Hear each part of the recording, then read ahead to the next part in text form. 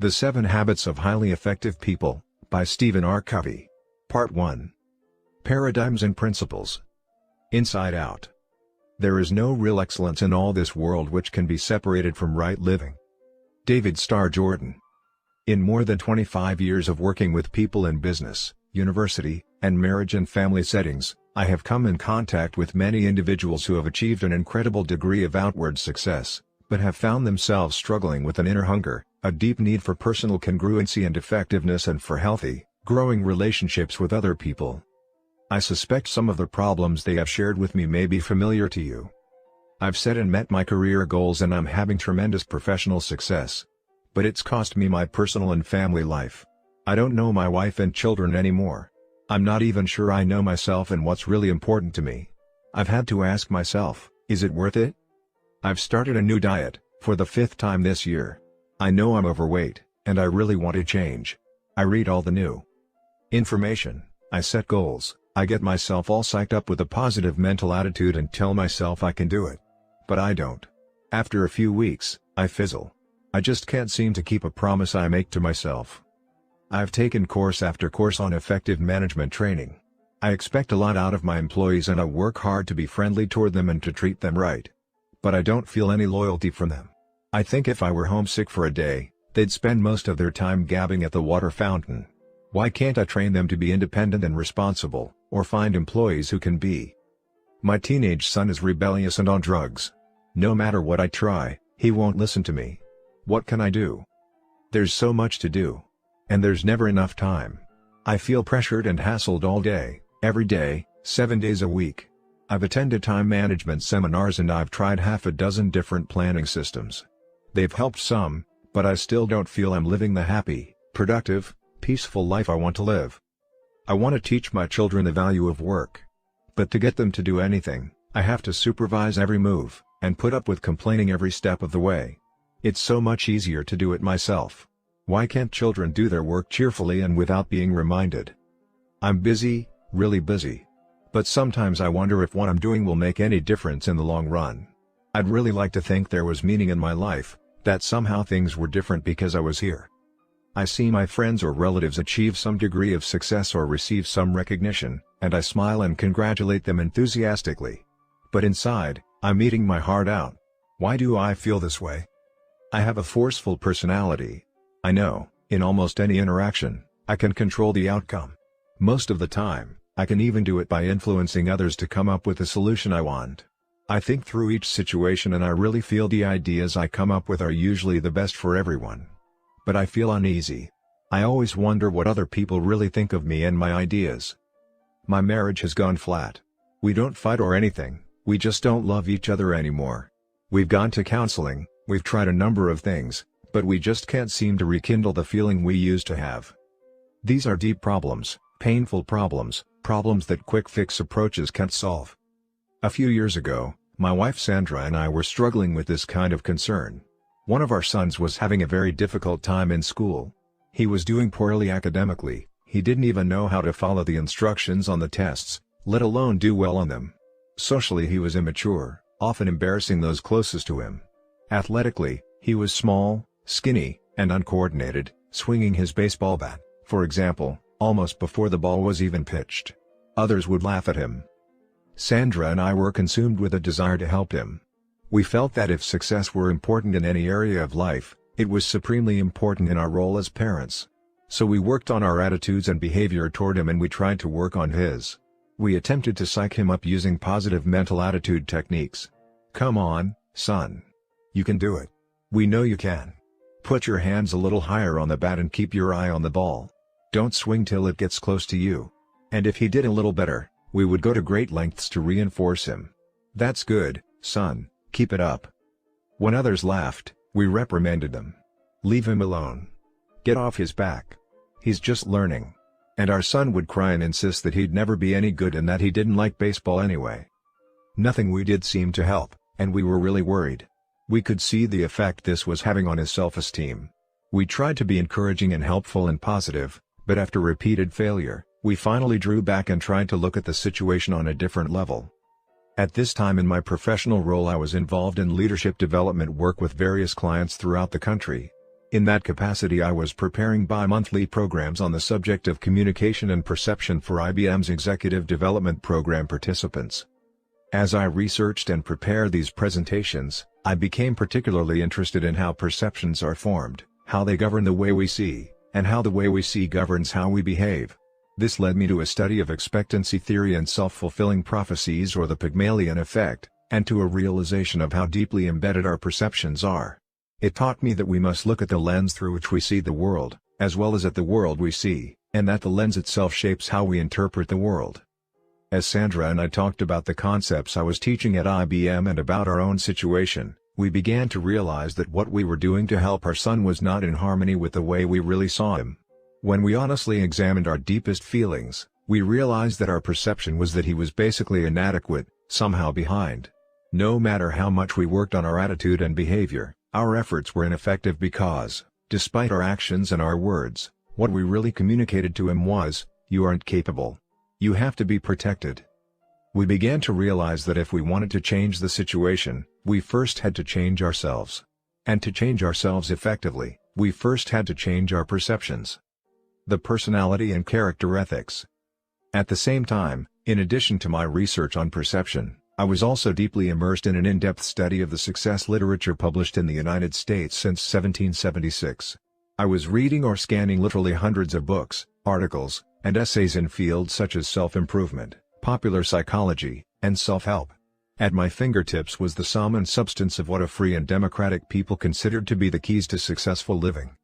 As my study took me back through 200 years of writing about success, I noticed a startling pattern emerging in the content of the literature. Because of our own pain, and because of similar pain I had seen in the lives and relationships of many people I had worked with through the years, I began to feel more and more that much of the success literature of the past 50 years was superficial. It was filled with social image consciousness, techniques and quick fixes, with social band-aids and aspirin that addressed acute problems and sometimes even appeared to solve them temporarily, but left the underlying chronic problems untouched to fester and resurface time and again. In stark contrast, almost all the literature in the first 150 years or so focused on what could be called the character ethic as the foundation of success, things like integrity, humility, fidelity, temperance, courage, justice, patience, industry, simplicity, modesty, and the golden rule. Benjamin Franklin's autobiography is representative of that literature. It is, basically, the story of one man's effort to integrate certain principles and habits deep within his nature. The character ethic taught that there are basic principles of effective living, and that people can only experience true success and enduring happiness as they learn and integrate these principles into their basic character. But shortly after World War I, the basic view of success shifted from the character ethic to what we might call the personality ethic. Success became more a function of personality, of public image, of attitudes and behaviors, skills and techniques, that lubricate the processes of human interaction. This personality ethic essentially took two paths: one was human and public relations techniques, and the other was positive mental attitude, PMA.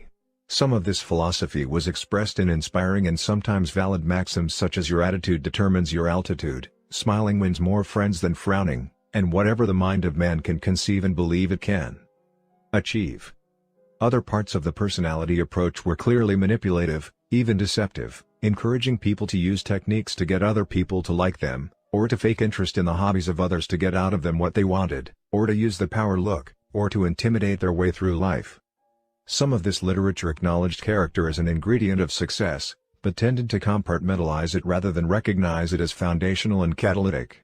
Reference to the character ethic became mostly lip service. The basic thrust was quick fix influence techniques, power strategies, communication skills, and positive attitudes. This personality ethic, I began to realize, was the subconscious source of the solutions Sandra and I were attempting to use with our son. As I thought more deeply about the difference between the personality and character ethics, I realized that Sandra and I had been getting social mileage out of our children's good behavior, and, in our eyes, this son simply didn't measure up. Our image of ourselves, and our role as good, caring parents was even deeper than our image of our son and perhaps influenced it. There was a lot more wrapped up in the way we were seeing and handling the problem than our concern for our son's welfare. As Sandra and I talked, we became painfully aware of the powerful influence of our own character and motives and of our perception of him. We knew that social comparison motives were out of harmony with our deeper values and could lead to conditional love and eventually to our son's lessened sense of self-worth. So we determined to focus our efforts on us, not on our techniques, but on our deepest motives and our perception of him. Instead of trying to change him, we tried to stand apart, to separate us from him, and to sense his identity, individuality, separateness, and worth. Through deep thought and the exercise of faith and prayer, we began to see our son in terms of his own uniqueness. We saw within him layers and layers of potential that would be realized at his own pace and speed. We decided to relax and get out of his way and let his own personality emerge. We saw our natural role as being to affirm, enjoy, and value him. We also conscientiously worked on our motives and cultivated internal sources of security so that our own feelings of worth were not dependent on our children's acceptable behavior. As we loosened up our old perception of our son and developed value-based motives, new feelings began to emerge. We found ourselves enjoying him instead of comparing or judging him. We stopped trying to clone him in our own image or measure him against social expectations. We stopped trying to kindly, positively manipulate him into an acceptable social mold. Because we saw him as fundamentally adequate and able to cope with life, we stopped protecting him against the ridicule of others. He had been nurtured on this protection, so he went through some withdrawal pains, which he expressed and which we accepted, but did not necessarily respond to. "We don't need to protect you," was the unspoken message. "You're fundamentally okay." As the weeks and months passed, he began to feel a quiet confidence and affirmed himself. He began to blossom, at his own pace and speed. He became outstanding as measured by standard social criteria, academically, socially and athletically, at a rapid clip, far beyond the so-called natural developmental process. As the years passed, he was elected to several student body leadership positions, developed into an all-state athlete and started bringing home straight-A report cards. He developed an engaging and guileless personality that has enabled him to relate in non-threatening ways to all kinds of people.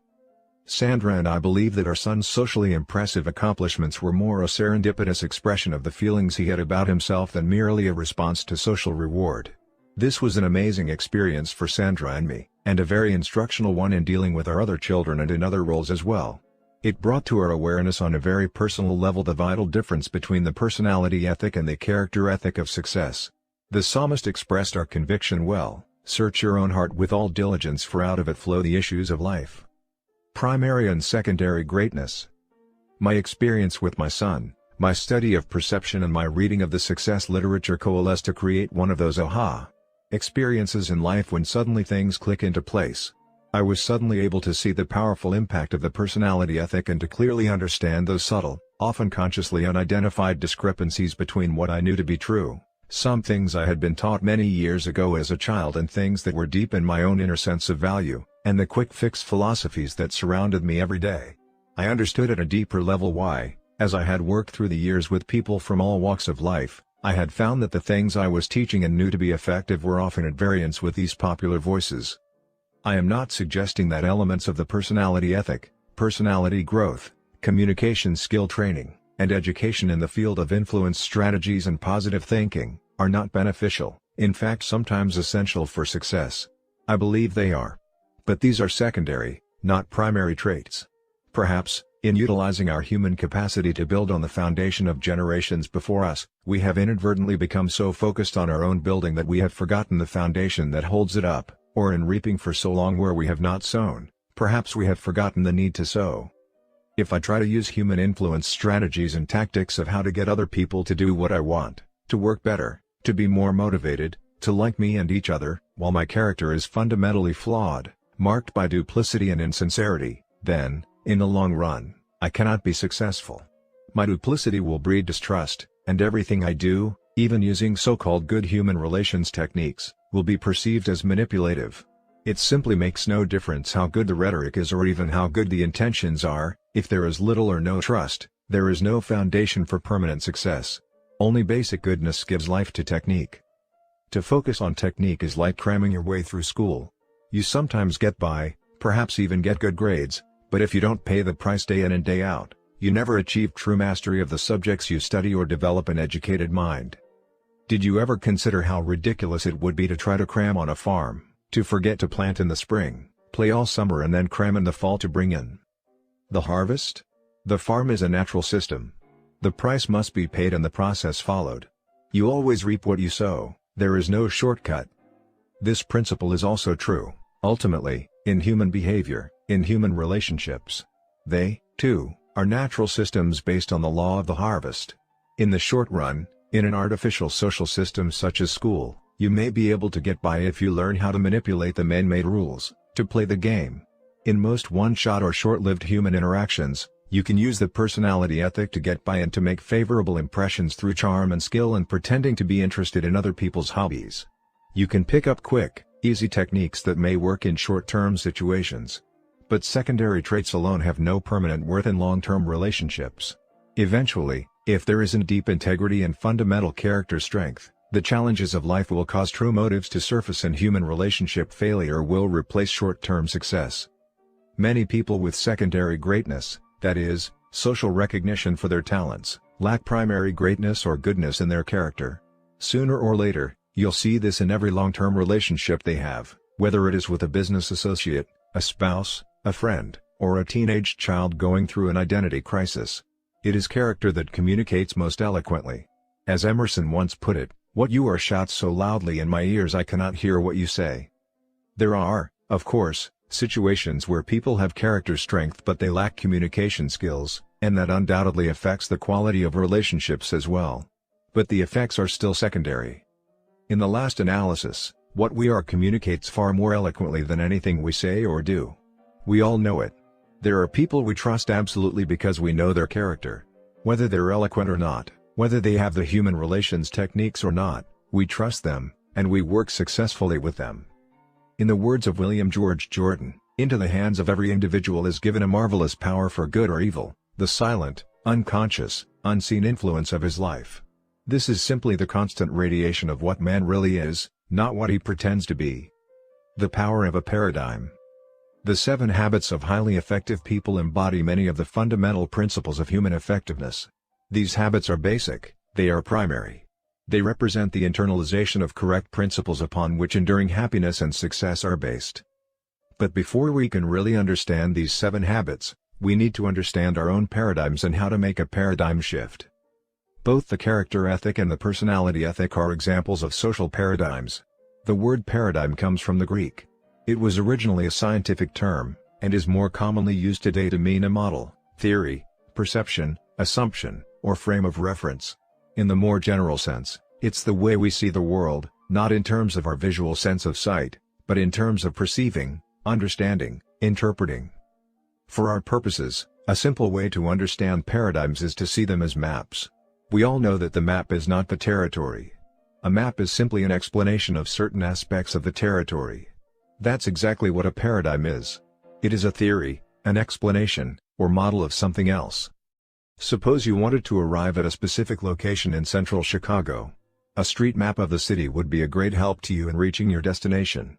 But suppose you were given the wrong map. Through a printing error, the map labeled Chicago was actually a map of Detroit. Can you imagine the frustration, the ineffectiveness of trying to reach your destination? You might work on your behavior, you could try harder, be more diligent, double your speed. But your efforts would only succeed in getting you to the wrong place faster. You might work on your attitude, you could think more positively. You still wouldn't get to the right place, but perhaps you wouldn't care. Your attitude would be so positive, you'd be happy wherever you were. The point is, you'd still be lost. The fundamental problem has nothing to do with your behavior or your attitude. It has everything to do with having a wrong map. If you have the right map of Chicago, then diligence becomes important, and when you encounter frustrating obstacles along the way, then attitude can make a real difference.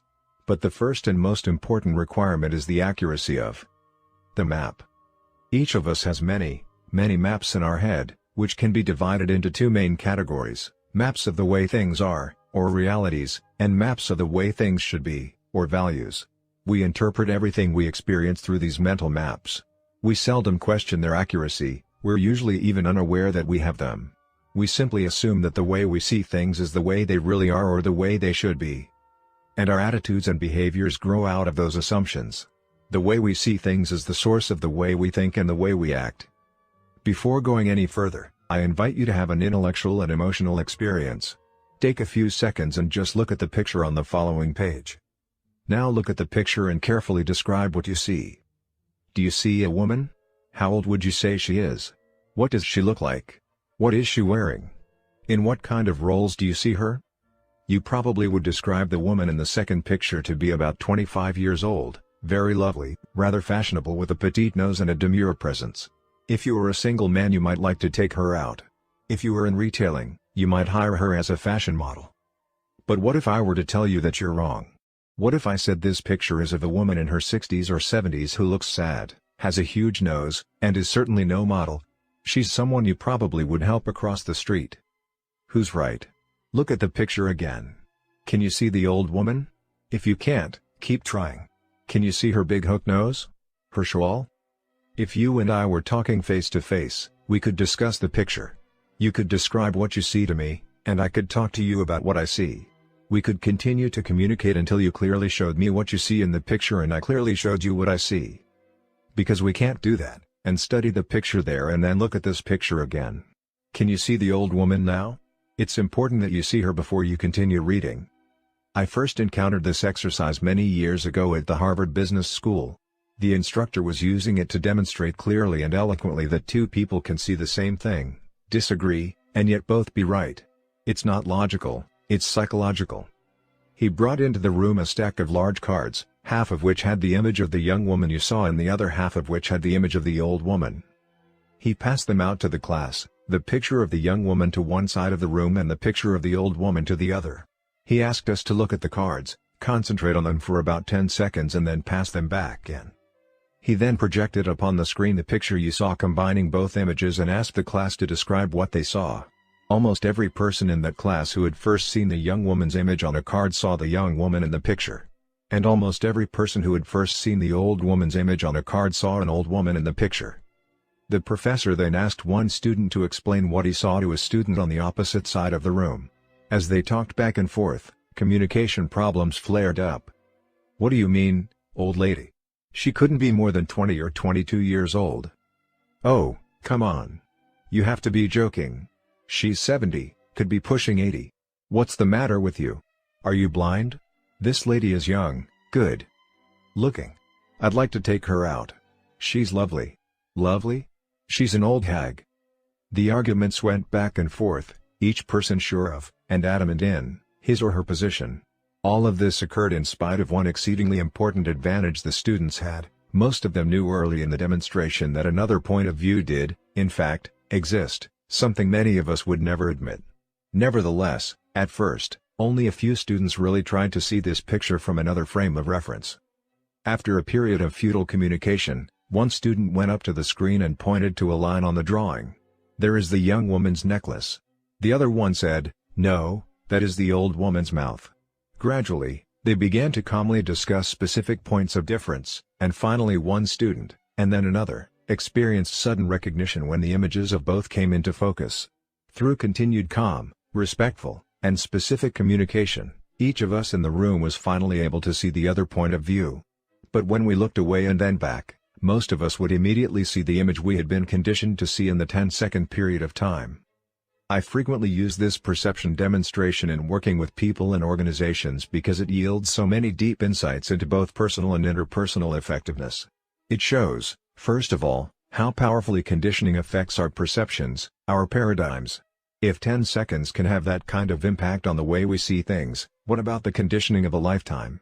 The influences in our lives, family, school, church, work environment, friends, associates, and current social paradigms such as the personality ethic, all have made their silent unconscious impact on us and help shape our frame of reference, our paradigms, our maps.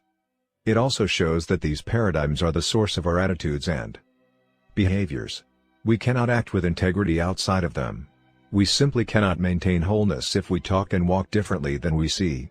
If you were among the 90% who typically see the young woman in the composite picture when conditioned to do so, you undoubtedly found it difficult to think in terms of having to help her cross the street. Both your attitude about her and your behavior toward her had to be congruent with the way you saw her. This brings into focus one of the basic flaws of the personality ethic. To try to change outward attitudes and behaviors does very little good in the long run if we fail to examine the basic paradigms from which those attitudes and behaviors flow. This perception demonstration also shows how powerfully our paradigms affect the way we interact with other people. As clearly and objectively as we think we see things, we begin to realize that others see them differently from their own apparently equally clear and objective point of view. Where we stand depends on where we sit. Each of us tends to think we see things as they are, that we are objective. But this is not the case. We see the world, not as it is, but as we are, or, as we are conditioned to see it. When we open our mouths to describe what we see, we in effect describe ourselves, our perceptions, our paradigms. When other people disagree with us, we immediately think something is wrong with them. But, as the demonstration shows, sincere, clear-headed people see things differently, each looking through the unique lens of experience. This does not mean that there are no facts. In the demonstration, two individuals who initially have been influenced by different conditioning pictures look at the third picture together. They are now both looking at the same identical facts, black lines and white spaces, and they would both acknowledge these as facts. But each person's interpretation of these facts represents prior experiences, and the facts have no meaning whatsoever apart from the interpretation. The more aware we are of our basic paradigms, maps, or assumptions, and the extent to which we have been influenced by our experience, the more we can take responsibility for those paradigms, examine them, test them against reality, listen to others and be open to their perceptions, thereby getting a larger picture and a far more objective view. The power of a paradigm shift. Perhaps the most important insight to be gained from the perception demonstration is in the area of paradigm shifting, what we might call the aha experience when someone finally sees the composite picture in another way. The more bound a person is by the initial perception, the more powerful the aha experience is. It's as though a light were suddenly turned on inside. The term paradigm shift was introduced by Thomas Kuhn in his highly influential landmark book, The Structure of Scientific Revolutions. Kuhn shows how almost every significant breakthrough in the field of scientific endeavor is first a break with tradition, with old ways of thinking, with old paradigms. For Ptolemy, the great Egyptian astronomer, the Earth was the center of the universe. But Copernicus created a paradigm shift, and a great deal of resistance and persecution as well, by placing the sun at the center. Suddenly, everything took on a different interpretation. The Newtonian model of physics was a clockwork paradigm and is still the basis of modern engineering. But it was partial, incomplete. The scientific world was revolutionized by the Einsteinian paradigm, the relativity paradigm, which had much higher predictive and explanatory value. Until the germ theory was developed, a high percentage of women and children died during childbirth, and no one could understand why. In military skirmishes, more men were dying from small wounds and diseases than from the major traumas on the front lines. But as soon as the germ theory was developed, a whole new paradigm, a better, improved way of understanding what was happening made dramatic, significant medical improvement possible. The United States today is the fruit of a paradigm shift. The traditional concept of government for centuries had been a monarchy, the divine right of kings. Then a different paradigm was developed, government of the people, by the people, and for the people. And a constitutional democracy was born, unleashing tremendous human energy and ingenuity, and creating a standard of living, of freedom and liberty, of influence and hope unequaled in the history of the world. Not all paradigm shifts are in positive directions. As we have observed, the shift from the character ethic to the personality ethic has drawn us away from the very roots that nourish true success and happiness. But whether they shift us in positive or negative directions, whether they are instantaneous or developmental, paradigm shifts move us from one way of seeing the world to another. And those shifts create powerful change. Our paradigms, correct or incorrect, are the sources of our attitudes and behaviors, and ultimately our relationships with others. I remember a mini paradigm shift I experienced one Sunday morning on a subway in New York. People were sitting quietly, some reading newspapers, some lost in thought, some resting with their eyes closed. It was a calm, peaceful scene. Then suddenly, a man and his children entered the subway car. The children were so loud and rambunctious that instantly the whole climate changed. The man sat down next to me and closed his eyes, apparently oblivious to the situation. The children were yelling back and forth, throwing things, even grabbing people's papers. It was very disturbing. And yet, the man sitting next to me did nothing. It was difficult not to feel irritated. I could not believe that he could be so insensitive as to let his children run wild like that and do nothing about it, taking no responsibility at all. It was easy to see that everyone else on the subway felt irritated, too. So finally, With what I felt was unusual patience and restraint, I turned to him and said, "Sir, your children are really disturbing a lot of people. I wonder if you couldn't control them a little more?" The man lifted his gaze as if to come to a consciousness of the situation for the first time and said softly, "Oh, you're right. I guess I should do something about it. We just came from the hospital where their mother died about an hour ago. I don't know what to think, and I guess they don't know how to handle it either." Can you imagine what I felt at that moment? My paradigm shifted. Suddenly I saw things differently, and because I saw differently, I thought differently, I felt differently, I behaved differently. My irritation vanished. I didn't have to worry about controlling my attitude or my behavior. My heart was filled with the man's pain. Feelings of sympathy and compassion flowed freely. "Your wife just died? Oh, I'm so sorry. Can you tell me about it? What can I do to help?" Everything changed in an instant. Many people experience a similar fundamental shift in thinking when they face a life-threatening crisis and suddenly see their priorities in a different light. Or when they suddenly step into a new role, such as that of husband or wife, parent or grandparent, manager or leader. We could spend weeks, months, even years laboring with the personality ethic trying to change our attitudes and behaviors and not even begin to approach the phenomenon of change that occurs spontaneously when we see things differently. It becomes obvious that if we want to make relatively minor changes in our lives, we can perhaps appropriately focus on our attitudes and behaviors. But if we want to make significant, quantum change, we need to work on our basic paradigms. In the words of Thoreau, "For every 1,000 hacking at the leaves of evil, there is one striking at the root." We can only achieve quantum improvements in our lives as we quit hacking at the leaves of attitude and behavior and get to work on the root, the paradigms from which our attitudes and behaviors flow. Seeing and being. Of course, not all paradigm shifts are instantaneous. Unlike my instant insight on the subway, the paradigm shifting experience Sandra and I had with our son was a slow, difficult, and deliberate process. The approach we had first taken with him was the outgrowth of years of conditioning and experience in the personality ethic. It was the result of deeper paradigms we held about our own success as parents as well as the measure of success of our children. And it was not until we changed those basic paradigms, until we saw things differently, that we were able to create quantum change in ourselves and in the situation. In order to see our son differently, Sandra and I had to be differently. Our new paradigm was created as we invested in the growth and development of our own character. Paradigms are inseparable from character. Being is seeing in the human dimension. And what we see is highly interrelated to what we are. We can't go very far to change our seeing without simultaneously changing our being, and vice versa. Even in my apparently instantaneous paradigm-shifting experience that morning on the subway, my change of vision was a result of, and limited by, my basic character. I'm sure there are people who, even suddenly understanding the true situation, would have felt no more than a twinge of regret or vague guilt as they continued to sit in embarrassed silence beside the grieving, confused man. On the other hand, I am equally certain there are people who would have been far more sensitive in the first place, who may have recognized that a deeper problem existed and reached out to understand and help before I did. Paradigms are powerful because they create the lens through which we see the world. The power of a paradigm shift is the essential power of quantum change, whether that shift is an instantaneous or a slow and deliberate process. The principle-centered paradigm.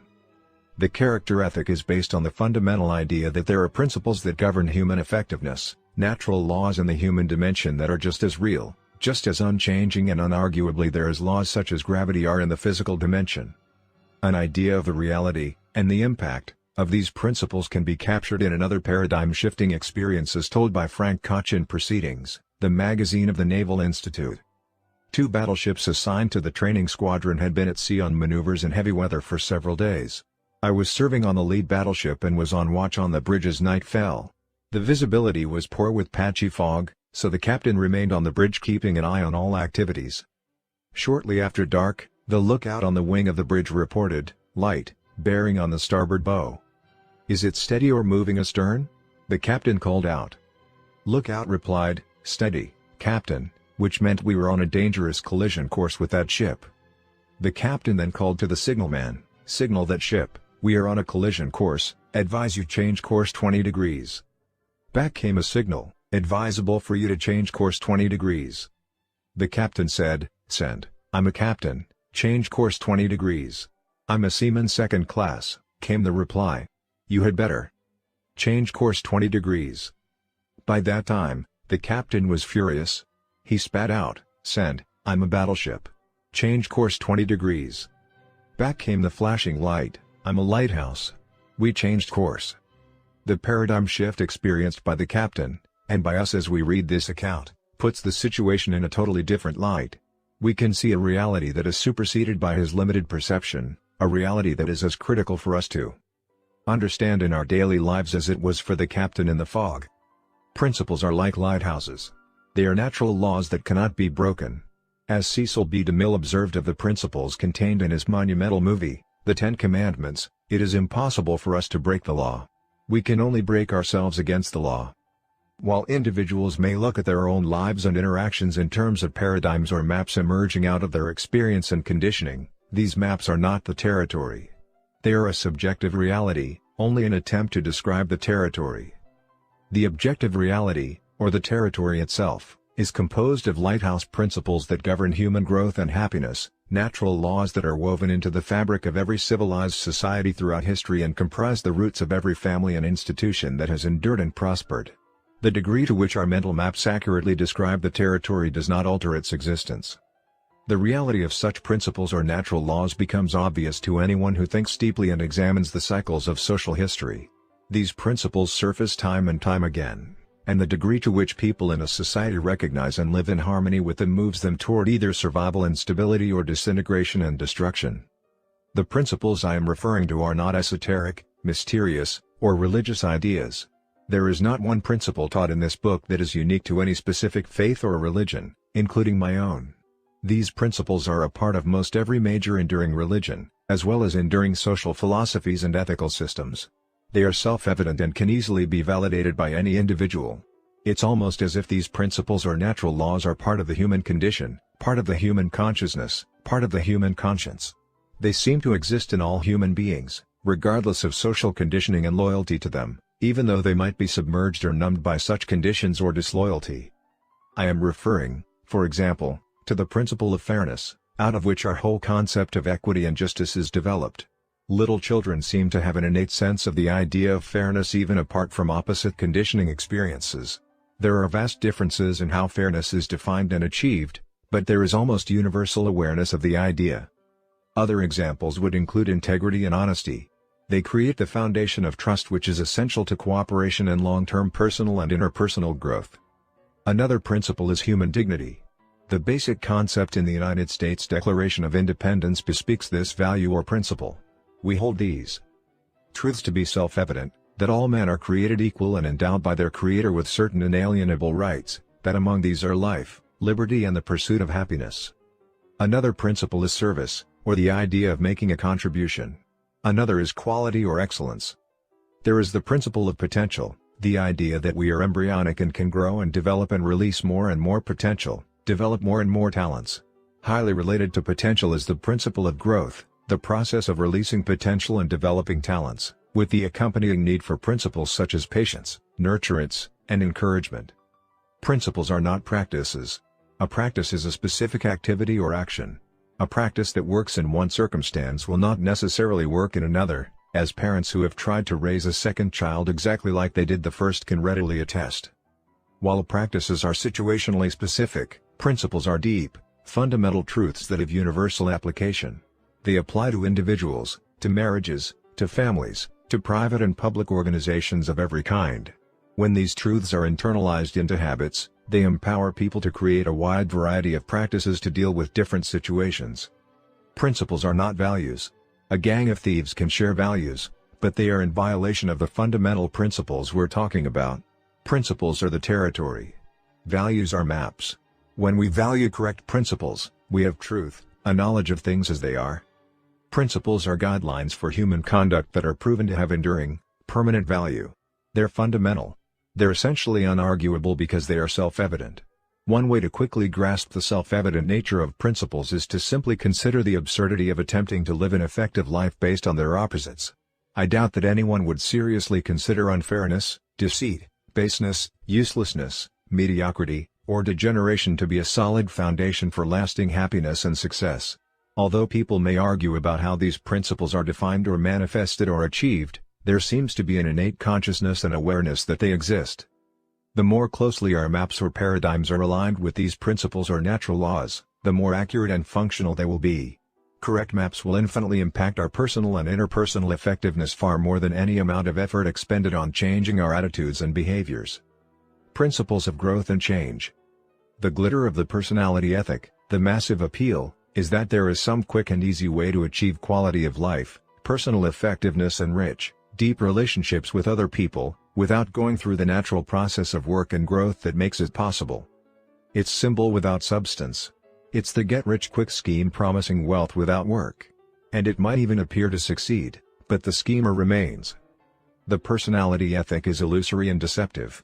And trying to get high-quality results with its techniques and quick fixes is just about as effective as trying to get to some place in Chicago using a map of Detroit.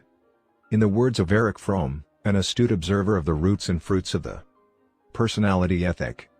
Today we come across an individual who behaves like an automaton, who does not know or understand himself, and the only person that he knows is the person that he is supposed to be, whose meaningless chatter has replaced communicative speech, whose synthetic smile has replaced genuine laughter, and whose sense of dull despair has taken the place of genuine pain. Two statements may be said concerning this individual. One is that he suffers from defects of spontaneity and individuality which may seem to be incurable.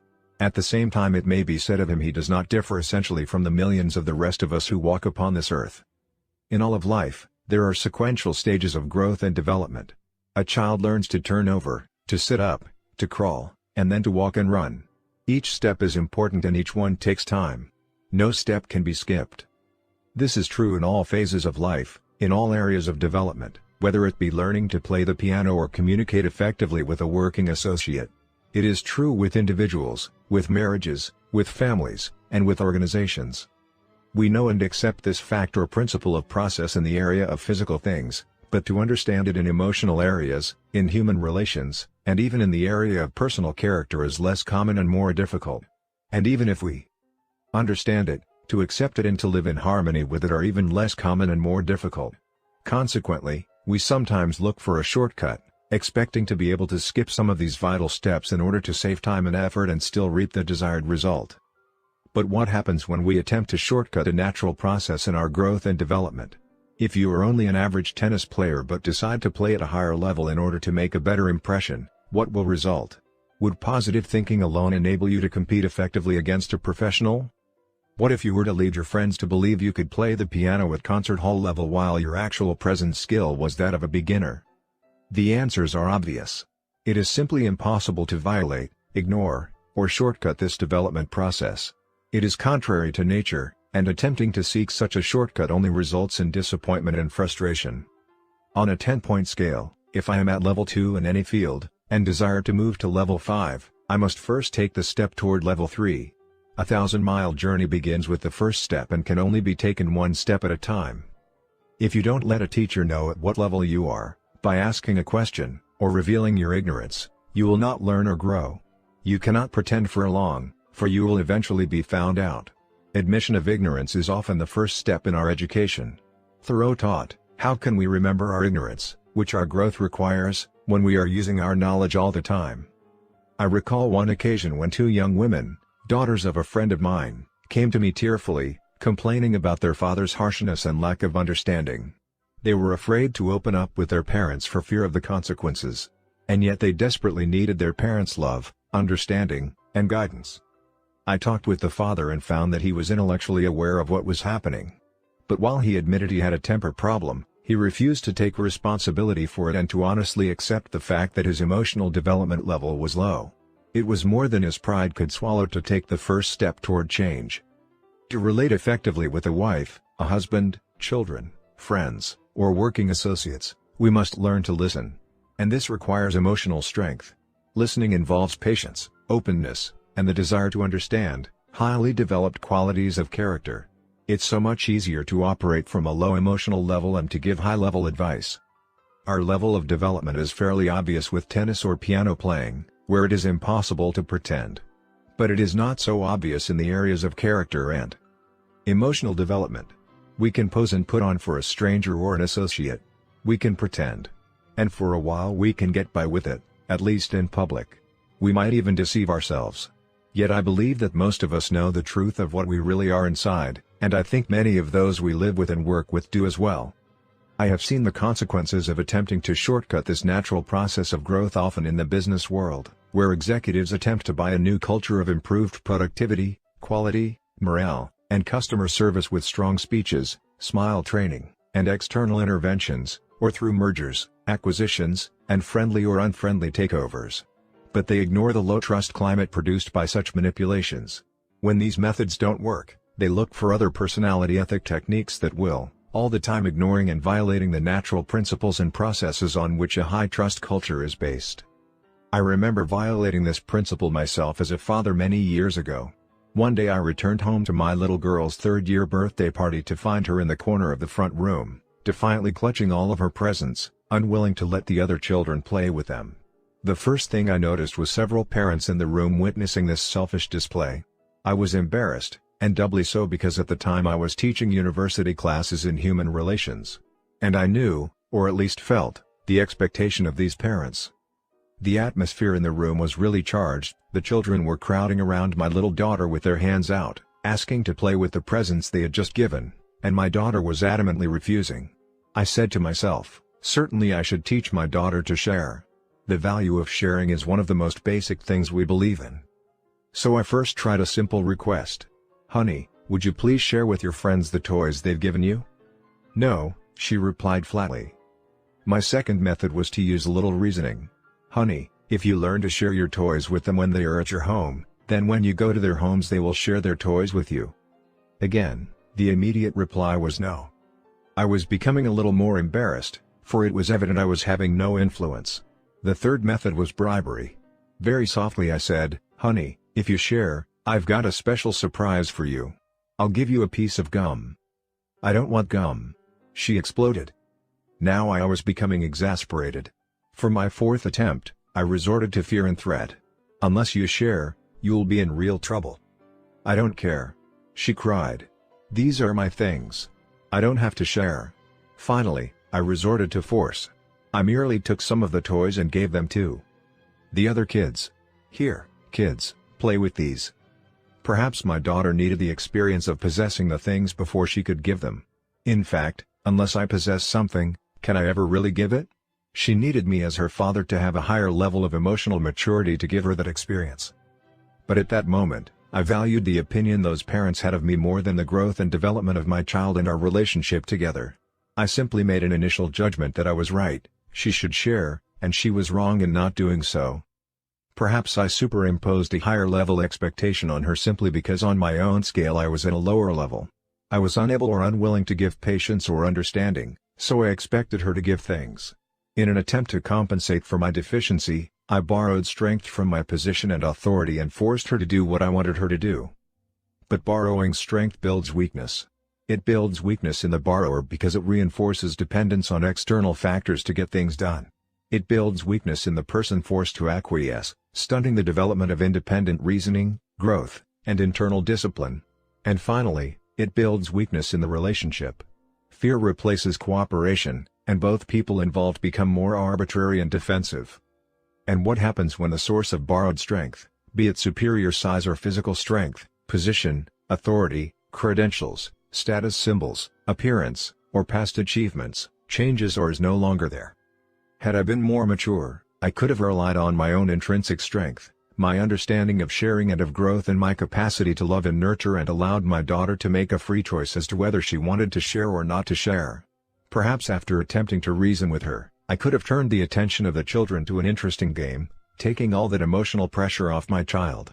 I've learned that once children gain a sense of real possession, they share very naturally, freely, and spontaneously. My experience has been that there are times to teach and times not to teach. When relationships are strained and the air charged with emotion, an attempt to teach is often perceived as a form of judgment and rejection. But to take the child alone, quietly, when the relationship is good and to discuss the teaching or the value seems to have much greater impact. It may have been that the emotional maturity to do that was beyond my level of patience and internal control at the time. Perhaps a sense of possessing needs to come before a sense of genuine sharing. Many people who give mechanically or refuse to give and share in their marriages and families may never have experienced what it means to possess themselves, their own sense of identity and self-worth. Really helping our children grow may involve being patient enough to allow them the sense of possession as well as being wise enough to teach them the value of giving and providing the example ourselves. The way we see the problem is the problem.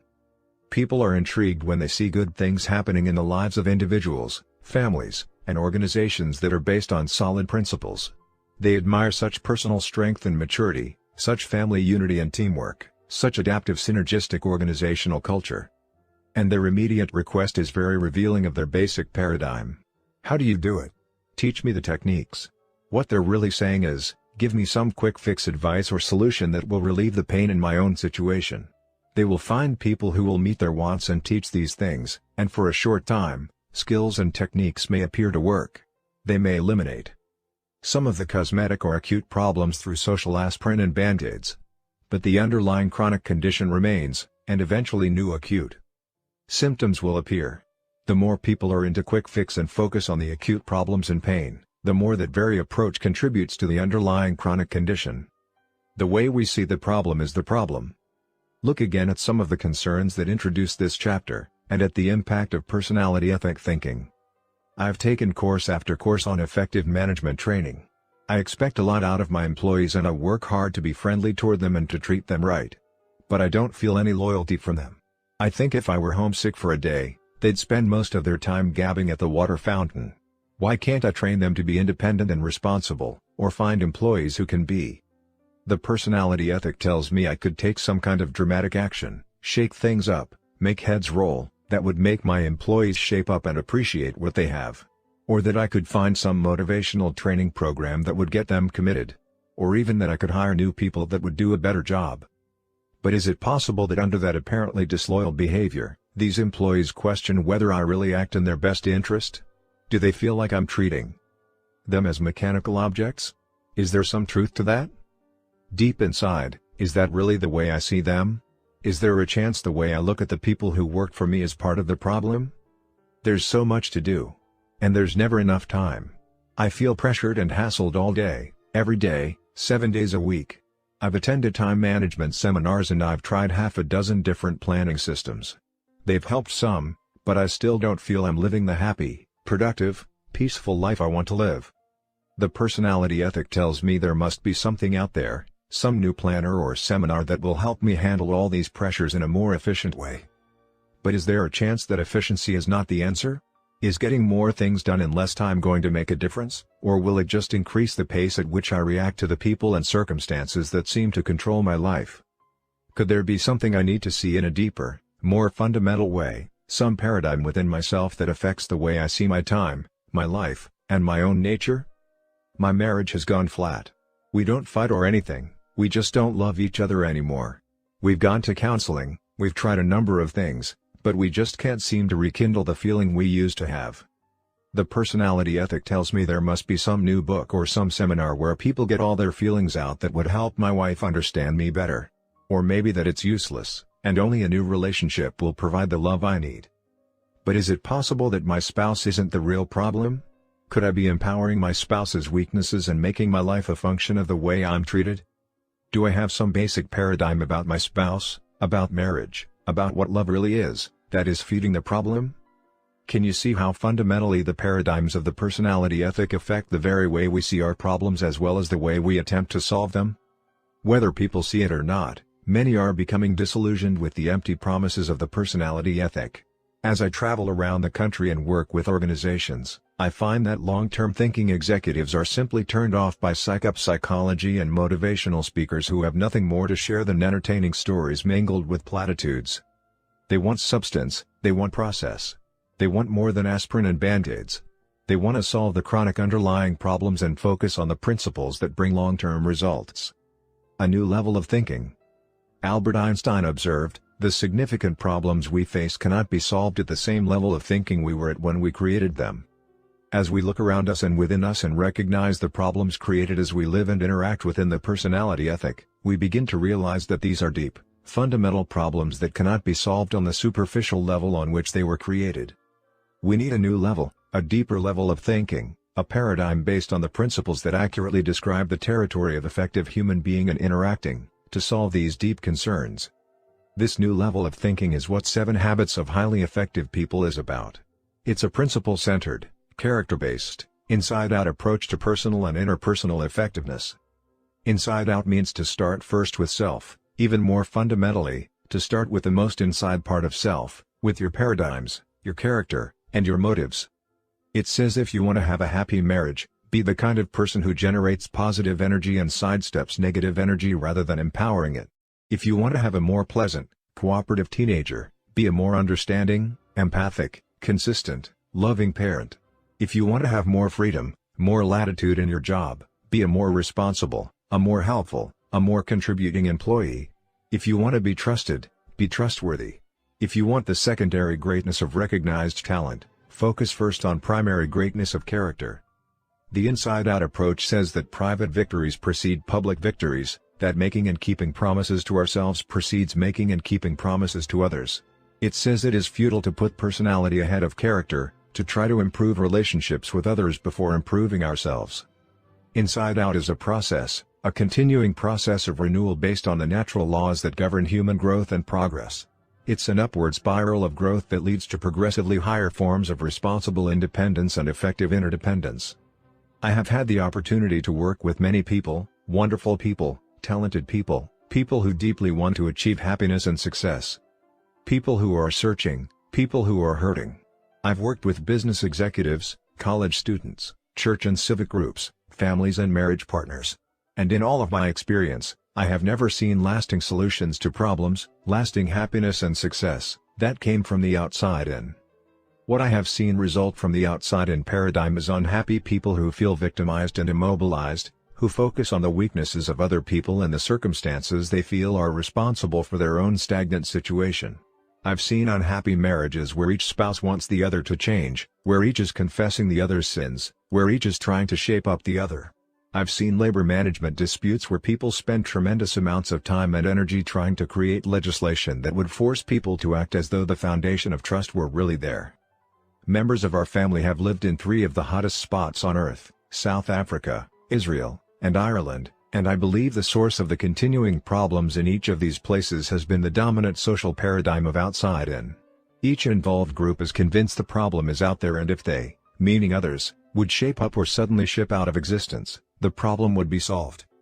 Inside Out is a dramatic paradigm shift for most people, largely because of the powerful impact of conditioning in the current social paradigm of the personality ethic. But from my own experience, both personal and in working with thousands of other people, and from careful examination of successful individuals and societies throughout history, I am persuaded that many of the principles embodied in the 7 habits are already deep within us, in our conscience and our common sense. To recognize and develop them and to use them in meeting our deepest concerns, we need to think differently, to shift our paradigms to a new, deeper, inside-out level. As we sincerely seek to understand and integrate these principles into our lives, I am convinced we will discover and rediscover the truth of T.S. Eliot's observation. We must not cease from exploration, and the end of all our exploring will be to arrive where we began and to know the place for the first time. The 7 Habits.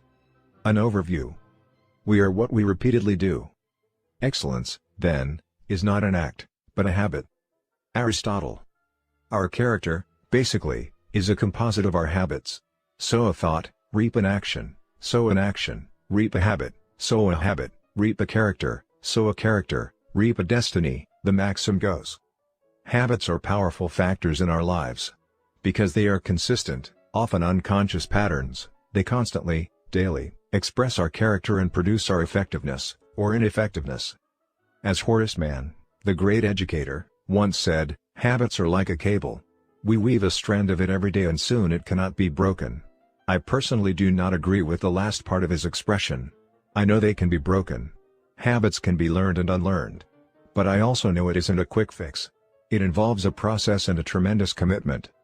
Those of us who watched the lunar voyage of Apollo 11 were transfixed as we saw the first men walk on the moon and return to Earth.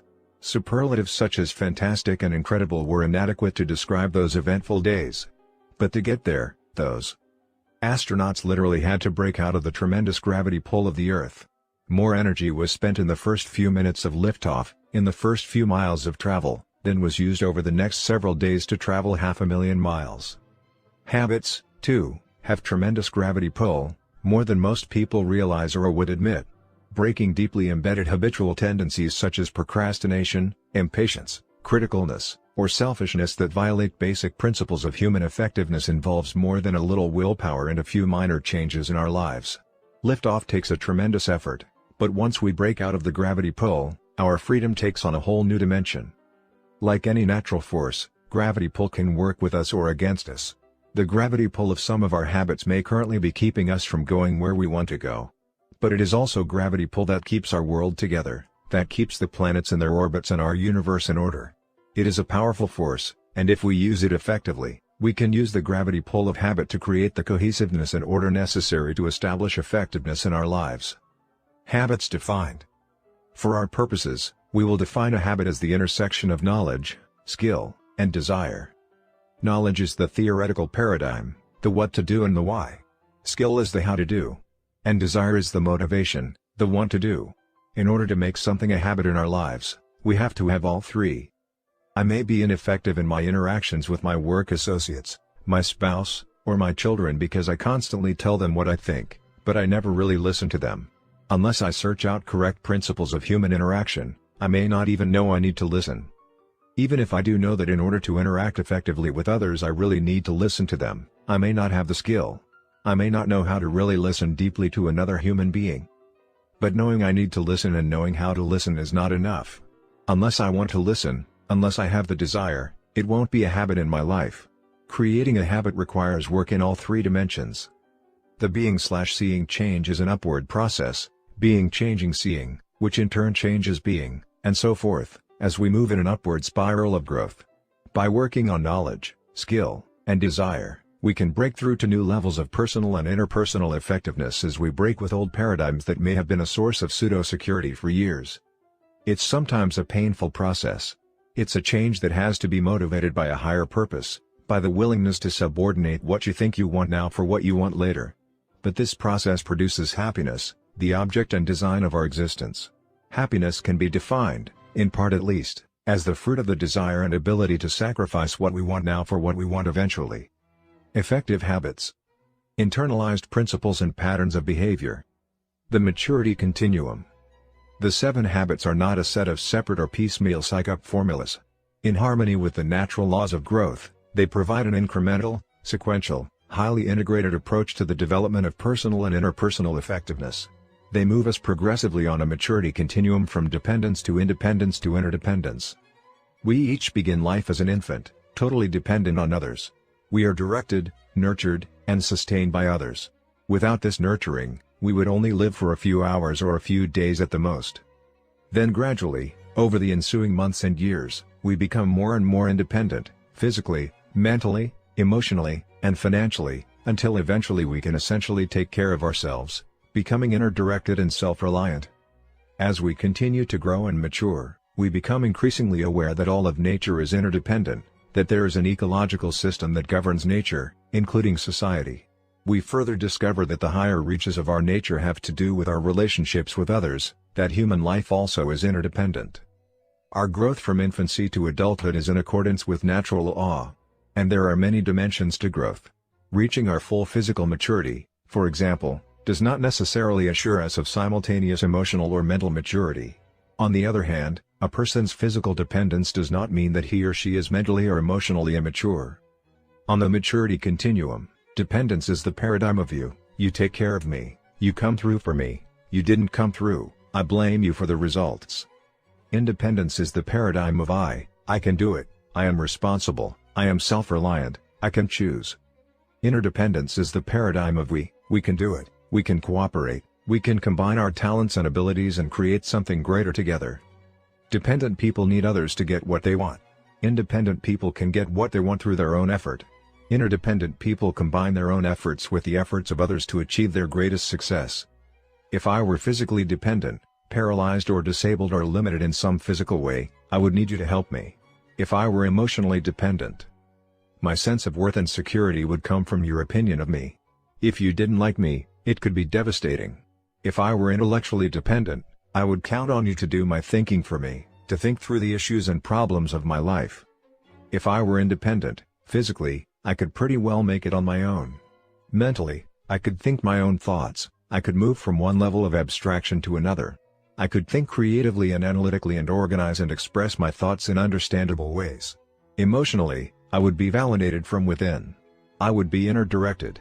My sense of worth would not be a function of being liked or treated well. It's easy to see that independence is much more mature than dependence. Independence is a major achievement in and of itself. But independence is not supreme. Nevertheless, the current social paradigm enthrones independence. It is the avowed goal of many individuals and social movements.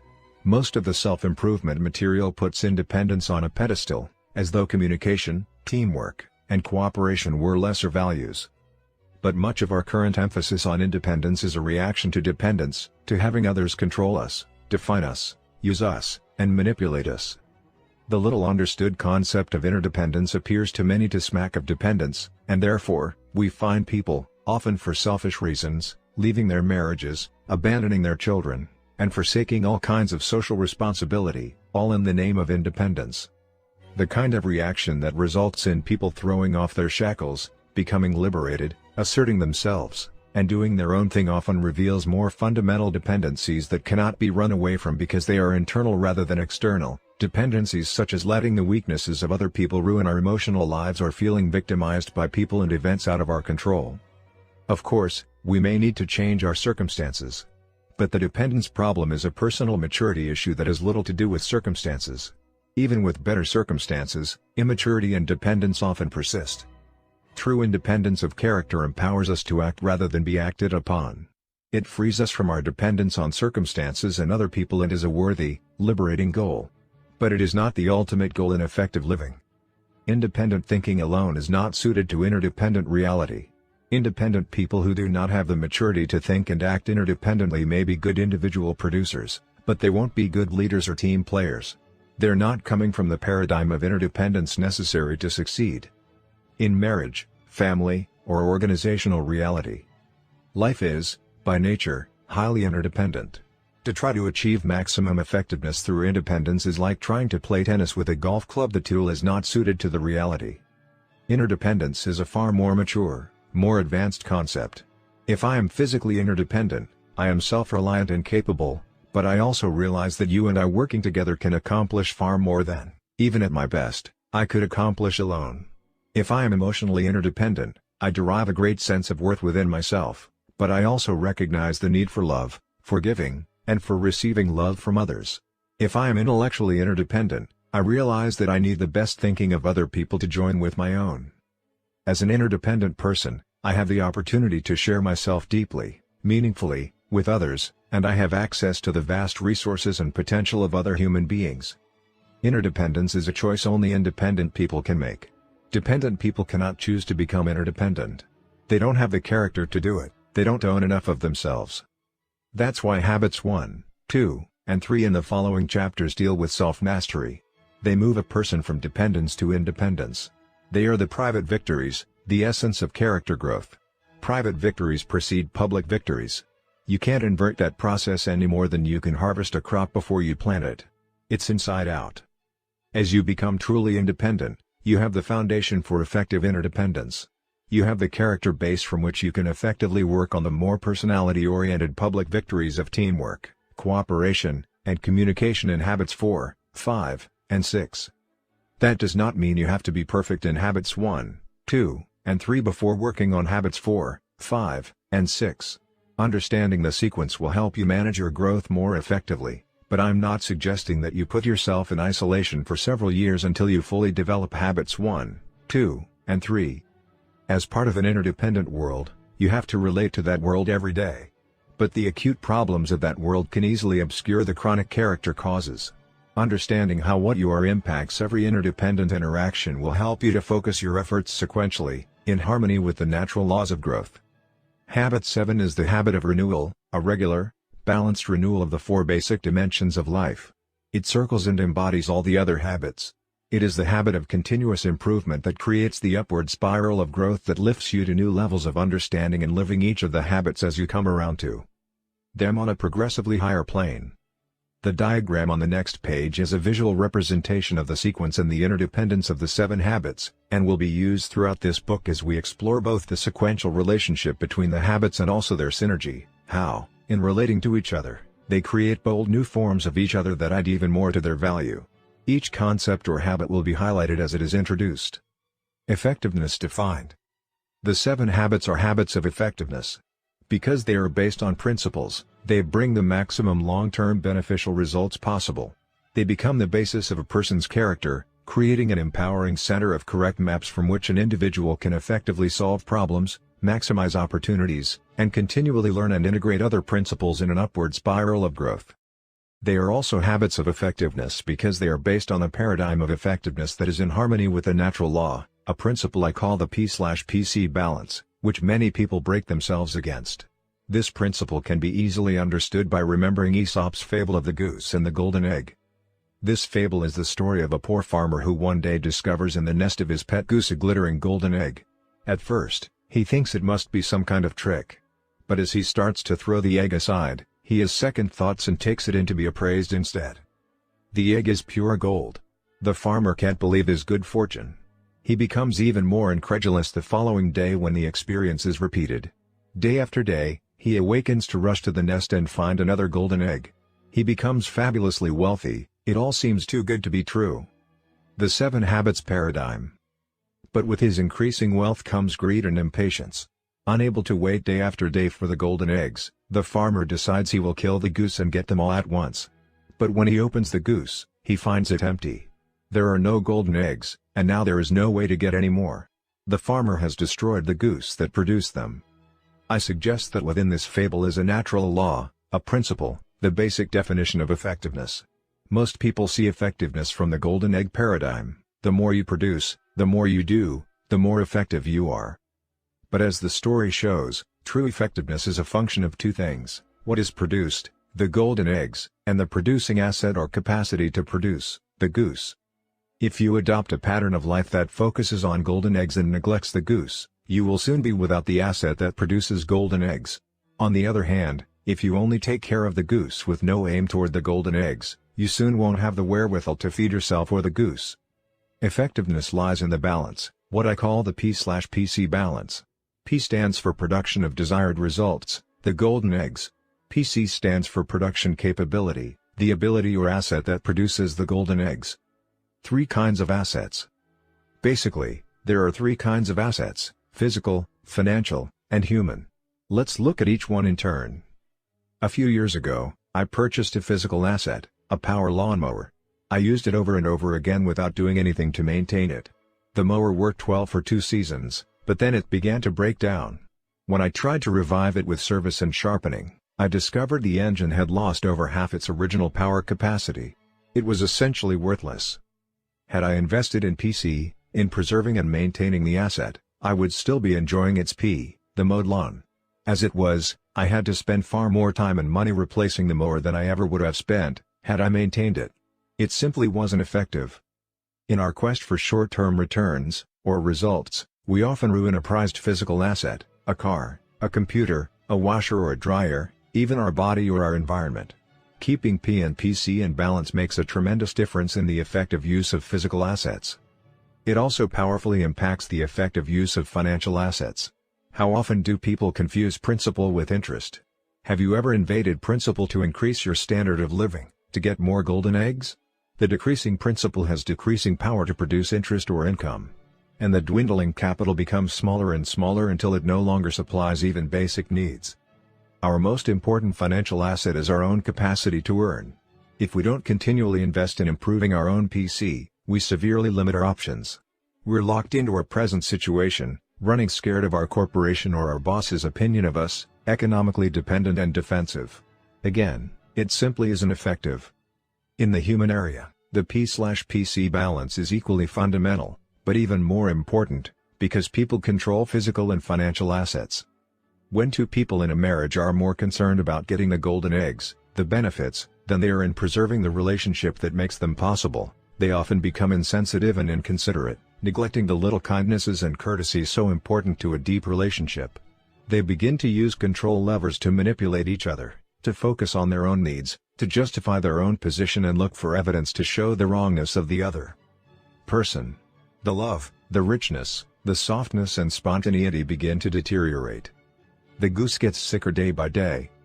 And what about a parent's relationship with a child? When children are little, they are very dependent, very vulnerable. It becomes so easy to neglect the PC work, the training, the communicating, the relating, the listening. It's easy to take advantage, to manipulate, to get what you want the way you want it, right now. You're bigger, you're smarter, and you're right. So why not just tell them what to do?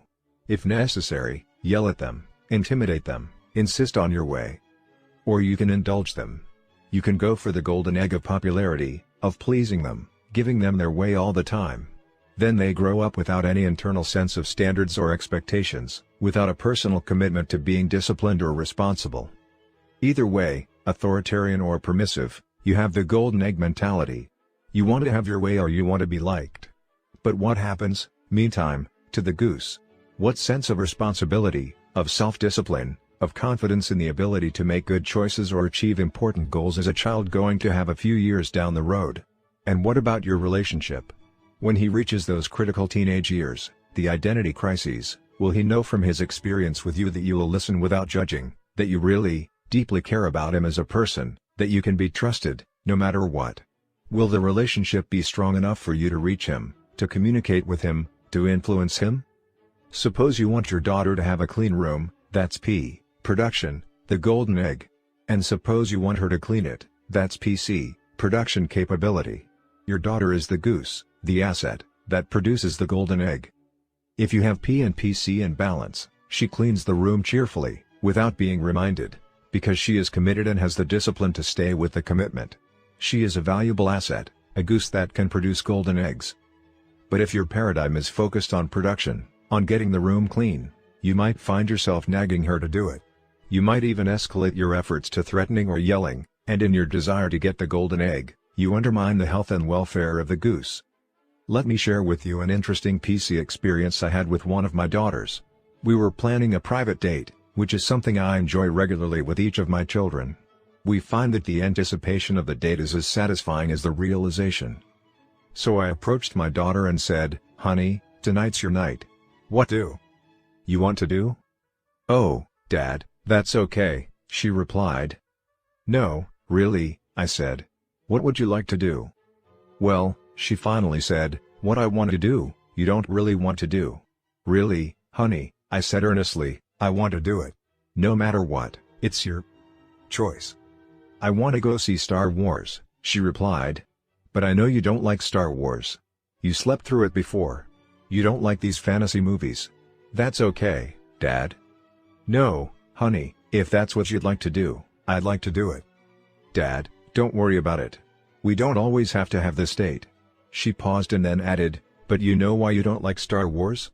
It's because you don't understand the philosophy and training of a Jedi Knight." "What?" "You know the things you teach, Dad?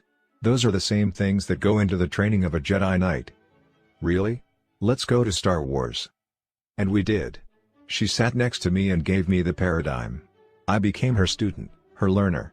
It was totally fascinating. I could begin to see out of a new paradigm the whole way a Jedi Knight's basic philosophy and training is manifested in different circumstances. That experience was not a Plan P experience, it was the serendipitous fruit of a PC investment. It was bonding and very satisfying. But we enjoyed golden eggs, too, as the goose, the quality of the relationship, was significantly fed. Organizational PC. One of the immensely valuable aspects of any correct principle is that it is valid and applicable in a wide variety of circumstances. Throughout this book, I would like to share with you some of the ways in which these principles apply to organizations, including families, as well as to individuals. When people fail to respect the P/PC balance in their use of physical assets in organizations, they decrease organizational effectiveness and often leave others with dying geese. For example, a person in charge of a physical asset, such as a machine, may be eager to make a good impression on his superiors. Perhaps the company is in a rapid growth stage and promotions are coming fast. So he produces at optimum levels, no downtime, no maintenance. He runs the machine day and night.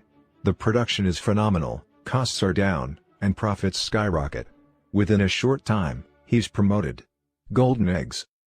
But suppose you are his successor on the job. You inherit a very sick goose, a machine that, by this time, is rusted and starts to break down. You have to invest heavily in downtime and maintenance. Costs skyrocket, profits nosedive. And who gets blamed for the loss of golden eggs? You do. Your predecessor liquidated the asset, but the accounting system only reported unit production, costs, and profit. The P/PC balance is particularly important as it applies to the human assets of an organization, the customers and the employees. I know of a restaurant that served a fantastic clam chowder and was packed with customers every day at lunchtime. Then the business was sold, and the new owner focused on golden eggs. He decided to water down the chowder. For about a month, with costs down and revenues constant, profits zoomed. But little by little, the customers began to disappear. Trust was gone, and business dwindled to almost nothing. The new owner tried desperately to reclaim it, but he had neglected the customers, violated their trust, and lost the asset of customer loyalty. There was no more goose to produce the golden egg. There are organizations that talk a lot about the customer and then completely neglect the people that deal with the customer, the employees. The PC principle is to always treat your employees exactly as you want them to treat your best customers. You can buy a person's hand, but you can't buy his heart. His heart is where his enthusiasm, his loyalty is. You can buy his back, but you can't buy his brain. That's where his creativity is, his ingenuity, his resourcefulness. PC work is treating employees as volunteers just as you treat customers as volunteers, because that's what they are. They volunteer the best part, their hearts and minds. I was in a group once where someone asked, "How do you shape up lazy and incompetent employees?" One man responded, "Drop hand grenades." Several others cheered that kind of macho management talk, that shape up or ship out supervision approach. But another person in the group asked, "Who picks up the pieces?" "No pieces." "Well, why don't you do that to your customers?" The other man replied, "Just say, 'Listen, if you're not interested in buying, you can just ship out of this place.'" He said, "You can't do that to customers." "Well, how come you can do it to employees?" "Because they're in your employ." "I see. Are your employees devoted to you? Do they work hard? How's the turnover?" "Are you kidding? You can't find good people these days. There's too much turnover, absenteeism, moonlighting. People just don't care anymore." That focus on golden eggs, that attitude, that paradigm, is totally inadequate to tap into the powerful energies of the mind and heart of another person. A short-term bottom line is important, but it isn't all important. Effectiveness lies in the balance.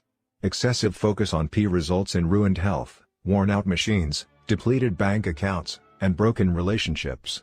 Too much focus on PC is like a person who runs 3 or 4 hours a day, bragging about the extra 10 years of life it creates, unaware he's spending them running. Or a person endlessly going to school, never producing, living on other people's golden eggs, the eternal student syndrome. To maintain the P/PC balance, the balance between the golden egg, production, and the health and welfare of the goose, production capability, is often a difficult judgment call. But I suggest it is the very essence of effectiveness. It balances short-term with long-term. It balances going for the great and paying the price to get an education. It balances the desire to have a room clean and the building of a relationship in which the child is internally committed to do it, cheerfully, willingly, without external supervision. It's a principle you can see validated in your own life when you burn the candle at both ends to get more golden eggs and wind up sick or exhausted, unable to produce any at all, or when you get a good night's sleep and wake up ready to produce throughout the day. You can see it when you press to get your own way with someone and somehow feel an emptiness in the relationship, or when you really take time to invest in a relationship and you find the desire and ability to work together, to communicate, takes a quantum leap. The P/PC balance is the very essence of effectiveness. It's validated in every arena of life. We can work with it or against it, but it's there. It's a lighthouse. It's the definition and paradigm of effectiveness upon which the 7 habits in this book are based. How to use this book. Before we begin work on the 7 habits of highly effective people, I would like to suggest 2 paradigm shifts that will greatly increase the value you will receive from this material. First, I would recommend that you not see this material as a book, in the sense that it is something to read once and put on a shelf. You may choose to read it completely through once for a sense of the whole. But the material is designed to be a companion in the continual process of change and growth. It is organized incrementally and with suggestions for application at the end of each habit so that you can study and focus on any particular habit as you are ready. As you progress to deeper levels of understanding and implementation, you can go back time and again to the principles contained in each habit and work to expand your knowledge, skill, and desire. Second, I would suggest that you shift your paradigm of your own involvement in this material from the role of learner to that of teacher. Take an inside-out approach, and read with the purpose in mind of sharing or discussing what you learn with someone else within 48 hours after you learn it. If you had known, for example, that you would be teaching the material on the P/PC balance principle to someone else within 48 hours, would it have made a difference in your reading experience? Try it now as you read the final section in this chapter. Read as though you are going to teach it to your spouse, your child, a business associate, or a friend today or tomorrow, while it is still fresh, and notice the difference in your mental and emotional process. I guarantee that if you approach the material in each of the following chapters in this way, you will not only better remember what you read, but your perspective will be expanded, your understanding deepened, and your motivation to apply the material increased. In addition, as you openly, honestly share what you're learning with others, you may be surprised to find that negative labels or perceptions others may have of you tend to disappear. Those you teach will see you as a changing, growing person, and will be more inclined to be helpful and supportive as you work, perhaps together, to integrate the 7 habits into your lives. What you can expect. In the last analysis, as Marilyn Ferguson observed, no one can persuade another to change. Each of us guards a gate of change that can only be opened from the inside. We cannot open the gate of another, either by argument or by emotional appeal. If you decide to open your gate of change to really understand and live the principles embodied in the 7 habits, I feel comfortable in assuring you several positive things will happen. First, your growth will be evolutionary, but the net effect will be revolutionary. Would you not agree that the P/PC balance principle alone, if fully lived, would transform most individuals and organizations? The net effect of opening the gate of change to the first 3 habits, the habits of private victory, will be significantly increased self-confidence. You will come to know yourself in a deeper, more meaningful way, your nature, your deepest values and your unique contribution capacity. As you live your values, your sense of identity, integrity, control, and inner directedness will infuse you with both exhilaration and peace. You will define yourself from within, rather than by people's opinions or by comparisons to others. Wrong and right will have little to do with being found out. Ironically, you'll find that as you care less about what others think of you, you will care more about what others think of themselves and their worlds, including their relationship with you. You'll no longer build your emotional life on other people's weaknesses. In addition, you'll find it easier and more desirable to change because there is something, some core deep within, that is essentially changeless. As you open yourself to the next 3 habits, the habits of public victory, you will discover and unleash both the desire and the resources to heal and rebuild important relationships that have deteriorated, or even broken. Good relationships will improve, become deeper, more solid, more creative, and more adventuresome. The 7th habit, if deeply internalized, will renew the first 6 and will make you truly independent and capable of effective interdependence. Through it, you can charge your own batteries. Whatever your present situation, I assure you that you are not your habits. You can replace old patterns of self-defeating behavior with new patterns, new habits of effectiveness, happiness, and trust-based relationships.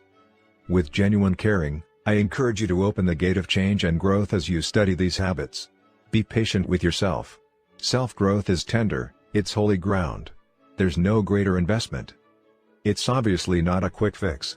But I assure you, you will feel benefits and see immediate payoffs that will be encouraging. In the words of Thomas Paine, that which we obtain too easily, we esteem too lightly. It is dearness only which gives everything its value. Heaven knows how to put a proper price on its goods.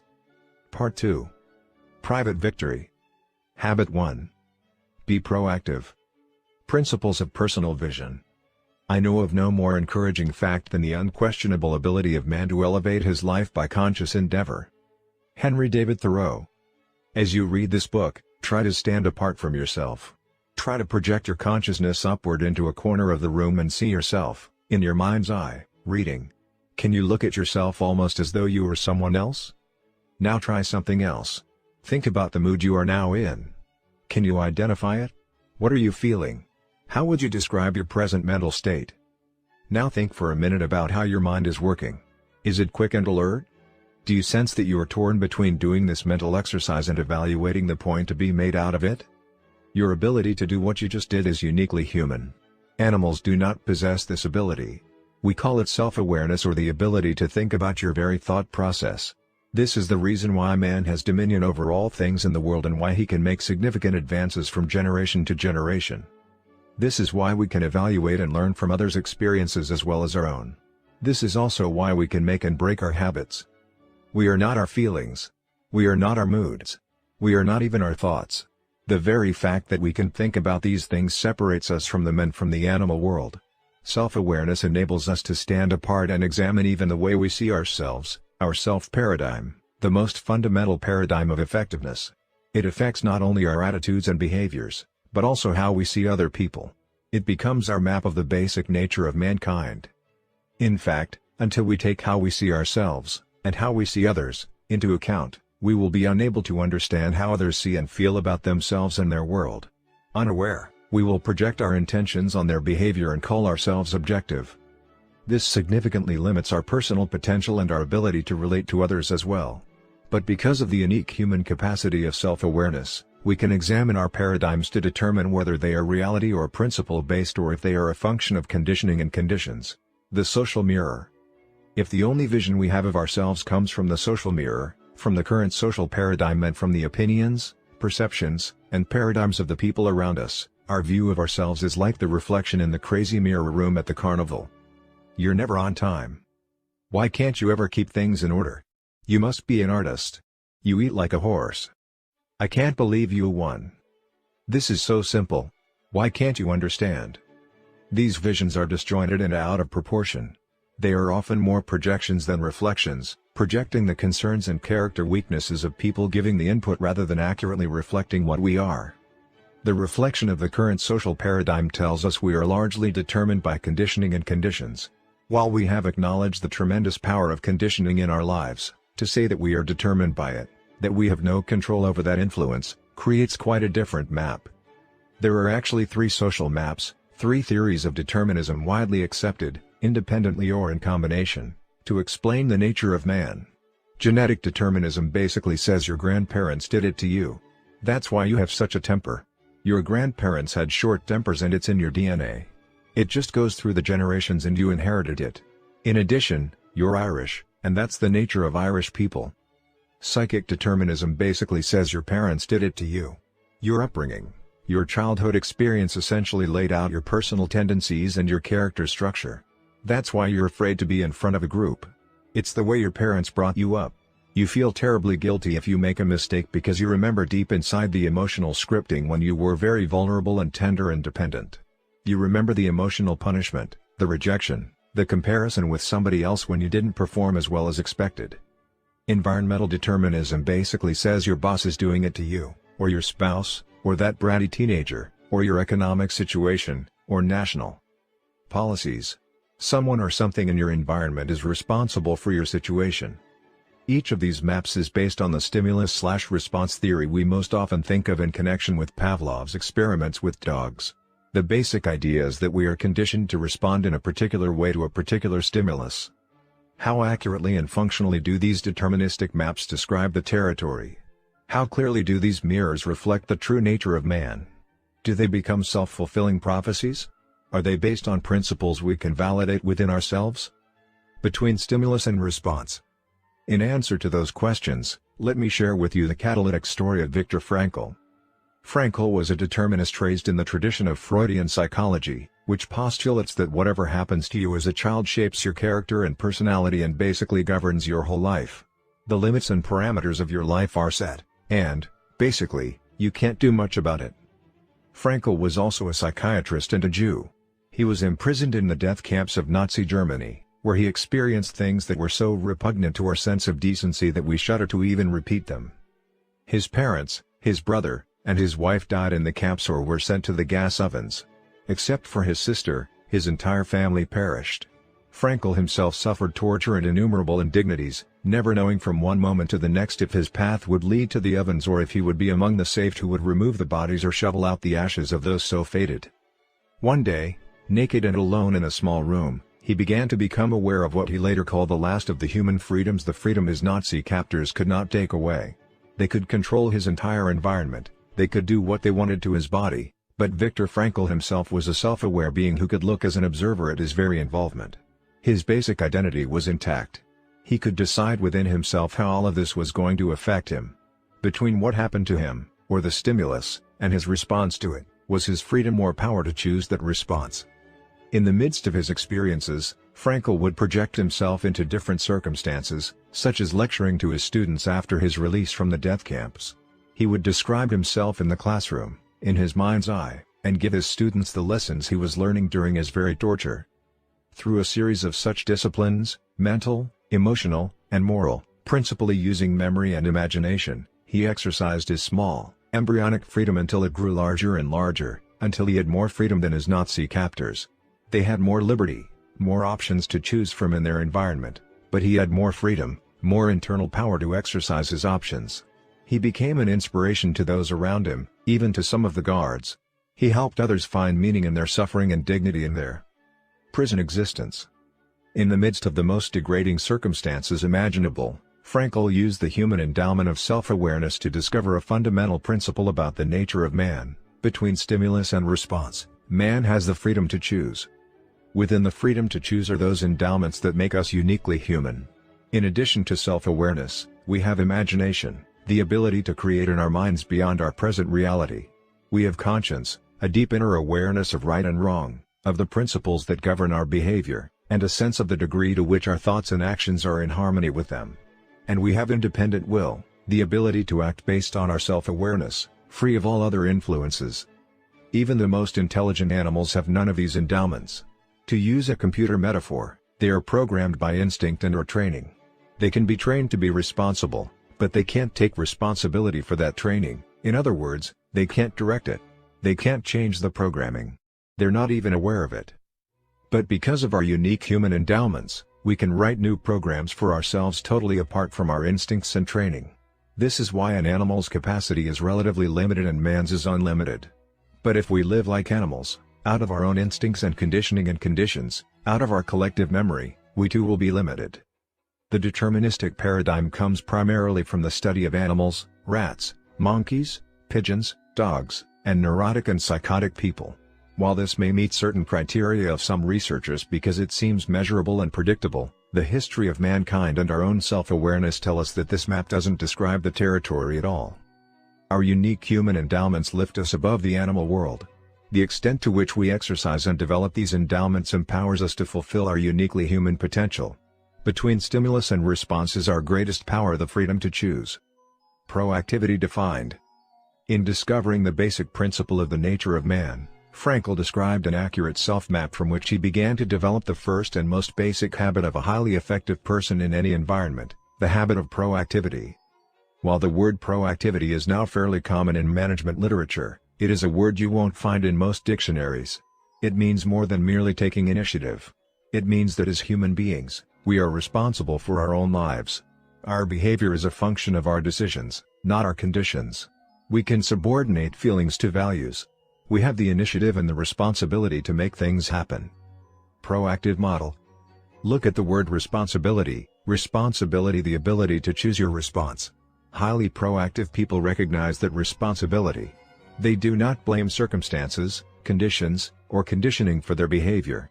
Their behavior is a product of their own conscious choice, based on values, rather than a product of their conditions, based on feeling.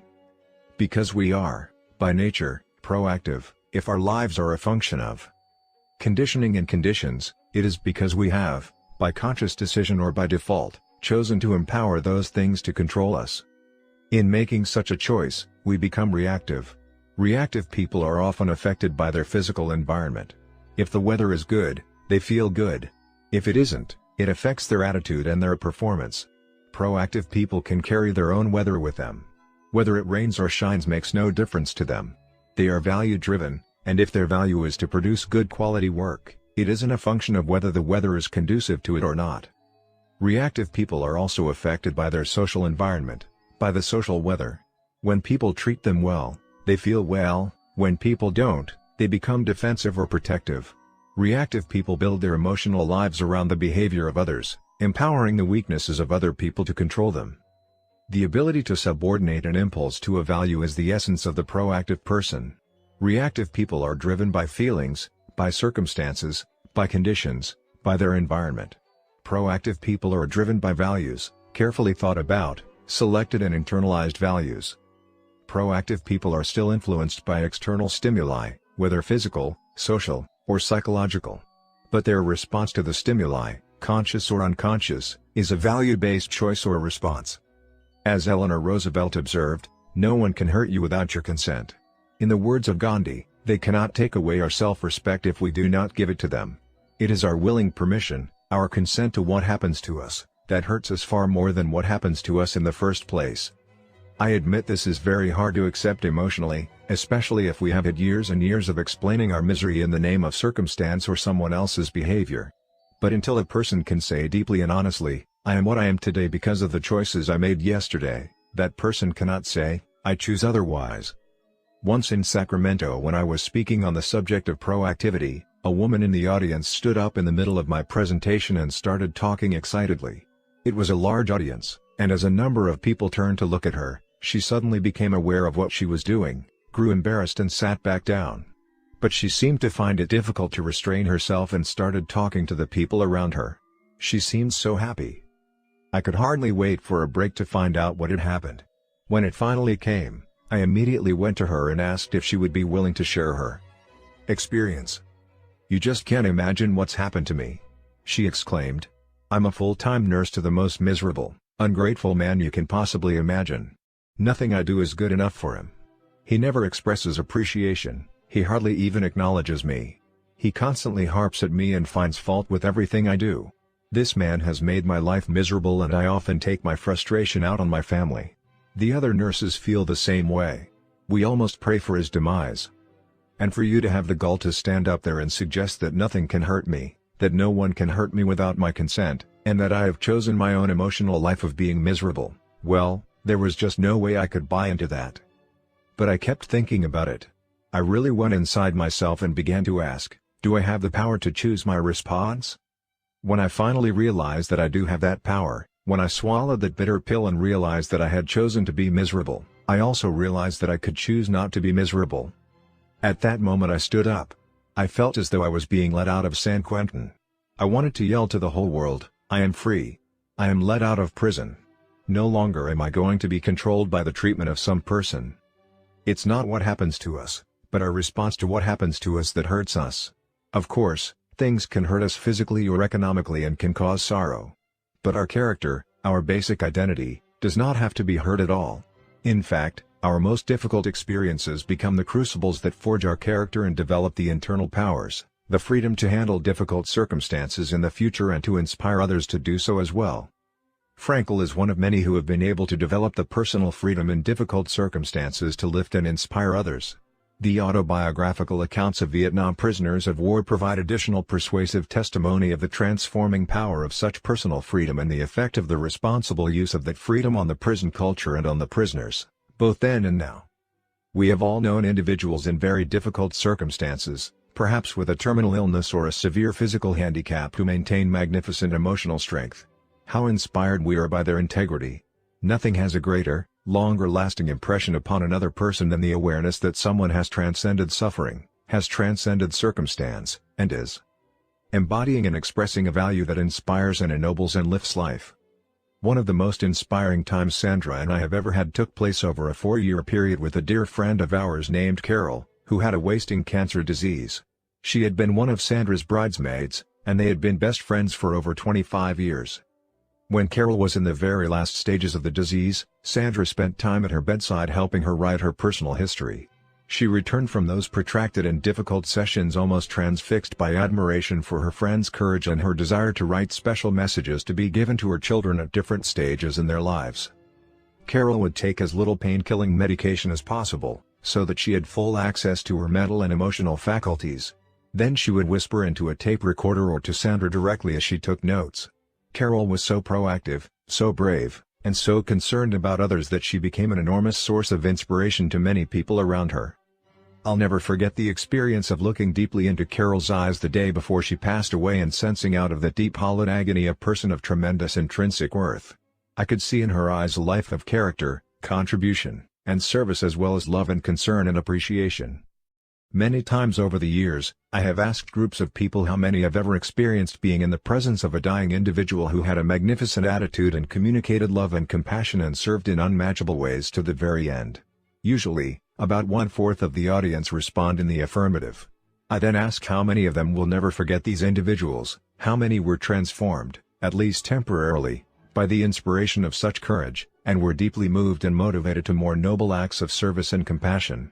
The same people respond again, almost inevitably. Viktor Frankl suggests that there are 3 central values in life: the experiential, or that which happens to us, the creative, or that which we bring into existence, and the attitudinal, or our response in difficult circumstances such as terminal illness. My own experience with people confirms the point Frankl makes, that the highest of the 3 values is attitudinal, in the paradigm or reframing sense. In other words, what matters most is how we respond to what we experience in life. Difficult circumstances often create paradigm shifts, whole new frames of reference by which people see the world and themselves and others in it, and what life is asking of them. Their larger perspective reflects the attitudinal values that lift and inspire us all. Taking the initiative. Our basic nature is to act, and not be acted upon. As well as enabling us to choose our response to particular circumstances, this empowers us to create circumstances. Taking initiative does not mean being pushy, obnoxious, or aggressive. It does mean recognizing our responsibility to make things happen.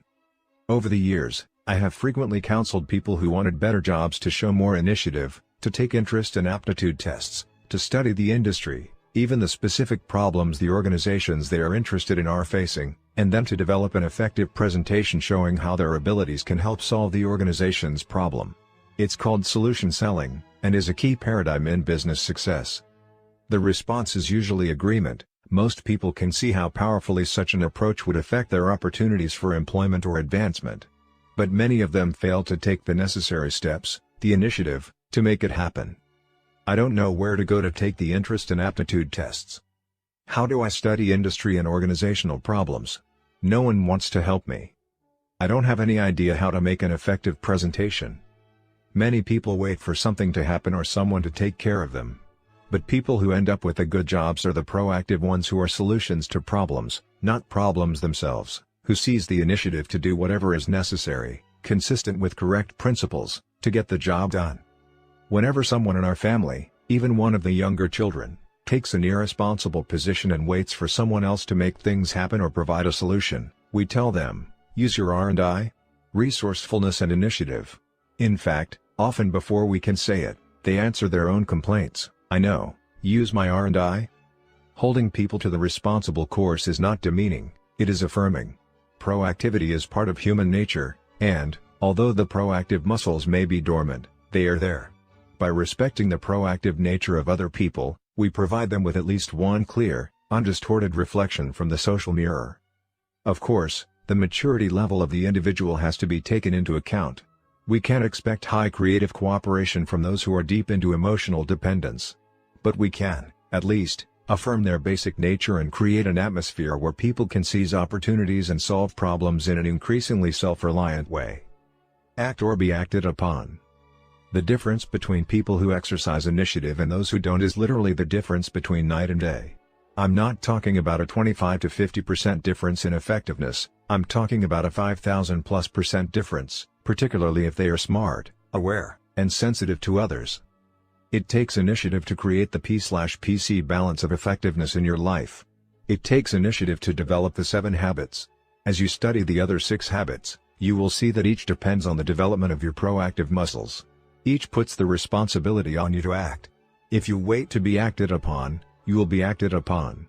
And growth and opportunity consequences attend either road. At one time I worked with a group of people in the home improvement industry, representatives from 20 different organizations who met quarterly to share their numbers and problems in an uninhibited way.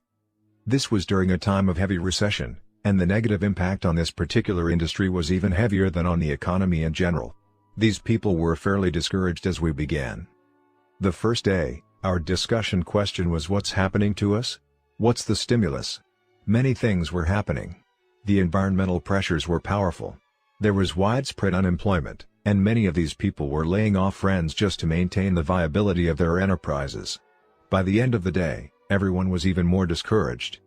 The second day, we addressed the question, what's going to happen in the future? We studied environmental trends with the underlying reactive assumption that those things would create their future.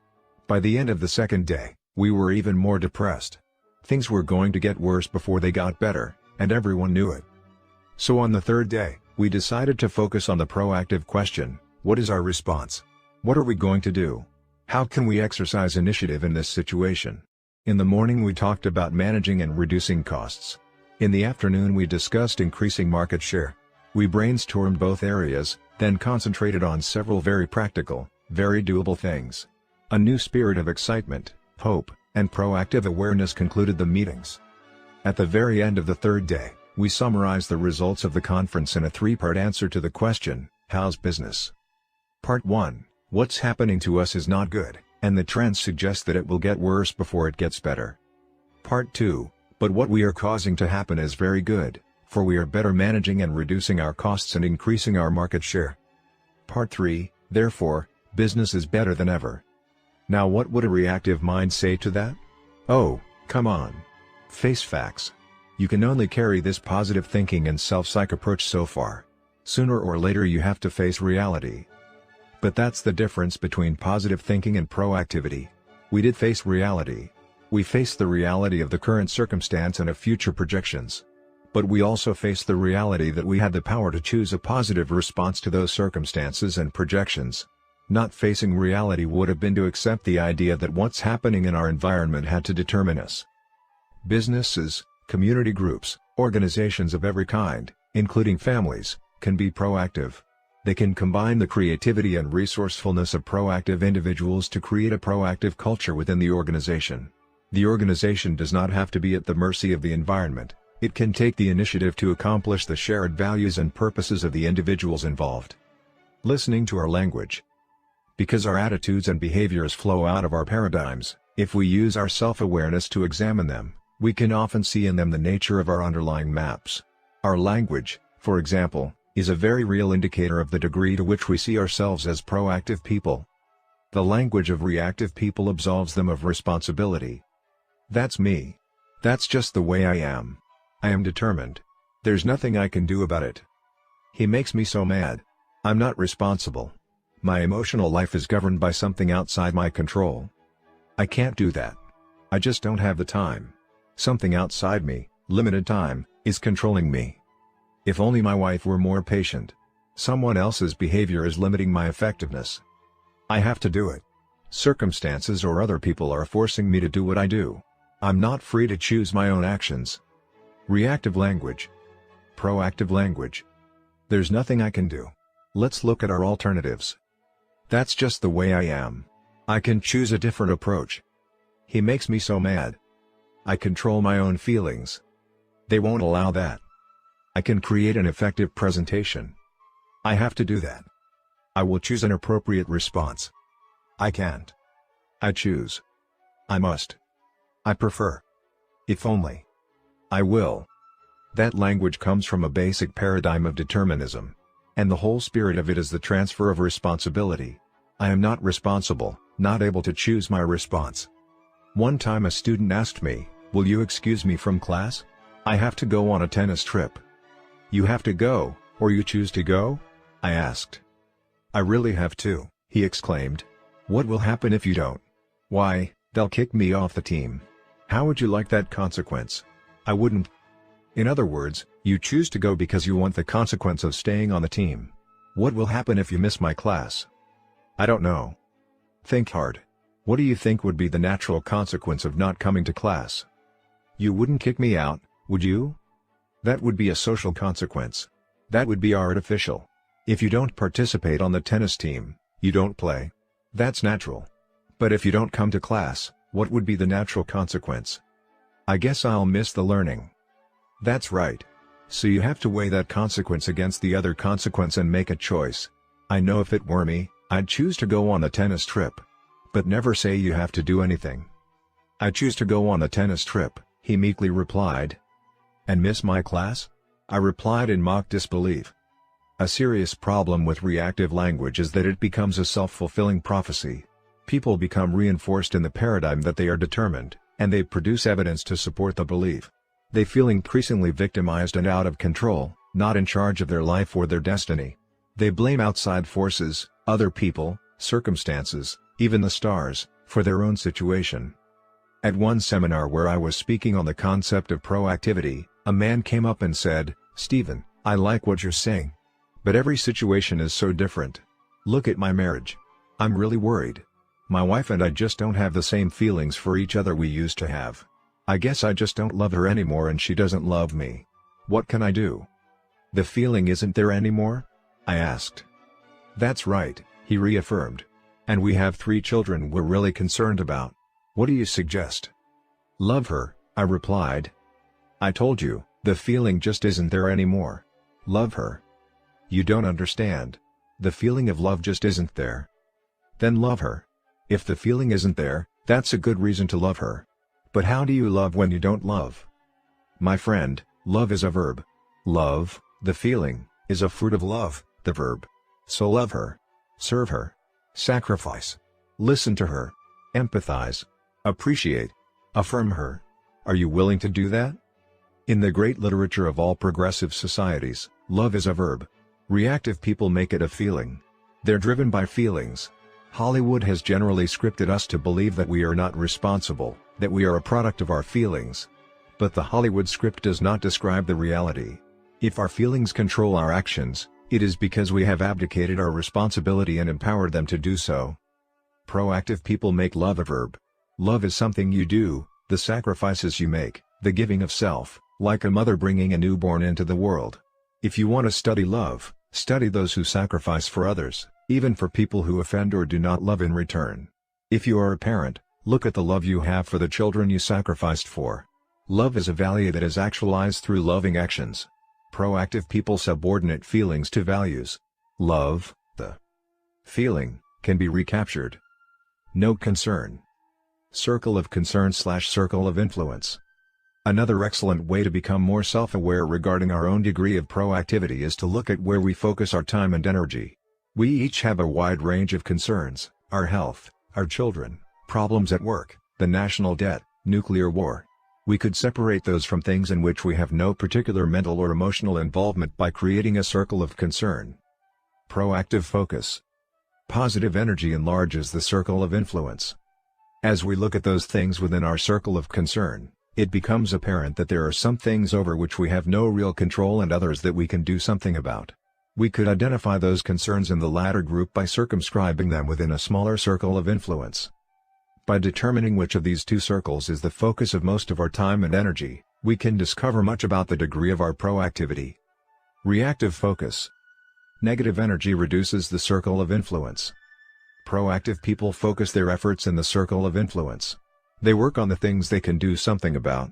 The nature of their energy is positive, enlarging and magnifying, causing their circle of influence to increase. Reactive people, on the other hand, focus their efforts in the circle of concern. They focus on the weakness of other people, the problems in the environment, and circumstances over which they have no control. Their focus results in blaming and accusing attitudes, reactive language, and increased feelings of victimization.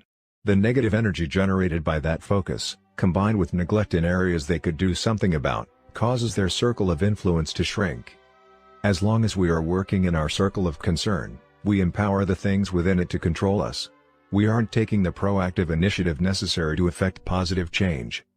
Earlier, I shared with you the story of my son who was having serious problems in school. Sandra and I were deeply concerned about his apparent weaknesses and about the way other people were treating him. But those things were in our circle of concern. As long as we focused our efforts on those things, we accomplished nothing, except to increase our own feelings of inadequacy and helplessness and to reinforce our son's dependence. It was only when we went to work in our circle of influence, when we focused on our own paradigms, that we began to create a positive energy that changed ourselves and eventually influenced our son as well. By working on ourselves instead of worrying about conditions, we were able to influence the conditions. Because of position, wealth, role, or relationships, There are some circumstances in which a person's circle of influence is larger than his or her circle of concern. This situation reflects a self-inflicted emotional myopia, another reactive selfish lifestyle focused in the circle of concern. Though they may have to prioritize the use of their influence, proactive people have a circle of concern that is at least as big as their circle of influence, accepting the responsibility to use their influence effectively. Direct, indirect, and no control. The problems we face fall in one of three areas: direct control, problems involving our own behavior; indirect control, problems involving other people's behavior; or no control, problems we can do nothing about, such as our past or situational realities. The proactive approach puts the first step in the solution of all three kinds of problems within our present circle of influence. Direct control problems are solved by working on our habits. They are obviously within our circle of influence. These are the private victories of habits 1, 2, and 3. Indirect control problems are solved by changing our methods of influence. These are the public victories of habits 4, 5, and 6. I have personally identified over 30 separate methods of human influence, as separate as empathy is from confrontation, as separate as example is from persuasion. Most people have only 3 or 4 of these methods in their repertoire, starting usually with reasoning, and, if that doesn't work, moving to flight or fight. How liberating it is to accept the idea that I can learn new methods of human influence instead of constantly trying to use old ineffective methods to shape up someone else. No control problems involve taking the responsibility to change the line on the bottom on our face, to smile, to genuinely and peacefully accept these problems and learn to live with them, even though we don't like them. In this way, we do not empower these problems to control us.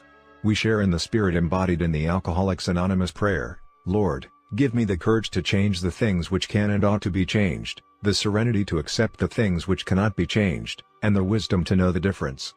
Whether a problem is direct, indirect, or no control, we have in our hands the first step to the solution. Changing our habits, changing our methods of influence, and changing the way we see our no-control problems are all within our circle of influence. Expanding the circle of influence. It is inspiring to realize that in choosing our response to circumstance, we powerfully affect our circumstance. When we change one part of the chemical formula, we change the nature of the results. I worked with one organization for several years that was headed by a very dynamic person. He could read trends. He was creative, talented, capable, and brilliant, and everyone knew it. But he had a very dictatorial style of management. He tended to treat people like golfers, as if they didn't have any judgment. His manner of speaking to those who worked in the organization was, "Go for this, go for that. Now do this, now do that. I'll make the decisions." The net effect was that he alienated almost the entire executive team surrounding him. They would gather in the quarters and complain to each other about him. Their discussion was all very sophisticated, very articulate, as if they were trying to help the situation. But they did it endlessly, absolving themselves of responsibility in the name of the president's weaknesses. "You can't imagine what's happened this time," someone would say. "The other day he went into my department. I had everything all laid out. But he came in and gave totally different signals. Everything I'd done for months was shot, just like that. I don't know how I'm supposed to keep working for him. How long will it be until he retires?" "He's only 59, someone else would respond. "Do you think you can survive for 6 more years?"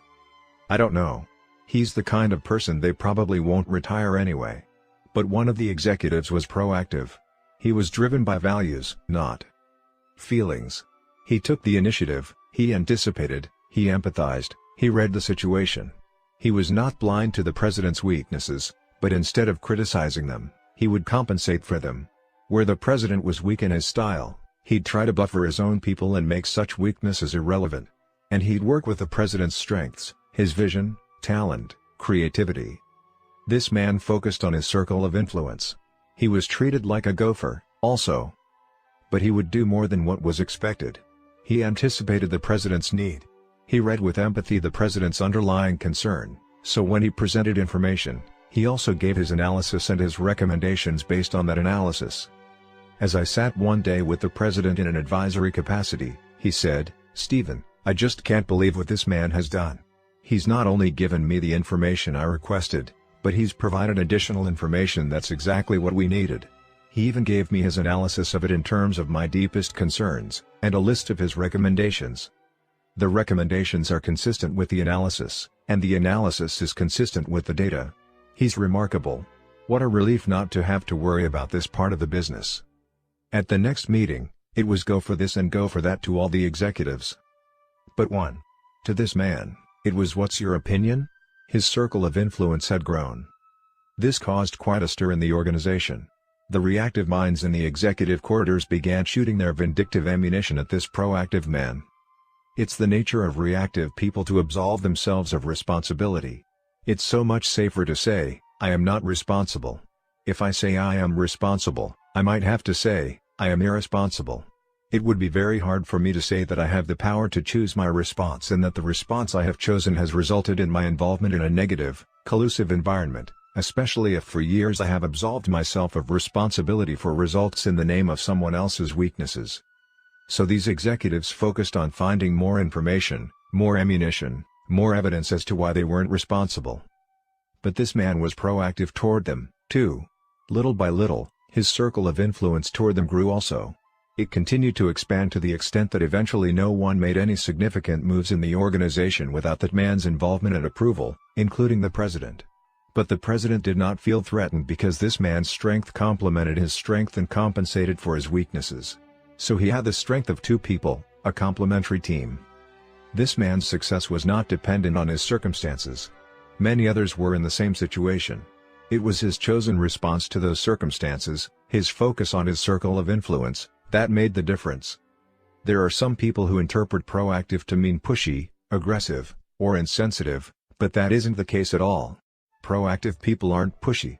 They're smart, they're value-driven, they read reality, and they know what's needed. Look at Gandhi. While his accusers were in the legislative chambers criticizing him because he wouldn't join in their circle of concern rhetoric condemning the British Empire for their subjugation of the Indian people, Gandhi was out in the rice paddies, quietly, slowly, imperceptibly expanding his circle of influence with the field laborers. A groundswell of support, of trust, of confidence followed him through the countryside. Though he held no office or political position, through compassion, courage, fasting, and moral persuasion he eventually brought England to its knees, breaking political domination of 300 million people with the power of his greatly expanded circle of influence. The haves and the bees. One way to determine which circle our concern is in is to distinguish between the haves and the bees. The circle of concern is filled with the haves. I'll be happy when I have my house paid off.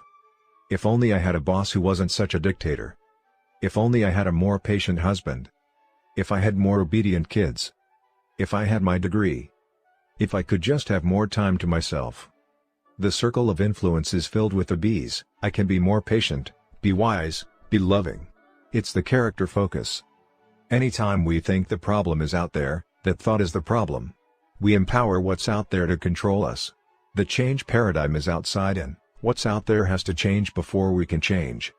The proactive approach is to change from the inside out, to be different, and by being different, to effect positive change in what's out there. I can be more resourceful, I can be more diligent, I can be more creative, I can be more cooperative. One of my favorite stories is one in the Old Testament, part of the fundamental fabric of the Judeo-Christian tradition.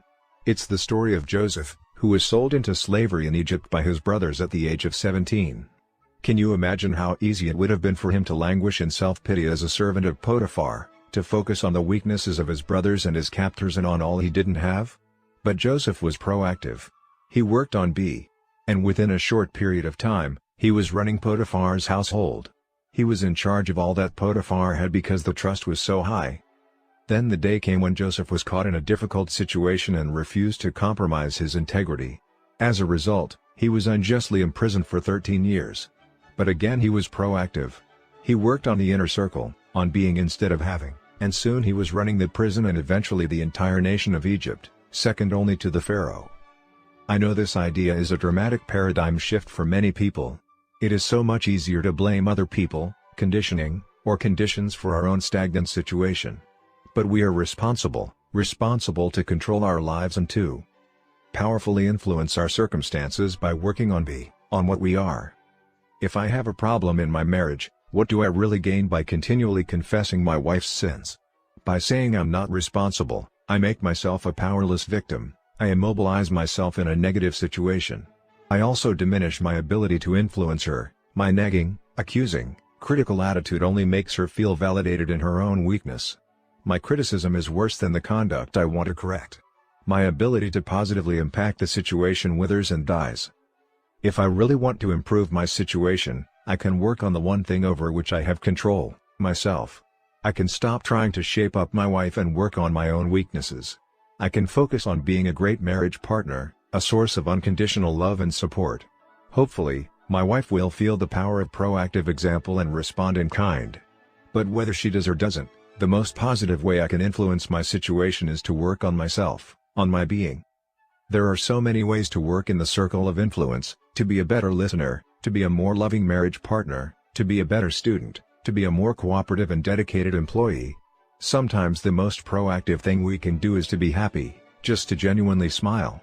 Happiness, like unhappiness, is a proactive choice. There are things, like the weather, that our circle of influence will never include. But as proactive people, we can carry our own physical or social weather with us. We can be happy and accept those things that at present we can't control, while we focus our efforts on the things that we can. The other end of the stick. Before we totally shift our life focus to our circle of influence, we need to consider two things in our circle of concern that merit deeper thought: consequences and mistakes.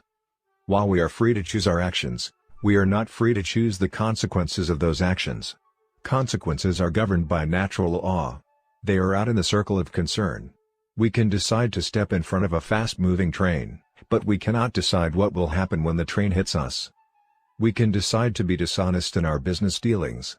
While the social consequences of the decision may vary depending on whether or not we are found out, the natural consequences to our basic character are a fixed result. Our behavior is governed by principles.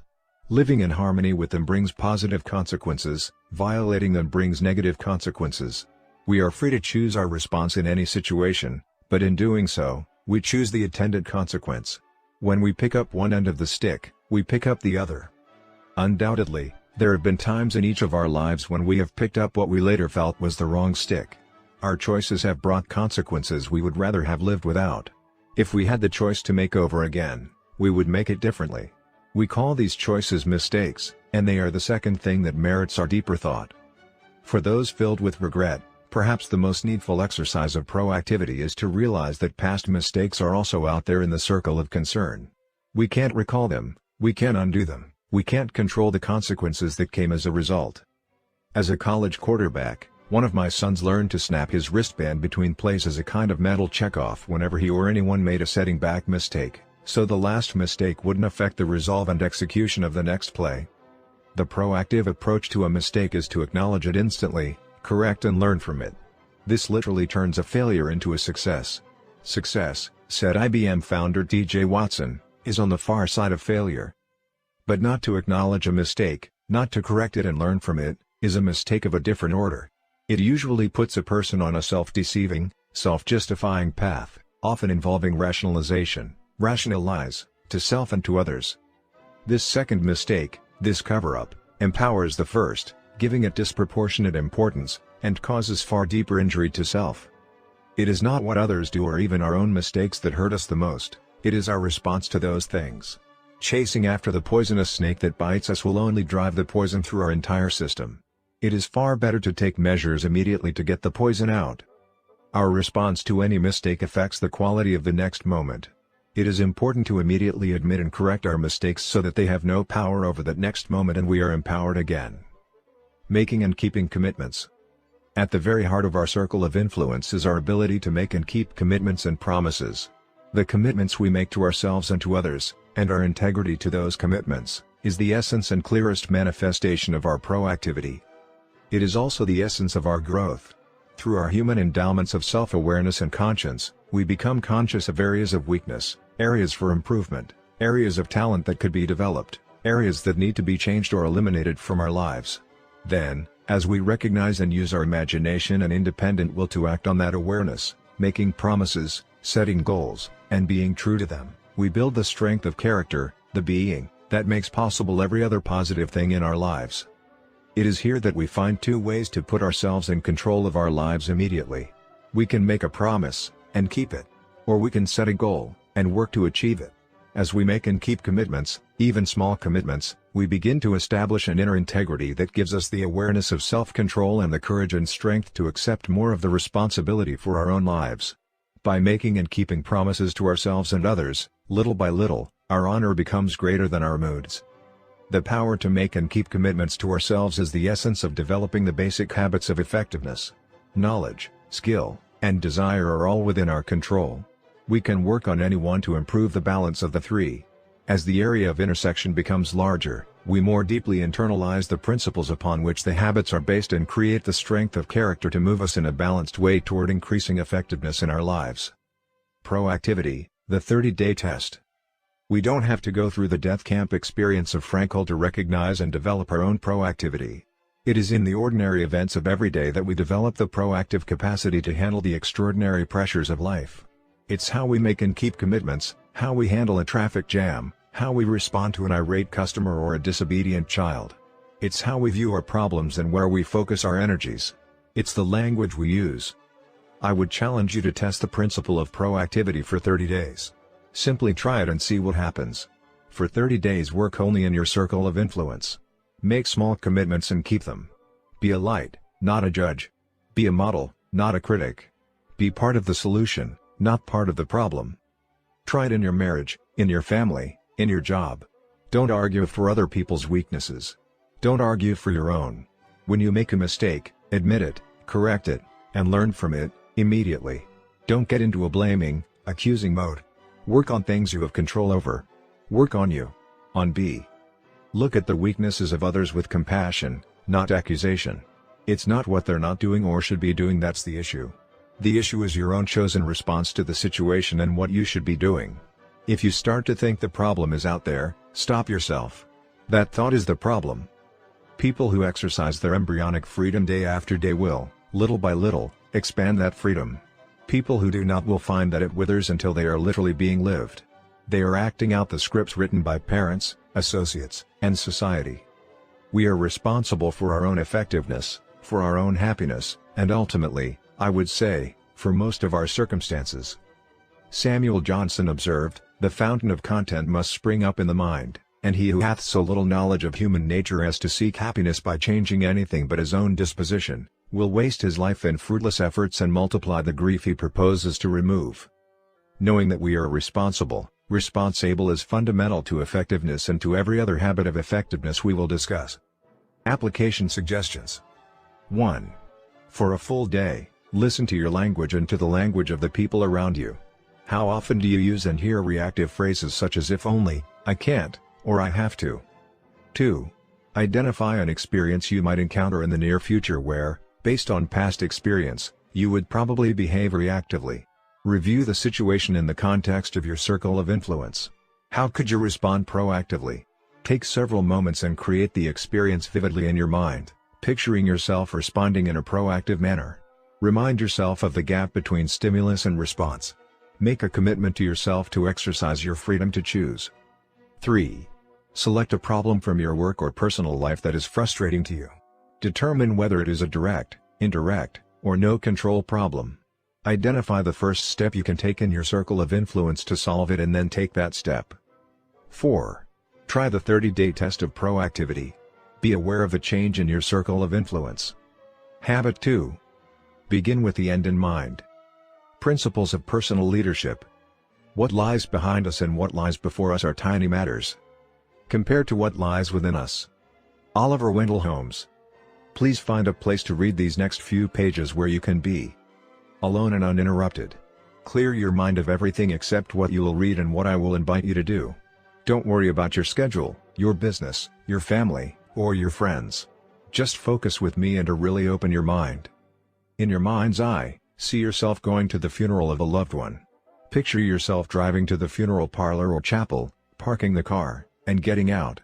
As you walk inside the building, you notice the flowers, the soft organ music. You see the faces of friends and family you pass along the way. You feel the shared sorrow of losing, the joy of having known, that radiates from the hearts of the people there. As you walk down to the front of the room and look inside the casket, you suddenly come face to face with yourself. This is your funeral, 3 years from today. All these people have come to honor you, to express feelings of love and appreciation for your life. As you take a seat and wait for the services to begin, you look at the program in your hand. There are to be 4 speakers. The first is from your family, immediate and also extended, children, brothers, sisters, nephews, nieces, aunts, uncles, cousins, and grandparents who have come from all over the country to attend. The second speaker is one of your friends, someone who can give a sense of what you are as a person. The third speaker is from your work or profession. And the fourth is from your church or some community organization where you've been involved in service. Now think deeply. What would you like each of these speakers to say about you and your life? What kind of husband, wife, father, or mother would you like their words to reflect? What kind of son or daughter or cousin? What kind of friend? What kind of working associate? What character would you like them to have seen in you? What contributions, what achievements would you want them to remember? Look carefully at the people around you. What difference would you like to have made in their lives? Before you read further, take a few minutes to jot down your impressions. It will greatly increase your personal understanding of habit 2. What it means to begin with the end in mind. If you participated seriously in this visualization experience, you touched for a moment some of your deep, fundamental values. You established brief contact with that inner guidance system at the heart of your circle of influence. Consider the words of Joseph Addison. When I look upon the tombs of the great, every emotion of envy dies in me. When I read the epitaphs of the beautiful, every inordinate desire goes out. When I meet with the grief of parents upon a tombstone, my heart melts with compassion. When I see the tomb of the parents themselves, I consider the vanity of grieving o'er those whom we must quickly follow. When I see kings lying by those who depose them, when I consider rival wits placed side by side, or the holy men that divided the world with their contests and disputes, I reflect with sorrow and astonishment on the little competitions, factions, and debates of mankind. When I read the several dates of the tombs, of some that died yesterday, and some 600 years ago, I consider that great day when we shall all of us be contemporaries, and make our appearance together. Although habit 2 applies to many different circumstances and levels of life, the most fundamental application of begin with the end in mind is to begin today with the image, picture, or paradigm of the end of your life as your frame of reference or the criterion by which everything else is examined. Each part of your life, today's behavior, tomorrow's behavior, next week's behavior, next month's behavior, can be examined in the context of the whole, of what really matters most to you. By keeping that end clearly in mind, you can make certain that whatever you do on any particular day does not violate the criteria you have defined as supremely important, and that each day of your life contributes in a meaningful way to the vision you have of your life as a whole. To begin with the end in mind means to start with a clear understanding of your destination.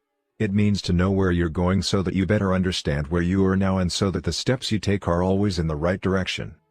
It's incredibly easy to get caught up in an activity trap, in the busyness of life, to work harder and harder at climbing the ladder of success only to discover it's leaning against the wrong wall. It is possible to be busy, very busy, without being very effective.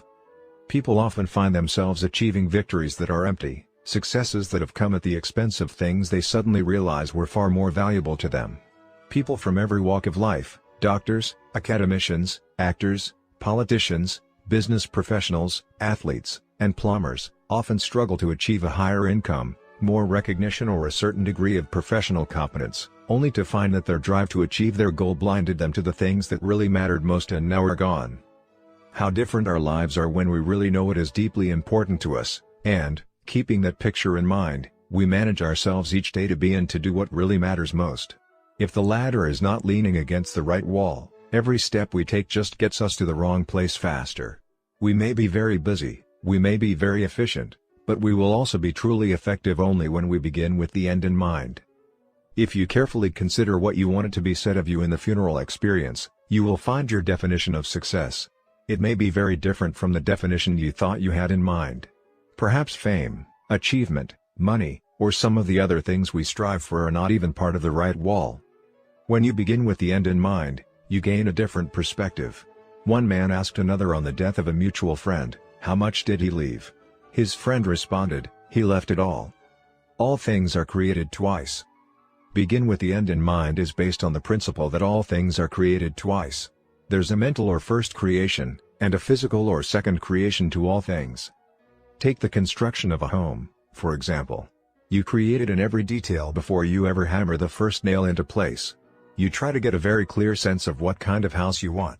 If you want a family-centered home, you plan to put a family room where it would be a natural gathering place. You plan sliding doors and a patio for children to play outside. You work with ideas. You work with your mind until you get a clear image of what you want to build. Then you reduce it to blueprint and develop construction plans. All of this is done before the earth is touched. If not, then in the second creation, the physical creation, you will have to make expensive changes that may double the cost of your home. The carpenter's rule is measure twice, cut once. You have to make sure that the blueprint, the first creation, is really what you want, that you've thought everything through. Then you put it into bricks and mortar. Each day you go to the construction shed and pull out the blueprint to get marching orders for the day. You begin with the end in mind. For another example, look at a business. If you want to have a successful enterprise, you clearly define what you're trying to accomplish. You carefully think through the product or service you want to provide in terms of your market target. Then you organize all the elements: financial, research and development, operations, marketing, personnel, physical facilities, and so on, to meet that objective. The extent to which you begin with the end in mind often determines whether or not you are able to create a successful enterprise. Most business failures begin in the first creation, with problems such as undercapitalization, misunderstanding of the market, or lack of a business plan. The same is true with parenting. If you want to raise responsible, self-disciplined children, you have to keep that end clearly in mind as you interact with your children on a daily basis. You can't behave toward them in ways that undermine their self-discipline or self-esteem. To varying degrees, people use this principle in many different areas of life. Before you go on a trip, you determine your destination and plan out the best route. Before you plant a garden, you plan it out in your mind, possibly on paper. You create speeches on paper before you give them. You envision the landscaping in your yard before you landscape it. You design the clothes you make before you thread the needle. To the extent to which we understand the principle of two creations and accept the responsibility for both, we act within and enlarge the borders of our circle of influence. To the extent to which we do not operate in harmony with this principle and take charge of the first creation, we diminish it. By design or default. It's a principle that all things are created twice, but not all first creations are by conscious design. In our personal lives, if we do not develop our own self-awareness and become responsible for first creations, we empower other people and circumstances outside our circle of influence to shape much of our lives by default. We reactively live the scripts handed to us by family, associates, other people's agendas, the pressures of circumstance, scripts from our earlier years, from our training, our conditioning. These scripts come from people, not principles. And they rise out of our deep vulnerabilities, our deep dependency on others and our needs for acceptance and love, for belonging, for a sense of importance and worth, for a feeling that we matter. Whether we are aware of it or not, whether we are in control of it or not, there is a first creation to every part of our lives. We are either the second creation of our own proactive design, or we are the second creation of other people's agendas, of circumstances, or of past habits. The unique human capacities of self-awareness, imagination, and conscience enable us to examine first creations and make it possible for us to take charge of our own first creation, to write our own script. Put another way, Habit 1 says, you are the creator. Habit 2 is the first creation. Leadership and management, the two creations. Habit 2 is based on principles of personal leadership, which means that leadership is the first creation. Leadership is not management. Management is the second creation, which we'll discuss in the chapter on Habit 3. But leadership has to come first. Management is a bottom-line focus: how can I best accomplish certain things? Leadership deals with the top line: what are the things I want to accomplish? In the words of both Peter Drucker and Warren Bennis, management is doing things right, leadership is doing the right things. Management is efficiency and climbing the ladder of success, leadership determines whether the ladder is leaning against the right wall. You can quickly grasp the important difference between the two if you envision a group of producers cutting their way through the jungle with machetes. They're the producers, the problem solvers. They're cutting through the undergrowth, clearing it out. The managers are behind them, sharpening their machetes, writing policy and procedure manuals, holding muscle development programs, bringing in improved technologies and setting up working schedules and compensation programs for machete wielders. The leader is the one who climbs the tallest tree, surveys the entire situation, and yells, "Wrong jungle." But how do the busy, efficient producers and managers often respond? Shut up. We're making progress. As individuals, groups, and businesses, we're often so busy cutting through the undergrowth we don't even realize we're in the wrong jungle. And the rapidly changing environment in which we live makes effective leadership more critical than it has ever been, in every aspect of independent and interdependent life. We are more in need of a vision or destination and a compass, a set of principles or directions, and less in need of a roadmap. We often don't know what the terrain ahead will be like or what we will need to go through it. Much will depend on our judgment at the time. But an inner compass will always give us direction. Effectiveness, often even survival, does not depend solely on how much effort we expend, but on whether or not the effort we expend is in the right jungle. And the metamorphosis taking place in most every industry and profession demands leadership first and management second. In business, the market is changing so rapidly that many products and services that successfully met consumer tastes and needs a few years ago are obsolete today. Proactive, powerful leadership must constantly monitor environmental change, particularly customer buying habits and motives, and provide the force necessary to organize resources in the right direction. Such changes as deregulation of the airline industry, skyrocketing costs of healthcare, and the greater quality and quantity of imported cars impact the environment in significant ways.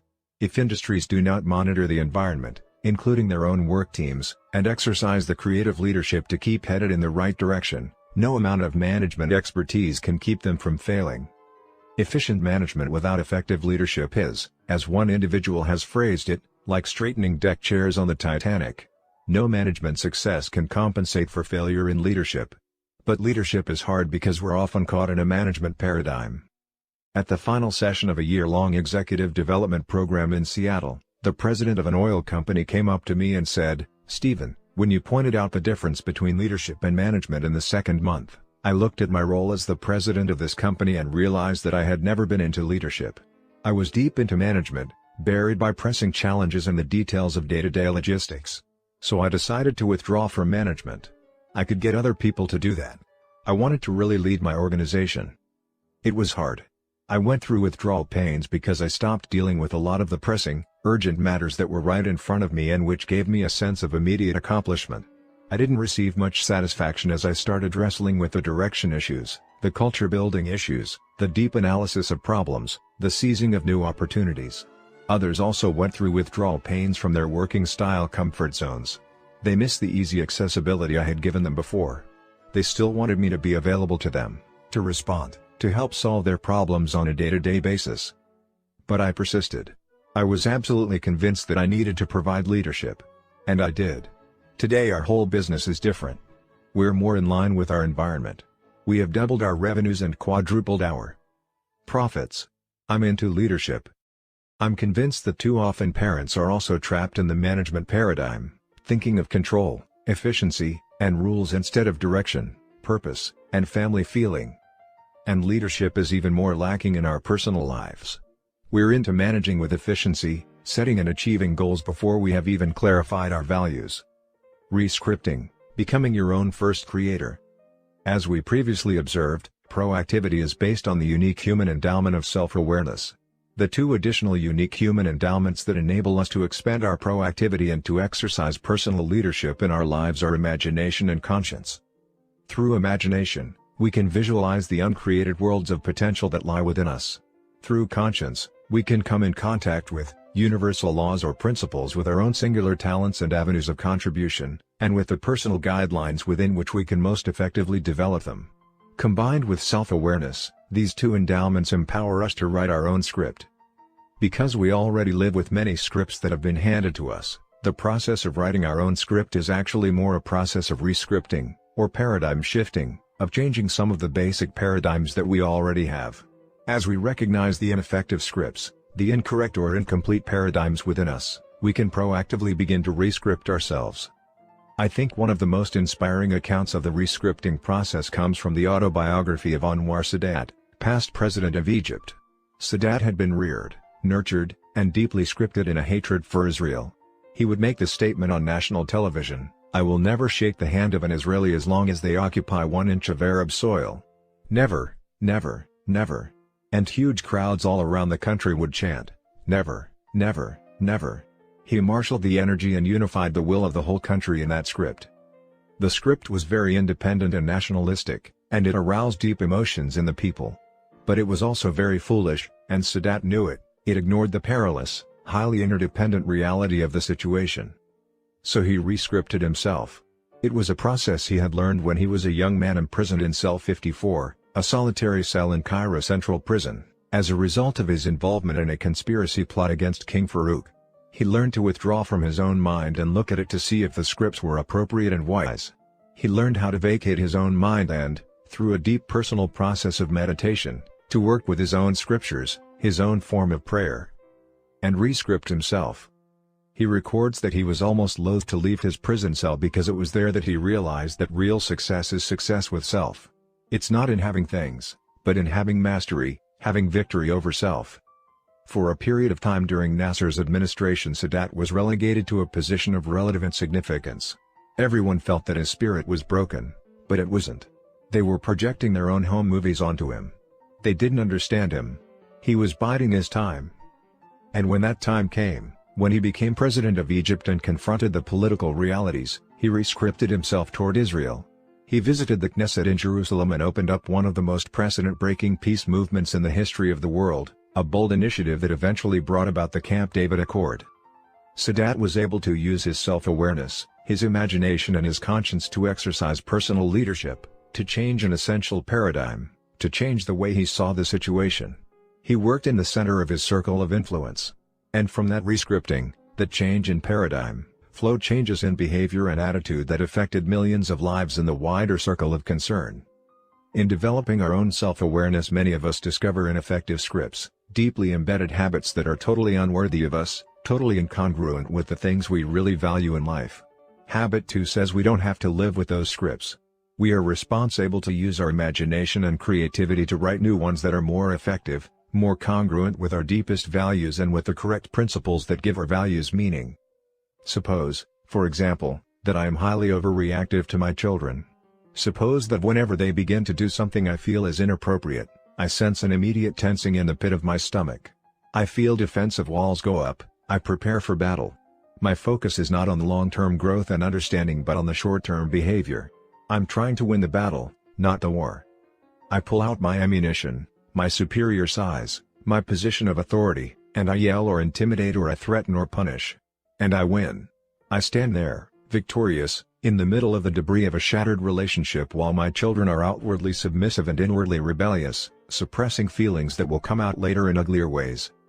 Now if I were sitting at that funeral we visualized earlier, and one of my children was about to speak, I would want his life to represent the victory of teaching, training, and disciplining with love over a period of years rather than the battle scars of quick-fix skirmishes. I would want his heart and mind to be filled with the pleasant memories of deep, meaningful times together. I would want him to remember me as a loving father who shared the fun and the pain of growing up. I would want him to remember the times he came to me with his problems and concerns. I would want to have listened and loved and helped. I would want him to know I wasn't perfect, but that I had tried with everything I had. And that, perhaps more than anybody in the world, I loved him. The reason I would want those things is because, deep down, I value my children. I love them, I want to help them. I value my role as their father. But I don't always see those values. I get caught up in the thick of thin things. What matters most gets buried under layers of pressing problems, immediate concerns, and outward behaviors. I become reactive. And the way I interact with my children every day often bears little resemblance to the way I deeply feel about them. Because I am self-aware, because I have imagination and conscience, I can examine my deepest values. I can realize that the script I'm living is not in harmony with those values, that my life is not the product of my own proactive design, but the result of the first creation I have deferred to circumstances and other people. And I can change. I can live out of my imagination instead of my memory. I can tie myself to my limitless potential instead of my limiting past. I can become my own first creator. To begin with the end in mind means to approach my role as a parent, as well as my other roles in life, with my values and directions clear. It means to be responsible for my own first creation, to re-script myself so that the paradigms from which my behavior and attitude flow are congruent with my deepest values and in harmony with correct principles. It also means to begin each day with those values firmly in mind. Then as the vicissitudes, as the challenges come, I can make my decisions based on those values. I can act with integrity. I don't have to react to the emotion, the circumstance. I can be truly proactive, value-driven, because my values are clear. A personal mission statement. The most effective way I know to begin with the end in mind is to develop a personal mission statement or philosophy or creed. It focuses on what you want to be, character, and to do, contributions and achievements, and on the values or principles upon which being and doing are based. Because each individual is unique, a personal mission statement will reflect that uniqueness, both in content and form. My friend, Rolf Kerr, has expressed his personal creed in this way. Succeed at home first. Seek and merit divine help. Never compromise with honesty. Remember the people involved. Hear both sides before judging. Obtain counsel of others. Defend those who are absent. Be sincere yet decisive. Develop one new proficiency a year. Plan tomorrow's work today. Hustle while you wait. Maintain a positive attitude. Keep a sense of humor. Be orderly in person and in work. Do not fear mistakes, fear only the absence of creative, constructive, and corrective responses to those mistakes.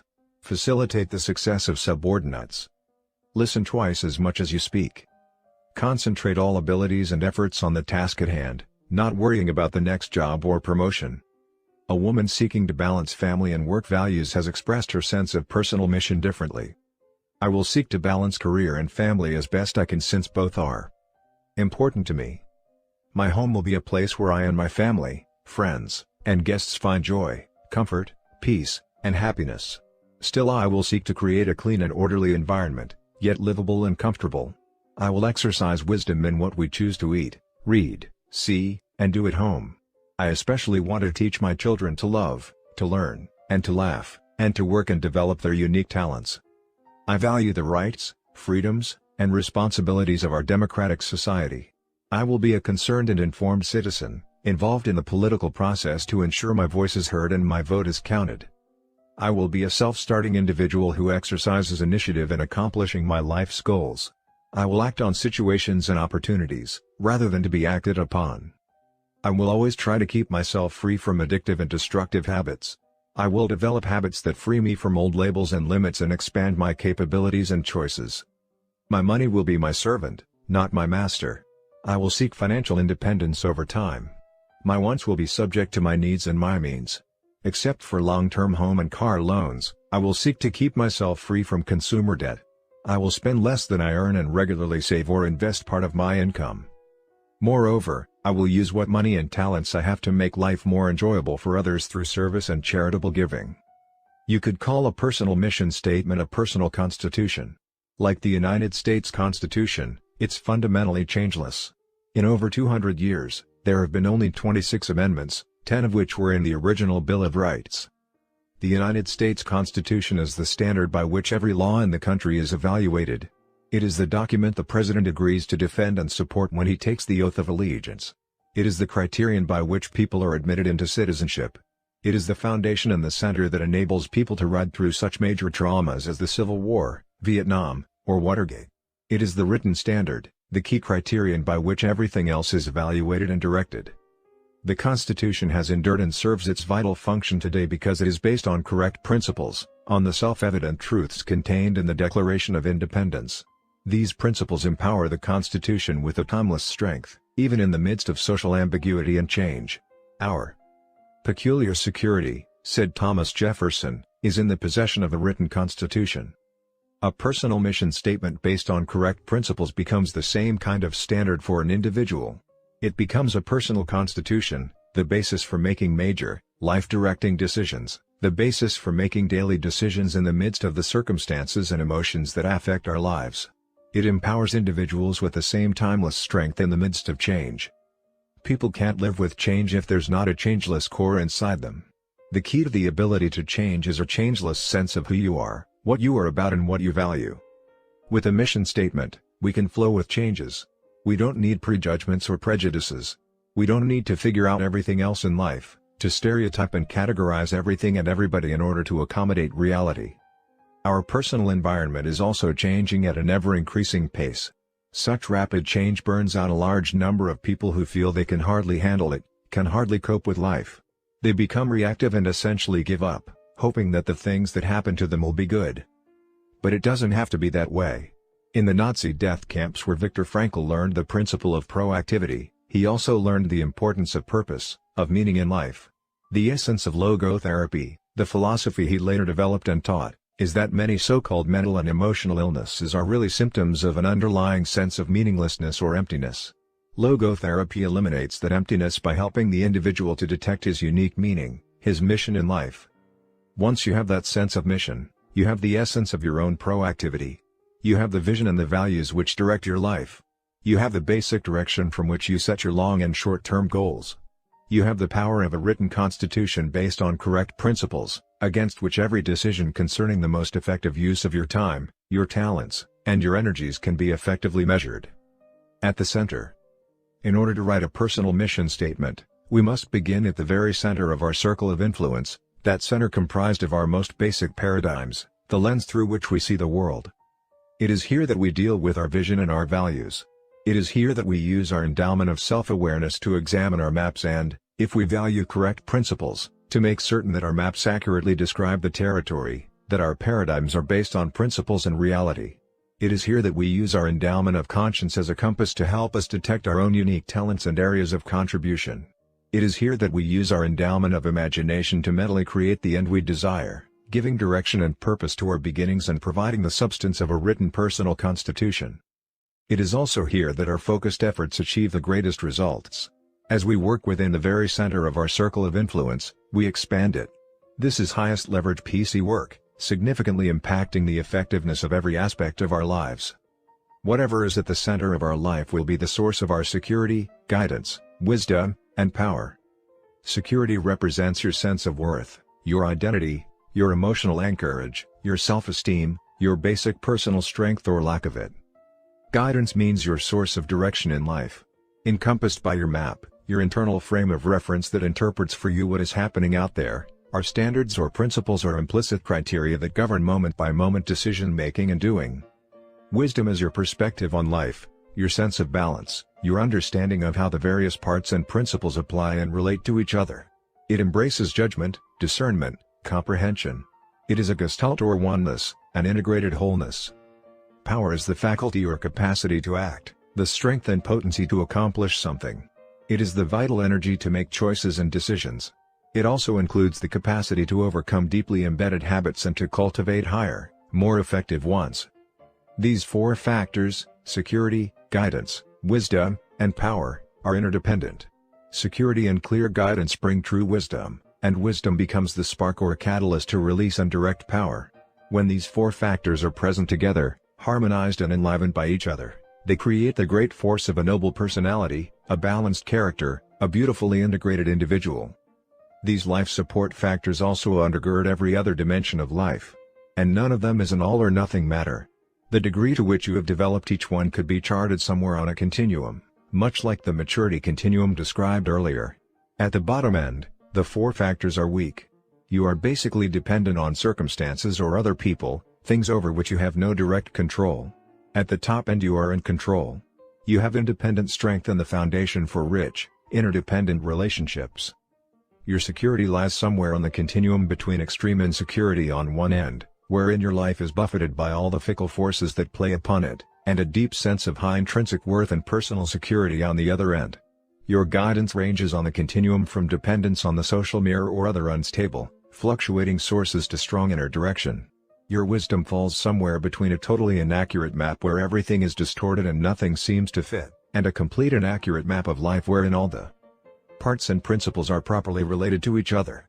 Your power lies somewhere between immobilization or being a puppet pulled by someone else's strings to high proactivity, the power to act according to your own values instead of being acted upon by other people and circumstances. The location of these factors on the continuum, the resulting degree of their integration, harmony, and balance, and their positive impact on every aspect of your life is a function of your center, the basic paradigms at your very core. Alternative centers. Each of us has a center, though we usually don't recognize it as such. Neither do we recognize the all-encompassing effects of that center on every aspect of our lives. Let's briefly examine several centers or core paradigms people typically have for a better understanding of how they affect these four fundamental dimensions and, ultimately, the sum of life that flows from them. Spouse-centeredness. Marriage can be the most intimate, the most satisfying, the most enduring, growth-producing of human relationships. It might seem natural and proper to be centered on one's husband or wife. But experience and observation tell a different story. Over the years, I have been involved in working with many troubled marriages, and I have observed a certain thread weaving itself through almost every spouse-centered relationship I have encountered. That thread is strong emotional dependence. If our sense of emotional worth comes primarily from our marriage, then we become highly dependent upon that relationship. We become vulnerable to the moods and feelings, the behavior and treatment of our spouse, or to any external event that may impinge on the relationship, a new child, in-laws, economic setbacks, social successes, and so forth. When responsibilities increase and stresses come in the marriage, we tend to revert to the scripts we were given as we were growing up. But so does our spouse. And those scripts are usually different. Different ways of handling financial, child discipline, or in-law issues come to the surface. When these deep-seated tendencies combine with the emotional dependency in the marriage, the spouse-centered relationship reveals all its vulnerability. When we are dependent on the person with whom we are in conflict, both need and conflict are compounded. Love-hate overreactions, fight-or-flight tendencies, withdrawal, aggressiveness, bitterness, resentment, and cold competition are some of the usual results. When these occur, we tend to fall even further back on background tendencies and habits in an effort to justify and defend our own behavior, and we attack our spouses. Inevitably, anytime we are too vulnerable, we feel the need to protect ourselves from further wounds. So we resort to sarcasm, cutting humor, criticism, anything that will keep from exposing the tenderness within. Each partner tends to wait on the initiative of the other for love, only to be disappointed but also confirmed as to the rightness of the accusations made. There is only phantom security in such a relationship when all appears to be going well. Guidance is based on the emotion of the moment. Wisdom and power are lost in the counter-dependent negative interactions. Family-centeredness. Another common center is the family. This, too, may seem to be natural and proper. As an area of focus and deep investment, it provides great opportunities for deep relationships, for loving, for sharing, for much that makes life worthwhile. But as a center, it ironically destroys the very elements necessary to family success. People who are family-centered get their sense of security or personal worth from the family tradition and culture or the family reputation. Thus, they become vulnerable to any changes in that tradition or culture and to any influences that would affect that reputation. Family-centered parents do not have the emotional freedom, the power, to raise their children with their ultimate welfare truly in mind. If they derive their own security from the family, their need to be popular with their children may override the importance of a long-term investment in their children's growth and development. Or they may be focused on the proper and correct behavior of the moment. Any behavior that they consider improper threatens their security. They become upset, guided by the emotions of the moment, spontaneously reacting to the immediate concern rather than the long-term growth and development of the child. They may yell or scream.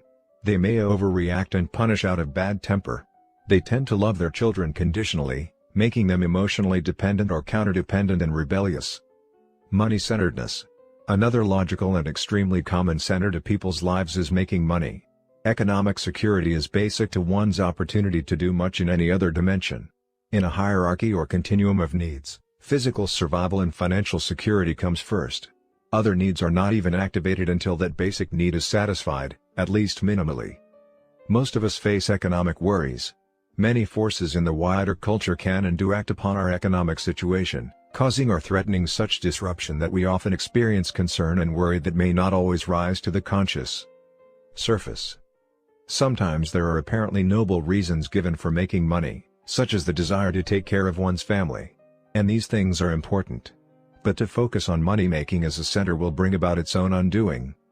Consider again the four life support factors: security, guidance, wisdom, and power.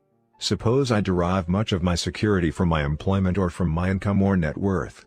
Since many factors affect these economic foundations, I become anxious and uneasy, protective and defensive, about anything that may affect them. When my sense of personal worth comes from my net worth, I am vulnerable to anything that will affect that net worth.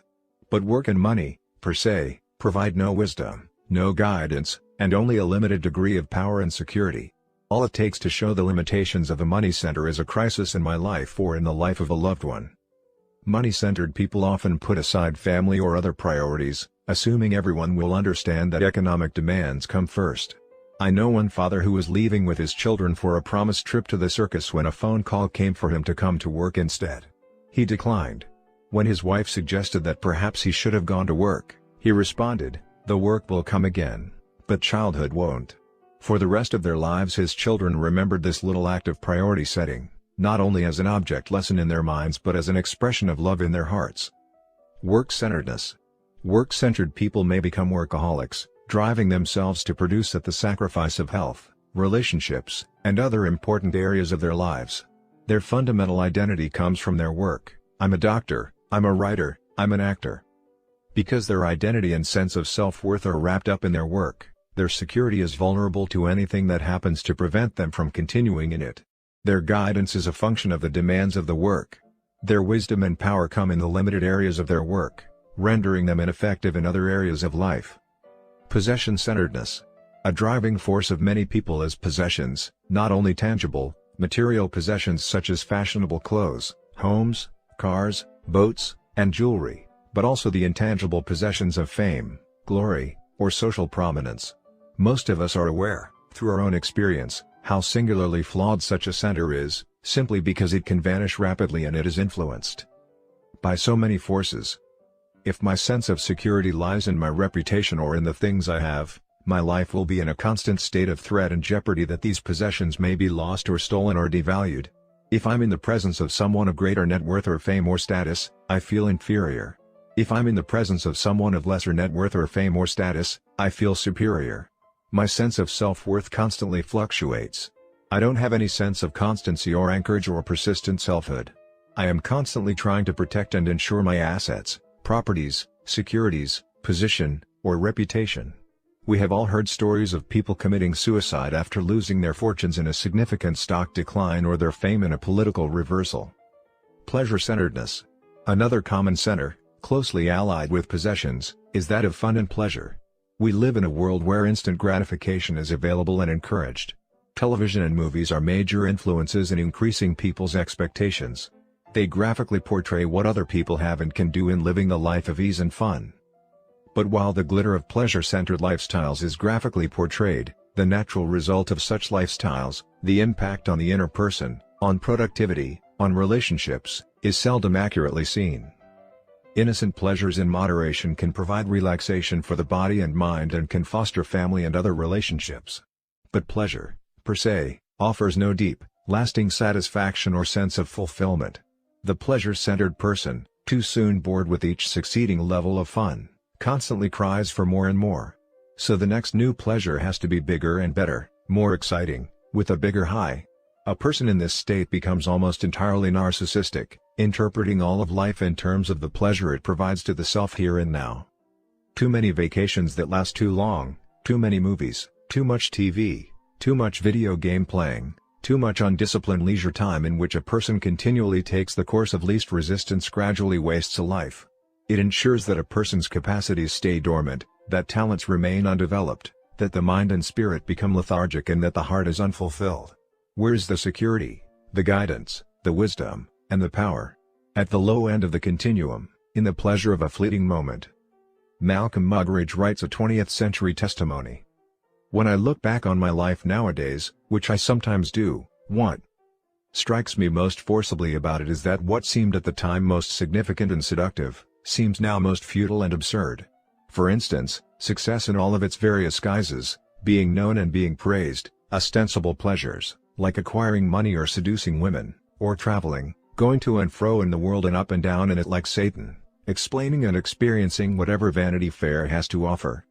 In retrospect, all these exercises in self-gratification seem pure fantasy, what Pascal called, licking the earth. Friend/enemy-centeredness. Young people are particularly, though certainly not exclusively, susceptible to becoming friend-centered. Acceptance and belonging to a peer group can become almost supremely important. The distorted and ever-changing social mirror becomes the source for the four life support factors, creating a high degree of dependence on the fluctuating moods, feelings, attitudes, and behavior of others. Friend-centeredness can also focus exclusively on one person, taking on some of the dimensions of marriage. The emotional dependence on one individual, the escalating need/conflict spiral, and the resulting negative interactions can grow out of friend-centeredness. And what about putting an enemy at the center of one's life? Most people would never think of it, and probably no one would ever do it consciously. Nevertheless, enemy centering is very common, particularly when there is frequent interaction between people who are in real conflict. When someone feels he has been unjustly dealt with by an emotionally or socially significant person, it is very easy for him to become preoccupied with the injustice and make the other person the center of his life. Rather than proactively leading his own life, the enemy-centered person is counterdependently reacting to the behavior and attitudes of a perceived enemy.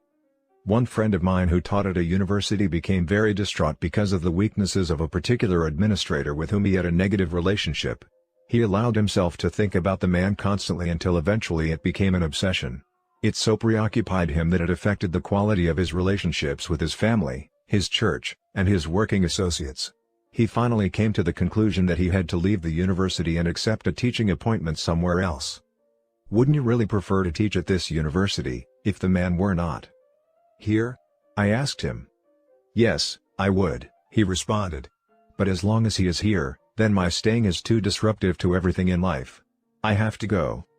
Why have you made this administrator the center of your life? I asked him. He was shocked by the question. He denied it. But I pointed out to him that he was allowing one individual and his weaknesses to distort his entire map of life, to undermine his faith and the quality of his relationships with his loved ones. He finally admitted that this individual had had such an impact on him, but he denied that he himself had made all these choices. He attributed the responsibility for the unhappy situation to the administrator.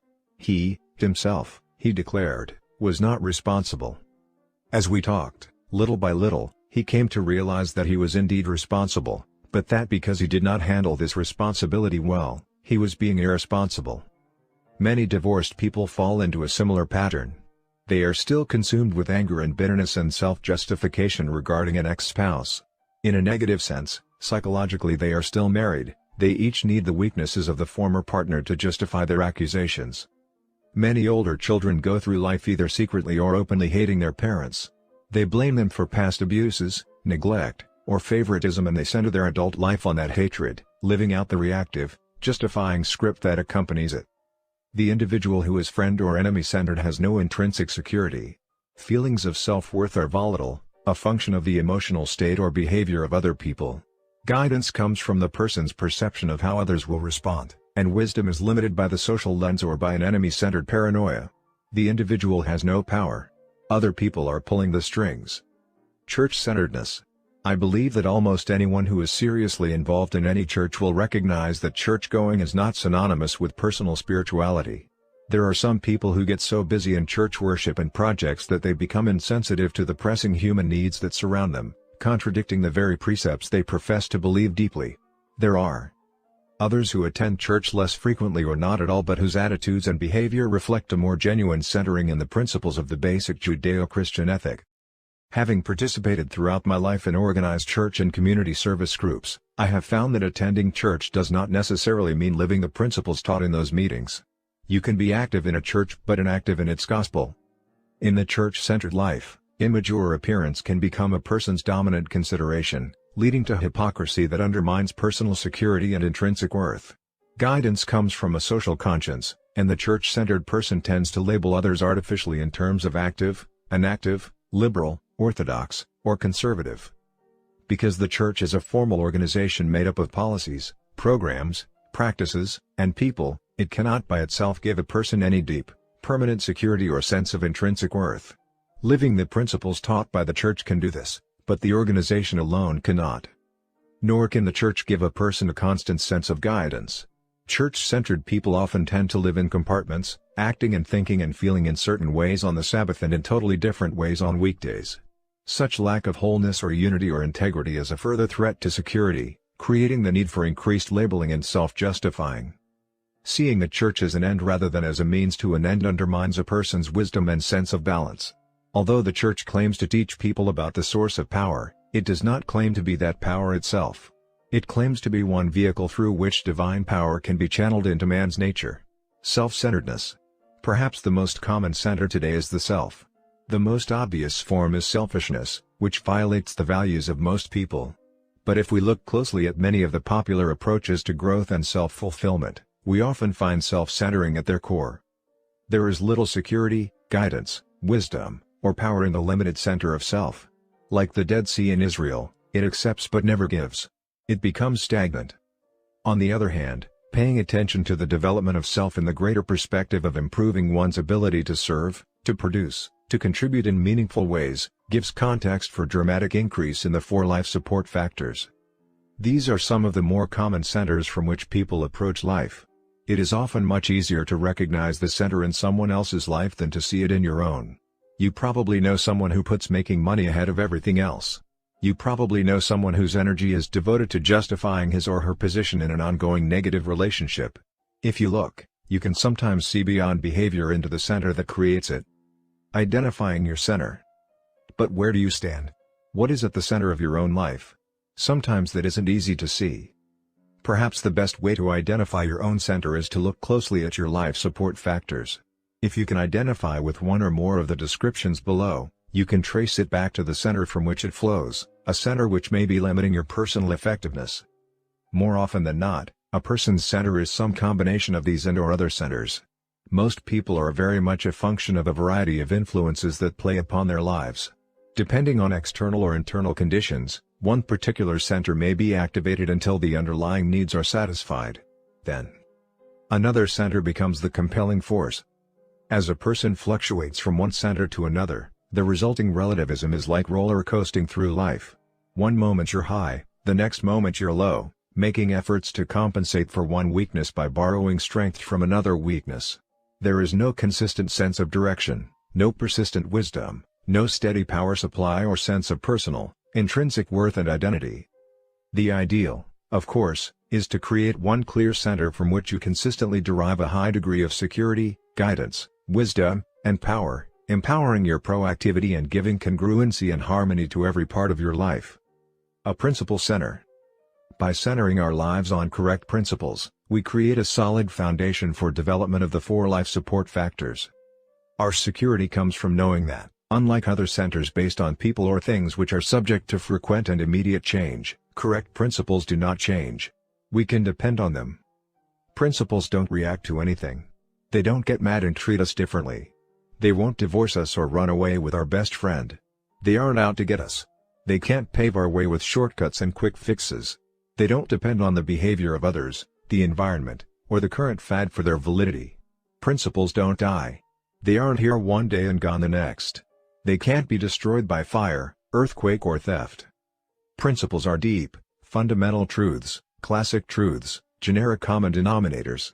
They are tightly interwoven threads running with exactness, consistency, beauty, and strength through the fabric of life. Even in the midst of people or circumstances that seem to ignore the principles, we can be secure in the knowledge that principles are bigger than people or circumstances, and that thousands of years of history have seen them triumph, time and time again. Even more important, we can be secure in the knowledge that we can validate them in our own lives, by our own experience.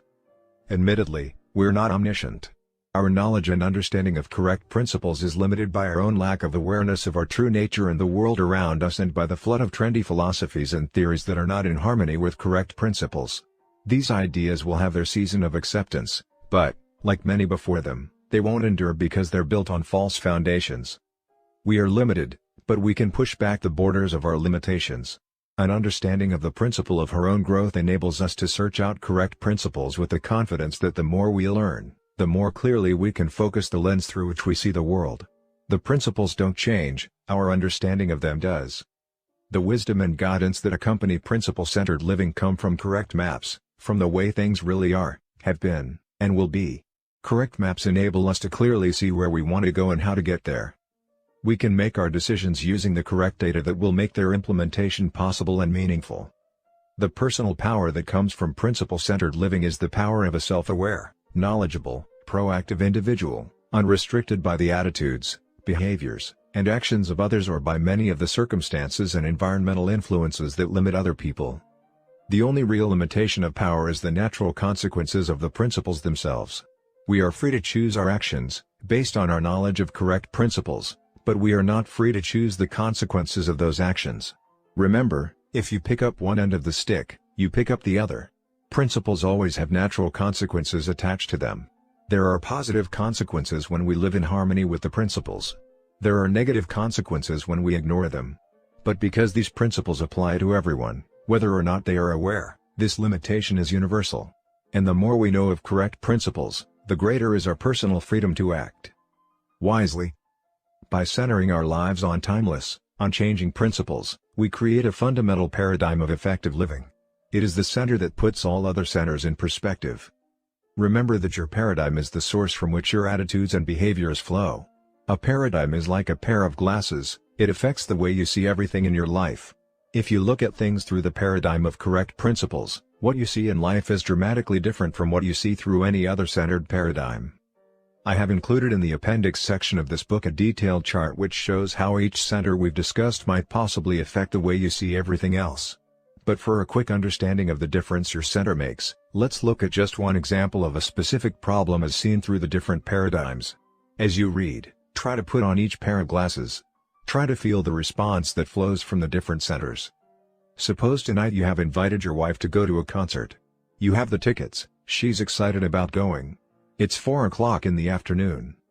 All of a sudden, your boss calls you into his office and says he needs your help through the evening to get ready for an important meeting at 9 a.m. tomorrow. If you're looking through spouse-centered or family-centered glasses, your main concern will be your wife. You may tell the boss you can't stay and you take her to the concert in an effort to please her. You may feel you have to stay to protect your job, but you'll do so grudgingly, anxious about her response, trying to justify your decision and protect yourself from her disappointment or anger. If you're looking through a money-centered lens, your main thought will be of the overtime you'll get or the influence working late will have on a potential raise.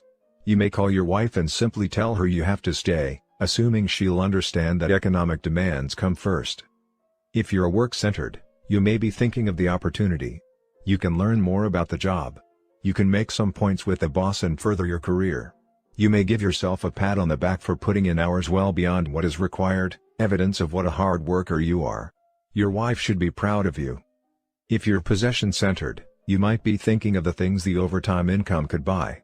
Or you might consider what an asset to your reputation at the office it would be if you stayed. Everyone would hear tomorrow how noble, how sacrificing and dedicated you are. If you're pleasure-centered, you'll probably can to work and go to the concert, even if your wife would be happy for you to work late. You deserve a night out. If you're friend-centered, your decision would be influenced by whether or not you had invited friends to attend the concert with you. Or whether your friends at work were going to stay late, too. If you're enemy-centered, you may stay late because you know it will give you a big edge over that person in the office who thinks he's the company's greatest asset. While he's off having fun, you'll be working and slaving, doing his work and yours, sacrificing your personal pleasure for the good of the company he can so blithely ignore. If you're church-centered, you might be influenced by plans other church members have to attend the concert, by whether or not any church members work at your office, or by the nature of the concert. Handel's Messiah might rate higher priority than a rock concert. Your decision might also be affected by what you think a good church member would do and by whether you view the extra work as service or seeking after material wealth. If you're self-centered, you'll be focused on what will do you the most good. Would it be better for you to go out for the evening? Or would it be better for you to make a few points with the boss? How the different options affect you will be your main concern. As we consider various ways of looking at a single event, is it any wonder that we have young lady/old lady perception problems in our interactions with each other? Can you see how fundamentally our centers affect us? Right down to our motivations, our daily decisions, our actions, or, in too many cases, our reactions, our interpretations of events? That's why understanding your own center is so important. And if that center does not empower you as a proactive person, it becomes fundamental to your effectiveness to make the necessary paradigm shifts to create a center that will. As a principle-centered person, you try to stand apart from the emotion of the situation and from other factors that would act on you, and evaluate the options. Looking at the balanced whole, the work needs, the family needs, other needs that may be involved in the possible implications of the various alternative decisions, you'll try to come up with the best solution, taking all factors into consideration. Whether you go to the concert or stay and work is really a small part of an effective decision. You might make the same choice with a number of other centers. But there are several important differences when you are coming from a principle-centered paradigm. First, you are not being acted upon by other people or circumstances. You are proactively choosing what you determine to be the best alternative. You make your decision consciously and knowledgeably. Second, you know your decision is most effective because it is based on principles with predictable long-term results. Third, what you choose to do contributes to your ultimate values in life. Staying at work to get the edge on someone at the office is an entirely different evening in your life from staying because you value your boss's effectiveness and you genuinely want to contribute to the company's welfare. The experiences you have as you carry out your decisions take on quality and meaning in the context of your life as a whole. Fourth, you can communicate to your wife and your boss within the strong networks you've created in your interdependent relationships. Because you are independent, you can be effectively interdependent. You might decide to delegate what is delegable and come in early the next morning to do the rest. And finally, you'll feel comfortable about your decision. Whatever you choose to do, you can focus on it and enjoy it. As a principle-centered person, you see things differently. And because you see things differently, you think differently, you act differently. Because you have a high degree of security, guidance, wisdom, and power that flows from a solid, unchanging core, you have the foundation of a highly proactive and highly effective life. Writing and using a personal mission statement. As we go deeply within ourselves, as we understand and realign our basic paradigms to bring them in harmony with correct principles, we create both an effective, empowering center and a clear lens through which we can see the world. We can then focus that lens on how we, as unique individuals, relate to that world. Frankl says we detect rather than invent our missions in life. I like that choice of words. I think each of us has an internal monitor or sense, a conscience, that gives us an awareness of our own uniqueness and the singular contributions that we can make. In Frankl's words, everyone has his own specific vocation or mission in life. Therein he cannot be replaced, nor can his life be repeated. Thus, everyone's task is as unique as is his specific opportunity to implement it. In seeking to give verbal expression to that uniqueness, we are again reminded of the fundamental importance of proactivity and of working within our circle of influence. To seek some abstract meaning to our lives out in our circle of concern is to abdicate our proactive responsibility, to place our own first creation in the hands of circumstance and other people. Our meaning comes from within. Again, in the words of Frankl, ultimately, man should not ask what the meaning of his life is, but rather must recognize that it is he who is asked. In a word, each man is questioned by life, and he can only answer to life by answering for his own life. To life he can only respond by being responsible. Personal responsibility, or proactivity, is fundamental to the first creation. Returning to the computer metaphor, Habit 1 says you are the programmer. Habit 2, then, says, write the program. Until you accept the idea that you are responsible, that you are the programmer, you won't really invest in writing the program. As proactive people, we can begin to give expression to what we want to be and to do in our lives. We can write a personal mission statement, a personal constitution. A mission statement is not something you write overnight. It takes deep introspection, careful analysis, thoughtful expression, and often many rewrites to produce it in final form. It may take you several weeks or even months before you feel really comfortable with it, before you feel it is a complete and concise expression of your innermost values and directions. Even then, you will want to review it regularly and make minor changes as the years bring additional insights or changing circumstances. But fundamentally, your mission statement becomes your constitution, the solid expression of your vision and values. It becomes the criterion by which you measure everything else in your life. I recently finished reviewing my own mission statement, which I do fairly regularly. Sitting on the edge of a beach, alone, at the end of a bicycle ride, I took out my organizer and hammered it out. It took several hours, but I felt a sense of clarity, a sense of organization and commitment, a sense of exhilaration and freedom. I find the process is as important as the product.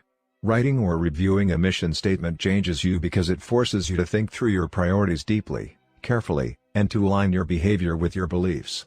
As you do, other people begin to sense that you're not being driven by everything that happens to you. You have a sense of mission about what you're trying to do and you are excited about it. Using your whole brain. Our self-awareness empowers us to examine our own thoughts. This is particularly helpful in creating a personal mission statement because the two unique human endowments that enable us to practice Habit 2, imagination and conscience, are primarily functions of the right side of the brain. Understanding how to tap into that right brain capacity greatly increases our first creation ability. A great deal of research has been conducted for decades on what has come to be called brain dominance theory. The findings basically indicate that each hemisphere of the brain, left and right, tends to specialize in and preside over different functions, process different kinds of information, and deal with different kinds of problems. Essentially, the left hemisphere is the more logical/verbal one and the right hemisphere the more intuitive, creative one. The left deals with words, the right with pictures, the left with parts and specifics, the right with wholes and the relationship between the parts. The left deals with analysis, which means to break apart, the right with synthesis, which means to put together. The left deals with sequential thinking, the right with simultaneous and holistic thinking. The left is time-bound, the right is time-free. Although people use both sides of the brain, one side or the other generally tends to be dominant in each individual. Of course, the ideal would be to cultivate and develop the ability to have good crossover between both sides of the brain so that a person could first sense what the situation called for and then use the appropriate tool to deal with it. But people tend to stay in the comfort zone of their dominant hemisphere and process every situation according to either a right or left brain preference. In the words of Abraham Maslow, "He that is good with a hammer tends to think everything is a nail." This is another factor that affects the young lady/old lady perception difference. Right brain and left brain people tend to look at things in different ways. We live in a primarily left brain dominant world, where words and measurement and logic are enthroned, and the more creative, intuitive, sensing, artistic aspect of our nature is often subordinated. Many of us find it more difficult to tap into our right brain capacity. Admittedly, this description is oversimplified and new studies will undoubtedly throw more light on brain functioning. But the point here is that we are capable of performing many different kinds of thought processes and we barely tap our potential. As we become aware of its different capacities, we can consciously use our minds to meet specific needs in more effective ways. 2 ways to tap the right brain. If we use the brain dominance theory as a model, it becomes evident that the quality of our first creation is significantly impacted by our ability to use our creative right brain. The more we are able to draw upon our right brain capacity, the more fully we will be able to visualize, to synthesize, to transcend time and present circumstances, to project a holistic picture of what we want to do and to be in life. Expand perspective. Sometimes we are knocked out of our left brain environment and thought patterns and into the right brain by an unplanned experience. The death of a loved one, a severe illness, a financial setback, or extreme adversity can cause us to stand back, look at our lives, and ask ourselves some hard questions. What's really important? Why am I doing what I'm doing? But if you're proactive, you don't have to wait for circumstances or other people to create perspective-expanding experiences. You can consciously create your own. There are a number of ways to do this. Through the powers of your imagination, you can visualize your own funeral, as we did at the beginning of this chapter. Write your own eulogy. Actually write it out. Be specific. You can visualize your 25th and then your 50th wedding anniversary. Have your spouse visualize this with you. Try to capture the essence of the family relationship you want to have created through your day-by-day investment over a period of that many years. You can visualize your retirement from your present occupation. What contributions, what achievements will you want to have made in your field? What plans will you have after retirement? Will you enter a second career? Expand your mind. Visualize in rich detail. Involve as many emotions and feelings as possible. Involve as many of the senses as you can. I have done similar visualization exercises with some of my university classes. Assume you only have this one semester to live, I tell my students, and that during this semester you are to stay in school as a good student. Visualize how you would spend your semester. Things are suddenly placed in a different perspective. Values quickly surface that before weren't even recognized. I have also asked students to live with that expanded perspective for a week and keep a diary of their experiences. The results are very revealing. They start writing to parents to tell them how much they love and appreciate them. They reconcile with a brother, a sister, a friend where the relationship has deteriorated. The dominant, central theme of their activities, the underlying principle, is love. The futility of bad-mouthing, bad thinking, put-downs, and accusation becomes very evident when they think in terms of having only a short time to live. Principles and values become more evident to everybody. There are a number of techniques using your imagination that can put you in touch with your values. But the net effect of every one I have ever used is the same. When people seriously undertake to identify what really matters most to them in their lives, what they really want to be and to do, they become very reverent. They start to think in larger terms than today and tomorrow. Visualization and affirmation. Personal leadership is not a singular experience. It doesn't begin and end with the writing of a personal mission statement. It is, rather, the ongoing process of keeping your vision and values before you and aligning your life to be congruent with those most important things. And in that effort, your powerful right brain capacity can be a great help to you on a daily basis as you work to integrate your personal mission statement into your life. It's another application of begin with the end in mind. Let's go back to an example we mentioned before. Suppose I am a parent who really deeply loves my children. Suppose I identify that as one of my fundamental values in my personal mission statement. But suppose, on a daily basis, I have trouble overreacting. I can use my right brain power of visualization to write an affirmation that will help me become more congruent with my deeper values in my daily life.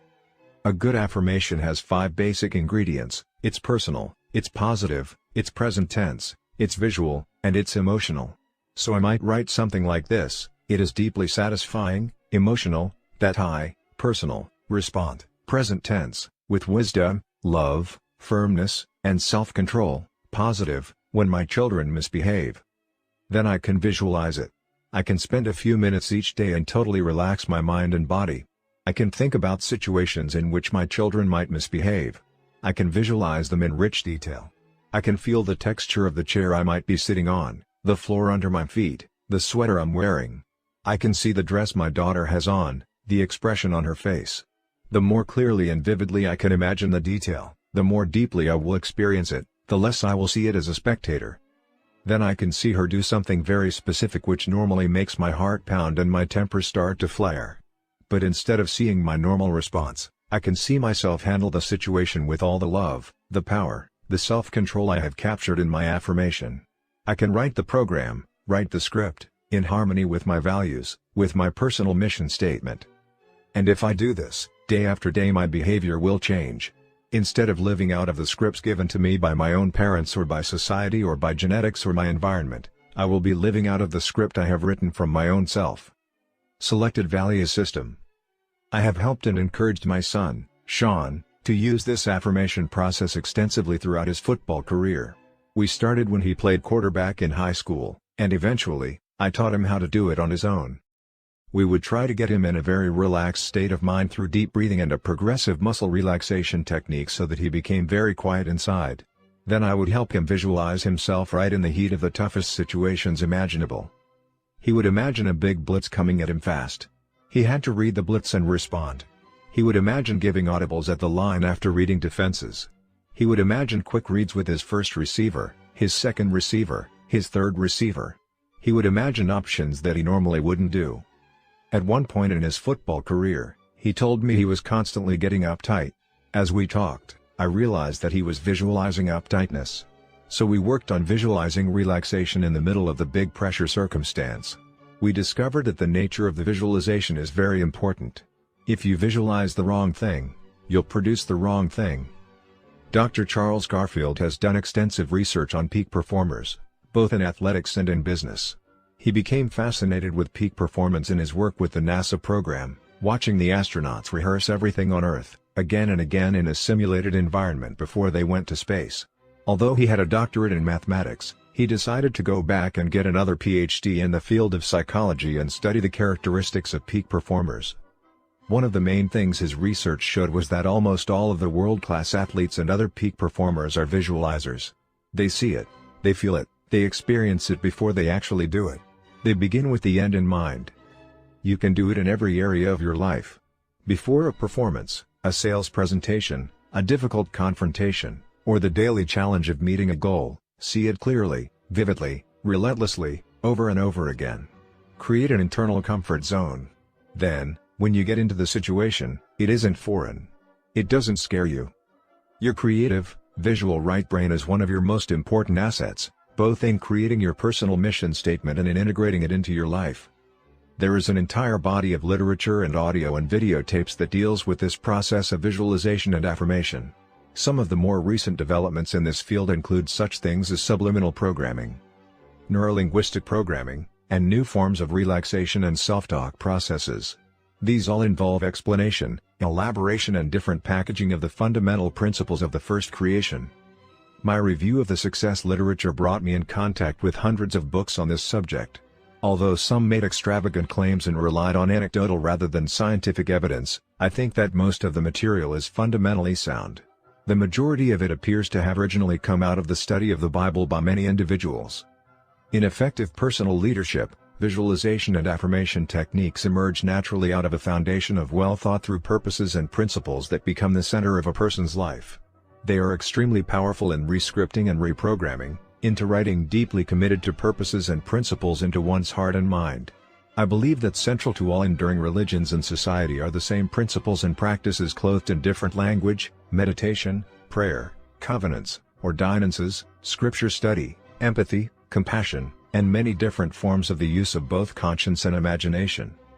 But if these techniques become part of the personality ethic and are severed from a base of character and principles, they can be misused and abused in serving other centers, primarily the center of self. Affirmation and visualization are forms of programming, and we must be certain that we do not submit ourselves to any programming that is not in harmony with our basic center or that comes from sources centered on money-making, self-interest, or anything other than correct principles. The imagination can be used to achieve the fleeting success that comes when a person is focused on material gain or on what's in it for me. But I believe the higher use of imagination is in harmony with the use of conscience to transcend self and create a life of contribution based on unique purpose and on the principles that govern interdependent reality. Identifying roles and goals. Of course, the logical/verbal left brain becomes important also as you attempt to capture your right brain images, feelings, and pictures in the words of a written mission statement. Just as breathing exercises help integrate body and mind, writing is a kind of psychoneuromuscular activity which helps bridge and integrate the conscious and subconscious minds. Writing distills, crystallizes, and clarifies thought and helps break the whole into parts. We each have a number of different roles in our lives, different areas or capacities in which we have responsibility. I may, for example, have a role as an individual, a husband, a father, a teacher, a church member, and a businessman. And each of these roles is important. One of the major problems that arises when people work to become more effective in life is that they don't think broadly enough. They lose the sense of proportion, the balance, the natural ecology necessary to effective living. They may get consumed by work and neglect personal health. In the name of professional success, they may neglect the most precious relationships in their lives. You may find that your mission statement will be much more balanced, much easier to work with, if you break it down into the specific role areas of your life and the goals you want to accomplish in each area. Look at your professional role. You might be a salesperson, or a manager, or a product developer. What are you about in that area? What are the values that should guide you?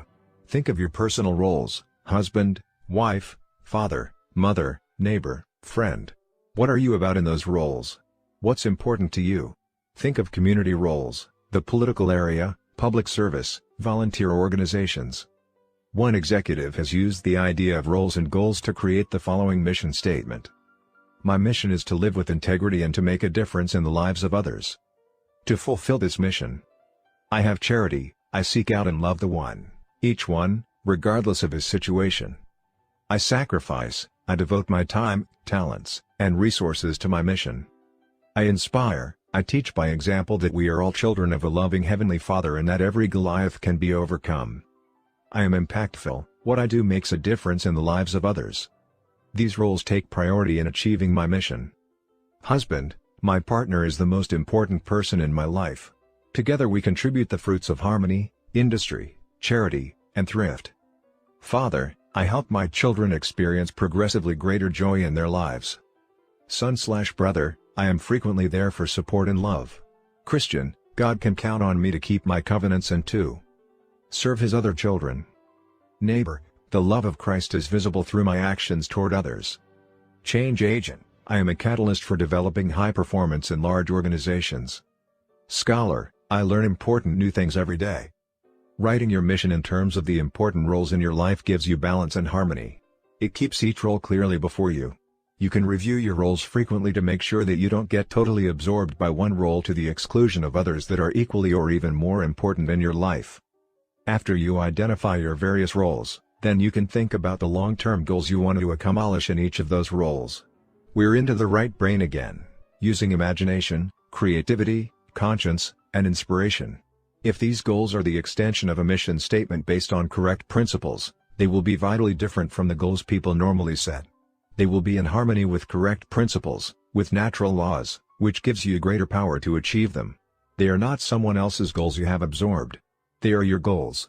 They reflect your deepest values, your unique talent, your sense of mission. And they grow out of your chosen roles in life. An effective goal focuses primarily on results rather than activity. It identifies where you want to be, and, in the process, helps you determine where you are. It gives you important information on how to get there, and it tells you when you have arrived. It unifies your efforts and energy. It gives meaning and purpose to all you do.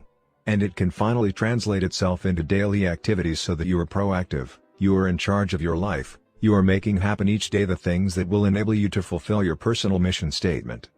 Roles and goals give structure and organized direction to your personal mission. If you don't yet have a personal mission statement, it's a good place to begin. Just identifying the various areas of your life and the 2 or 3 important results you feel you should accomplish in each area to move ahead gives you an overall perspective of your life and a sense of direction. As we move into Habit 3, we'll go into greater depth in the area of short-term goals. The important application at this point is to identify roles and long-term goals as they relate to your personal mission statement. These roles and goals will provide the foundation for effective goal setting and achieving when we get to the Habit 3 day-to-day management of life and time. Family mission statements. Because Habit 2 is based on principle, it has broad application. In addition to individuals, families, service groups, and organizations of all kinds become significantly more effective as they begin with the end in mind. Many families are managed on the basis of crises, moods, quick fixes, and instant gratification, not on sound principles. Symptoms surface whenever stress and pressure mount, people become cynical, critical, or silent, or they start yelling and overreacting. Children who observe these kinds of behavior grow up thinking the only way to solve problems is flight or fight. The core of any family is what is changeless, what is always going to be their shared vision and values. By writing a family mission statement, you give expression to its true foundation. This mission statement becomes its constitution, the standard, the criterion for evaluation and decision-making. It gives continuity and unity to the family as well as direction. When individual values are harmonized with those of the family, members work together for common purposes that are deeply felt. Again, the process is as important as the product.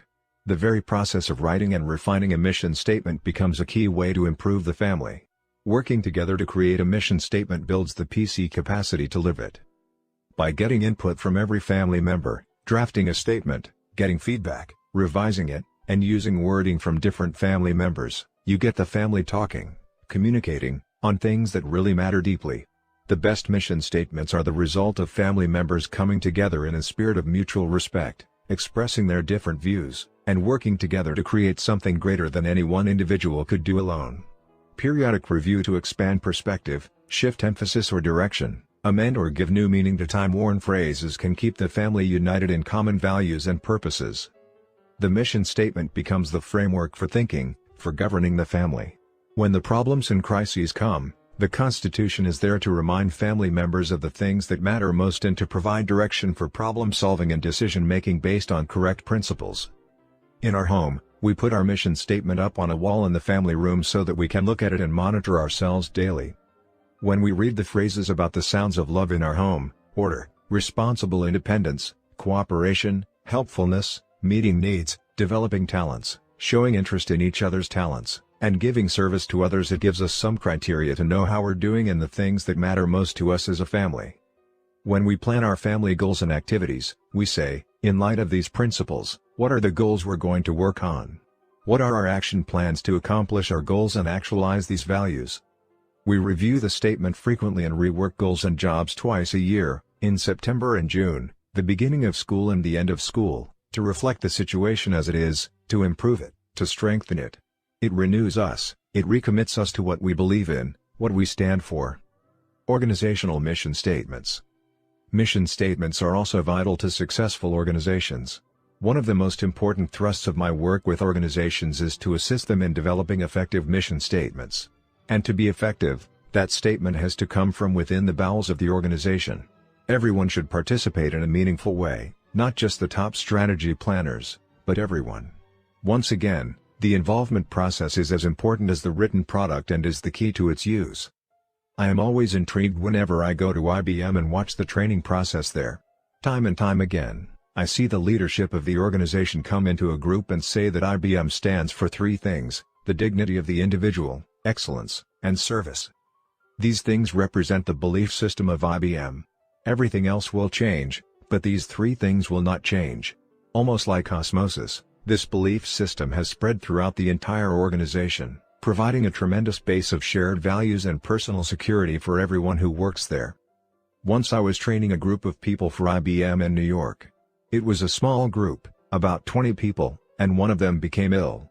He called his wife in California, who expressed concern because his illness required special treatment. The IBM people responsible for the training session arranged to have him taken to an excellent hospital with medical specialists in the disease. But they could sense that his wife was uncertain and really wanted him home where their personal physician could handle the problem. So they decided to get him home. Concerned about the time involved in driving him to the airport and waiting for a commercial plane, they brought in a helicopter, flew him to the airport, and hired a special plane just to take this man to California. I don't know what costs that involved, my guess would be many thousands of dollars. But IBM believes in the dignity of the individual. That's what the company stands for. To those present, that experience represented its belief system and was no surprise. I was impressed. At another time, I was scheduled to train 175 shopping center managers at a particular hotel. I was amazed at the level of service there. It wasn't a cosmetic thing. It was evident at all levels, spontaneously, without supervision. I arrived quite late, checked in, and asked if room service were available. The man at the desk said, "No, Mr. Covey, but if you're interested, I could go back and get a sandwich or a salad or whatever you'd like that we have in the kitchen." His attitude was one of total concern about my comfort and welfare. "Would you like to see your convention room?" he continued. "Do you have everything you need? What can I do for you? I'm here to serve you." There was no supervisor there checking up. This man was sincere. The next day I was in the middle of a presentation when I discovered that I didn't have all the colored markers I needed. So I went out into the hall during the brief break and found a bellboy running to another convention.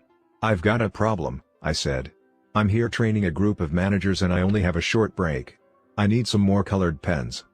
He whipped around and almost came to attention. He glanced at my name tag and said, "Mr. Covey, I will solve your problem." He didn't say, "I don't know where to go," or "Well, go and check at the front desk." He just took care of it. And he made me feel like it was his privilege to do so. Later, I was in the side lobby, looking at some of the art objects. Someone from the hotel came up to me and said, "Mr. Covey, would you like to see a book that describes the art objects in this hotel?" How anticipatory. How service-oriented. I next observed one of the employees high up on a ladder cleaning windows in the lobby. From his vantage point he saw a woman having a little difficulty in the garden with a walker. She hadn't really fallen, and she was with other people. But he climbed down that ladder, went outside, helped the woman into the lobby and saw that she was properly taken care of. Then he went back and finished cleaning the windows. I wanted to find out how this organization had created a culture where people bought so deeply into the value of customer service.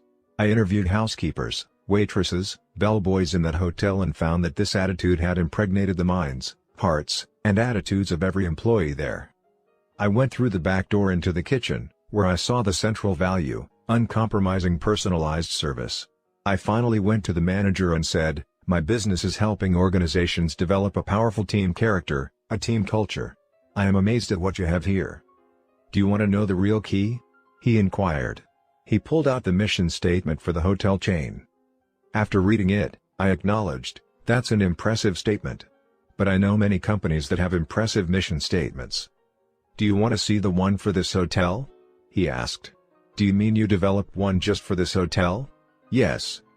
"Different from the one for the hotel chain?" "Yes. It's in harmony with that statement, but this one pertains to our situation, our environment, our time." He handed me another paper. "Who developed this mission statement?" I asked. "Everybody," he replied. "Everybody? Really, everybody?" "Yes." "Housekeepers?" Yes. Waitresses? Yes. Desk clerks? Yes. Do you want to see the mission statement written by the people who greeted you last night? He pulled out a mission statement that they, themselves, had written that was interwoven with all the other mission statements. Everyone, at every level, was involved. The mission statement for that hotel was the hub of a great wheel. It spawned the thoughtful, more specialized mission statements of particular groups of employees. It was used as the criterion for every decision that was made. It clarified what those people stood for, how they related to the customer, how they related to each other. It affected the style of the managers and the leaders. It affected the compensation system. It affected the kind of people they recruited and how they trained and developed them. Every aspect of that organization, essentially, was a function of that hub, that mission statement. I later visited another hotel in the same chain, and the first thing I did when I checked in was to ask to see their mission statement, which they promptly gave me. At this hotel, I came to understand the motto uncompromising personalized service a little more. For a 3-day period, I watched every conceivable situation where service was called for. I always found that service was delivered in a very impressive, excellent way. But it was always also very personalized. For instance, in the swimming area I asked the attendant where the drinking fountain was.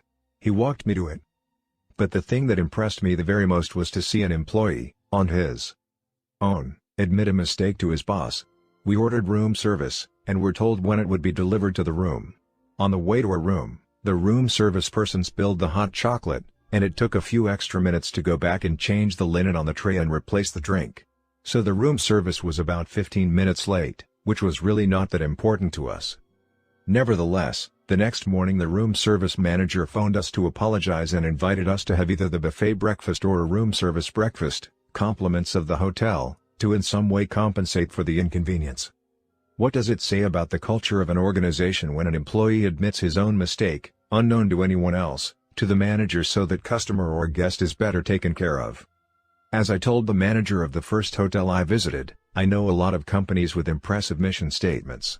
But there is a real difference, all the difference in the world, in the effectiveness of a mission statement created by everyone involved in the organization and one written by a few top executives behind a mahogany wall.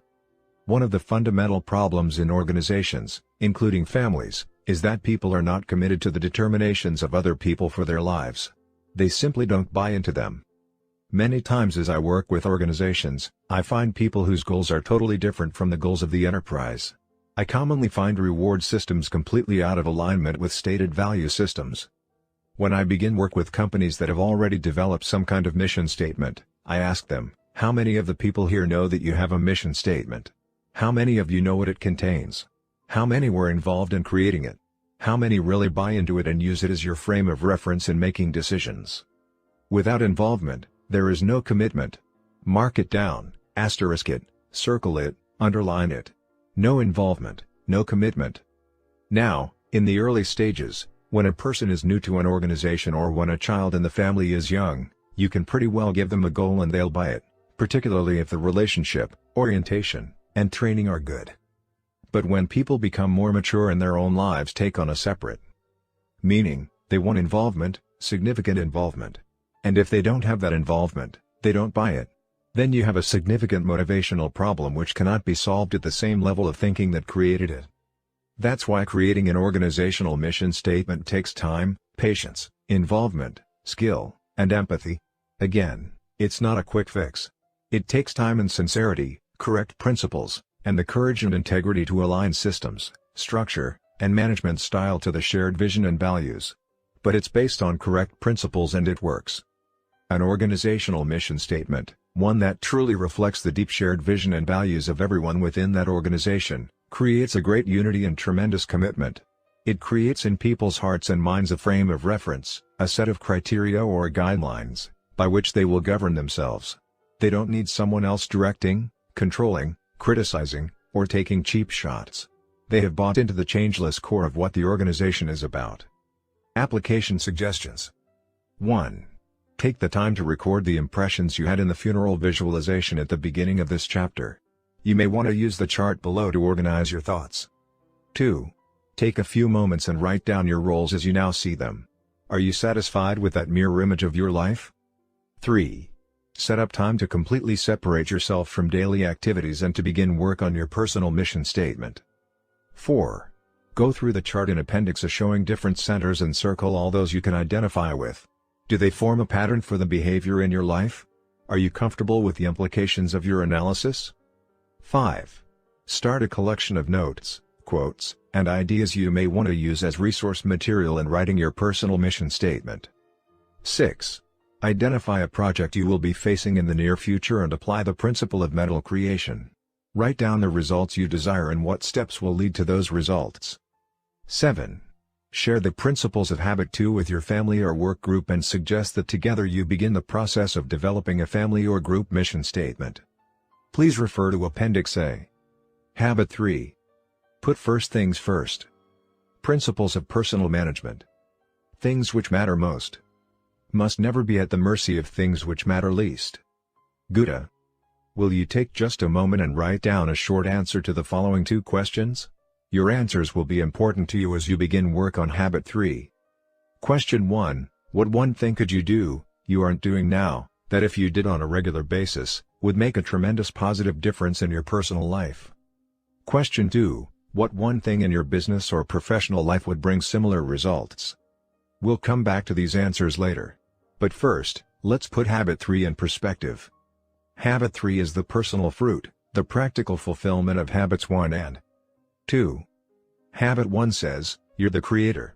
You're in charge. It's based on the 4 unique human endowments of imagination, conscience, independent will, and, particularly, self-awareness. It empowers you to say, that's an unhealthy program I've been given from my childhood, from my social mirror. I don't like that ineffective script. I can change. Habit 2 is the first or mental creation. It's based on imagination, the ability to envision, to see the potential, to create with our minds what we cannot at present see with our eyes, and conscience, the ability to detect our own uniqueness and the personal, moral, and ethical guidelines within which we can most happily fulfill it. It's the deep contact with our basic paradigms and values and the vision of what we can become. Habit 3, then, is the second creation, the physical creation. It's the fulfillment, the actualization, the natural emergence of Habits 1 and 2. It's the exercise of independent will toward becoming principle-centered. It's the day in, day out, moment by moment doing it. Habits 1 and 2 are absolutely essential and prerequisite to Habit 3. You can't become principle-centered without first being aware of and developing your own proactive nature. You can't become principle-centered without first being aware of your paradigms and understanding how to shift them and align them with principles. You can't become principle-centered without a vision of and a focus on the unique contribution that is yours to make.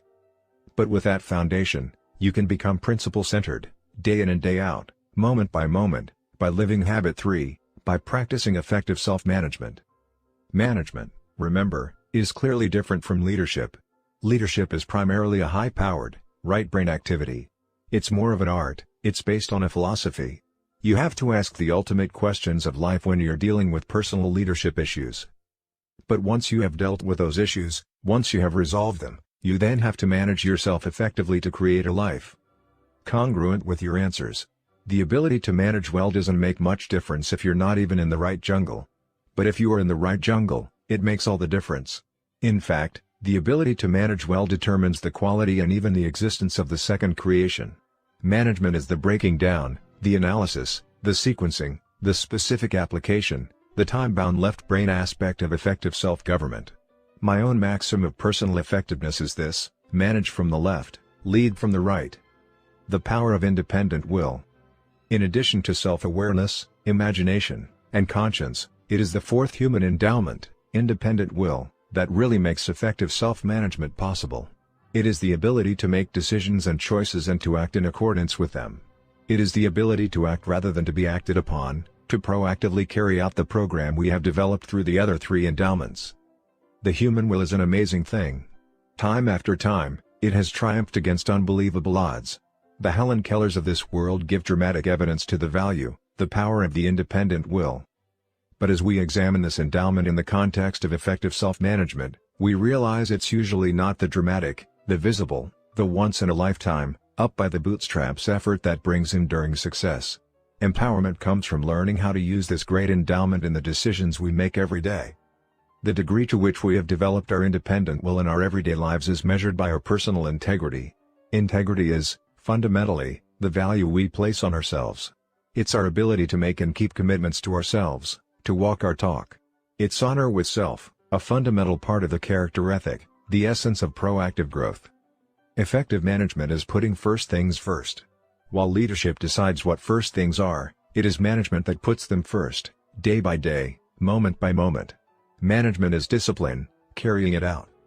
Discipline derives from disciple, disciple to a philosophy, disciple to a set of principles, disciple to a set of values, disciple to an overriding purpose, to a superordinate goal or a person who represents that goal. In other words, if you are an effective manager of yourself, your discipline comes from within. It is a function of your independent will. You are a disciple, a follower, of your own deep values and their source. And you have the will, the integrity, to subordinate your feelings, your impulses, your moods to those values. One of my favorite essays is The Common Denominator of Success, written by E.M. Gray. He spent his life searching for the one denominator that all successful people share. He found it wasn't hard work, good luck, or astute human relations, though those were all important. The one factor that seemed to transcend all the rest embodies the essence of habit 3, putting first things first. The successful person has the habit of doing the things failures don't like to do, he observed. They don't like doing them either necessarily.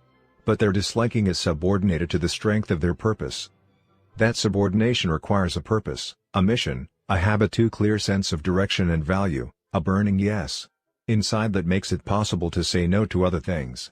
It also requires independent will, the power to do something when you don't want to do it, to be a function of your values rather than a function of the impulse or desire of any given moment.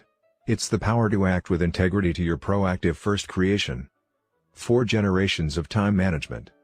In Habit 3 we are dealing with many of the questions addressed in the field of life and time management. As a longtime student of this fascinating field, I am personally persuaded that the essence of the best thinking in the area of time management can be captured in a single phrase: organize and execute around priorities. That phrase represents the evolution of 3 generations of time management theory, and how to best do it is the focus of a wide variety of approaches and materials. Personal management has evolved in a pattern similar to many other areas of human endeavor.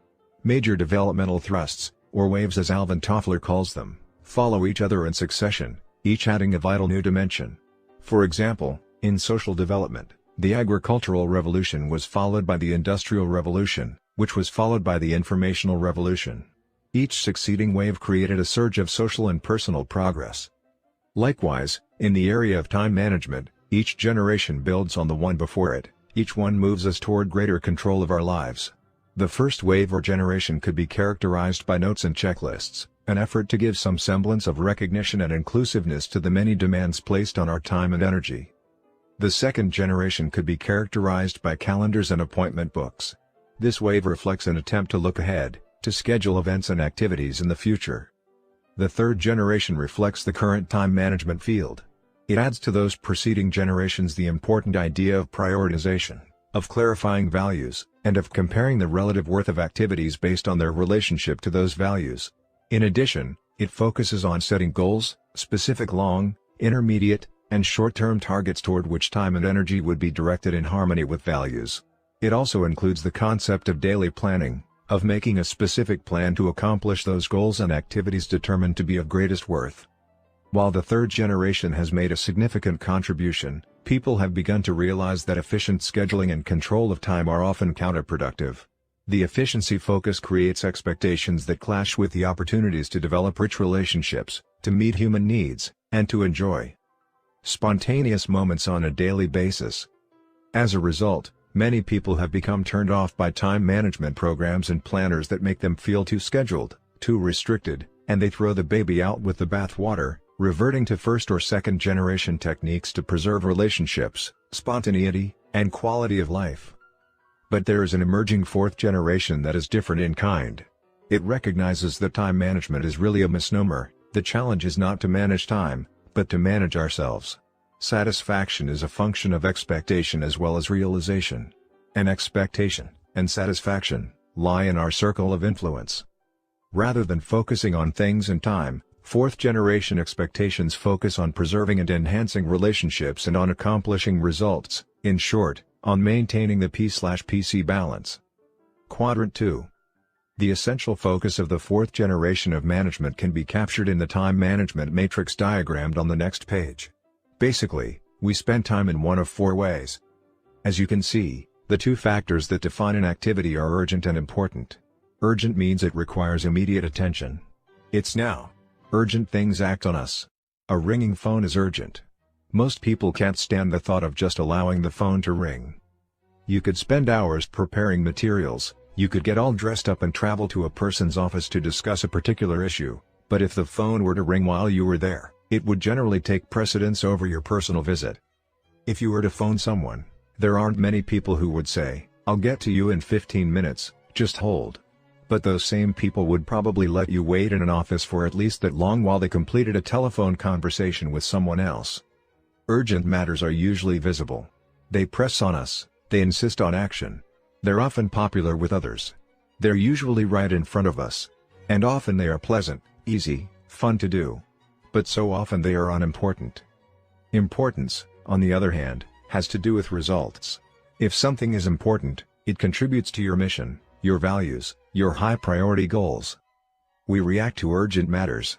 Important matters that are not urgent require more initiative, more proactivity. We must act to seize opportunity, to make things happen. If we don't practice habit 2, if we don't have a clear idea of what is important, of the results we desire in our lives, we are easily diverted into responding to the urgent. Look for a moment at the four quadrants in the time management matrix. Quadrant I is both urgent and important. It deals with significant results that require immediate attention. We usually call the activities in Quadrant I crises or problems. We all have some Quadrant I activities in our lives. But Quadrant I consumes many people. They are crisis managers, problem-minded people, deadline-driven producers. As long as you focus on Quadrant I, it keeps getting bigger and bigger until it dominates you. It's like the pounding surf. A huge problem comes and knocks you down and you're wiped out. You struggle back up only to face another one that knocks you down and slams you to the ground.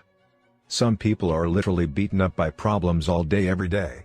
The only relief they have is in escaping to the not important, not urgent activities of Quadrant 4. So when you look at their total matrix, 90% of their time is in Quadrant I and most of the remaining 10% is in Quadrant 4, with only negligible attention paid to Quadrants 2 and 3. That's how people who manage their lives by crisis live. There are other people who spend a great deal of time in urgent, but not important Quadrant 3, thinking they're in Quadrant I. They spend most of their time reacting to things that are urgent, assuming they are also important. But the reality is that the urgency of these matters is often based on the priorities and expectations of others. People who spend time almost exclusively in Quadrants 3 and 4 basically lead irresponsible lives. Effective people stay out of Quadrants 3 and 4 because, urgent or not, they aren't important. They also shrink Quadrant I down to size by spending more time in Quadrant 2. Quadrant 2 is the heart of effective personal management. It deals with things that are not urgent, but are important. It deals with things like building relationships, writing a personal mission statement, long-range planning, exercising, preventive maintenance, preparation, all those things we know we need to do, but somehow seldom get around to doing, because they aren't urgent. To paraphrase Peter Drucker, effective people are not problem-minded, they're opportunity-minded. They feed opportunities and starve problems. They think preventively. They have genuine Quadrant I crises and emergencies that require their immediate attention, but the number is comparatively small. They keep P and PC in balance by focusing on the important, but not urgent, high-leverage capacity-building activities of Quadrant 2. With the time management matrix in mind, take a moment now and consider how you answered the questions at the beginning of this chapter. What quadrant do they fit in? Are they important? Are they urgent? My guess is that they probably fit into Quadrant 2.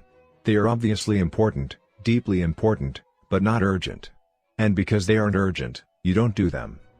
Now look again at the nature of those questions. What one thing could you do in your personal and professional life that, if you did on a regular basis, would make a tremendous positive difference in your life? Quadrant 2 activities have that kind of impact. Our effectiveness takes quantum leaps when we do them. I asked a similar question to a group of shopping center managers. If you were to do one thing in your professional work that you know would have enormously positive effects on the results, what would it be? Their unanimous response was to build helpful personal relationships with the tenants, the owners of the stores inside the shopping center, which is a Quadrant 2 activity. We did an analysis of the time they were spending on that activity. It was less than 5%. They had good reasons, problems, one right after another. They had reports to make out, meetings to go to, correspondence to answer, phone calls to make, constant interruptions. Quadrant I had consumed them. They were spending very little time with the store managers, and the time they did spend was filled with negative energy. The only reason they visited the store managers at all was to enforce the contract, to collect the money or discuss advertising or other practices that were out of harmony with center guidelines, or some similar thing. The store owners were struggling for survival, let alone prosperity. They had employment problems, cost problems, inventory problems, and a host of other problems. Most of them had no training in management at all. Some were fairly good merchandisers, but they needed help. The tenants didn't even want to see the shopping center owners, they were just one more problem to contend with. So the owners decided to be proactive. They determined their purpose, their values, their priorities. In harmony with those priorities, they decided to spend about 1/3 of their time in helping relationships with the tenants. In working with that organization for about a year and a half, I saw them climb to around 20%, which represented more than a fourfold increase. In addition, they changed their role. They became listeners, trainers, consultants to the tenants. Their interchanges were filled with positive energy. The effect was dramatic, profound. By focusing on relationships and results rather than time and methods, the numbers went up, the tenants were thrilled with the results created by new ideas and skills, and the shopping center managers were more effective and satisfied and increased their list of potential tenants and lease revenue based on increased sales by the tenant stores. They were no longer policemen or hovering supervisors. They were problem solvers, helpers. Whether you are a student at the university, a worker in an assembly line, a homemaker, fashion designer, or president of a company, I believe that if you were to ask what lies in Quadrant 2 and cultivate the proactivity to go after it, you would find the same results. Your effectiveness would increase dramatically.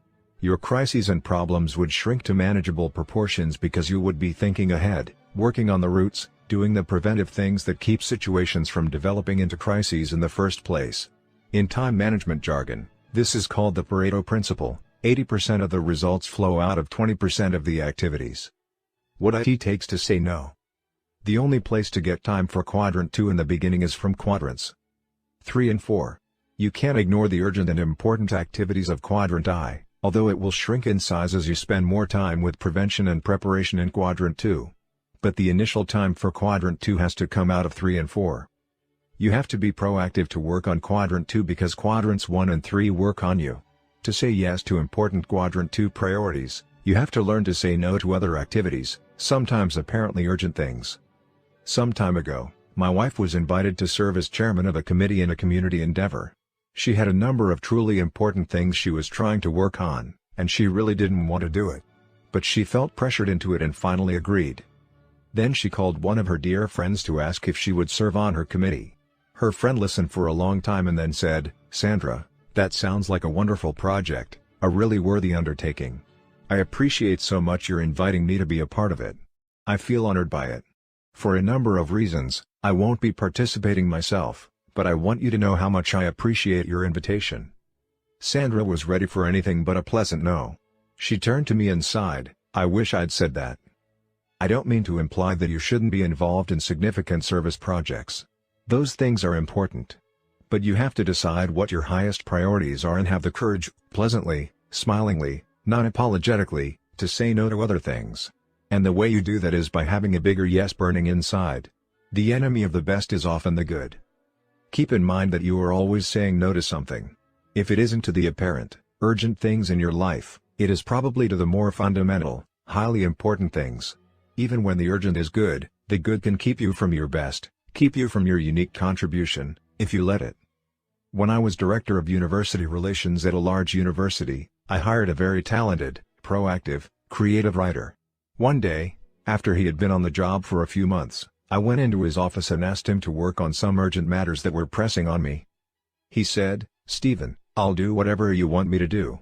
Just let me share with you my situation." Then he took me over to his wallboard, where he had listed over 24 projects he was working on, together with performance criteria and deadline dates that had been clearly negotiated before. He was highly disciplined, which is why I went to see him in the first place. If you want to get something done, give it to a busy man.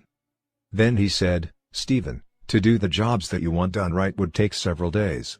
Which of these projects would you like me to delay or cancel to satisfy your request? Well, I didn't want to take the responsibility for that. I didn't want to put a cog in the wheel of one of the most productive people on the staff just because I happened to be managing by crisis at the time. The jobs I wanted done were urgent, but not important. So I went and found another crisis manager and gave the job to him. We say yes or no to things daily, usually many times a day. A center of correct principles and a focus on our personal mission empowers us with wisdom to make those judgments effectively. As I work with different groups, I tell them that the essence of effective time and life management is to organize and execute around balanced priorities. Then I ask this question, if you were to fault yourself in one of three areas, which would it be? 1. The inability to prioritize, 2. The inability or desire to organize around those priorities, or 3. The lack of discipline to execute around them, to stay with your priorities and organization? Most people say their main fault is a lack of discipline. On deeper thought, I believe that is not the case. The basic problem is that their priorities have not become deeply planted in their hearts and minds. They haven't really internalized habit too. There are many people who recognize the value of Quadrant 2 activities in their lives, whether they identify them as such or not. And they attempt to give priority to those activities and integrate them into their lives through self-discipline alone. But without a principle center and a personal mission statement, they don't have the necessary foundation to sustain their efforts. They're working on the leaves, on the attitudes and the behaviors of discipline, without even thinking to examine the roots, the basic paradigms from which their natural attitudes and behaviors flow. A Quadrant 2 focus is a paradigm that grows out of a principle center. If you are centered on your spouse, your money, your friends, your pleasure, or any extrinsic factor, you will keep getting thrown back into Quadrants 1 and 3, reacting to the outside forces your life is centered on. Even if you're centered on yourself, you'll end up in 1 and 3 reacting to the impulse of the moment. Your independent will alone cannot effectively discipline you against your center. In the words of the architectural maxim, form follows function. Likewise, management follows leadership. The way you spend your time is a result of the way you see your time and the way you really see your priorities. If your priorities grow out of a principle center and a personal mission, if they are deeply planted in your heart and in your mind, you will see Quadrant 2 as a natural, exciting place to invest your time. It's almost impossible to say no to the popularity of Quadrant 3 or to the pleasure of escape to Quadrant 4 if you don't have a bigger yes burning inside. Only when you have the self-awareness to examine your program, and the imagination and conscience to create a new, unique, principle-centered program to which you can say yes, only then will you have sufficient independent willpower to say no, with a genuine smile, to the unimportant. Moving into Quadrant 2. If Quadrant 2 activities are clearly the heart of effective personal management, the first things we need to put first, then how do we organize and execute around those things? The first generation of time management does not even recognize the concept of priority. It gives us notes and to-do lists that we can cross off, and we feel a temporary sense of accomplishment every time we check something off, but no priority is attached to items on the list. In addition, there is no correlation between what's on the list and our ultimate values and purposes in life. We simply respond to whatever penetrates our awareness and apparently needs to be done. Many people manage from this first-generation paradigm. It's the course of least resistance. There's no pain or strain, it's fun to go with the flow. Externally imposed disciplines and schedules give people the feeling that they aren't responsible for results. But first-generation managers, by definition, are not effective people. They produce very little, and their lifestyle does nothing to build their production capability. Buffeted by outside forces, they are often seen as undependable and irresponsible, and they have very little sense of control and self-esteem. Second-generation managers assume a little more control. They plan and schedule in advance and generally are seen as more responsible because they show up when they're supposed to. But again, the activities they schedule have no priority or recognized correlation to deeper values and goals. They have few significant achievements and tend to be schedule-oriented. Third-generation managers take a significant step forward. They clarify their values and set goals. They plan each day and prioritize their activities. As I have said, this is where most of the time management field is today. But this third generation has some critical limitations. First, it limits vision. Daily planning often misses important things that can only be seen from a larger perspective. The very language daily planning focuses on the urgent, the now. While third-generation prioritization provides order to activity, it doesn't question the essential importance of the activity in the first place. It doesn't place the activity in the context of principles, personal mission, roles, and goals. The third-generation value-driven daily planning approach basically prioritizes the quadrant 1 and 3 problems and crises of the day. In addition, the third generation makes no provision for managing roles in a balanced way. It lacks realism, creating the tendency to overschedule the day, resulting in frustration and the desire to occasionally throw away the plan and escape to quadrant 4. And its efficiency, time management focus tends to strain relationships rather than build them. While each of the three generations has recognized the value of some kind of management tool, none has produced a tool that empowers a person to live a principle-centered, Quadrant 2 lifestyle. The first generation notepads and to-do lists give us no more than a place to capture those things that penetrate our awareness so we won't forget them. The second generation appointment books and calendars merely provide a place to record our future commitments so that we can be where we have agreed to be at the appropriate time. Even the third generation, with its vast array of planners and materials, focuses primarily on helping people prioritize and plan their quadrants 1 and 3 activities. Though many trainers and consultants recognize the value of quadrant 2 activities, the actual planning tools of the third generation do not facilitate organizing and executing around them. As each generation builds on those that have preceded it, the strengths and some of the tools of each of the first 3 generations provide elemental material for the fourth. But there is an added need for a new dimension, for the paradigm and the implementation that will empower us to move into quadrant 2. To become principle-centered and to manage ourselves to do what is truly most important. The Quadrant 2 tool. The objective of Quadrant 2 management is to manage our lives effectively, from a center of sound principles, from a knowledge of our personal mission, with a focus on the important as well as the urgent, and within the framework of maintaining a balance between increasing our production and increasing our production capability. This is, admittedly, an ambitious objective for people caught in the thick of thin things in quadrants 3 and 4. But striving to achieve it will have a phenomenal impact on personal effectiveness. A Quadrant 2 organizer will need to meet 6 important criteria. Coherence. Coherence suggests that there is harmony, unity, and integrity between your vision and mission, your roles and goals, your priorities and plans, and your desires and discipline. In your planner, there should be a place for your personal mission statement so that you can constantly refer to it. There also needs to be a place for your roles and for both short and long-term goals. Balance. Your tool should help you to keep balance in your life, to identify your various roles and keep them right in front of you, so that you don't neglect important areas such as your health, your family, professional preparation, or personal development. Many people seem to think that success in one area can compensate for failure in other areas of life. But can it really? Perhaps it can for a limited time in some areas. But can success in your profession compensate for a broken marriage, ruined health, or weakness in personal character? True effectiveness requires balance, and your tool needs to help you create and maintain it. Quadrant 2 focus. You need a tool that encourages you, motivates you, actually helps you spend the time you need in Quadrant 2, so that you're dealing with prevention rather than prioritizing crises. In my opinion, the best way to do this is to organize your life on a weekly basis. You can still adapt and prioritize on a daily basis, but the fundamental thrust is organizing the week. Organizing on a weekly basis provides much greater balance and context than daily planning. There seems to be implicit cultural recognition of the week as a single, complete unit of time. Business, education, and many other facets of society operate within the framework of the week, designating certain days for focused investment and others for relaxation or inspiration. The basic Judeo-Christian ethic honors the Sabbath, the one day out of every 7 set aside for uplifting purposes. Most people think in terms of weeks. But most third-generation planning tools focus on daily planning. While they may help you prioritize your activities, they basically only help you organize crises and busy work. The key is not to prioritize what's on your schedule, but to schedule your priorities. And this can best be done in the context of the week. A people dimension. You also need a tool that deals with people, not just schedules. While you can think in terms of efficiency in dealing with time, a principle-centered person thinks in terms of effectiveness in dealing with people. There are times when principle-centered Quadrant 2 living requires the subordination of schedules to people. Your tool needs to reflect that value, to facilitate implementation rather than create guilt when a schedule is not followed. Flexibility. Your planning tool should be your servant, never your master.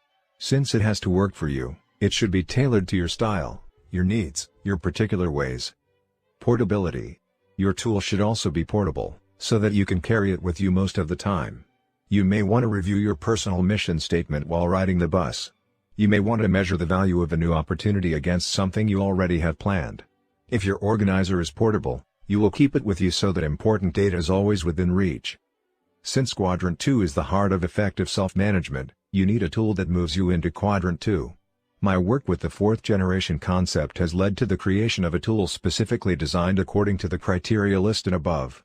But many good 3rd generation tools can easily be adapted. Because the principles are sound, the practices or specific applications can vary from one individual to the next. Becoming a Quadrant 2 self-manager.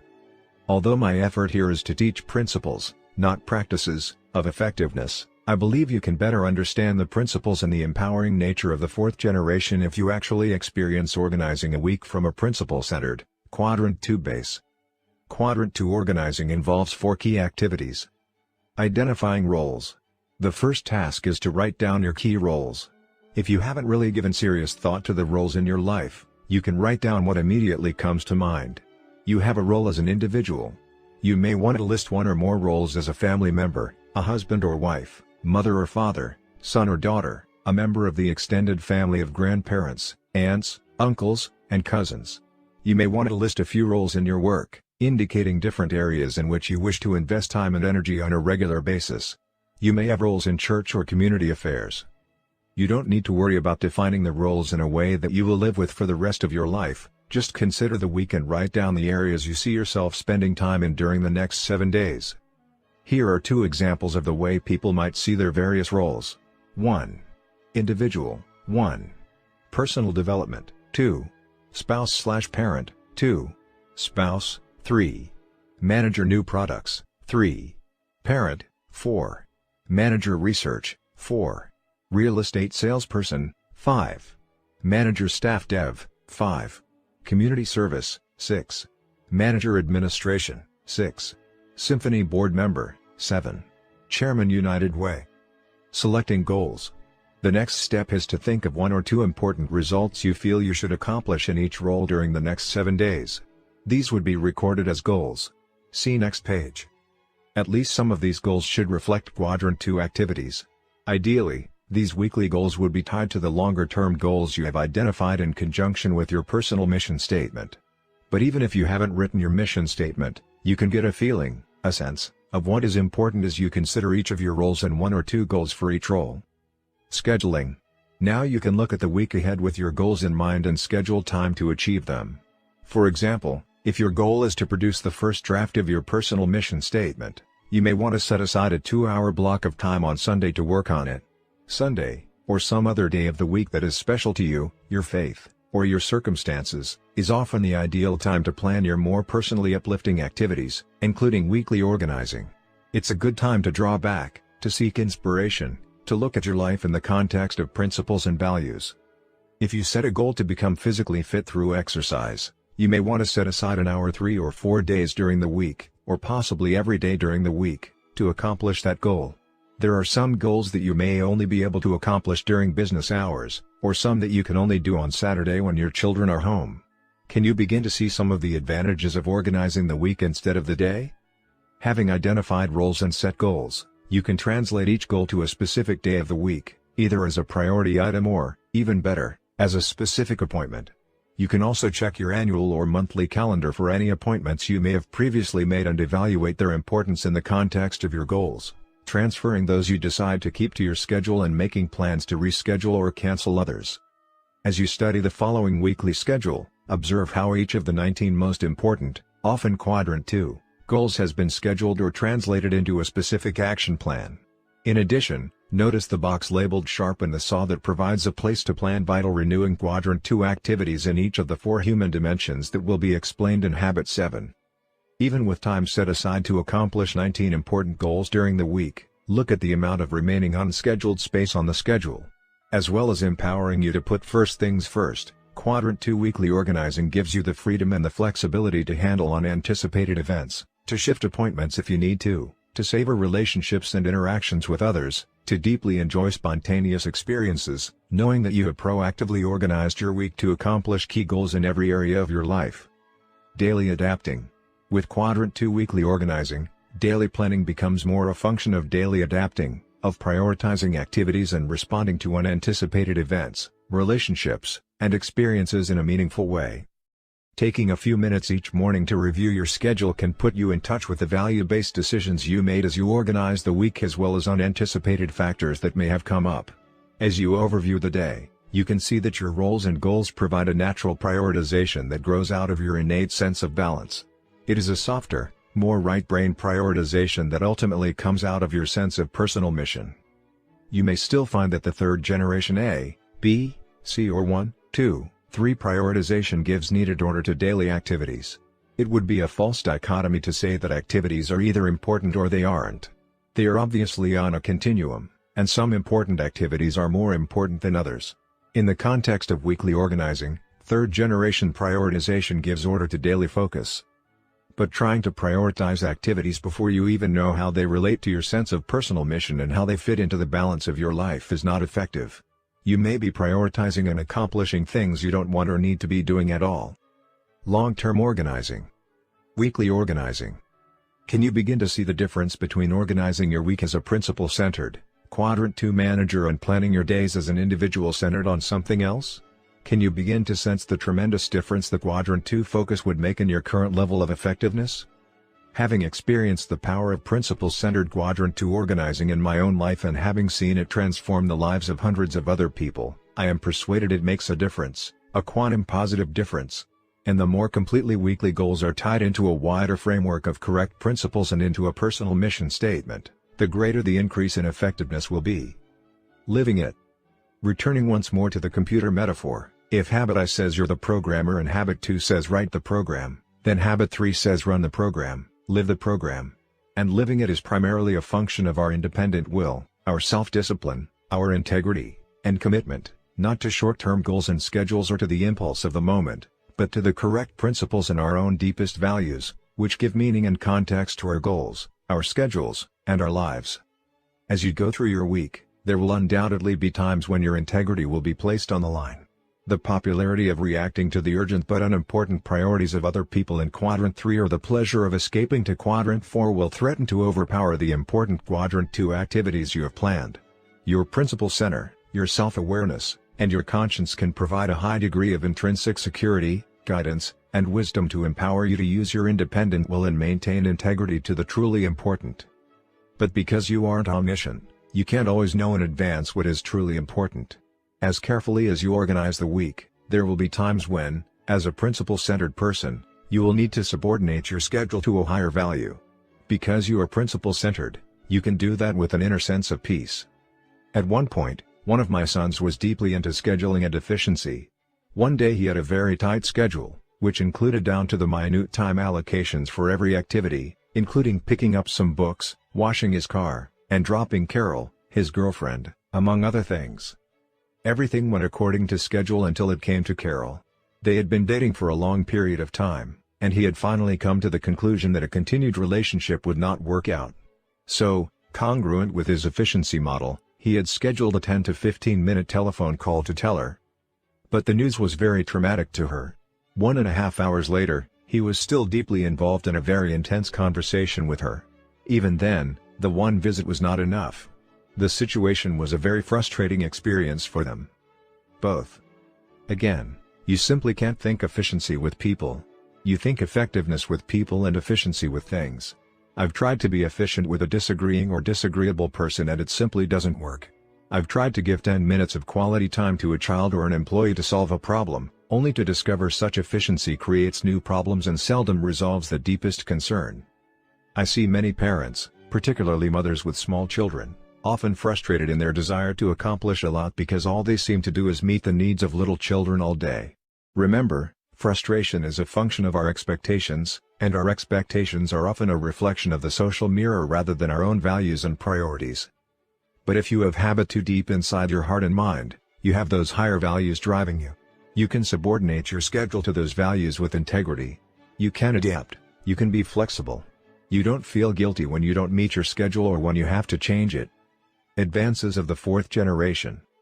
One of the reasons why people resist using third-generation time management tools is because they lose spontaneity, they become rigid and inflexible. They subordinate people to schedules because the efficiency paradigm of the third generation of management is out of harmony with the principle that people are more important than things. The fourth generation tool recognizes that principle. It also recognizes that the first person you need to consider in terms of effectiveness rather than efficiency is yourself.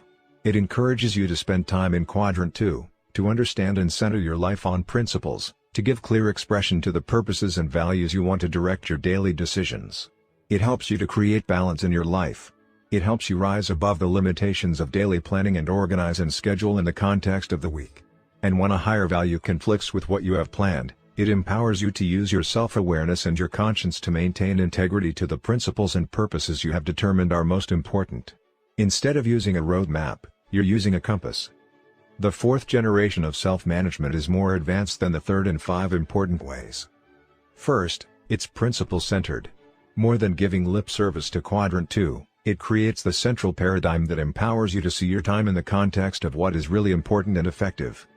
Second, it's conscience-directed.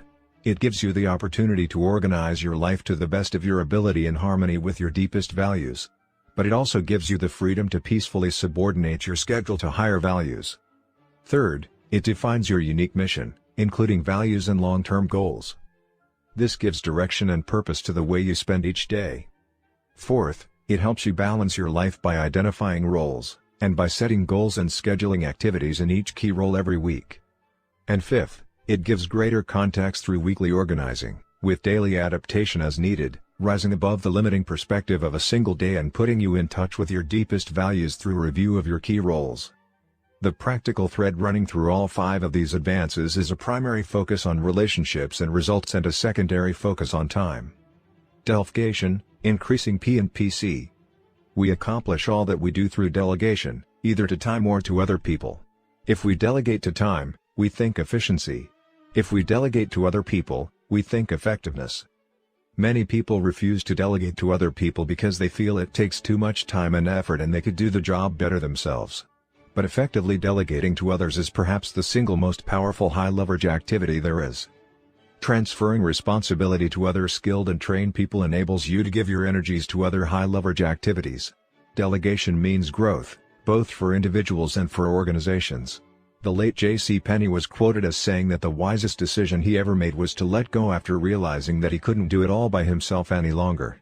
That decision, made long ago, enabled the development and growth of hundreds of stores and thousands of people.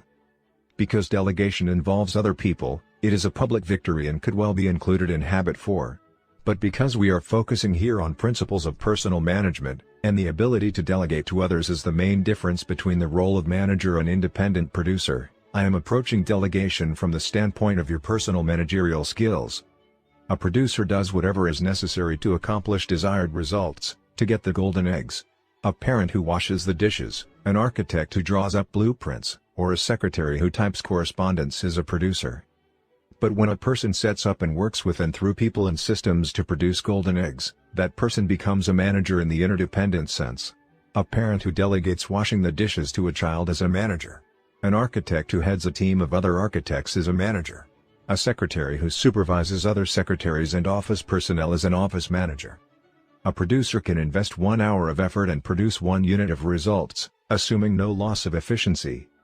A manager, on the other hand, can invest 1 hour of effort and produce 10 or 50 or 100 units through effective delegation. Management is essentially moving the fulcrum over, and the key to effective management is delegation.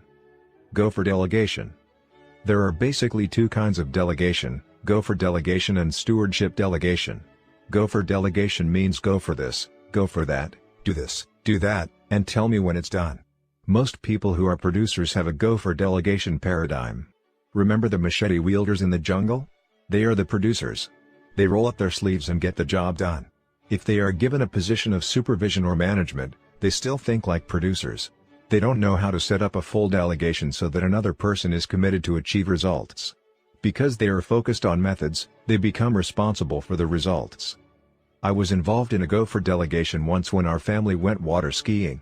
My son, who is an excellent skier, was in the water being pulled and I was driving the boat. I handed the camera to Sandra and asked her to take some pictures. At first, I told her to be selective in her picture taking because we didn't have much film left. Then I realized she was unfamiliar with the camera, so I became a little more specific. I told her to be sure to wait until the sun was ahead of the boat and until our son was jumping the wake or making a turn and touching his elbow. But the more I thought about our limited footage and her inexperience with the camera, the more concerned I became. I finally said, "Look, Sandra, just push the button when I tell you. Okay?" And I spent the next few minutes yelling, "Take it. Take it. Don't take it. Don't take it." I was afraid that if I didn't direct her every move every second, it wouldn't be done right. That was true gopher delegation, one-on-one supervision of methods. Many people consistently delegate that way. But how much does it really accomplish? And how many people is it possible to supervise or manage when you have to be involved in every move they make? There's a much better way, a more effective way to delegate to other people. And it's based on a paradigm of appreciation of the self-awareness, the imagination, the conscience, and the free will of other people. Stewardship delegation. Stewardship delegation is focused on results instead of methods. It gives people a choice of method and makes them responsible for results. It takes more time in the beginning, but it's time well invested. You can move the fulcrum over, you can increase your leverage, through stewardship delegation. Stewardship delegation involves clear, upfront mutual understanding and commitment regarding expectations in 5 areas. Desired results. Create a clear, mutual understanding of what needs to be accomplished, focusing on what, not how, results, not methods. Spend time. Be patient. Visualize the desired result. Have the person see it, describe it, make out a quality statement of what the results will look like, and by when they will be accomplished. Guidelines. Identify the parameters within which the individual should operate. These should be as few as possible to avoid methods delegation, but should include any formidable restrictions. You wouldn't want a person to think he had considerable latitude as long as he accomplished the objectives, only to violate some long-standing traditional practice or value. That kills initiative and sends people back to the gopher's creed, "Just tell me what you want me to do, and I'll do it." If you know the failure paths of the job, identify them. Be honest and open, tell a person where the quicksand is and where the wild animals are. You don't want to have to reinvent the wheel every day. Let people learn from your mistakes or the mistakes of others. Point out the potential failure paths, what not to do, but don't tell them what to do. Keep the responsibility for results with them, to do whatever is necessary within the guidelines. Resources. Identify the human, financial, technical, or organizational resources the person can draw on to accomplish the desired results. Accountability. Set up the standards of performance that will be used in evaluating the results and the specific times when reporting and evaluation will take place. Consequences. Specify what will happen, both good and bad, as a result of the evaluation. This could include such things as financial rewards, psychic rewards, different job assignments, and natural consequences tied into the overall mission of an organization. Some years ago, I had an interesting experience in delegation with one of my sons. We were having a family meeting, and we had our mission statement up on the wall to make sure our plans were in harmony with our values. Everybody was there. I set up a big blackboard and we wrote down our goals, the key things we wanted to do, and the jobs that flowed out of those goals. Then I asked for volunteers to do the job. "Who wants to pay the mortgage?" I asked. I noticed I was the only one with my hand up. "Who wants to pay for the insurance? The food? The cars?" I seemed to have a real monopoly on the opportunities. "Who wants to feed the new baby?" There was more interest here, but my wife was the only one with the right qualifications for the job. As we went down the list, job by job, it was soon evident that mom and dad had more than 60-hour work weeks. With that paradigm in mind, some of the other jobs took on a more proper perspective. My 7-year-old son, Stephen, volunteered to take care of the yard. Before I actually gave him the job, I began a thorough training process. I wanted him to have a clear picture in his mind of what a well-cared-for yard was like, so I took him next door to our neighbors. Look, son, I said. See how our neighbor's yard is green and clean? That's what we're after, green and clean. Now come look at our yard. See the mixed colors? That's not it, that's not green. Green and clean is what we want. Now how you get it green is up to you. You're free to do it any way you want, except paint it. But I'll tell you how I'd do it if it were up to me. How would you do it, Dad? I'd turn on the sprinklers. But you may want to use buckets or a hose. It makes no difference to me. All we care about is that the color is green. Okay? Okay. Now let's talk about clean, son. Clean means no messes around, no paper, strings, bones, sticks, or anything that messes up the place. I'll tell you what let's do. Let's just clean up half the yard right now and look at the difference. So we got out 2 paper sacks and picked up one side of the yard. Now look at this side. Look at the other side. See the difference? That's called clean. Wait. He called. I see some paper behind that bush. Oh, good. I didn't notice that newspaper back there. You have good eyes, son. Now before you decide whether or not you're going to take the job, let me tell you a few more things. Because when you take the job, I don't do it anymore. It's your job. It's called a stewardship. Stewardship means a job with a trust. I trust you to do the job, to get it done. Now who's going to be your boss? You, Dad? No, not me. You're the boss. You boss yourself. How do you like Mom and Dad nagging you all the time? I don't. We don't like doing it either. It sometimes causes a bad feeling, doesn't it?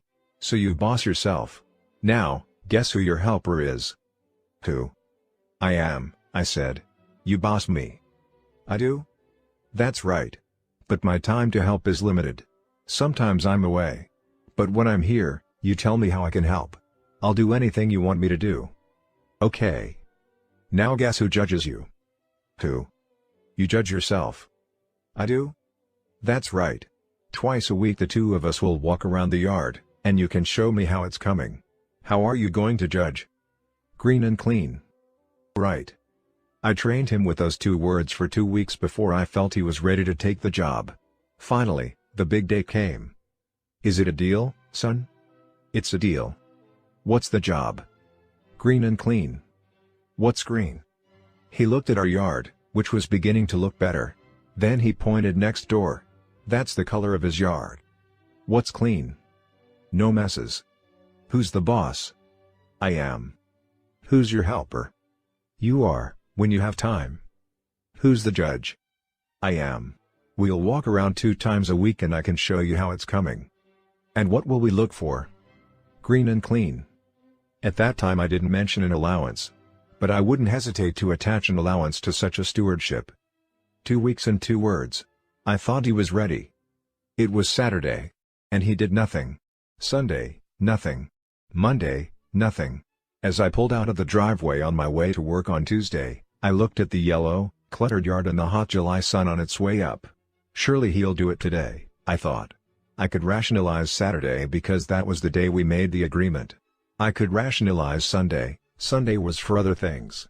But I couldn't rationalize Monday. And now it was Tuesday. Certainly he'd do it today. It was summertime. What else did he have to do? All day I could hardly wait to return home to see what happened. As I rounded the corner, I was met with the same picture I left that morning. And there was my son at the park across the street playing. This was not acceptable. I was upset and disillusioned by his performance after 2 weeks of training and all those commitments.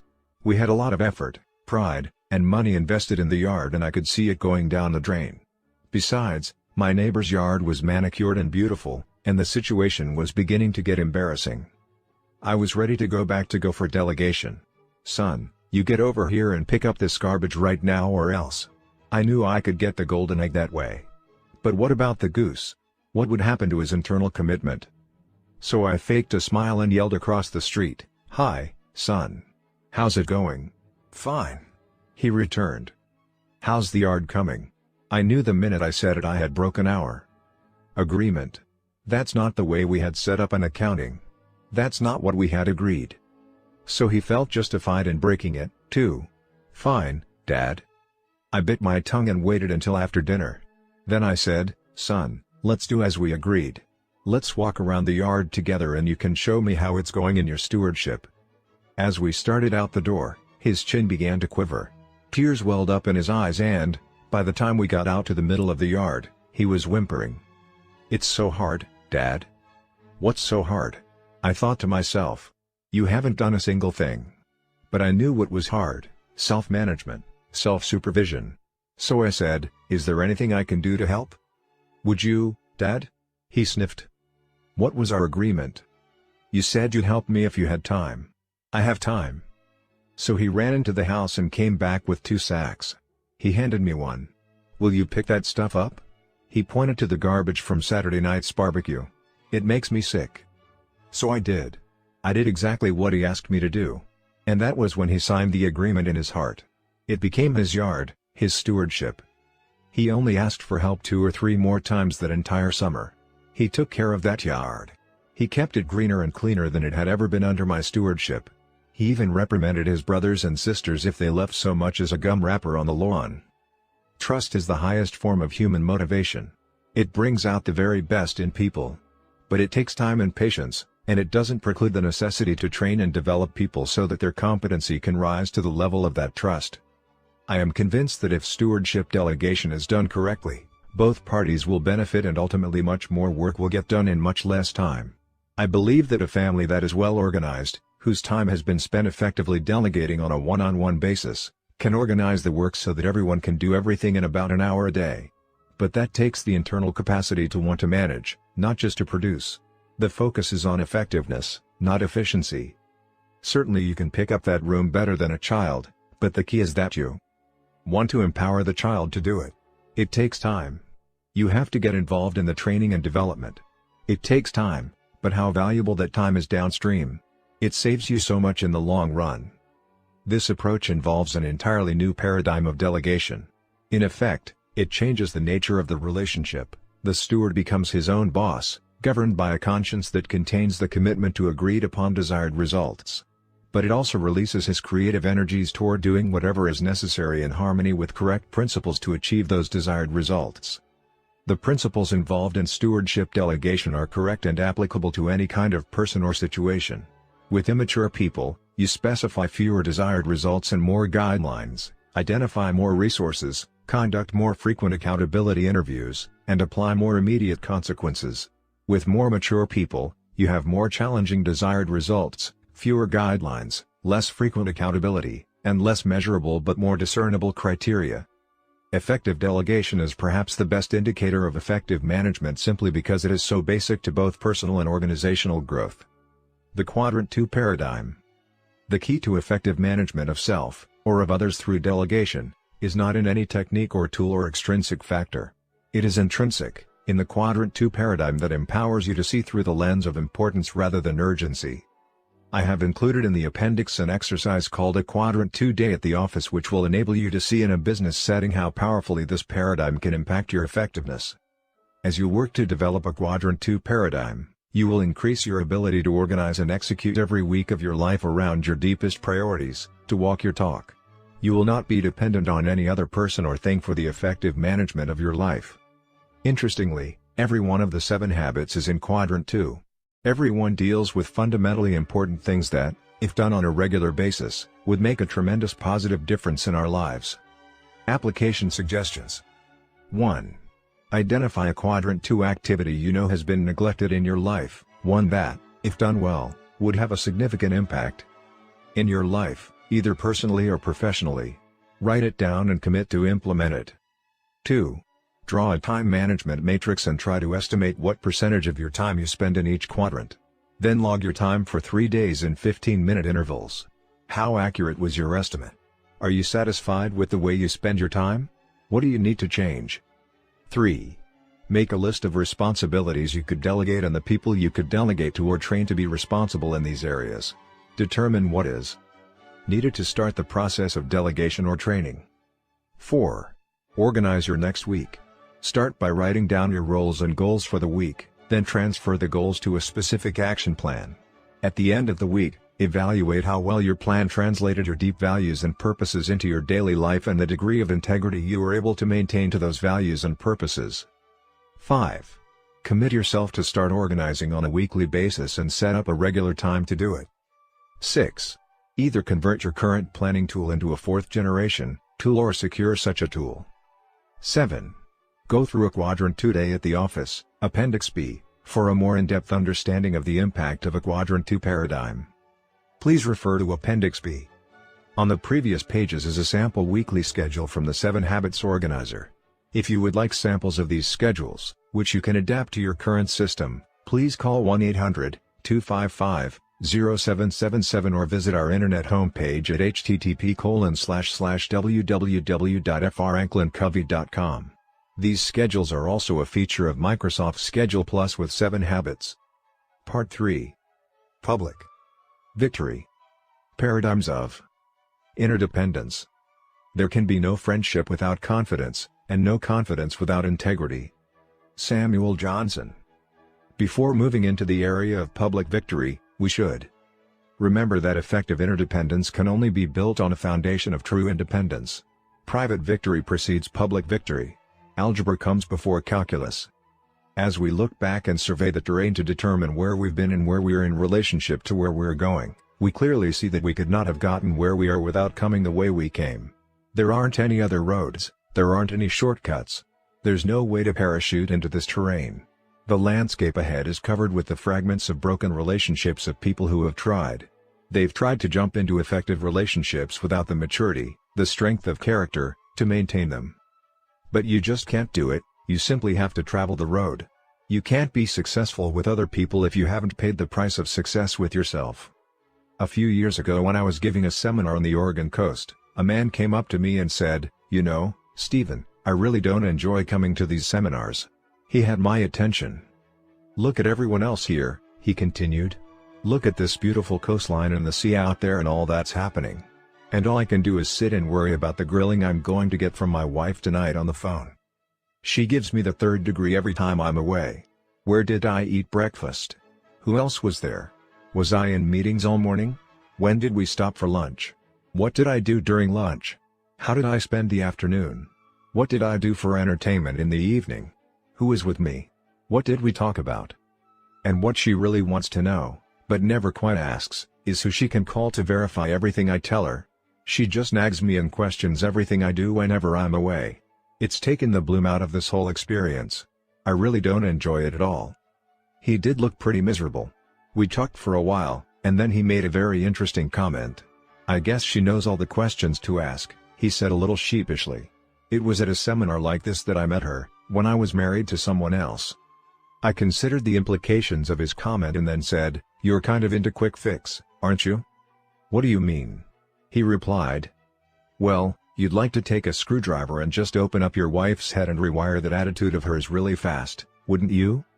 "Sure, I'd like her to change," he exclaimed. "I don't think it's right for her to constantly grill me like she does." "My friend," I said, "you can't talk your way out of problems you behave yourself into. We're dealing with a very dramatic and very fundamental paradigm shift here. You may try to lubricate your social interactions with personality techniques and skills, but in the process, you may truncate the vital character base. You can't have the fruits without the roots. It's the principle of sequencing. Private victory precedes public victory. Self-mastery and self-discipline are the foundation of good relationships with others. Some people say that you have to like yourself before you can like others. I think that idea has merit, but if you don't know yourself, if you don't control yourself, if you don't have mastery over yourself, it's very hard to like yourself, except in some short-term, psych-up, superficial way. Real self-respect comes from dominion over self, from true independence. And that's the focus of Habits 1, 2, and 3. Independence is an achievement. Interdependence is a choice only independent people can make.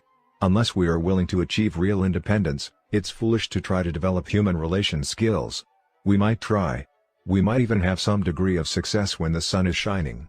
But when the difficult times come, and they will, we won't have the foundation to keep things together. The most important ingredient we put into any relationship is not what we say or what we do, but what we are. And if our words and our actions come from superficial human relations techniques, the personality ethic, rather than from our own inner core, the character ethic, others will sense that duplicity. We simply won't be able to create and sustain the foundation necessary for effective interdependence. The techniques and skills that really make a difference in human interaction are the ones that almost naturally flow from a truly independent character. So the place to begin building any relationship is inside ourselves, inside our circle of influence, our own character. As we become independent, proactive, centered in correct principles, value-driven and able to organize and execute around the priorities in our life with integrity, we then can choose to become interdependent, capable of building rich, enduring, highly productive relationships with other people. As we look at the terrain ahead, we see that we're entering a whole new dimension. Interdependence opens up worlds of possibilities for deep, rich, meaningful associations, for geometrically increased productivity, for serving, for contributing, for learning, for growing. But it is also where we feel the greatest pain, the greatest frustration, the greatest roadblocks to happiness and success. And we're very aware of that pain because it is acute. We can often live for years with the chronic pain of our lack of vision, leadership or management in our personal lives. We feel vaguely uneasy and uncomfortable and occasionally take steps to ease the pain, at least for a time. Because the pain is chronic, we get used to it, we learn to live with it. But when we have problems in our interactions with other people, we're very aware of acute pain, it's often intense, and we want it to go away.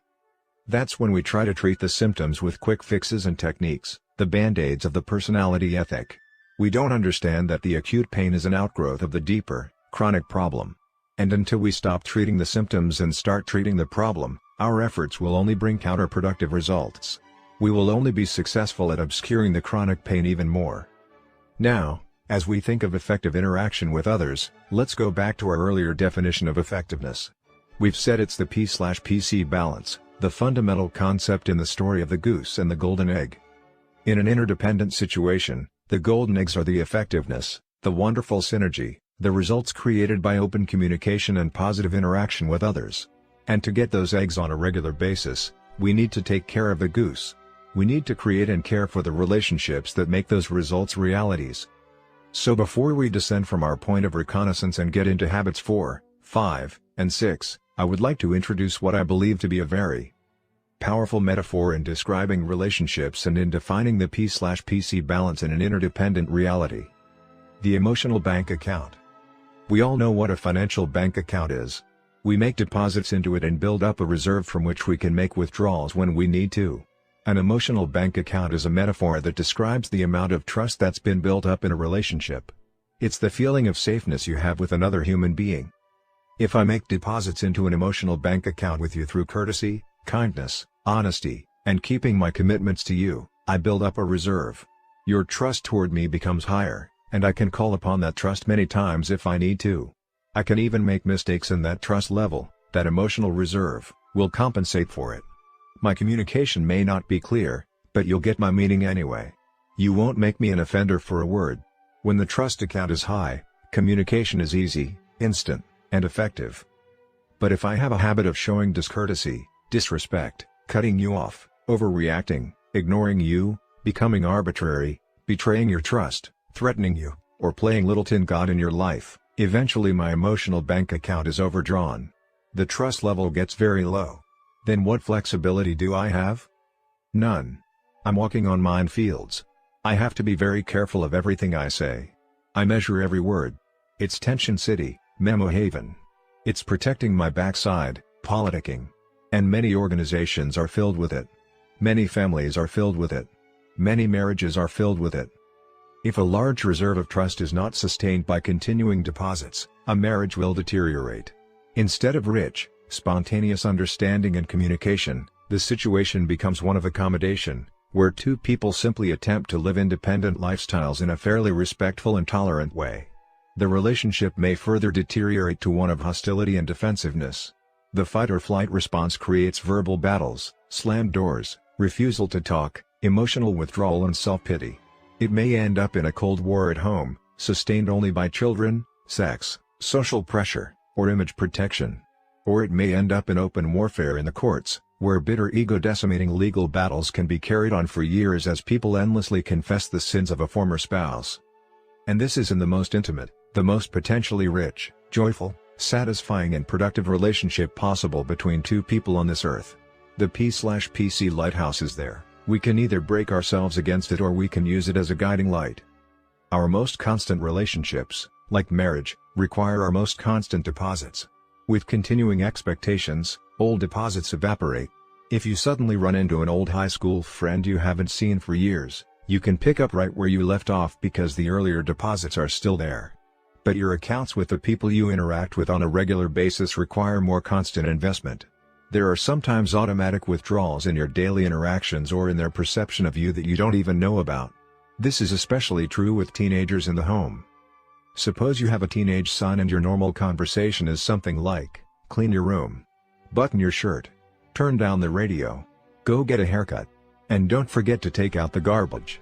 Over a period of time, the withdrawals far exceed the deposits.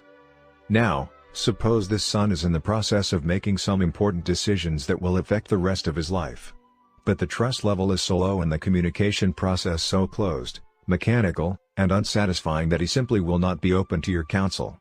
You may have the wisdom and the knowledge to help him, but because your account is so overdrawn, he will end up making his decisions from a short-range emotional perspective, which may well result in many negative long-range consequences.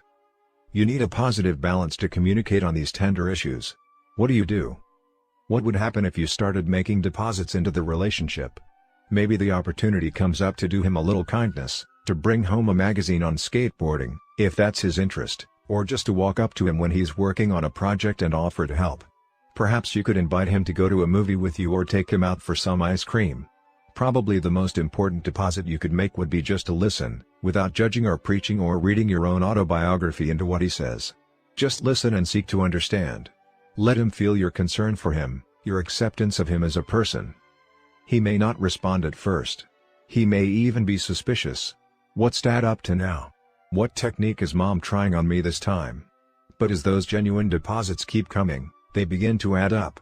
That overdrawn balance is shrinking. Remember that quick fix is a mirage. Building and repairing relationships takes time. If you become impatient with his apparent lack of response or his seeming ingratitude, you may make huge withdrawals and undo all the good you've done. After all we've done for you, the sacrifices we've made, how can you be so ungrateful? We try to be nice and you act like this. I can't believe it. It's hard not to get impatient. It takes character to be proactive, to focus on your circle of influence, to nurture growing things, and not to pull up the flowers to see how the roots are coming. But there really is no quick fix. Building and repairing relationships are long-term investments. 6 major deposits. Let me suggest 6 major deposits that build the emotional bank account. Understanding the individual. Really seeking to understand another person is probably one of the most important deposits you can make, and it is the key to every other deposit. You simply don't know what constitutes a deposit to another person until you understand that individual. What might be a deposit for you? Going for a walk to talk things over, going out for ice cream together, working on a common project might not be perceived by someone else as a deposit at all. It might even be perceived as a withdrawal, if it doesn't touch the person's deep interests or needs. One person's mission is another person's minutiae. To make a deposit, what is important to another person must be as important to you as the other person is to you. You may be working on a high-priority project when your 6-year-old child interrupts with something that seems trivial to you, but it may be very important from his point of view. It takes habit 2 to recognize and recommit yourself to the value of that person, and habit 3 to subordinate your schedule to that human priority. By accepting the value he places on what he has to say, you show an understanding of him that makes a great deposit. I have a friend whose son developed an avid interest in baseball. My friend wasn't interested in baseball at all. But one summer, he took his son to see every major league team play one game. The trip took over 6 weeks and cost a great deal of money, but it became a powerful bonding experience in their relationship. My friend was asked on his return, "Do you like baseball that much?" "No," he replied, "but I like my son that much." I have another friend, a college professor, who had a terrible relationship with his teenage son. This man's entire life was essentially academic, and he felt his son was totally wasting his life by working with his hands instead of working to develop his mind. As a result, he was almost constantly on the boy's back, and, in moments of regret, he would try to make deposits that just didn't work. The boy perceived the gestures as new forms of rejection, comparison, and judgment. And they precipitated huge withdrawals. The relationship was turning sour, and it was breaking the father's heart. One day I shared with him this principle of making what is important to the other person as important to you as the other person is to you. He took it deeply to heart. He engaged his son in a project to build a miniature wall of China around their home. It was a consuming project, and they worked side by side on it for over a year and a half. Through that bonding experience, the son moved through that phase in his life and into an increased desire to develop his mind. But the real benefit was what happened to the relationship. Instead of a sore spot, it became a source of joy and strength to both father and son. Our tendency is to project out of our own autobiographies what we think other people want or need. We project our intentions on the behavior of others. We interpret what constitutes a deposit based on our own needs and desires, either now or when we were at a similar age or stage in life. If they don't interpret our effort as a deposit, our tendency is to take it as a rejection of our well-intentioned effort and to give up. The golden rule says to do unto others as you would have others do unto you. While on the surface that could mean to do for them what you would like to have done for you, I think the more essential meaning is to understand them deeply as individuals, the way you would want to be understood, and then to treat them in terms of that understanding. As one successful parent said about raising children, treat them all the same by treating them differently. Attending to the little things. The little kindnesses and courtesies are so important. Small discourtesies, little unkindnesses, little forms of disrespect make large withdrawals. In relationships, the little things are the big things. I remember an evening I spent with two of my sons some years ago. It was an organized father and son outing, complete with gymnastics, wrestling matches, hot dogs, orangeade, and a movie, the works. In the middle of the movie, Sean, who was then 4 years old, fell asleep in his seat. His older brother, Stephen, who was 6, stayed awake, and we watched the rest of the movie together. When it was over, I picked Sean up in my arms, carried him out to the car and laid him in the back seat. It was very cold at night, so I took off my coat and gently arranged it over and around him. When we arrived home, I quickly carried Sean in and tucked him into bed. After Stephen put on his jammies and brushed his teeth, I lay down next to him to talk about the night out together. "How'd you like it, Stephen?" "Fine," he answered. "Did you have fun?" "Yes." "What did you like most?" "I don't know. The trampoline, I guess." "That was quite a thing, wasn't it, doing those somersaults and tricks in the air like that?" There wasn't much response on his part. I found myself making conversation. I wondered why Stephen wouldn't open up more. He usually did when exciting things happened. I was a little disappointed. I sensed something was wrong. He had been so quiet on the way home and getting ready for bed. Suddenly Stephen turned over on his side, facing the wall. I wondered why and lifted myself up just enough to see his eyes welling up with tears. "What's wrong, honey? What is it?" He turned back, and I could sense he was feeling some embarrassment for the tears in his quivering lips and chin. "Daddy, if I were cold, would you put your coat around me, too?" Of all the events of that special night out together, the most important was a little act of kindness, a momentary, unconscious showing of love to his little brother. What a powerful, personal lesson that experience was to me then and is even now. People are very tender, very sensitive inside. I don't believe age or experience makes much difference.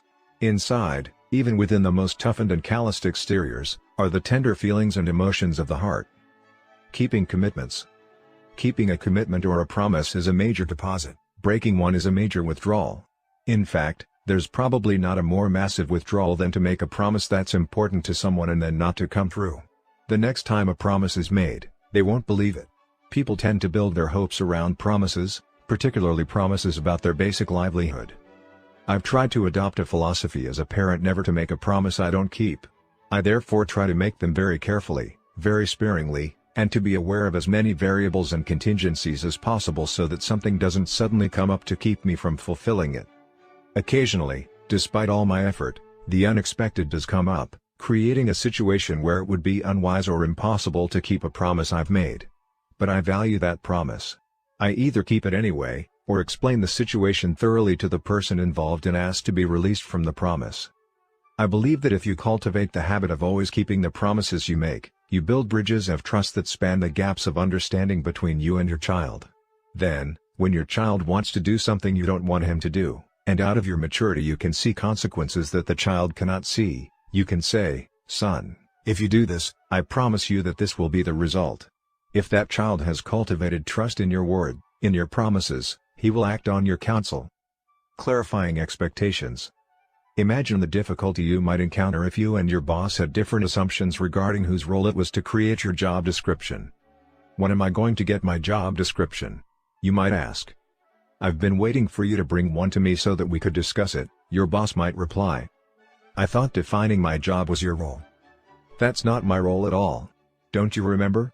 Right from the first, I said that how you do in the job largely depends on you. I thought you meant that the quality of my job depended on me. But I don't even know what my job really is. Unclear expectations in the area of goals also undermine communication and trust. I did exactly what you asked me to do, and here is the report. I don't want a report. The goal was to solve the problem, not to analyze it and report on it. I thought the goal was to get a handle on the problem so we could delegate it to someone else. How many times have we had these kinds of conversations? You said. No, you're wrong. I said. You did not. You never said I was supposed to. Oh, yes I did. I clearly said, you never even mentioned. But that was our agreement. The cause of almost all relationship difficulties is rooted in conflicting or ambiguous expectations around roles and goals. Whether we are dealing with the question of who does what at work, how you communicate with your daughter when you tell her to clean her room, or who feeds the fish and takes out the garbage, we can be certain that unclear expectations will lead to misunderstanding, disappointment, and withdrawals of trust. Many expectations are implicit. They haven't been explicitly stated or announced, but people nevertheless bring them to a particular situation. In marriage, for example, a man and a woman have implicit expectations of each other in their marriage roles. Although these expectations have not been discussed, or sometimes even recognized by the person who has them, fulfilling them makes great deposits in the relationship and violating them makes withdrawals. That's why it's so important whenever you come into a new situation to get all the expectations out on the table. People will begin to judge each other through those expectations. And if they feel like their basic expectations have been violated, the reserve of trust is diminished.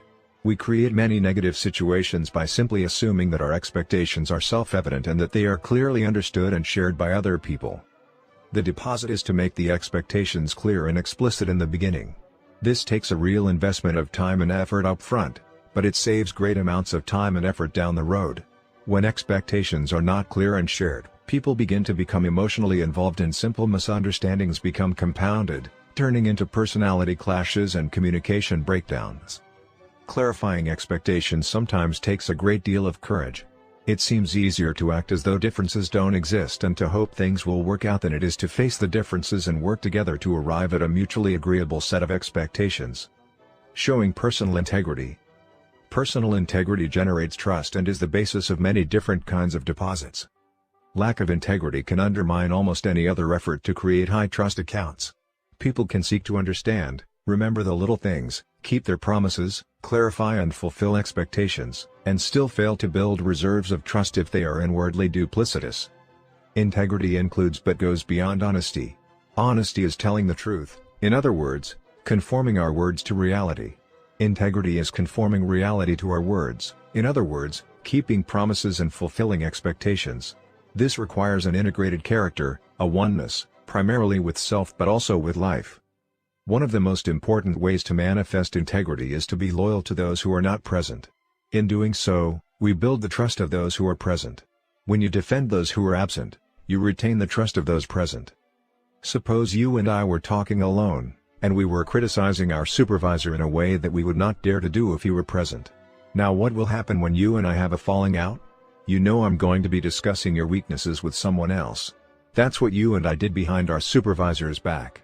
You know my nature. I'll sweet-talk you to your face and badmouth you behind your back. You've seen me do it. That's the essence of duplicity. Does that build a reserve of trust in my account with you? On the other hand, suppose you were to start criticizing our supervisor and I basically told you I agree with the content of some of the criticism and suggest that the two of us go directly to him and make an effective presentation on how things might be improved. Then what would you know I would do if someone were to criticize you to me behind your back? For another example, suppose in my effort to build a relationship with you, I told you something someone else had shared with me in confidence. I really shouldn't tell you this, I might say, but since you're my friend, would my betraying another person build my trust account with you? Or would you wonder if the things you had told me in confidence were being shared with others? Such duplicity might appear to be making a deposit with the person you're with, but it is actually a withdrawal because you communicate your own lack of integrity. You may get the golden egg of temporary pleasure from putting someone down or sharing privileged information, but you're strangling the goose, weakening the relationship that provides enduring pleasure in association. Integrity in an interdependent reality is simply this: you treat everyone by the same set of principles. As you do, people will come to trust you. They may not at first appreciate the honest confrontational experiences such integrity might generate. Confrontation takes considerable courage, and many people would prefer to take the course of least resistance, belittling and criticizing, betraying confidences, or participating in gossip about others behind their backs. But in the long run, people will trust and respect you if you are honest and open and kind with them. You care enough to confront. And to be trusted, it is said, is greater than to be loved. In the long run, I am convinced, to be trusted will be also to be loved.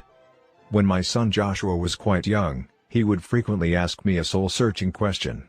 Whenever I overreacted to someone else or was the least bit impatient or unkind, he was so vulnerable and so honest, and our relationship was so good that he would simply look me in the eye and say, "Dad, do you love me?" If he thought I was breaking a basic principle of life towards someone else, he wondered if I wouldn't break it with him. As a teacher, as well as a parent, I have found that the key to the 99 is the one, particularly the one that is testing the patience and the good humor of the many. It is the love and the discipline of the one student, the one child, that communicates love for the others. It's how you treat the one that reveals how you regard the 99, because everyone is ultimately a one. Integrity also means avoiding any communication that is deceptive, full of guile, or beneath the dignity of people. A lie is any communication with intent to deceive, according to one definition of the word.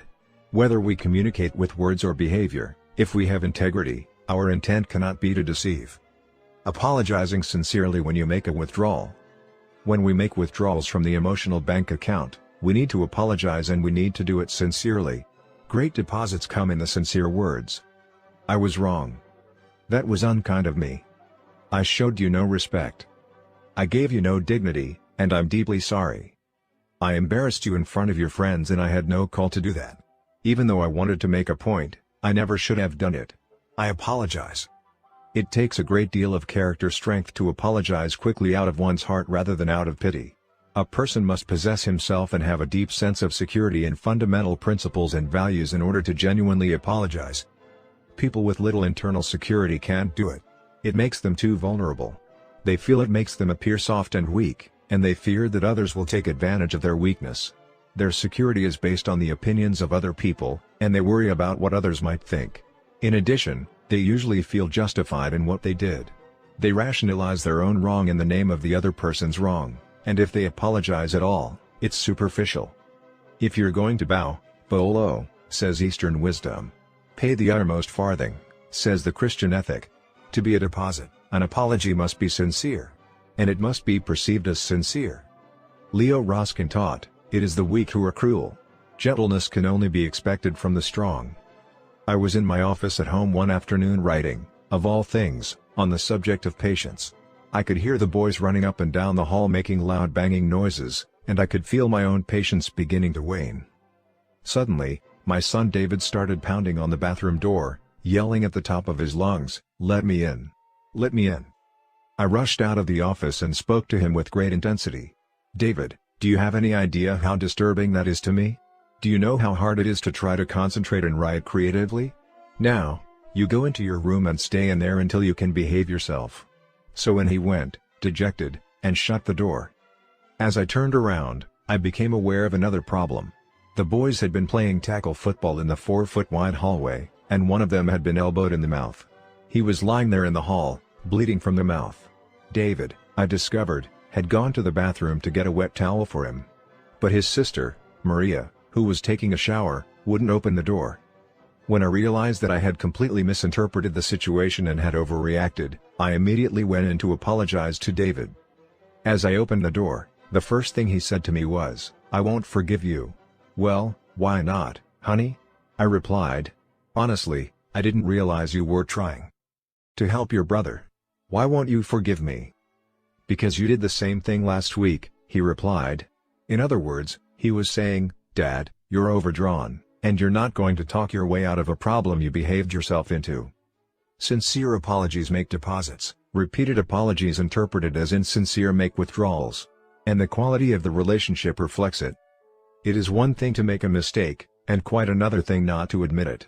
People will forgive mistakes, because mistakes are usually of the mind, mistakes of judgment. But people will not easily forgive the mistakes of the heart, the ill intention, the bad motives, the prideful justifying cover-up of the first mistake. The laws of love and the laws of life. When we make deposits of unconditional love, when we live the primary laws of love, we encourage others to live the primary laws of life. In other words, when we truly love others without condition, without strings, we help them feel secure and safe and validated and affirmed in their essential worth, identity, and integrity. Their natural growth process is encouraged. We make it easier for them to live the laws of life, cooperation, contribution, self-discipline, integrity, and to discover and live true to the highest and best within them. We give them the freedom to act on their own inner imperatives rather than react to our conditions and limitations. This does not mean we become permissive or soft. That itself is a massive withdrawal. We counsel, we plead, we set limits and consequences. But we love, regardless. When we violate the primary laws of love, when we attach strings and conditions to that gift, we actually encourage others to violate the primary laws of life. We put them in a reactive, defensive position where they feel they have to prove I matter as a person, independent of you. In reality, they aren't independent.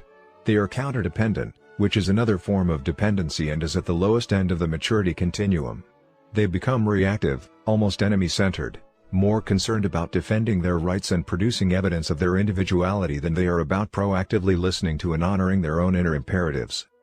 Rebellion is a not of the heart, not of the mind. The key is to make deposits constant deposits of unconditional love. I once had a friend who was dean of a very prestigious school. He planned and saved for years to provide his son the opportunity to attend that institution, but when the time came, the boy refused to go. This deeply concerned his father. Graduating from that particular school would have been a great asset to the boy. Besides, it was a family tradition. 3 generations of attendance preceded the boy. The father pleaded and urged and talked.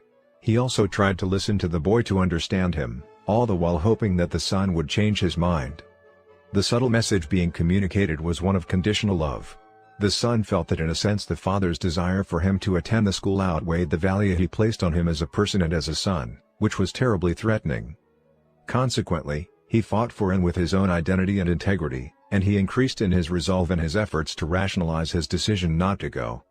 After some intense soul-searching, the father decided to make a sacrifice, to renounce conditional love. He knew that his son might choose differently than he had wished. Nevertheless, he and his wife resolved to love their son unconditionally, regardless of his choice. It was an extremely difficult thing to do because the value of his educational experience was so close to their hearts and because it was something they had planned and worked for since his birth. The father and mother went through a very difficult rescripting process, struggling to really understand the nature of unconditional love. They communicated to the boy what they were doing and why, and told him that they had come to the point at which they could say in all honesty that his decision would not affect their complete feeling of unconditional love toward him. They didn't do this to manipulate him, to try to get him to shape up. They did it as the logical extension of their growth and character.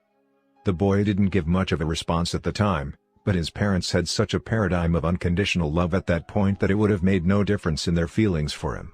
About a week later, he told his parents that he had decided not to go. They were perfectly prepared for this response and continued to show unconditional love for him. Everything was settled and life went along normally. A short time later, an interesting thing happened. Now that the boy no longer felt he had to defend his position, he searched within himself more deeply and found that he really did want to have this educational experience. He applied for admission, and then he told his father, who again showed unconditional love by fully accepting his son's decision. My friend was happy, but not excessively so, because he had truly learned to love without condition. Dag Hammarskjöld, past Secretary General of the United Nations, once made a profound, far-reaching statement: "It is more noble to give yourself completely to one individual than to labor diligently for the salvation of the masses." I take that to mean that I could devote 8, 10, or 12 hours a day, 5, 6, or 7 days a week to the thousands of people and projects out there and still not have a deep, meaningful relationship with my own spouse, with my own teenage son, with my closest working associate. and it would take more nobility of character, more humility, courage, and strength, to rebuild that one relationship than it would to continue putting in all those hours for all those people and causes. In 25 years of consulting with organizations, I have been impressed over and over again by the power of that statement. Many of the problems in organizations stem from relationship difficulties at the very top, between two partners in a professional firm, between the owner and the president of a company, between the president and an executive vice president. It truly takes more nobility of character to confront and resolve those issues than it does to continue to diligently work for the many projects and people out there. When I first came across Hammarhold's statement, I was working in an organization where there were unclear expectations between the individual who was my right-hand man and myself. I simply did not have the courage to confront our differences regarding role and goal expectations and values, particularly in our methods of administration. So I worked for a number of months in a compromise mode to avoid what might turn out to be an ugly confrontation. All the while, bad feelings were developing inside both of us. After reading that it is more noble to give yourself completely to one individual than to labor diligently for the salvation of the masses, I was deeply affected by the idea of rebuilding that relationship. I had to steel myself for what lay ahead, because I knew it would be hard to really get the issues out and to achieve a deep, common understanding and commitment. I remember actually shaking in anticipation of the visit. He seemed like such a hard man, so set in his own ways and so right in his own eyes, yet I needed his strengths and abilities. I was afraid a confrontation might jeopardize the relationship and result in my losing those strengths. I went through a mental dress rehearsal of the anticipated visit, and I finally became settled within myself around the principles rather than the practices of what I was going to do and say. At last I felt peace of mind and the courage to have the communication. When we met together, to my total surprise, I discovered that this man had been going through the very same process and had been longing for such a conversation. He was anything but hard and defensive. Nevertheless, our administrative styles were considerably different, and the entire organization was responding to these differences.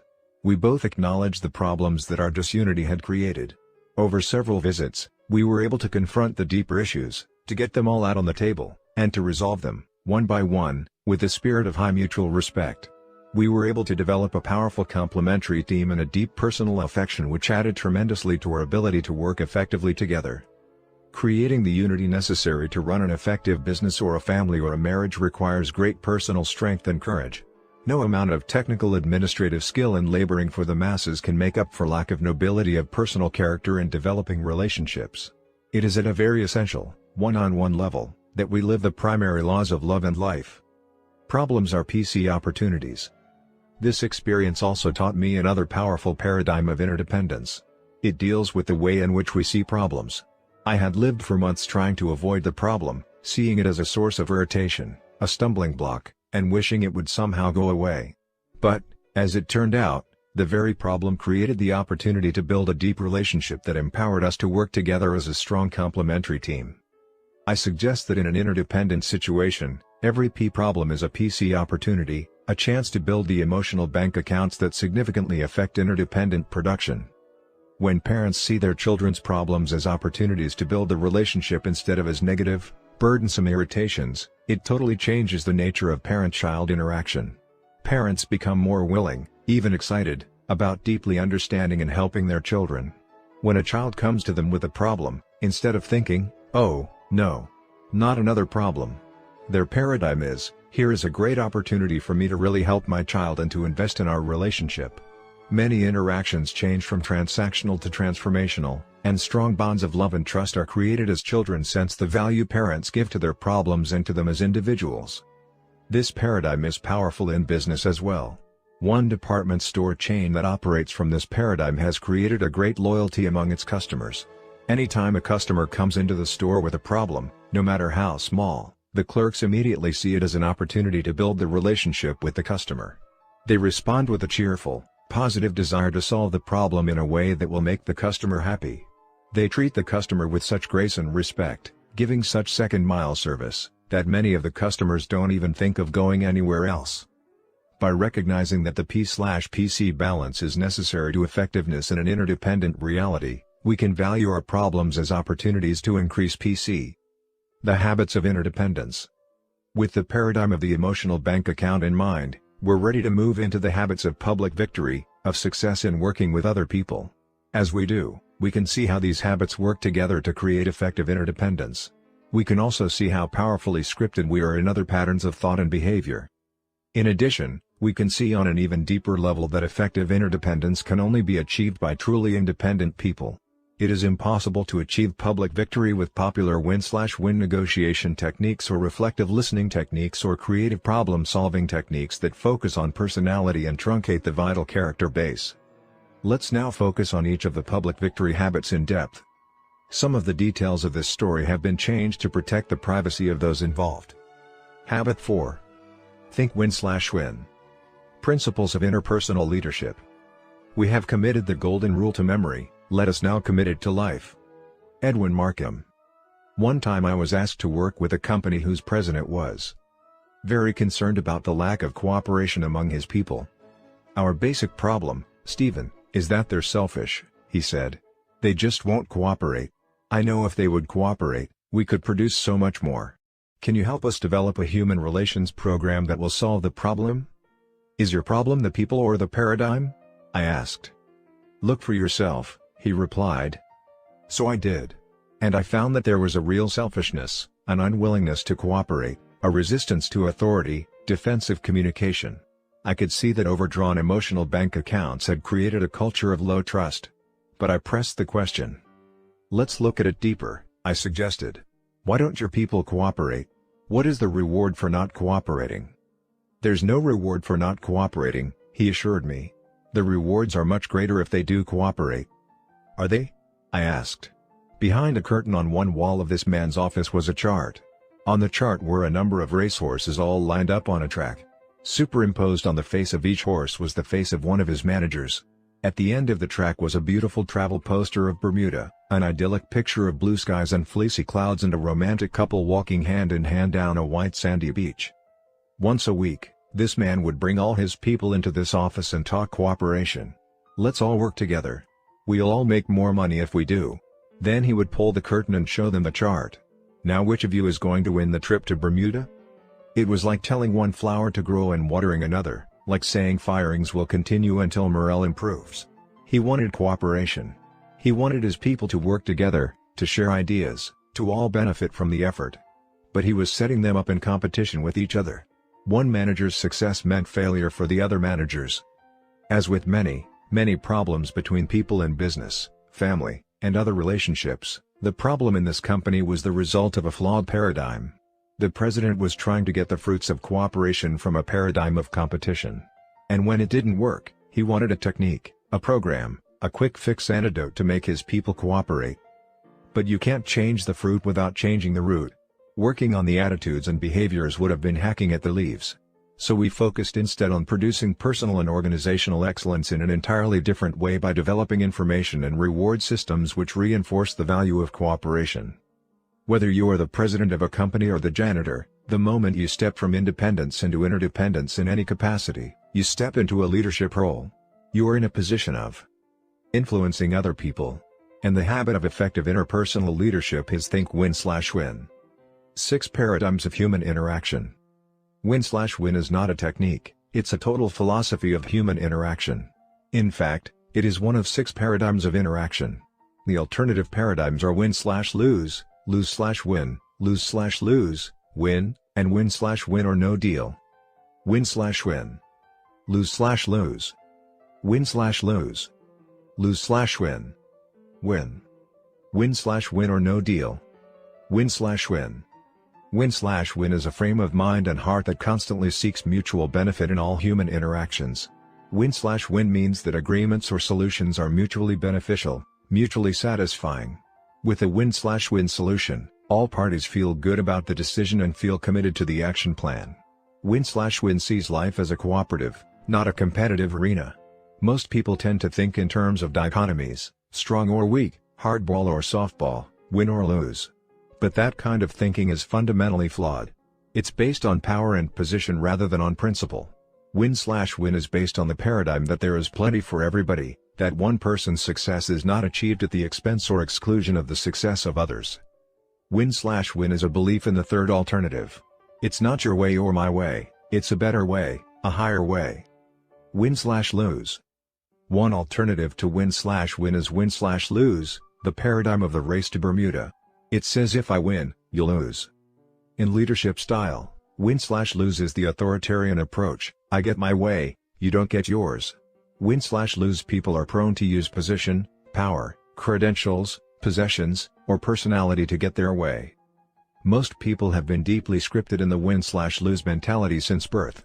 First and most important of the powerful forces at work is the family. When one child is compared with another, when patience, understanding or love is given or withdrawn on the basis of such comparisons, people are into win/lose thinking. Whenever love is given on a conditional basis, when someone has to earn love, what's being communicated to them is that they are not intrinsically valuable or lovable. Value does not lie inside them, it lies outside. It's in comparison with somebody else or against some expectation. And what happens to a young mind and heart, highly vulnerable, highly dependent upon the support and emotional affirmation of the parents, in the face of conditional love? The child is molded, shaped, and programmed in the win/lose mentality. If I'm better than my brother, my parents will love me more. My parents don't love me as much as they love my sister. I must not be as valuable. Another powerful scripting agency is the peer group. A child first wants acceptance from his parents and then from his peers, whether they be siblings or friends. And we all know how cruel peers sometimes can be. They often accept or reject totally on the basis of conformity to their expectations and norms, providing additional scripting toward win/lose. The academic world reinforces win/lose scripting. The normal distribution curve basically says that you got an A because someone else got a C. It interprets an individual's value by comparing him or her to everyone else. No recognition is given to intrinsic value, everyone is extrinsically defined. Oh, how nice to see you here at our PTA meeting. You ought to be really proud of your daughter, Caroline. She's in the upper 10%. That makes me feel good. But your son, Johnny, is in trouble. He's in the lower quartile. Really? Oh, that's terrible. What can we do about it? What this kind of comparative information doesn't tell you is that perhaps Johnny is going on all 8 cylinders while Caroline is coasting on 4 of her 8. But people are not graded against their potential or against the full use of their present capacity. They are graded in relation to other people. And grades are carriers of social value, they open doors of opportunity or they close them. Competition, not cooperation, lies at the core of the educational process. Cooperation, in fact, is usually associated with cheating. Another powerful programming agent is athletics, particularly for young men in their high school or college years. Often they develop the basic paradigm that life is a big game, a zero-sum game where some win and some lose. Winning is beating in the athletic arena. Another agent is law. We live in a litigious society. The first thing many people think about when they get into trouble is suing someone, taking them to court, winning at someone else's expense. But defensive minds are neither creative nor cooperative. Certainly we need law or else society will deteriorate. It provides survival, but it doesn't create synergy. At best it results in compromise. Law is based on an adversarial concept. The recent trend of encouraging lawyers and law schools to focus on peaceable negotiation, the techniques of win/win, and the use of private courts, may not provide the ultimate solution, but it does reflect a growing awareness of the problem. Certainly there is a place for win/lose thinking in truly competitive and low-trust situations. But most of life is not a competition. We don't have to live each day competing with our spouse, our children, our coworkers, our neighbors, and our friends. Who's winning in your marriage? Is a ridiculous question. If both people aren't winning, both are losing. Most of life is an interdependent, not an independent, reality. Most results you want depend on cooperation between you and others. And the win/lose mentality is dysfunctional to that cooperation. Lose/win. Some people are programmed the other way, lose/win. I lose, you win. Go ahead. Have your way with me. Step on me again. Everyone does. I'm a loser. I've always been a loser. I'm a peacemaker. I'll do anything to keep peace. Lose/win is worse than win/lose because it has no standards, no demands, no expectations, no vision. People who think lose/win are usually quick to please or appease. They seek strength from popularity or acceptance. They have little courage to express their own feelings and convictions and are easily intimidated by the ego strength of others. In negotiation, lose/win is seen as capitulation, giving in or giving up. In leadership style, It's permissiveness or indulgence. Lose/win means being a nice guy, even if nice guys finish last. Win/lose people love lose/win people because they can feed on them. They love their weaknesses, they take advantage of them. Such weaknesses complement their strengths. But the problem is that lose/win people bury a lot of feelings. And unexpressed feelings never die, they're buried alive and come forth later in uglier ways. Psychosomatic illnesses, particularly of the respiratory, nervous, and circulatory systems, often are the reincarnation of cumulative resentment, deep disappointment and disillusionment repressed by the lose/win mentality. Disproportionate rage or anger, overreaction to minor provocation, and cynicism are other embodiments of suppressed emotion. People who are constantly repressing, not transcending feelings towards a higher meaning find that it affects the quality of their self-esteem and eventually the quality of their relationships with others. Both win/lose and lose/win are weak positions, based in personal insecurities. In the short run, win/lose will produce more results because it draws on the often considerable strengths and talents of the people at the top. Lose/win is weak and chaotic from the outset. Many executives, managers, and parents swing back and forth, as if on a pendulum, from win/lose inconsideration to lose/win indulgence. When they can't stand confusion and lack of structure, direction, expectation, and discipline any longer, they swing back to win/lose until guilt undermines their resolve and drives them back to lose/win until anger and frustration drive them back to win/lose again. Lose/lose. When two win/lose people get together, that is, when two determined, stubborn, ego-invested individuals interact, the result will be lose/lose. Both will lose. Both will become vindictive and want to get back or get even, blind to the fact that murder is suicide, that revenge is a two-edged sword. I know of a divorce in which the husband was directed by the judge to sell the assets and turn over half the proceeds to his ex-wife. In compliance, he sold a car worth over $10,000 for $50 and gave $25 to the wife. When the wife protested, the court clerk checked on the situation and discovered that the husband was proceeding in the same manner systematically through all of the assets. Some people become so centered on an enemy, so totally obsessed with the behavior of another person that they become blind to everything except their desire for that person to lose, even if it means losing themselves. Lose/lose is the philosophy of adversarial conflict, the philosophy of war. Lose/lose is also the philosophy of the highly dependent person without inner direction who is miserable and thinks everyone else should be, too. If nobody ever wins, perhaps being a loser isn't so bad. Win. Another common alternative is simply to think win. People with the win mentality don't necessarily want someone else to lose. That's irrelevant. What matters is that they get what they want. When there is no sense of contest or competition, win is probably the most common approach in everyday negotiation. A person with the win mentality thinks in terms of securing his own ends and leaving it to others to secure theirs. Which option is best? Of these 5 philosophies discussed so far, win/win, win/lose, lose/win, lose/lose, and win, which is the most effective? The answer is, it depends. If you win a football game, that means the other team loses. If you work in a regional office that is miles away from another regional office, and you don't have any functional relationship between the offices, you may want to compete in a win/lose situation to stimulate business. However, you would not want to set up a win/lose situation like the race to Bermuda contest within a company or in a situation where you need cooperation among people or groups of people to achieve maximum success. If you value a relationship and the issue isn't really that important, you may want to go for lose/win in some circumstances to genuinely affirm the other person. What I want isn't as important to me as my relationship with you. Let's do it your way this time. You might also go for lose/win if you feel the expense of time and effort to achieve a win of any kind would violate other higher values. Maybe it just isn't worth it. There are circumstances in which you would want to win, and you wouldn't be highly concerned with the relationship of that win to others. If your child's life were in danger, for example, you might be peripherally concerned about other people and circumstances. But saving that life would be supremely important. The best choice, then, depends on reality. The challenge is to read that reality accurately and not to translate win/lose or other scripting into every situation. Most situations, in fact, are part of an interdependent reality, and then win/win is really the only viable alternative of the 5. Win/lose is not viable because, although I appear to win in a confrontation with you, Your feelings, your attitudes toward me and our relationship have been affected. If I am a supplier to your company, for example, and I win on my terms in a particular negotiation, I may get what I want now. But will you come to me again? My short-term win will really be a long-term lose if I don't get your repeat business.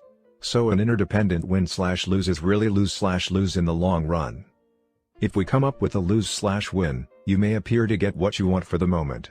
But how will that affect my attitude about working with you, about fulfilling the contract? I may not feel as anxious to please you. I may carry battle scars with me into any future negotiations. My attitude about you and your company may be spread as I associate with others in the industry. So we're into lose/lose again. Lose/lose obviously isn't viable in any context. And if I focus on my own win and don't even consider your point of view, there's no basis for any kind of productive relationship. In the long run, if it isn't a win for both of us, we both lose. That's why win/win is the only real alternative in interdependent realities. I worked with a client once, the president of a large chain of retail stores, who said, "Stephen, this win/win idea sounds good, but it is so idealistic. The tough, realistic business world isn't like that. There's win/lose everywhere, and if you're not out there playing the game, you just can't make it." "All right," I said, "try going for win/lose with your customers. Is that realistic?" "Well, no," he replied. "Why not?" "I'd lose my customers." "Then, go for lose/win, give the store away. Is that realistic?" "No. No margin, no mission." As we considered the various alternatives, win/win appeared to be the only truly realistic approach. "I guess that's true with customers," he admitted, "but not with suppliers." "You are the customer of the supplier," I said. "Why doesn't the same principle apply?" "Well, we recently renegotiated our lease agreements with the mall operators and owners," he said. "We went in with a win/win attitude. We were open, reasonable, conciliatory. But they saw that position as being soft and weak, and they took us to the cleaners."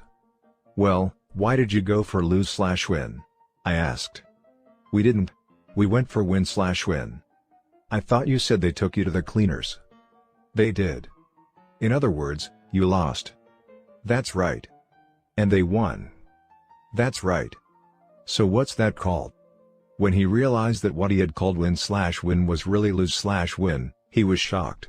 And as we examined the long-term impact of that lose/win, the suppressed feelings, the trampled values, the resentment that seethed under the surface of the relationship, we agreed that it was really a loss for both parties in the end. If this man had had a real win/win attitude, he would have stayed longer in the communication process, listened to the mall owner more, then expressed his point of view with more courage. He would have continued in the win/win spirit until a solution was reached they both felt good about. And that solution, that third alternative, would have been synergistic, probably something neither of them had thought of on his own. Win/win or no deal.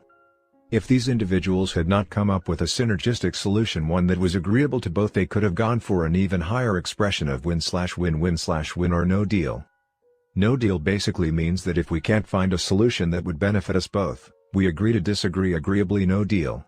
No expectations have been created, no performance contracts established.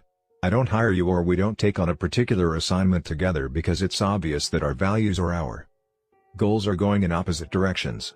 It is so much better to realize this up front instead of downstream when expectations have been created and both parties have been disillusioned.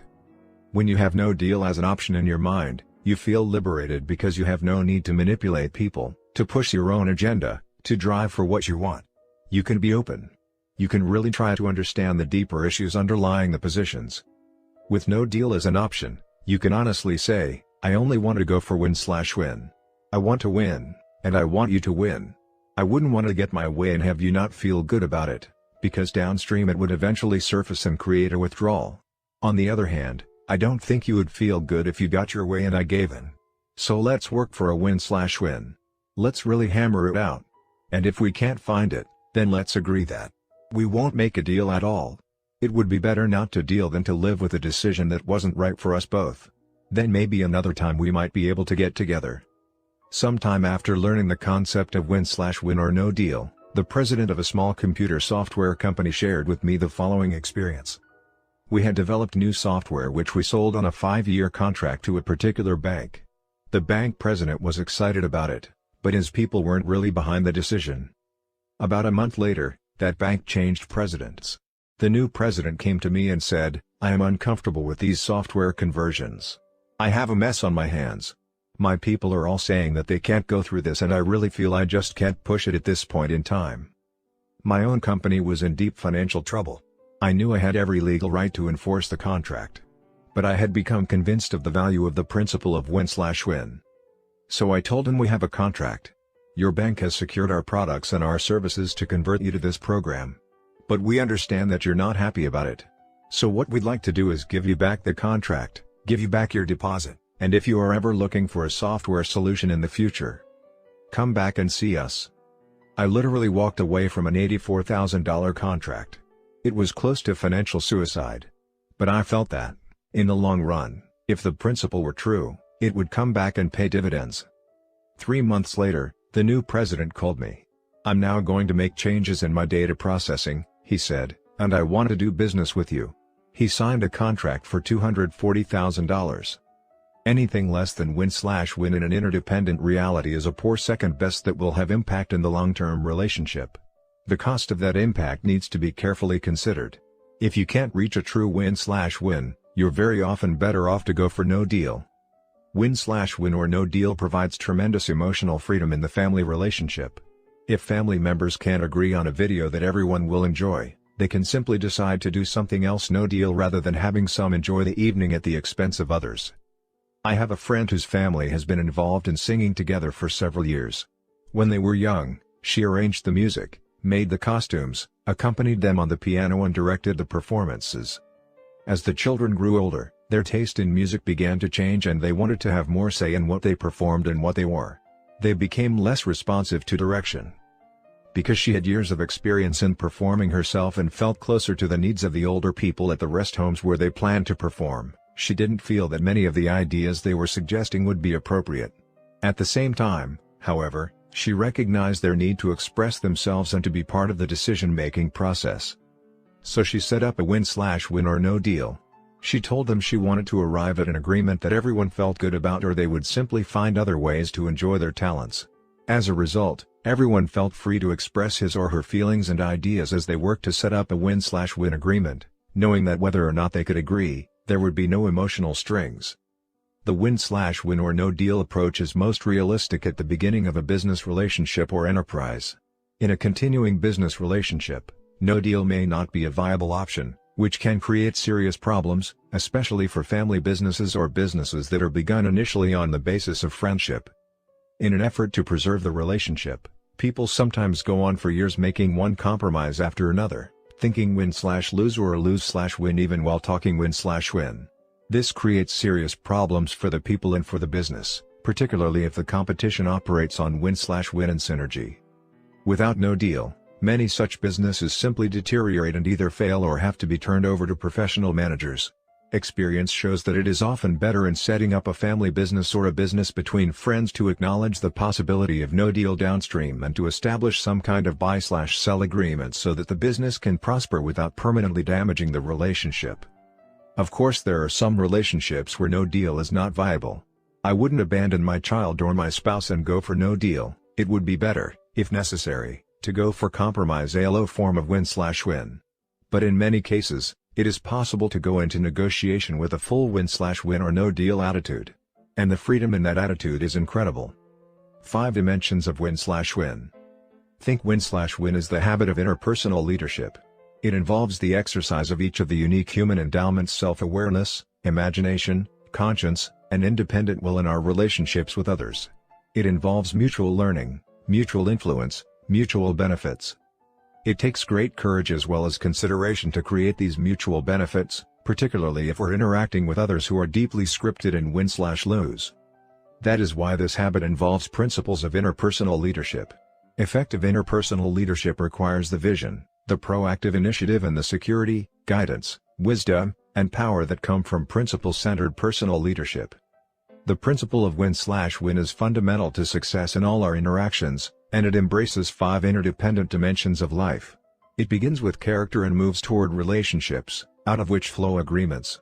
It is nurtured in an environment where structure and systems are based on win/win. And it involves process. We cannot achieve win/win ends with win/lose or lose/win means. The following diagram shows how these 5 dimensions relate to each other. Now let's consider each of the 5 dimensions in turn. Character. Character is the foundation of win/win, and everything else builds on that foundation. There are 3 character traits essential to the win/win paradigm. Integrity. We've already defined integrity as the value we place on ourselves. Habits 1, 2, and 3 help us develop and maintain integrity. As we clearly identify our values and proactively organize and execute around those values on a daily basis, we develop self-awareness and independent will by making and keeping meaningful promises and commitments.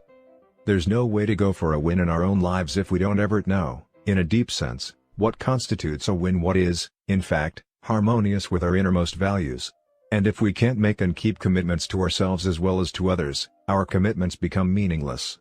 We know it, others know it. They sense duplicity and become guarded. There's no foundation of trust and win/win becomes an ineffective superficial technique. Integrity is the cornerstone in the foundation. Maturity. Maturity is the balance between courage and consideration. I first learned this definition of maturity in the fall of 1955 from a marvelous professor, Rin Saxenian, who instructed my control class at the Harvard Business School. He taught the finest, simplest, most practical, yet profound, definition of emotional maturity I've ever come across: the ability to express one's own feelings and convictions balanced with consideration for the thoughts and feelings of others. As a part of his doctoral research, Rin Saxenian had developed this criterion over years of historical and direct field research. He later wrote up his original research format and its completeness with supportive reasoning and application suggestions in a Harvard Business Review article, January to February 1958. Even though it is complementary and also developmental, Rin's use of the word maturity is different from its use in the 7 Habits maturity continuum, which focuses on a growth and development process from dependency through independency to interdependency. If you examine many of the psychological tests used for hiring, promoting, and training purposes, you will find that they are designed to evaluate this kind of maturity. Whether it's called the ego strength/empathy balance, the self-confidence/respect for others balance, the concern for people/concern for tasks balance, I'm okay, you're okay in transactional analysis language, or 9.1, 1.9, 5.5, 9.9, in management grid language. The quality sought for is the balance of what I call courage and consideration. Respect for this quality is deeply ingrained in the theory of human interaction, management, and leadership. It is a deep embodiment of the P/PC balance. While courage may focus on getting the golden egg, consideration deals with the long-term welfare of other stakeholders. The basic task of leadership is to increase the standard of living and the quality of life for all stakeholders. Many people think in dichotomies, in either/or terms. They think if you're nice, you're not tough. But win/win is nice, and tough. It's twice as tough as win/lose. To go for win/win, you not only have to be nice, you have to be courageous. You not only have to be empathic, you have to be confident. You not only have to be considerate and sensitive, you have to be brave. To do that, to achieve that balance between courage and consideration, is the essence of real maturity and is fundamental to win/win. If I'm high on courage and low on consideration, how will I think? Win/lose. I'll be strong and ego-bound. I'll have the courage of my convictions, but I won't be very considerate of yours. To compensate for my lack of internal maturity and emotional strength, I might borrow strength from my position and power, or from my credentials, my seniority, my affiliations. If I'm high on consideration and low on courage, I'll think lose/win. I'll be so considerate of your convictions and desires that I won't have the courage to express and actualize my own. High courage and consideration are both essential to win/win. It is the balance that is the mark of real maturity. If I have it, I can listen, I can empathically understand, but I can also courageously confront. Abundance mentality. The third character trait essential to winning word is the abundance mentality, the paradigm that there is plenty out there for everybody. Most people are deeply scripted in what I call the scarcity mentality. They see life as having only so much, as though there were only one pie out there. And if someone were to get a big piece of the pie, it would mean less for everybody else. The scarcity mentality is the zero-sum paradigm of life. People with a scarcity mentality have a very difficult time sharing recognition and credit, power or profit even with those who help in the production. They also have a very hard time being genuinely happy for the successes of other people even, and sometimes especially, members of their own family or close friends and associates. It's almost as if something is being taken from them when someone else receives special recognition or windfall gain or has remarkable success or achievement.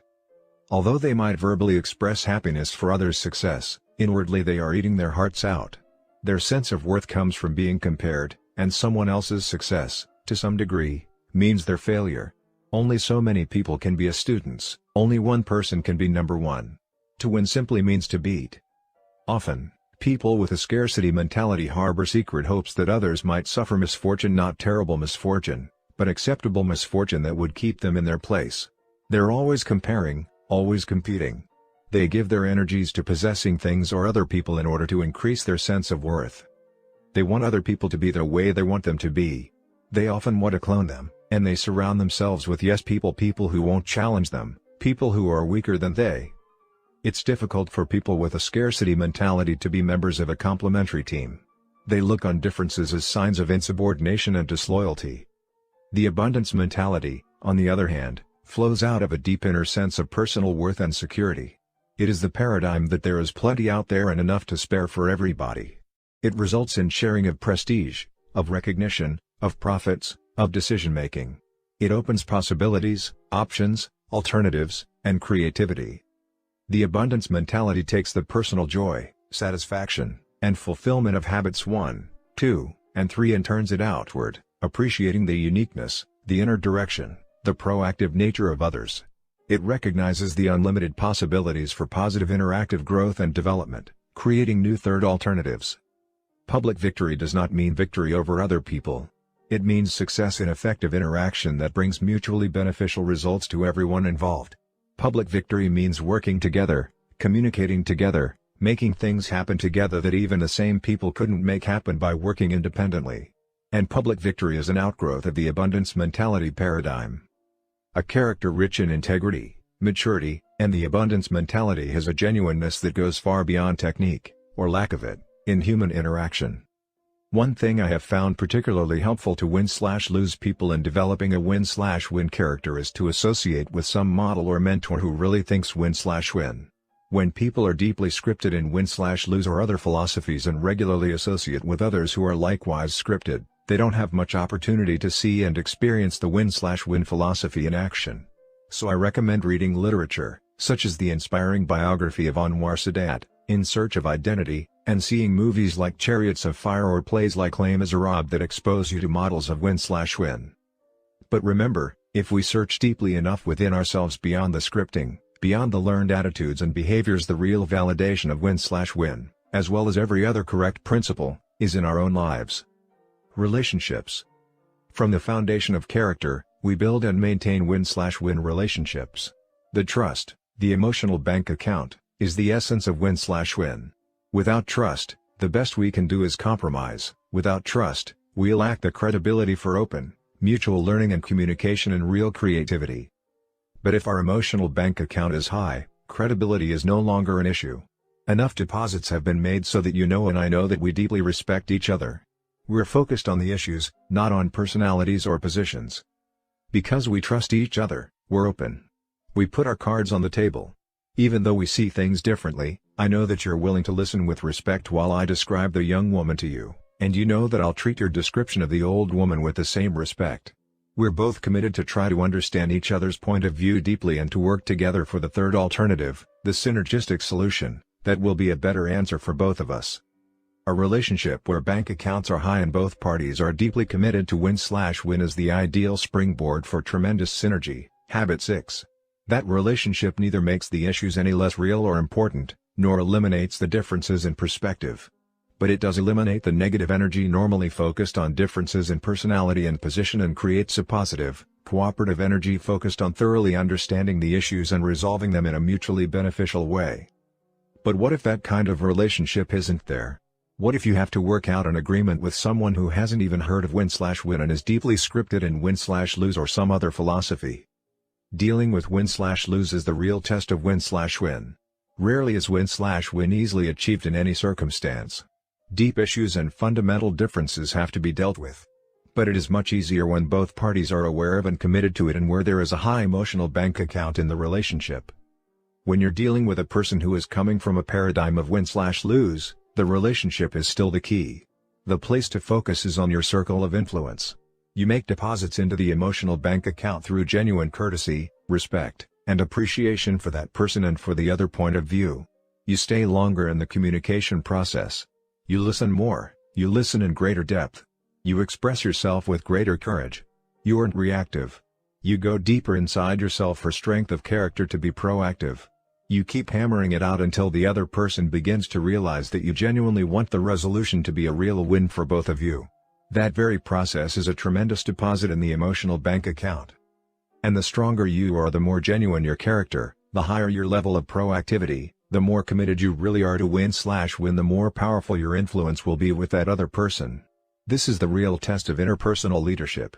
It goes beyond transactional leadership into transformational leadership, transforming the individuals involved as well as the relationship.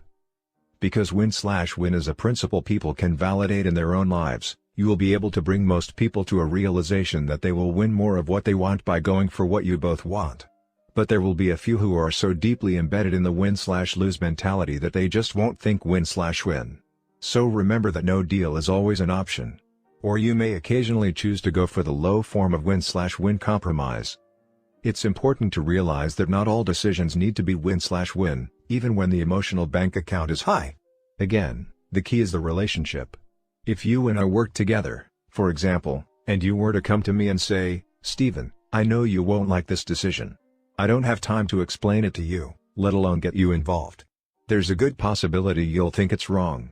But will you support it?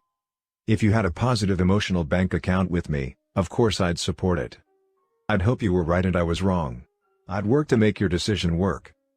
But if the emotional bank account weren't there, and if I were reactive, I wouldn't really support it. I might say I would to your face, but behind your back I wouldn't be very enthusiastic. I wouldn't make the investment necessary to make it succeed. It didn't work, I'd say. So what do you want me to do now? If I were overreactive, I might even torpedo your decision and do what I could to make sure others did too. Or I might become maliciously obedient and do exactly and only what you tell me to do, accepting no responsibility for results. During the 5 years I lived in Great Britain, I saw that country brought twice to its knees because the train conductors were maliciously obedient and following all the rules and procedures written on paper. An agreement means very little in letter without the character and relationship base to sustain it in spirit. So we need to approach win/win from a genuine desire to invest in the relationships that make it possible. Agreements. From relationships flow the agreements that give definition and direction to win/win. They are sometimes called performance agreements or partnership agreements, shifting the paradigm of productive interaction from vertical to horizontal, from hovering supervision to self-supervision, from positioning to being partners in success. Win/win agreements cover a wide scope of interdependent interaction. We discussed one important application when we talked about delegation in the Green and Clean Story in Habit 3. The same 5 elements we listed there provide the structure for win/win agreements between employers and employees, between independent people working together on projects, between groups of people cooperatively focused on a common objective, between companies and suppliers, between any people who need to interact to accomplish. They create an effective way to clarify and manage expectations between people involved in any interdependent endeavor. In the win/win agreement, the following 5 elements are made very explicit. Desired results, not methods, identify what is to be done and when. Guidelines specify the parameters, principles, policies, etc., within which results are to be accomplished. Resources identify the human, financial, technical, or organizational support available to help accomplish the results. Accountability sets up the standards of performance and the time of evaluation. Consequences specify good and bad, natural and logical what does and will happen as a result of the evaluation. These 5 elements give win/win agreements a life of their own. A clear mutual understanding and agreement up front in these areas creates a standard against which people can measure their own success. Traditional authoritarian supervision is a win/lose paradigm. It's also the result of an overdrawn emotional bank account. If you don't have trust or a common vision of desired results, you tend to hover over, check up on, and direct. Trust isn't there, so you feel as though you have to control people. But if the trust account is high, what is your method? Get out of their way. As long as you have an upfront win/win agreement and they know exactly what is expected, your role is to be a source of help and to receive their accountability reports. It is much more ennobling to the human spirit to let people judge themselves than to judge them. And in a high-trust culture, it's much more accurate. In many cases people know in their hearts how things are going much better than the records show. Discernment is often far more accurate than either observation or measurement. Win/win management training. Several years ago, I was indirectly involved in a consulting project with a very large banking institution that had scores of branches. They wanted us to evaluate and improve their management training program, which was supported by an annual budget of $750,000. The program involved selecting college graduates and putting them through 12 two-week assignments in various departments over a 6-month period of time so that they could get a general sense of the industry. They spent 2 weeks in commerce loans, 2 weeks in industrial loans, 2 weeks in marketing, 2 weeks in operations, and so forth. At the end of the 6-month period, they were assigned as assistant managers in the various branch banks. Our assignment was to evaluate the 6-month formal training period. As we began, we discovered that the most difficult part of the assignment was to get a clear picture of the desired results. We asked the top executives the key hard question: what should these people be able to do when they finish the program? And the answers we got were vague and often contradictory. The training program dealt with methods, not results, so we suggested that they set up a pilot training program based on a different paradigm called learner-controlled instruction. This was a win/win agreement that involved identifying specific objectives and criteria that would demonstrate their accomplishment and identifying the guidelines, resources, accountability, and consequences that would result when the objectives were met. The consequences in this case were promotion to assistant manager, where they would receive the on-the-job part of their training, and a significant increase in salary. We had to really press to get the objectives hammered out. What is it you want them to understand about accounting? What about marketing? What about real estate loans? And we went down the list. They finally came up with over 100 objectives, which we simplified, reduced, and consolidated until we came down to 39 specific behavioral objectives with criteria attached to them. The trainees were highly motivated by both the opportunity and the increased salary to meet the criteria as soon as possible. There was a big win in it for them, and there was also a big win for the company because they would have assistant branch managers who met results-oriented criteria instead of just showing up for 12 different activity traps. So we explained the difference between learner-controlled instruction and system-controlled instruction to the trainees. We basically said, here are the objectives and the criteria. Here are the resources, including learning from each other. So go to it. As soon as you meet the criteria, you'll be promoted to assistant managers. They were finished in 3.5 weeks. Shifting the training paradigm had released unbelievable motivation and creativity. As with many paradigm shifts, there was resistance. Almost all of the top executives simply wouldn't believe it. When they were shown the evidence that the criteria had been met, they basically said, these trainees don't have the experience. They lack the seasoning necessary to give them the kind of judgment we want them to have as assistant branch managers. In talking with them later, we found that what many of them were really saying was, we went through GOAT week, how come these guys don't have to? But of course they couldn't put it that way. They lack seasoning was a much more acceptable expression. In addition, for obvious reasons, including the $750,000 budget for a 6-month program, the personnel department was upset. So we responded, fair enough. Let's develop some more objectives and attach criteria to them. But let's stay with the paradigm of learner-controlled instruction. We hammered out 8 more objectives with very tough criteria in order to give the executives the assurance that the people were adequately prepared to be assistant branch managers and continue the on-the-job part of the training program. After participating in some of the sessions where these criteria were developed, several of the executives remarked that if the trainees could meet these tough criteria, they would be better prepared than almost any who had gone through the 6-month program. We had prepared the trainees to expect resistance. We took the additional objectives and criteria back to them and said, just as we expected, management wants you to accomplish some additional objectives with even tougher criteria than before. They have assured us this time that if you meet these criteria, they will make you assistant managers. They went to work in unbelievable ways. They went to the executives in departments such as accounting and basically said, "Sir, I am a member of this new pilot program called Learner Controlled Instruction, and it is my understanding that you participated in developing the objectives and the criteria. I have 6 criteria to meet in this particular department. I was able to pass 3 of them off with skills I gained in college. I was able to get another one out of a book. I learned the 5th one from Tom, the fellow you trained last week. I only have 1 criterion left to meet, and I wonder if you or someone else in the department might be able to spend a few hours with me to show me how. So they spent half a day in a department instead of 2 weeks. These trainees cooperated with each other, brainstormed with each other, and they accomplished the additional objectives in a week and a half. The 6-month program was reduced to 5 weeks, and the results were significantly increased. This kind of thinking can similarly affect every area of organizational life if people have the courage to explore their paradigms and to concentrate on win/win. I am always amazed at the results that happen, both to individuals and to organizations, when responsible, proactive, self-directing individuals are turned loose on a task. Win/win performance agreements. Creating win/win performance agreements requires vital paradigm shifts. The focus is on results, not methods. Most of us tend to supervise methods. We use the gopher delegation discussed in Habit 3, the methods management I used with Sandra when I asked her to take pictures of our son as he was water skiing.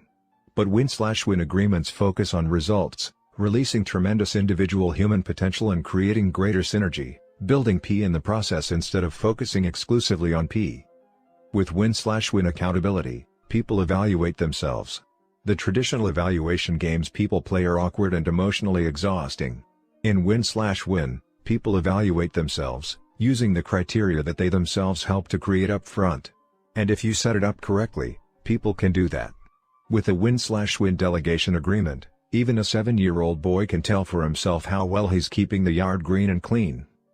My best experiences in teaching university classes have come when I have created a win/win shared understanding of the goal, up front. This is what we're trying to accomplish. Here are the basic requirements for an A, B, or E grade. My goal is to help every one of you get an A. Now you take what we've talked about and analyze it and come up with your own understanding of what you want to accomplish that is unique to you. Then let's get together and agree on the grade you want and what you plan to do to get it. Management philosopher and consultant Peter Drucker recommends the use of a manager's letter to capture the essence of performance agreements between managers and their employees. Following a deep and thorough discussion of expectations, guidelines and resources to make sure they are in harmony with organizational goals, the employee writes a letter to the manager that summarizes the discussion and indicates when the next performance plan or review discussion will take place. Developing such a win/win performance agreement is the central activity of management. With an agreement in place, employees can manage themselves within the framework of that agreement. The manager then can serve like a pace car in a race. He can get things going and then get out of the way. His job from then on is to remove the oil spills. When a boss becomes the first assistant to each of his subordinates, he can greatly increase his span of control. Entire levels of administration and overhead can be eliminated. Instead of supervising 6 or 8, such a manager can supervise 20, 30, 50, or more. In win/win performance agreements, consequences become the natural or logical result of performance rather than a reward or punishment arbitrarily handed out by the person in charge. There are basically 4 kinds of consequences, rewards and penalties, that management or parents can control: financial, psychic, opportunity, and responsibility. Financial consequences include such things as income, stock options, allowances, or penalties. Psychic or psychological consequences include recognition, approval, respect, credibility, or the loss of them. Unless people are in a survival mode, psychic compensation is often more motivating than financial compensation. Opportunity includes training, development, perks, and other benefits. Responsibility has to do with scope and authority, either of which can be enlarged or diminished. Win/win agreements specify consequences in one or more of those areas and the people involved know it up front. So you don't play games. Everything is clear from the beginning. In addition to these logical, personal consequences, it is also important to clearly identify what the natural organizational consequences are. For example, what will happen if I'm late to work, if I refuse to cooperate with others, if I don't develop good win/win performance agreements with my subordinates, if I don't hold them accountable for desired results, or if I don't promote their professional growth and career development. When my daughter turned 16, we set up a win/win agreement regarding use of the family car. We agreed that she would obey the laws of the land and that she would keep the car clean and properly maintained. We agreed that she would use the car only for responsible purposes and would serve as a cab driver for her mother and me within reason. And we also agreed that she would do all her other jobs cheerfully without being reminded. These were our wins. We also agreed that I would provide some resources: the car, gas, and insurance. And we agreed that she would meet weekly with me, usually on Sunday afternoon, to evaluate how she was doing based on our agreement. The consequences were clear. As long as she kept her part of the agreement, she could use the car. If she didn't keep it, she would lose the privilege until she decided to. This win-win agreement set up clear expectations from the beginning on both our parts. It was a win for her; she got to use the car, and it was certainly a win for Sandra and me. Now she could handle her own transportation needs and even some of ours. We didn't have to worry about maintaining the car or keeping it clean. And we had a built-in accountability, which meant I didn't have to hover over her or manage her methods. Her integrity, her conscience, her power of discernment, and our high emotional bank account managed her infinitely better. We didn't have to get emotionally strung out, trying to supervise her every move and coming up with punishments or rewards on the spot if she didn't do things the way we thought she should. We had a win-win agreement, and it liberated us all. Win-win agreements are tremendously liberating. But as the product of isolated techniques, they won't hold up. Even if you set them up in the beginning, there is no way to maintain them without personal integrity and a relationship of trust. A true win-win agreement is the product of the paradigm, the character, and the relationships out of which it grows. In that context, it defines and directs the interdependent interaction for which it was created. Systems. Win-win can only survive in an organization when the systems support it. If you talk win-win but reward win-lose, you've got a losing program on your hands. You basically get what you reward. If you want to achieve the goals and reflect the values in your mission statement, then you need to align the reward system with these goals and values. If it isn't aligned systemically, you won't be walking your talk. You'll be in the situation of the manager I mentioned earlier who talked cooperation, but practiced competition by creating a race to Bermuda contest. I worked for several years with a very large real estate organization in the Middle West. My first experience with this organization was at a large sales rally where over 800 sales associates gathered for the annual reward program. It was a psych-up cheerleading session, complete with high school bands and a great deal of frenzied screaming. Out of the 800 people there, around 40 received awards for top performance, such as most sales, greatest volume, highest earned commissions, and most listings. There was a lot of hoopla, excitement, cheering, applause around the presentation of these awards. There was no doubt that those 40 people had won, but there was also the underlying awareness that 760 people had lost. We immediately began educational and organizational development work to align the systems and structures of the organization toward the win-win paradigm. We involved people at a grassroots level to develop the kinds of systems that would motivate them. We also encouraged them to cooperate and synergize with each other so that as many as possible could achieve the desired results of their individually tailored performance agreements. At the next rally 1 year later, there were over 1,000 sales associates present, and about 800 of them received awards. There were a few individual winners based on comparisons, but the program primarily focused on people achieving self-selected performance objectives and on groups achieving team objectives. There was no need to bring in the high school bands to artificially contrive the fanfare, the cheerleading, and the psych-up. There was tremendous natural interest and excitement because people could share in each other's happiness, and teams of sales associates could experience rewards together, including a vacation trip for the entire office. The remarkable thing was that almost all of the 800 who received the awards that year had produced as much per person in terms of volume and profit as the previous year's 40. The spirit of win-win had significantly increased the number of golden eggs and had fed the goose as well, releasing enormous human energy and talent. The resulting synergy was astounding to almost everyone involved.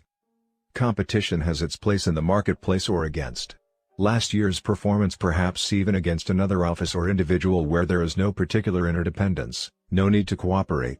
But cooperation in the workplace is as important to free enterprise as competition in the marketplace. The spirit of win-win cannot survive in an environment of competition and contests. For win-win to work, the systems have to support it. The training system, the planning system, the communication system, the budgeting system, the information system, the compensation system all have to be based on the principle of win-win. I did some consulting for another company that wanted training for their people in human relations. The underlying assumption was that the problem was the people. The president said, "Go into any store you want and see how they treat you. They're just order takers. They don't understand how to get close to the customers. They don't know the product, and they don't have the knowledge and the skill in the sales process necessary to create a marriage between the product and the need." So I went to the various stores. And he was right. But that still didn't answer the question in my mind: what caused the attitude? "Look, we're on top of the problem," the president said. "We have department heads out there setting a great example. We've told them their job is 2/3 selling and 1/3 management, and they're outselling everybody. We just want you to provide some training for the salespeople." Those words raised a red flag. "Let's get some more data," I said. He didn't like that. He knew what the problem was, and he wanted to get on with training. But I persisted, and within 2 days we uncovered the real problem. Because of the job definition and the compensation system, the managers were creaming. They'd stand behind the cash register and cream all the business during the slow times. Half the time in retail is slow and the other half is frantic. So the managers would give all the dirty jobs, inventory control, stock work, and cleaning to the salespeople. And they would stand behind the registers and cream. That's why the department heads were tops in sales.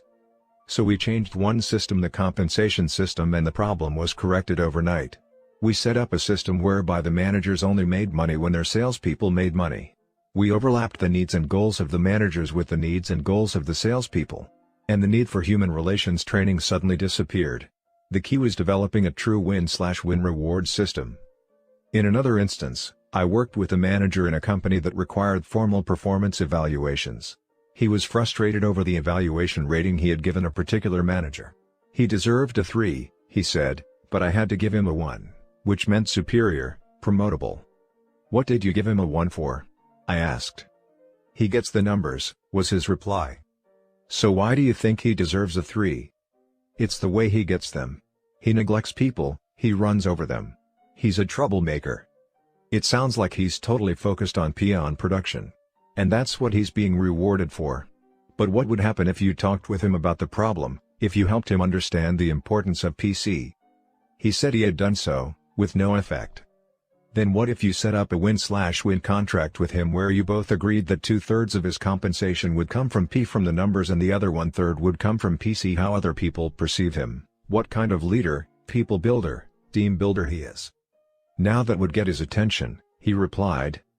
So often the problem is in the system, not in the people. If you put good people in bad systems, you get bad results. You have to water the flowers you want to grow. As people really learn to think win/win, they can set up the systems to create and reinforce it. They can transform unnecessarily competitive situations to cooperative ones and can powerfully impact their effectiveness by building both P and PC. In business, executives can align their systems to create teams of highly productive people working together to compete against external standards of performance.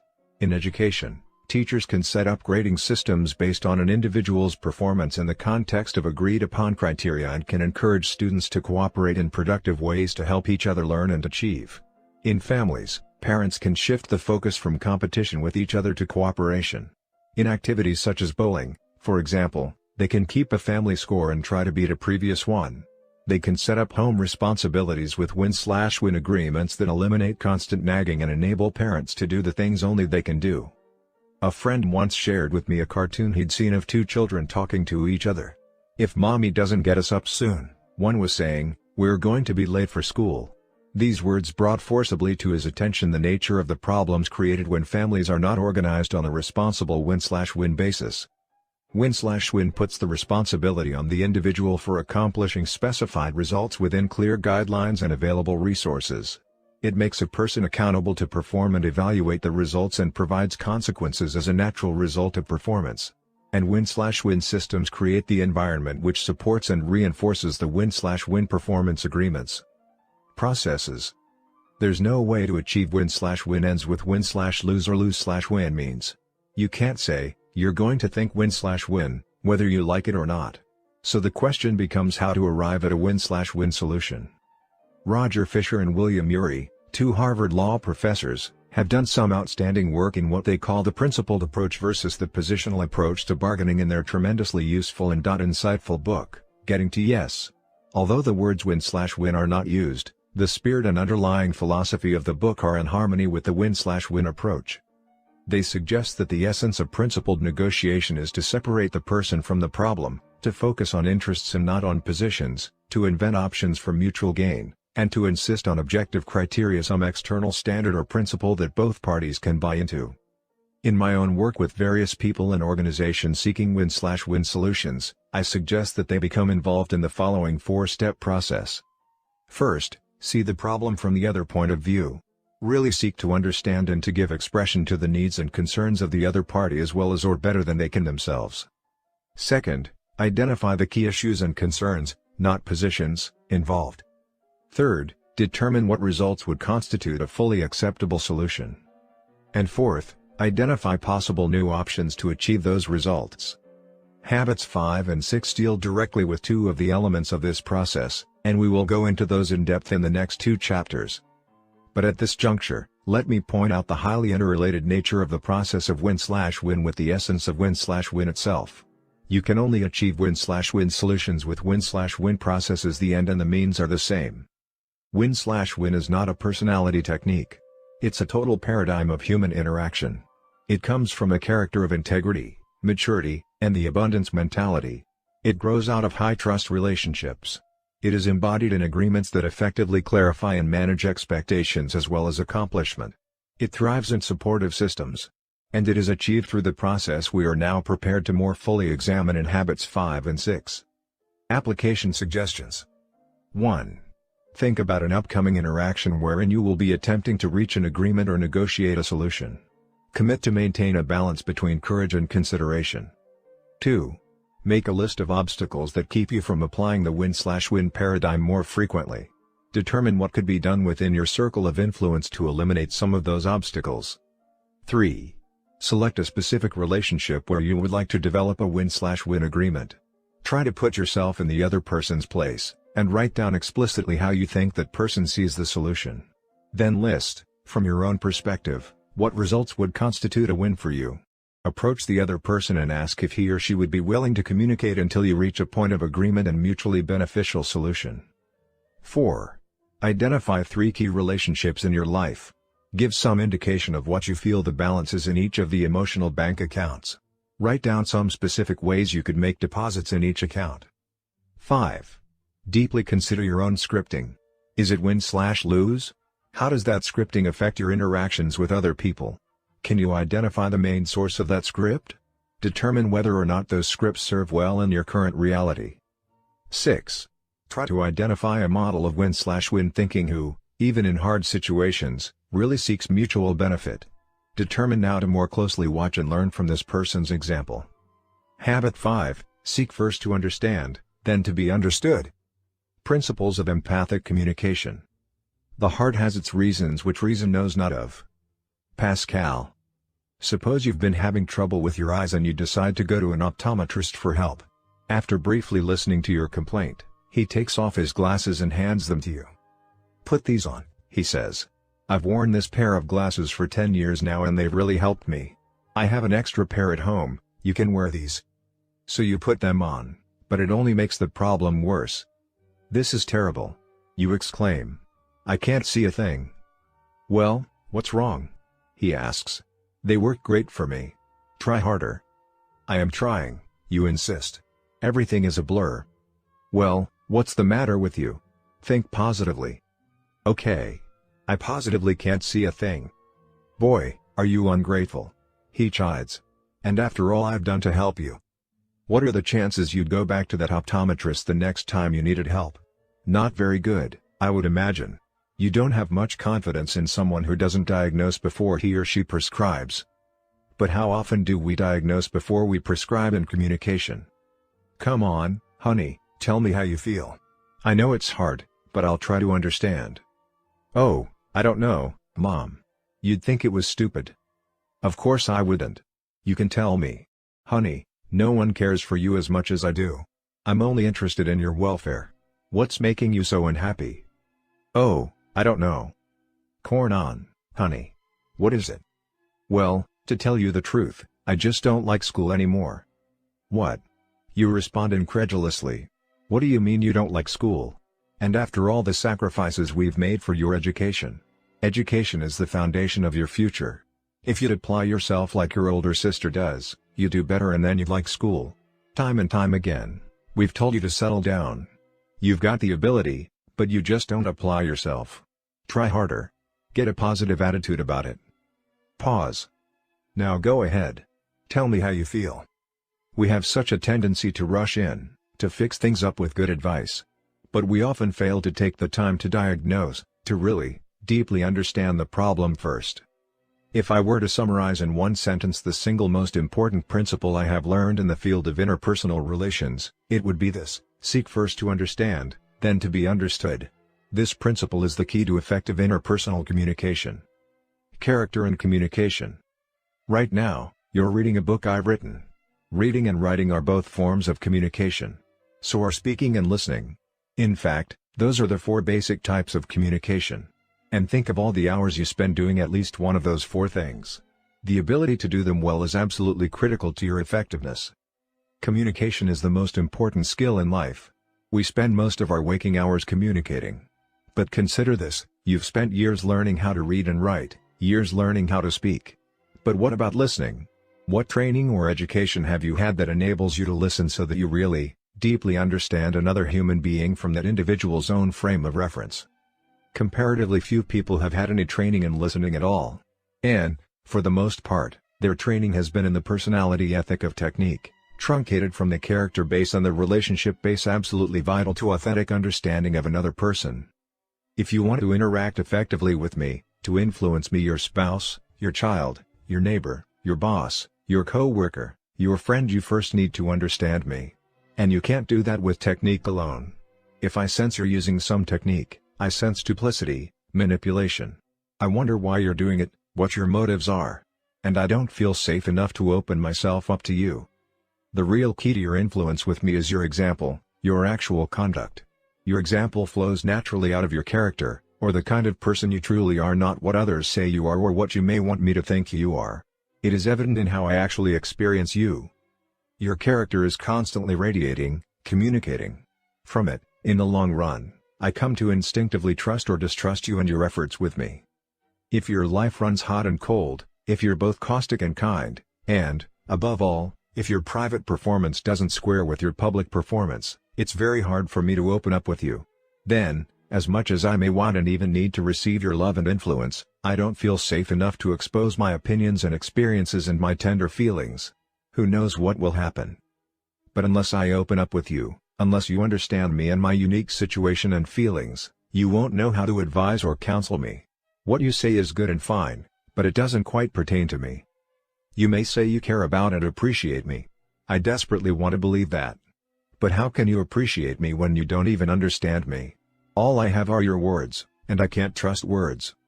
I'm too angry and defensive, perhaps too guilty and afraid to be influenced, even though inside I know I need what you could tell me.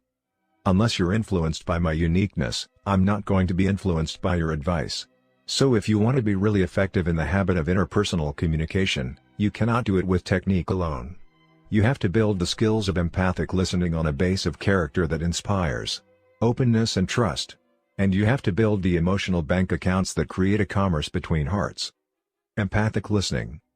Seek first to understand involves a very deep shift in paradigm. We typically seek first to be understood. Most people do not listen with the intent to understand, they listen with the intent to reply. They're either speaking or preparing to speak. They're filtering everything through their own paradigms, reading their autobiography into other people's lives. Oh, I know exactly how you feel. I went through the very same thing. Let me tell you about my experience. They're constantly projecting their own home movies onto other people's behavior. They prescribe their own glasses for everyone with whom they interact. If they have a problem with someone, a son, a daughter, a spouse, an employee, their attitude is, that person just doesn't understand. A father once told me, I can't understand my kid. He just won't listen to me at all. Let me restate what you just said, I replied. You don't understand your son because he won't listen to you? That's right, he replied. Let me try again, I said. You don't understand your son because he won't listen to you? That's what I said, he impatiently replied. I thought that to understand another person, You needed to listen to him, I suggested. Oh. He said. There was a long pause. Oh. He said again, as the light began to dawn. Oh, yeah. But I do understand him. I know what he's going through. I went through the same thing myself. I guess what I don't understand is why he won't listen to me. This man didn't have the vaguest idea of what was really going on inside his boy's head. He looked into his own head and thought he saw the world, including his boy. That's the case with so many of us. We're filled with our own rightness, our own autobiography. We want to be understood. Our conversations become collective monologues, and we never really understand what's going on inside another human being. When another person speaks, we're usually listening at one of four levels. We may be ignoring another person, not really listening at all. We may practice pretending. Yeah. Right. We may practice selective listening, hearing only certain parts of the conversation. We often do this when we're listening to the constant chatter of a preschool child. Or we may even practice attentive listening, paying attention and focusing energy on the words that are being said. But very few of us ever practice the fifth level, the highest form of listening, empathic listening. When I say empathic listening, I am not referring to the techniques of active listening or reflective listening, which basically involve mimicking what another person says. That kind of listening is skill-based, truncated from character and relationships, and often insults those listened to in such a way. It is also essentially autobiographical. If you practice those techniques, you may not project your autobiography in the actual interaction, but your motive in listening is autobiographical. You listen with reflective skills, but you listen with intent to reply, to control, to manipulate. When I say empathic listening, I mean listening with intent to understand.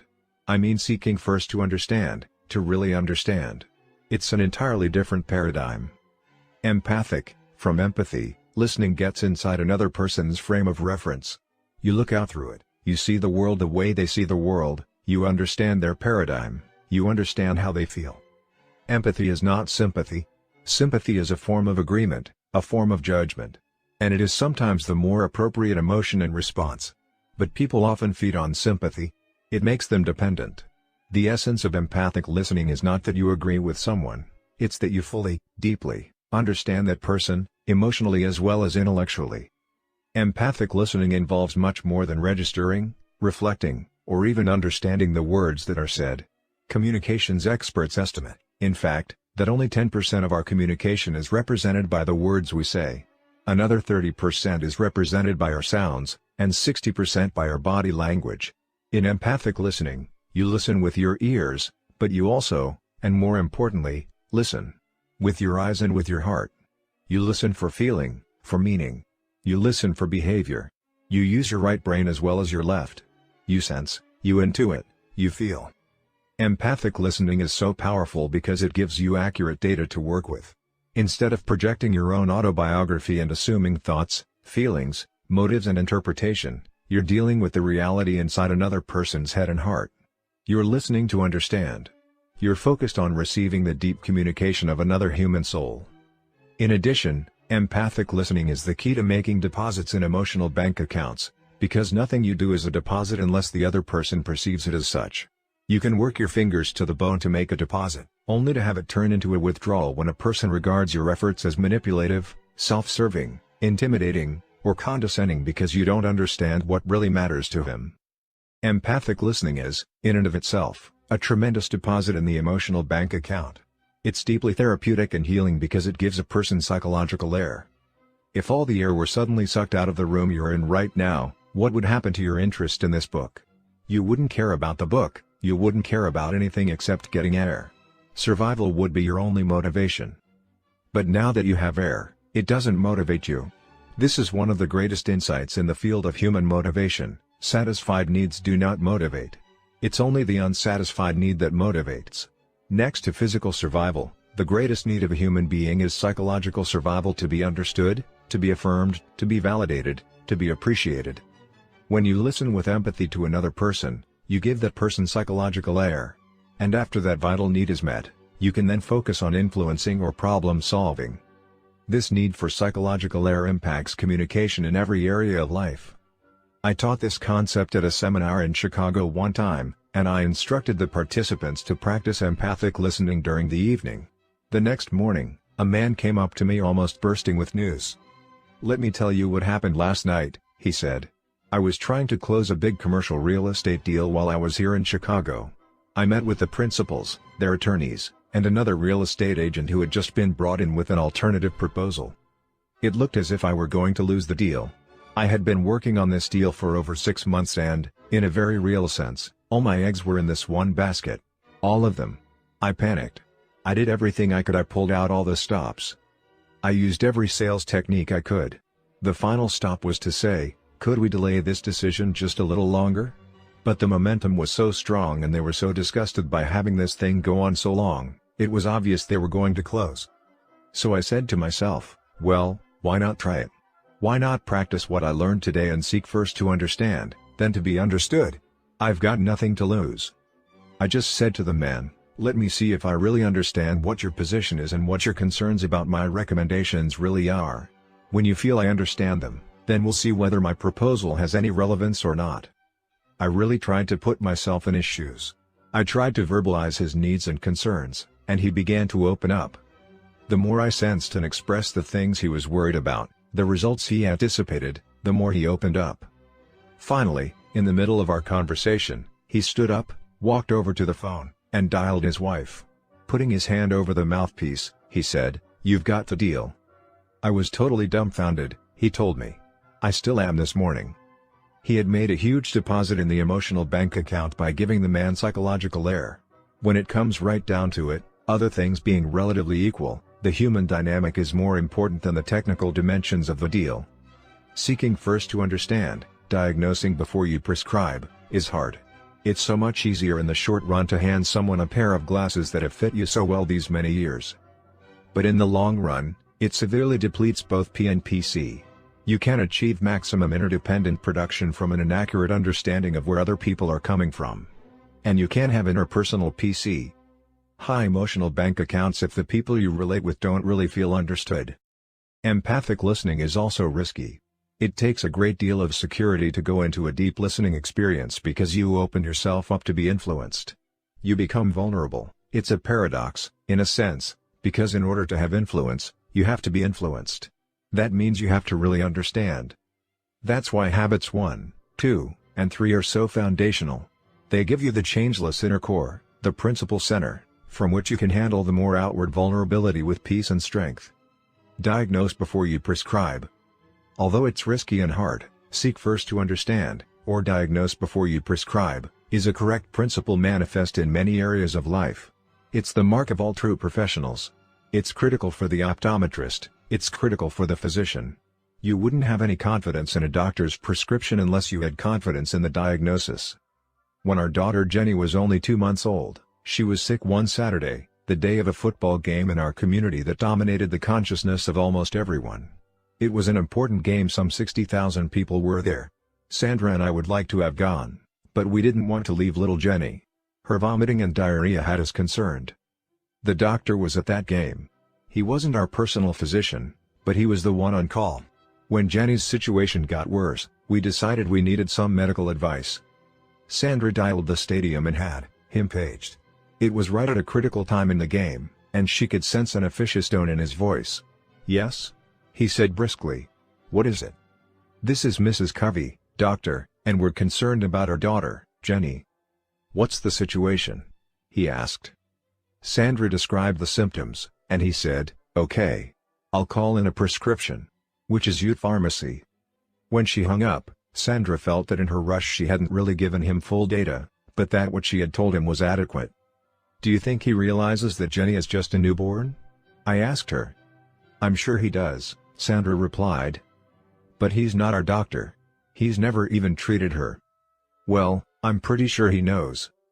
"Are you willing to give her the medicine unless you're absolutely sure he knows?" Sandra was silent. "What are we going to do?" she finally said. "Call him back," I said. "You call him back," Sandra replied. So I did. He was paged out of the game once again. "Doctor," I said, "when you called in that prescription, did you realize that Jenny is just 2 months old?" "No," he exclaimed. "I didn't realize that. It's good you called me back. I'll change the prescription immediately." If you don't have confidence in the diagnosis, You won't have confidence in the prescription. This principle is also true in sales. An effective salesperson first seeks to understand the needs, the concerns, the situation of the customer. The amateur salesman sells products, the professional sells solutions to needs and problems. It's a totally different approach.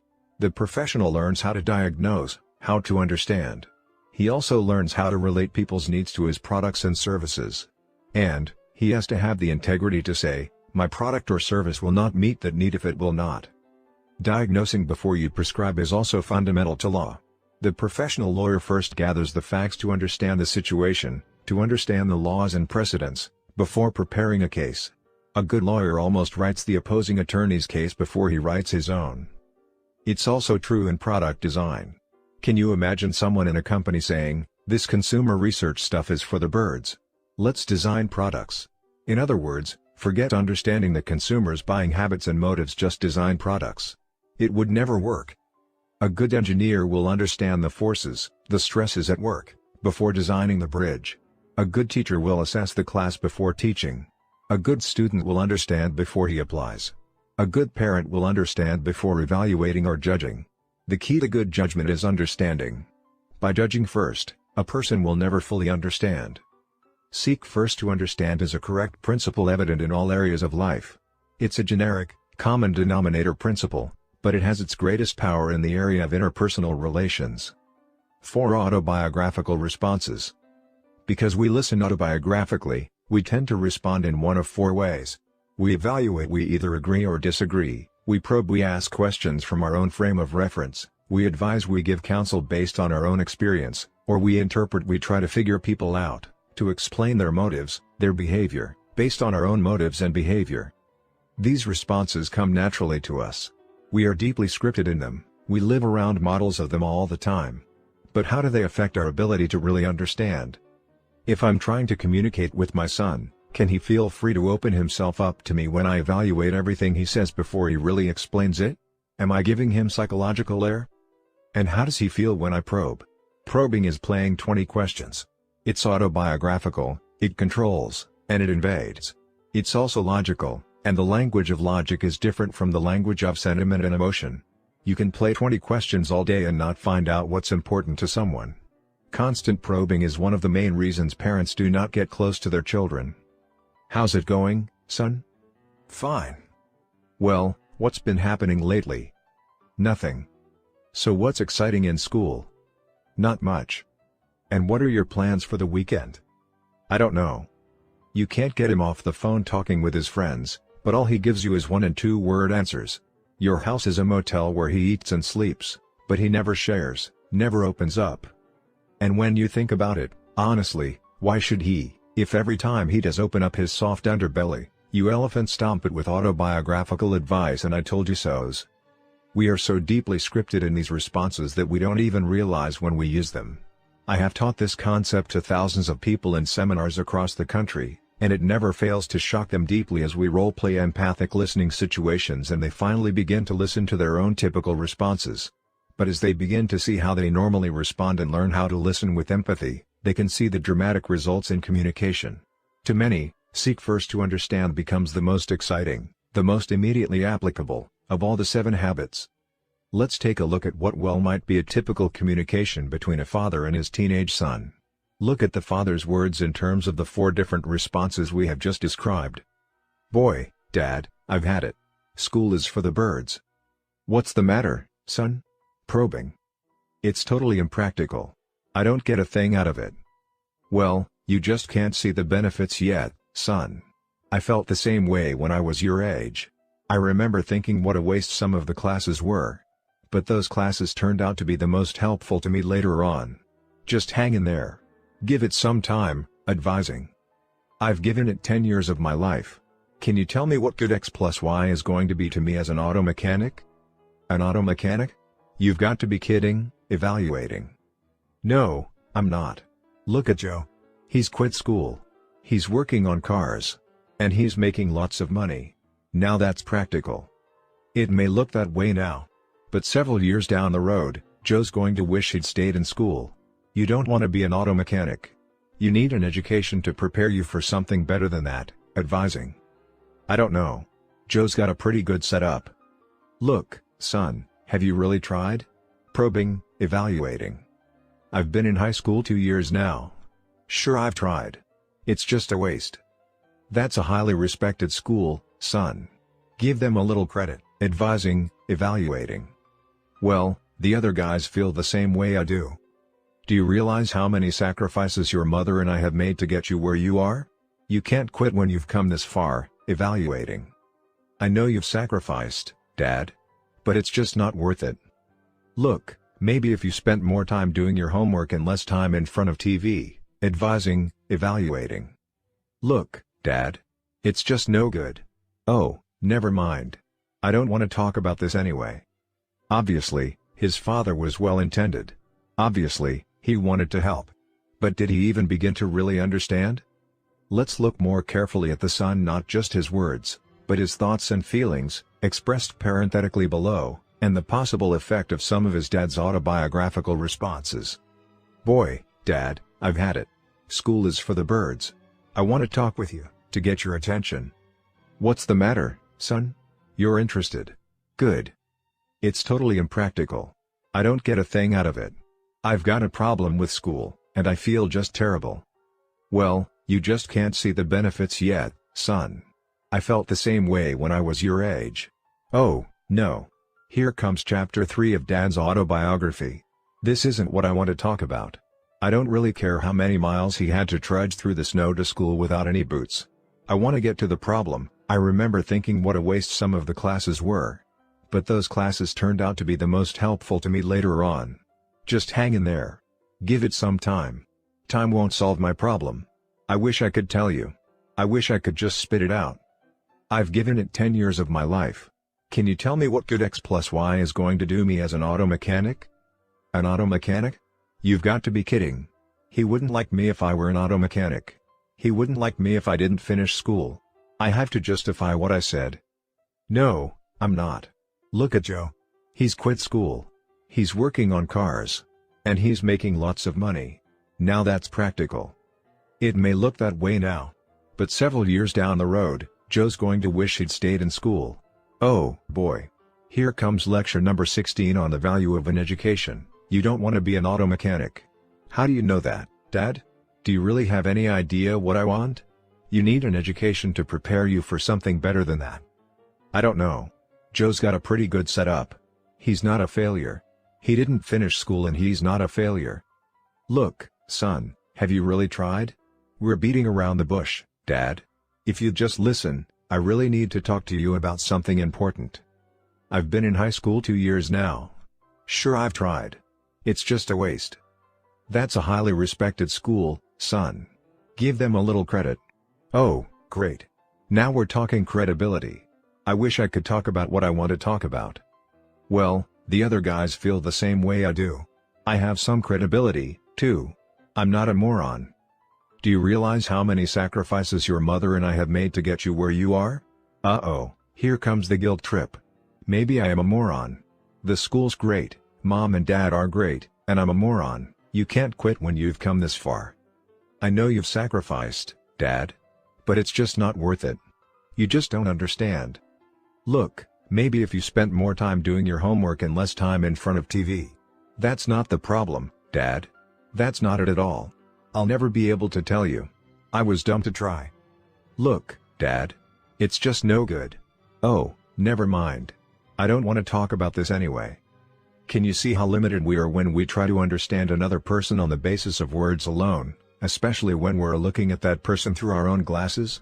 Can you see how limiting our autobiographical responses are to a person who is genuinely trying to get us to understand his autobiography? You will never be able to truly step inside another person, to see the world as he sees it, until you develop the pure desire, the strength of personal character, and the positive emotional bank account, as well as the empathic listening skills to do it. The skills, the tip of the iceberg of empathic listening, involve 4 developmental stages. The first and least effective is to mimic content. This is the skill taught in active or reflective listening. Without the character and relationship base, it is often insulting to people and causes them to close up. It is, however, a first stage skill because it at least causes you to listen to what's being said. Mimicking content is easy. You just listen to the words that come out of someone's mouth and you repeat them. You're hardly even using your brain at all. Boy, Dad, I've had it. School is for the birds. You've had it. You think school is for the birds. You have essentially repeated back the content of what was being said. You haven't evaluated or probed or advised or interpreted. You've at least showed you're paying attention to his words. But to understand, you want to do more. The second stage of emphatic listening is to rephrase the content. It's a little more effective, but it's still limited to the verbal communication. Boy, Dad, I've had it. School is for the birds. You don't want to go to school anymore. This time, you've put his meaning into your own words. Now you're thinking about what he said, mostly with the left side, the reasoning, logical side of the brain. The third stage brings your right brain into operation. You reflect feeling. Boy, Dad, I've had it. School is for the birds. You're feeling really frustrated. Now you're not paying as much attention to what he's saying as you are to the way he feels about what he's saying. The fourth stage includes both the second and the third. You rephrase the content and reflect the feeling. Boy, Dad, I've had it. School is for the birds. You're really frustrated about school. Frustration is the feeling, school is the content. You're using both sides of your brain to understand both sides of his communication. Now, what happens when you use fourth stage empathic listening skills is really incredible. As you authentically seek to understand, as you rephrase content and reflect feeling, you give him psychological air. You also help him work through his own thoughts and feelings. As he grows in his confidence of your sincere desire to really listen and understand, the barrier between what's going on inside him and what's actually being communicated to you disappears. It opens a soul-to-soul flow. He's not thinking and feeling one thing and communicating another. He begins to trust you with his innermost tender feelings and thoughts. Boy, Dad, I've had it. School is for the birds. I want to talk with you, to get your attention. You're really frustrated about school. That's right. That's how I feel. I sure am. It's totally impractical. I'm not getting a thing out of it. You feel like school's not doing you any good. Let me think, is that what I mean? Well, yeah. I'm just not learning anything that's going to help me. I mean, look at Joe. He's dropped out of school and he's working on cars. He's making money. Now that's practical. You feel that Joe really has the right idea. Well, I guess he does in a way. He's really making money now. But in a few years, I bet he'll probably be ticked off at himself. You think Joe's going to feel he made the wrong decision? He's got to. Just look at what he's giving up. I mean, if you don't have an education, you just can't make it in this world. Education is really important. Oh, yeah. I mean, if you don't have a diploma, if you can't get jobs or go to college, what are you going to do? You've just got to get an education. It's important to your future. It is. And, you know what? I'm really worried. Listen, you won't tell Mom, will you? You don't want your mother to find out. Well, not really. Oh, I guess you can tell her. She'll probably find out anyway. Look, I took this test today, this reading test. And, Dad, they said I'm reading on a 4th grade level. 4th grade. And I'm a junior in high school. What a difference real understanding can make. All the well-meaning advice in the world won't amount to a hill of beans if we're not even addressing the real problem. And we'll never get to the problem if we're so caught up in our own autobiography, our own paradigms, that we don't take off our glasses long enough to see the world from another point of view. I'm going to flunk, Dad.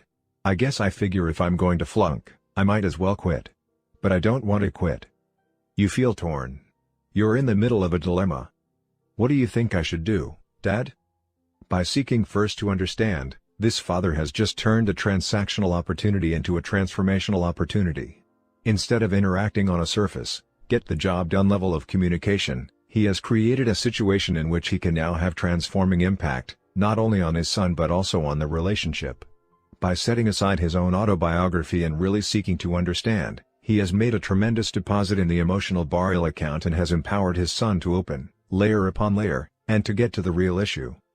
Now father and son are on the same side of the table looking at the problem, instead of on opposite sides looking across at each other.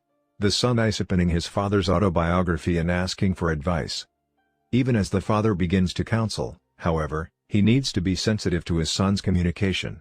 As long as the response is logical, The father can effectively ask questions and give counsel. But the moment the response becomes emotional, he needs to go back to empathic listening. Well, I can see some things you might want to consider. Like what, Dad? Like getting some special help with your reading. Maybe they have some kind of tutoring program over at the tech school. I've already checked into that. It takes 2 nights and all day Saturday. That would take so much time. Sensing emotion in that reply, the father moves back to empathy. That's too much of a price to pay. Besides, Dad, I told the 6th graders I'd be their coach. You don't want to let them down. But I'll tell you this, Dad. If I really thought that tutoring course would help, I'd be down there every night. I'd get someone else to coach those kids. You really want the help, but you doubt if the course will make a difference. Do you think it would, Dad? The son is once more open and logical. He's opening his father's autobiography again. Now the father has another opportunity to influence and transform. There are times when transformation requires no outside counsel. Often when people are really given a chance to open up, they unravel their own problems and the solutions become clear to them in the process. At other times, they really need additional perspective and help. The key is to genuinely seek the welfare of the individual, to listen with empathy, to let the person get to the problem and the solution at his own pace and time. Layer upon layer, it's like peeling an onion until you get to the soft inner core. When people are really hurting and you really listen with a pure desire to understand, you'll be amazed how fast they will open up. They want to open up. Children desperately want to open up, even more to their parents than to their peers. And they will, if they feel their parents will love them unconditionally and will be faithful to them afterwards and not judge or ridicule them. If you really seek to understand, without hypocrisy and without guile, there will be times when you will be literally stunned with the pure knowledge and understanding that will flow to you from another human being. It isn't even always necessary to talk in order to empathize. In fact, sometimes words may just get in your way. That's one very important reason why technique alone will not work. That kind of understanding transcends technique. Isolated technique only gets in the way. I have gone through the skills of empathic listening because skill is an important part of any habit.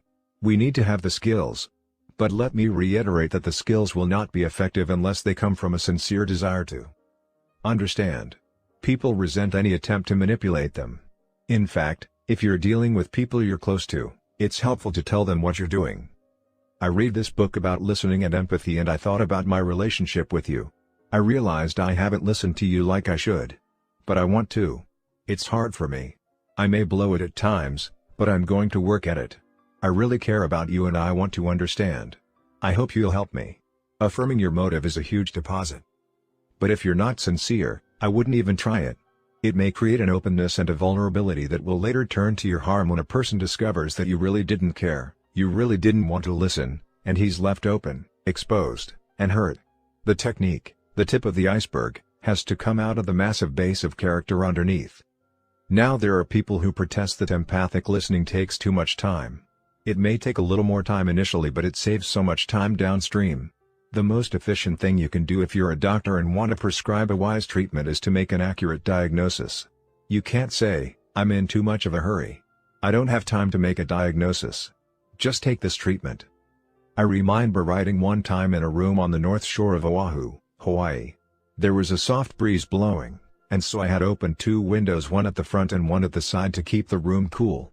I had a number of papers laid out, chapter by chapter, on a large table. Suddenly, the breeze started picking up and blowing my papers about. I remember the frantic sense of loss I felt because things were no longer in order, including unnumbered pages, and I began rushing around the room trying desperately to put them back. Finally, I realized it would be better to take 10 seconds and close one of the windows.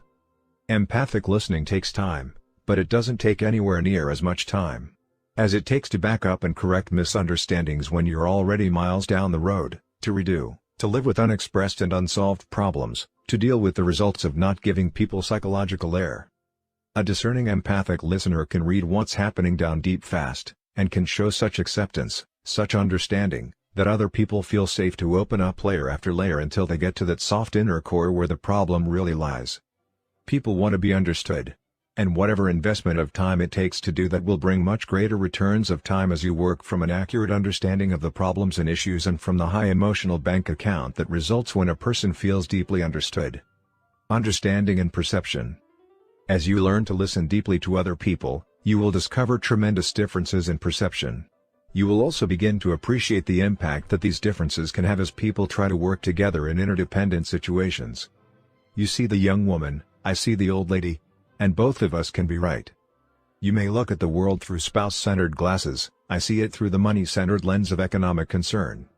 You may be scripted in the abundance mentality, I may be scripted in the scarcity mentality. You may approach problems from a highly visual, intuitive, holistic right brain paradigm, I may be very left brain, very sequential, analytical, and verbal in my approach. Our perceptions can be vastly different. And yet we both have lived with our paradigms for years, thinking they are facts, and questioning the character or the mental competence of anyone who can't see the facts.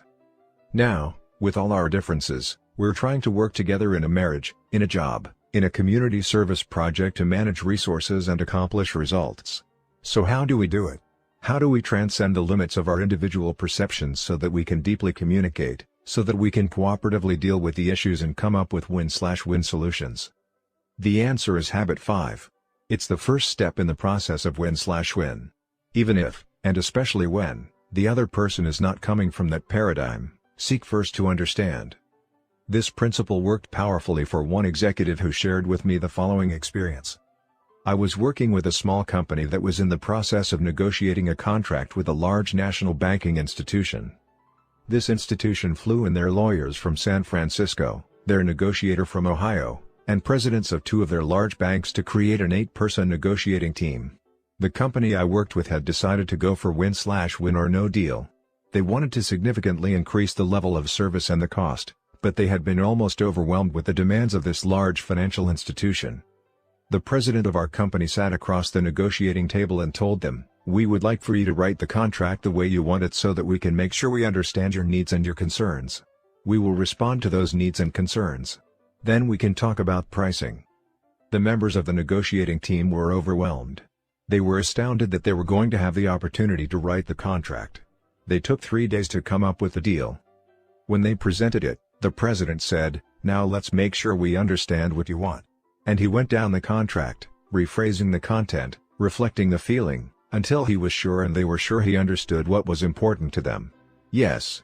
That's right. No, that's not exactly what we meant here. Yes, you've got it now." When he thoroughly understood their perspective, he proceeded to explain some concerns from his perspective, and they listened. They were ready to listen. They weren't fighting for air. What had started out as a very formal, low-trust, almost hostile atmosphere had turned into a fertile environment for synergy. At the conclusion of the discussions, the members of the negotiating team basically said, "We want to work with you. We want to do this deal. Just let us know what the price is and we'll sign." Then seek to be understood. Seek first to understand, then to be understood. Knowing how to be understood is the other half of habit 5, and is equally critical in reaching win-win solutions. Earlier we defined maturity as the balance between courage and consideration. Seeking to understand requires consideration, seeking to be understood takes courage. Win-win requires a high degree of both. So it becomes important in interdependent situations for us to be understood. The early Greeks had a magnificent philosophy which is embodied in 3 sequentially arranged words, ethos, pathos, and logos. I suggest these 3 words contain the essence of seeking first to understand and making effective presentations. Ethos is your personal credibility, the faith people have in your integrity and competency. It's the trust that you inspire, your emotional bank account. Pathos is the empathic side, it's the feeling. It means that you are in alignment with the emotional thrust of another person's communication. Logos is the logic, the reasoning part of the presentation. Notice the sequence: ethos, pathos, logos, your character, and your relationships, and then the logic of your presentation. This represents another major paradigm shift. Most people, in making presentations, go straight to the logos, the left brain logic, of their ideas. They try to convince other people of the validity of that logic without first taking ethos and pathos into consideration. I had an acquaintance who was very frustrated because his boss was locked into what he felt was an unproductive leadership style. "Why doesn't he do anything?" he asked me. "I've talked to him about it, he's aware of it, but he does nothing." "Well, why don't you make an effective presentation?" I asked. "I did," was the reply. "How do you define effective? Who do they send back to school when the salesman doesn't sell the buyer? Effective means it works, it means P/PC. Did you create the change you wanted? Did you build the relationship in the process? What were the results of your presentation? I told you, he didn't do anything. He wouldn't listen. Then make an effective presentation. You've got to empathize with his head. You've got to get into his frame of mind. You've got to make your point simply and visually and describe the alternative he is in favor of better than he can himself. That will take some homework. Are you willing to do that? Why do I have to go through all that? He asked. In other words, you want him to change his whole leadership style and you're not willing to change your method of presentation? I guess so, he replied. Well, then, I said, just smile about it and learn to live with it. I can't live with it, he said. It compromises my integrity. Okay, then get to work on an effective presentation. That's in your circle of influence. In the end, he wouldn't do it. The investment seemed too great.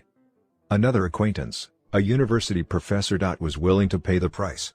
He approached me one day and said, "Stephen, I can't get to first base in getting the funding I need for my research because my research is really not in the mainstream of this department's interests." After discussing his situation at some length, I suggested that he develop an effective presentation using ethos, pathos, and logos. I know you're sincere and the research you want to do would bring great benefits. Describe the alternative they are in favor of better than they can themselves. Show that you understand them in depth. Then carefully explain the logic behind your request. Well, I'll try, he said. Do you want to practice with me? I asked. He was willing, and so we dress rehearsed his approach. When he went in to make his presentation, he started by saying, "Now let me see if I first understand what your objectives are, and what your concerns are about this presentation and my recommendation." He took the time to do it slowly, gradually. In the middle of his presentation, demonstrating his depth of understanding and respect for their point of view, a senior professor turned to another professor, nodded, turned back to him, and said, "You've got your money." When you can present your own ideas clearly, specifically, visually, and most important, contextually in the context of a deep understanding of their paradigms and concerns, you significantly increase the credibility of your ideas. You're not wrapped up in your own thing, delivering grandiose rhetoric from a soapbox. You really understand. What you're presenting may even be different from what you had originally thought because in your effort to understand, you learned. Habit 5 lifts you to greater accuracy, greater integrity, in your presentations. And people know that. They know you're presenting the ideas that you genuinely believe, taking all known facts and perceptions into consideration, that will benefit everyone. One-on-one. Habit 5 is powerful because it is right in the middle of your circle of influence. Many factors and interdependent situations are in your circle of concern: problems, disagreements, circumstances, other people's behavior. And if you focus your energies out there, you deplete them with little positive results. But you can always seek first to understand. That's something that's within your control. And as you do that, as you focus on your circle of influence, you really, deeply understand other people. You have accurate information to work with, you get to the heart of matters quickly, you build emotional bank accounts, and you give people the psychological air they need so you can work together effectively. It's the inside-out approach. And as you do it, watch what happens to your circle of influence. Because you really listen, you become influenceable. And being influenceable is the key to influencing others. Your circle begins to expand. You increase your ability to influence many of the things in your circle of concern. And watch what happens to you. The more deeply you understand other people, the more you will appreciate them, the more reverent you will feel about them. To touch the soul of another human being is to walk on holy ground. Habit 5 is something you can practice right now. The next time you communicate with anyone, you can put aside your own autobiography and genuinely seek to understand. Even when people don't want to open up about their problems, you can be empathic. You can sense their hearts, you can sense the hurt, and you can respond, "You seem down today." They may say nothing. That's all right. You've shown understanding and respect. Don't push, be patient, be respectful. People don't have to open up verbally before you can empathize. You can empathize all the time with their behavior. You can be discerning, sensitive, and aware, and you can live outside your autobiography when that is needed. And if you're highly proactive, you can create opportunities to do preventive work. You don't have to wait until your son or daughter has a problem with school or you have your next business negotiation to seek first to understand. Spend time with your children now, one-on-one. Listen to them, understand them. Look at your home, at school life, at the challenges and the problems they're facing, through their eyes. Build the emotional bank account. Give them air. Go out with your spouse on a regular basis. Have dinner or do something together you both enjoy. Listen to each other, seek to understand. See life through each other's eyes. My daily time with Sandra is something I wouldn't trade for anything. As well as seeking to understand each other, we often take time to actually practice empathic listening skills to help us in communicating with our children. We often share our different perceptions of the situation, and we role-play more effective approaches to difficult interpersonal family problems. I may act as if I am a son or daughter requesting a special privilege even though I haven't fulfilled a basic family responsibility, and Sandra plays herself. We interact back and forth and try to visualize the situation in a very real way so that we can train ourselves to be consistent in modeling and teaching correct principles to our children. Some of our most helpful role plays come from redoing a past difficult or stressful scene in which one of us blew it. The time you invest to deeply understand the people you love brings tremendous dividends in open communication. Many of the problems that plague families and marriages simply don't have time to fester and develop. The communication becomes so open that potential problems can be nipped in the bud. And there are great reserves of trust in the emotional bank account to handle the problems that do arise. In business, you can set up one-on-one time with your employees. Listen to them, understand them. Set up human resource accounting or stakeholder information systems in your business to get honest, accurate feedback at every level, from customers, suppliers, and employees. Make the human element as important as the financial or the technical element. You save tremendous amounts of time, energy, and money when you tap into the human resources of a business at every level. When you listen, you learn. And you also give the people who work for you and with you psychological air. You inspire loyalty that goes well beyond the 8 to 5 physical demands of the job.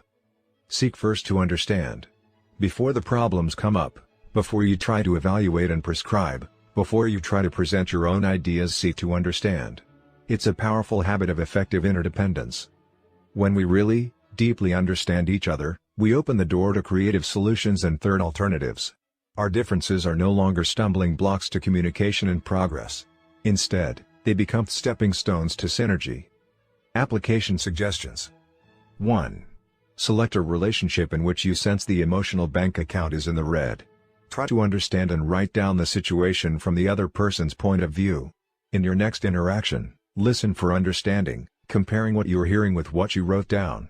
How valid were your assumptions? Did you really understand that individual's perspective? 2. Share the concept of empathy with someone close to you. Tell them or who you want to work on really listening to others and ask for feedback in a week. How did you do? How did it make that person feel? 3.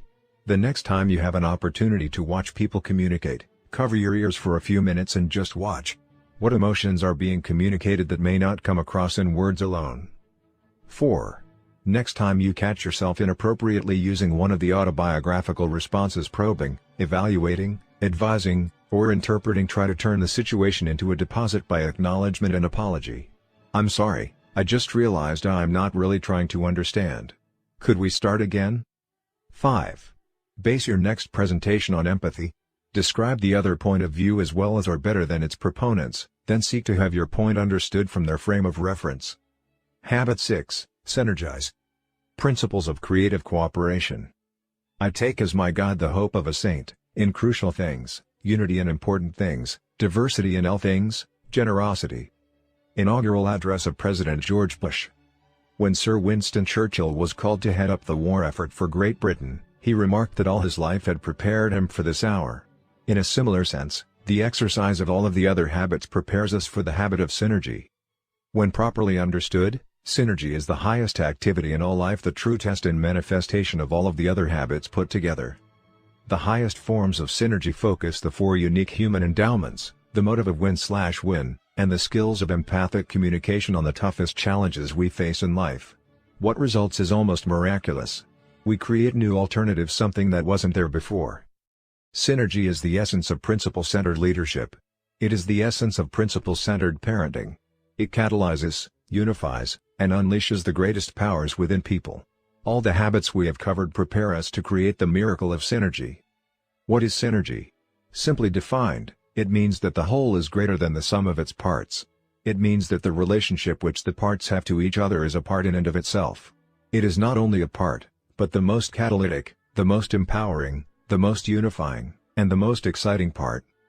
The creative process is also the most terrifying part because you don't know exactly what's going to happen or where it is going to lead. You don't know what new dangers and challenges you'll find. It takes an enormous amount of internal security to begin with the spirit of adventure, the spirit of discovery, the spirit of creativity. Without doubt, you have to leave the comfort zone of base camp and confront an entirely new and unknown wilderness. You become a trailblazer, a pathfinder. You open new possibilities, new territories, new continents, so that others can follow. Synergy is everywhere in nature.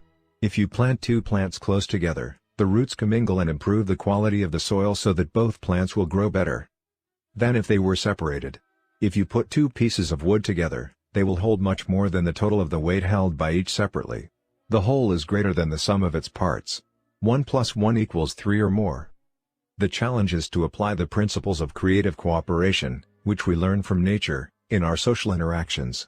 Family life provides many opportunities to observe synergy and to practice it. The very way that a man and a woman bring a child into the world is synergistic. The essence of synergy is to value differences, to respect them, to build on strengths, to compensate for weaknesses. We obviously value the physical differences between men and women, husbands and wives. But what about the social, mental, and emotional differences? Could these differences not also be sources of creating new, exciting forms of life, creating an environment that is truly fulfilling for each person, that nurtures the self-esteem and self-worth of each, that creates opportunities for each to mature into independence and then gradually into interdependence? Could synergy not create a new script for the next generation, one that is more geared to service and contribution, and is less protective, less adversarial, less selfish, one that is more open, more trusting, more giving, and is less defensive, protective, and political, one that is more loving, more caring, and is less possessive and judgmental? Synergistic communication. When you communicate synergistically, you are simply opening your mind and heart and expressions to new possibilities, new alternatives, new options. It may seem as if you are casting aside habit to begin with the end in mind, but, in fact, you're doing the opposite. You're fulfilling it. You're not sure when you engage in synergistic communication how things will work out or what the end will look like, but you do have an inward sense of excitement and security and adventure, believing that it will be significantly better than it was before. And that is the end that you have in mind. You begin with the belief that parties involved will gain more insight, and that the excitement of that mutual learning and insight will create a momentum toward more and more insights, learnings, and growth. Many people have not really experienced even a moderate degree of synergy in their family life or in other interactions. They've been trained and scripted into defensive and protective communications or into believing that life or other people can't be trusted. As a result, they are never really open to habit 6 and to these principles. This represents one of the great tragedies and wastes in life, because so much potential remains untapped, completely undeveloped and unused. Ineffective people live day after day with unused potential. They experience synergy only in small, peripheral ways in their lives. They may have memories of some unusual creative experiences, perhaps in athletics, where they were involved in a real team spirit for a period of time. Or perhaps they were in an emergency situation where people cooperated to an unusually high degree and submerged ego and pride in an effort to save someone's life or to produce a solution to a crisis. To many, such events may seem unusual, almost out of character with life, even miraculous. But this is not so. These things can be produced regularly, consistently, almost daily in people's lives. But it requires enormous personal security and openness and a spirit of adventure. Most all creative endeavors are somewhat unpredictable.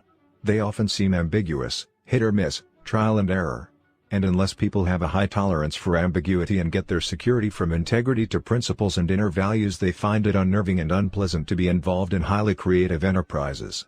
Their need for structure, certainty, and predictability is too high. Synergy in the classroom. As a teacher, I have come to believe that many truly great classes teeter on the very edge of chaos. Synergy tests whether teachers and students are really open to the principle of the whole being greater than the sum of its parts. There are times when neither the teacher nor the student knows for sure what's going to happen. In the beginning, There's a safe environment that enables people to be really open and to learn and to listen to each other's ideas. Then comes brainstorming, where the spirit of evaluation is subordinated to the spirit of creativity, imagining, and intellectual networking. Then an absolutely unusual phenomenon begins to take place. The entire class is transformed with the excitement of a new thrust, a new idea, a new direction that's hard to define, yet it's almost palpable to the people involved. Synergy is almost as if a group collectively agrees to subordinate old scripts and to write a new one. I'll never forget a university class I taught in leadership philosophy and style. We were about 3 weeks into a semester when, in the middle of a presentation, one person started to relate some very powerful personal experiences which were both emotional and insightful. A spirit of humility and reverence fell upon the class, reverence toward this individual and appreciation for his courage. This spirit became fertile soil for a synergistic and creative endeavor. Others began to pick up on it, sharing some of their experiences and insights and even some of their self-doubts. The spirit of trust and safety prompted many to become extremely open. Rather than present what they prepared, they fed on each other's insights and ideas and started to create a whole new scenario as to what that class could mean. I was deeply involved in the process. In fact, I was almost mesmerized by it because it seemed so magical and creative. And I found myself gradually loosening up my commitment to the structure of the class and sensing entirely new possibilities. It wasn't just a flight of fancy, there was a sense of maturity and stability and substance which transcended by far the old structure and plan. We abandoned the old syllabus, the purchased textbooks and all the presentation plans, and we set up new purposes and projects and assignments. We became so excited about what was happening that in about 3 more weeks, we all sensed an overwhelming desire to share what was happening with others. We decided to write a book containing our learnings and insights on the subject of our study principles of leadership. Assignments were changed, new projects undertaken, new teams formed.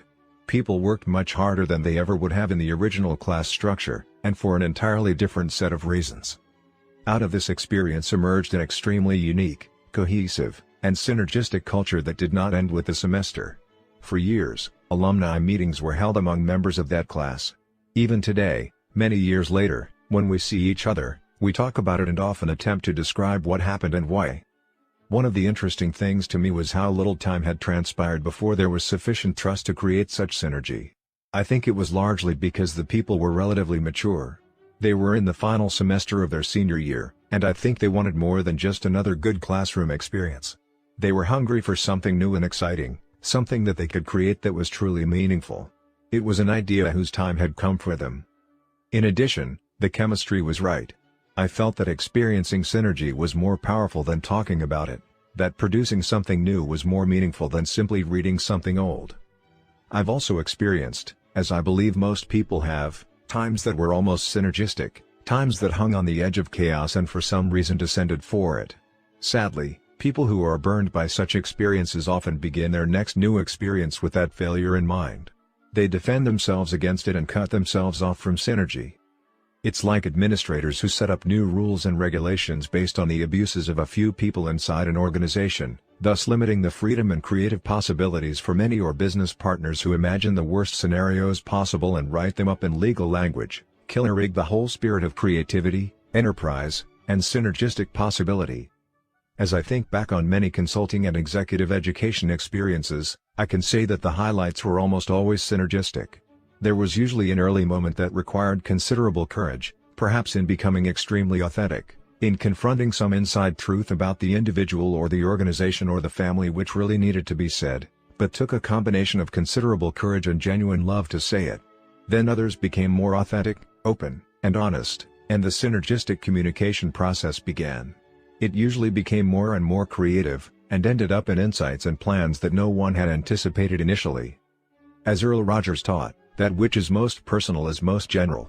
The more authentic you become, the more genuine in your expression, particularly regarding personal experiences and even self-doubts, the more people can relate to your expression and the safer it makes them feel to express themselves. That expression in turn feeds back on the other person's spirit, and genuine creative empathy takes place, producing new insights and learnings and a sense of excitement and adventure that keeps the process going. People then begin to interact with each other almost in half-sentences, sometimes incoherent, but they get each other's meanings very rapidly. Then whole new worlds of insights, new perspectives, new paradigms that ensure options, new alternatives are opened up and thought about. Though occasionally these new E's are left up in the air, they usually come to some kind of closure that is practical and useful. Synergy in business. I enjoyed one particularly meaningful synergistic experience as I worked with my associates to create the corporate mission statement for our business.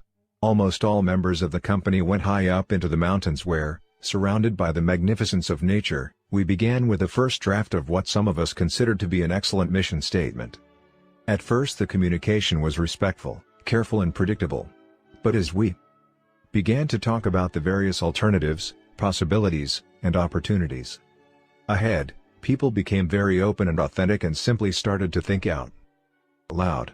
The mission statement agenda gave way to a collective free association, a spontaneous piggybacking of ideas. People were genuinely empathic as well as courageous, and we moved from mutual respect and understanding to creative, synergistic communication. Everyone could sense it. It was exciting. As it matured, we returned to the task of putting the evolved collective vision into words, each of which contains specific and committed to meaning for each participant. The resulting corporate mission statement reads: our mission is to empower people and organizations to significantly increase their performance capability in order to achieve worthwhile purposes through understanding and living principle-centered leadership. The synergistic process that led to the creation of our mission statement engraved it in all the hearts and minds of everyone there, and it has served us well as a frame of reference of what we are about, as well as what we are not about. Another high-level synergy experience took place when I accepted an invitation to serve as the resource and discussion catalyst at the annual planning meeting of a large insurance company. Several months ahead, I met with the committee responsible to prepare for and stage the two-day meeting, which was to involve all the top executives. They informed me that the traditional pattern was to identify 4 or 5 major issues through questionnaires and interviews, and to have alternative proposals presented by the executives. Past meetings had been generally respectful exchanges, occasionally deteriorating into defensive win-slash-lose ego battles. They were usually predictable, uncreative, and boring. As I talked with the committee members about the power of synergy, they could sense its potential. With considerable trepidation, they agreed to change the pattern. They requested various executives to prepare anonymous white papers on each of the high-priority issues, and then asked all the executives to immerse themselves in these papers ahead of time in order to understand the issues and the differing points of view. They were to come to the meeting prepared to listen rather than to present, prepared to create and synergize rather than to defend and protect. We spent the first half-day in the meeting teaching the principles and practicing the skills of habits 4, 5, and 6. The rest of the time was spent in creative synergy. The release of creative energy was incredible. Excitement replaced boredom. People became very open to each other's influence and generated new insights and options. By the end of the meeting, an entirely new understanding of the nature of the central company challenge evolved. The white paper proposals became obsolete. Differences were valued and transcended. A new common vision began to form. Once people have experienced real synergy, they are never quite the same again. They know the possibility of having other such mind-expanding adventures in the future.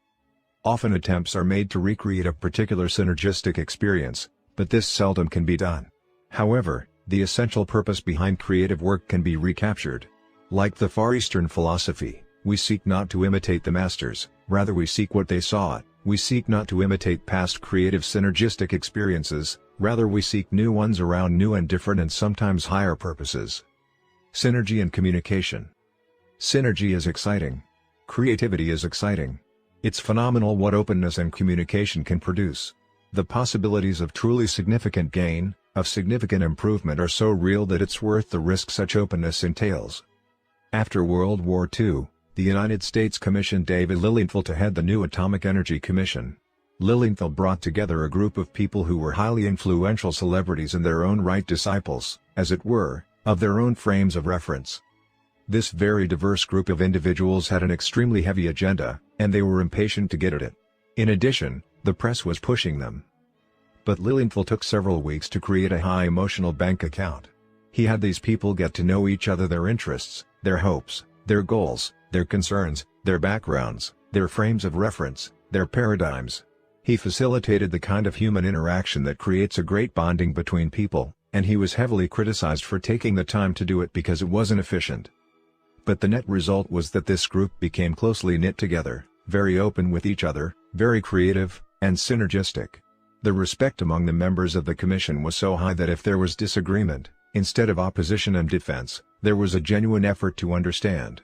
The attitude was, if a person of your intelligence and competence and commitment disagrees with me, then there must be something to your disagreement that I don't understand, and I need to understand it. You have a perspective, a frame of reference I need to look at. Non-protective interaction developed, and an unusual culture was born. The following diagram illustrates how closely trust is related to different levels of communication.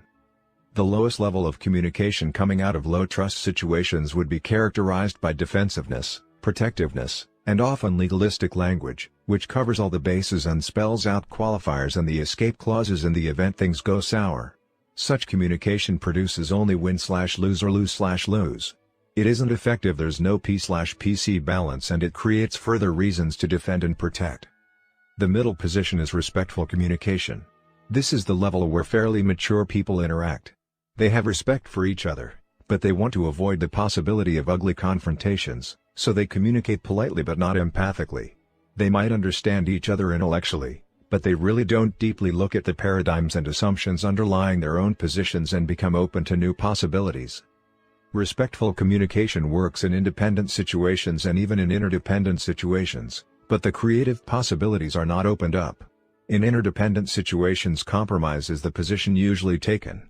Compromise means that 1 + 1 = 1.5. Both give and take. The communication isn't defensive or protective or angry or manipulative, it is honest and genuine and respectful. But it isn't creative or synergistic. It produces a low form of win/win.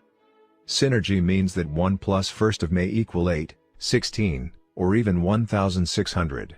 The synergistic position of high trust produces solutions better than any originally proposed, and all parties know it.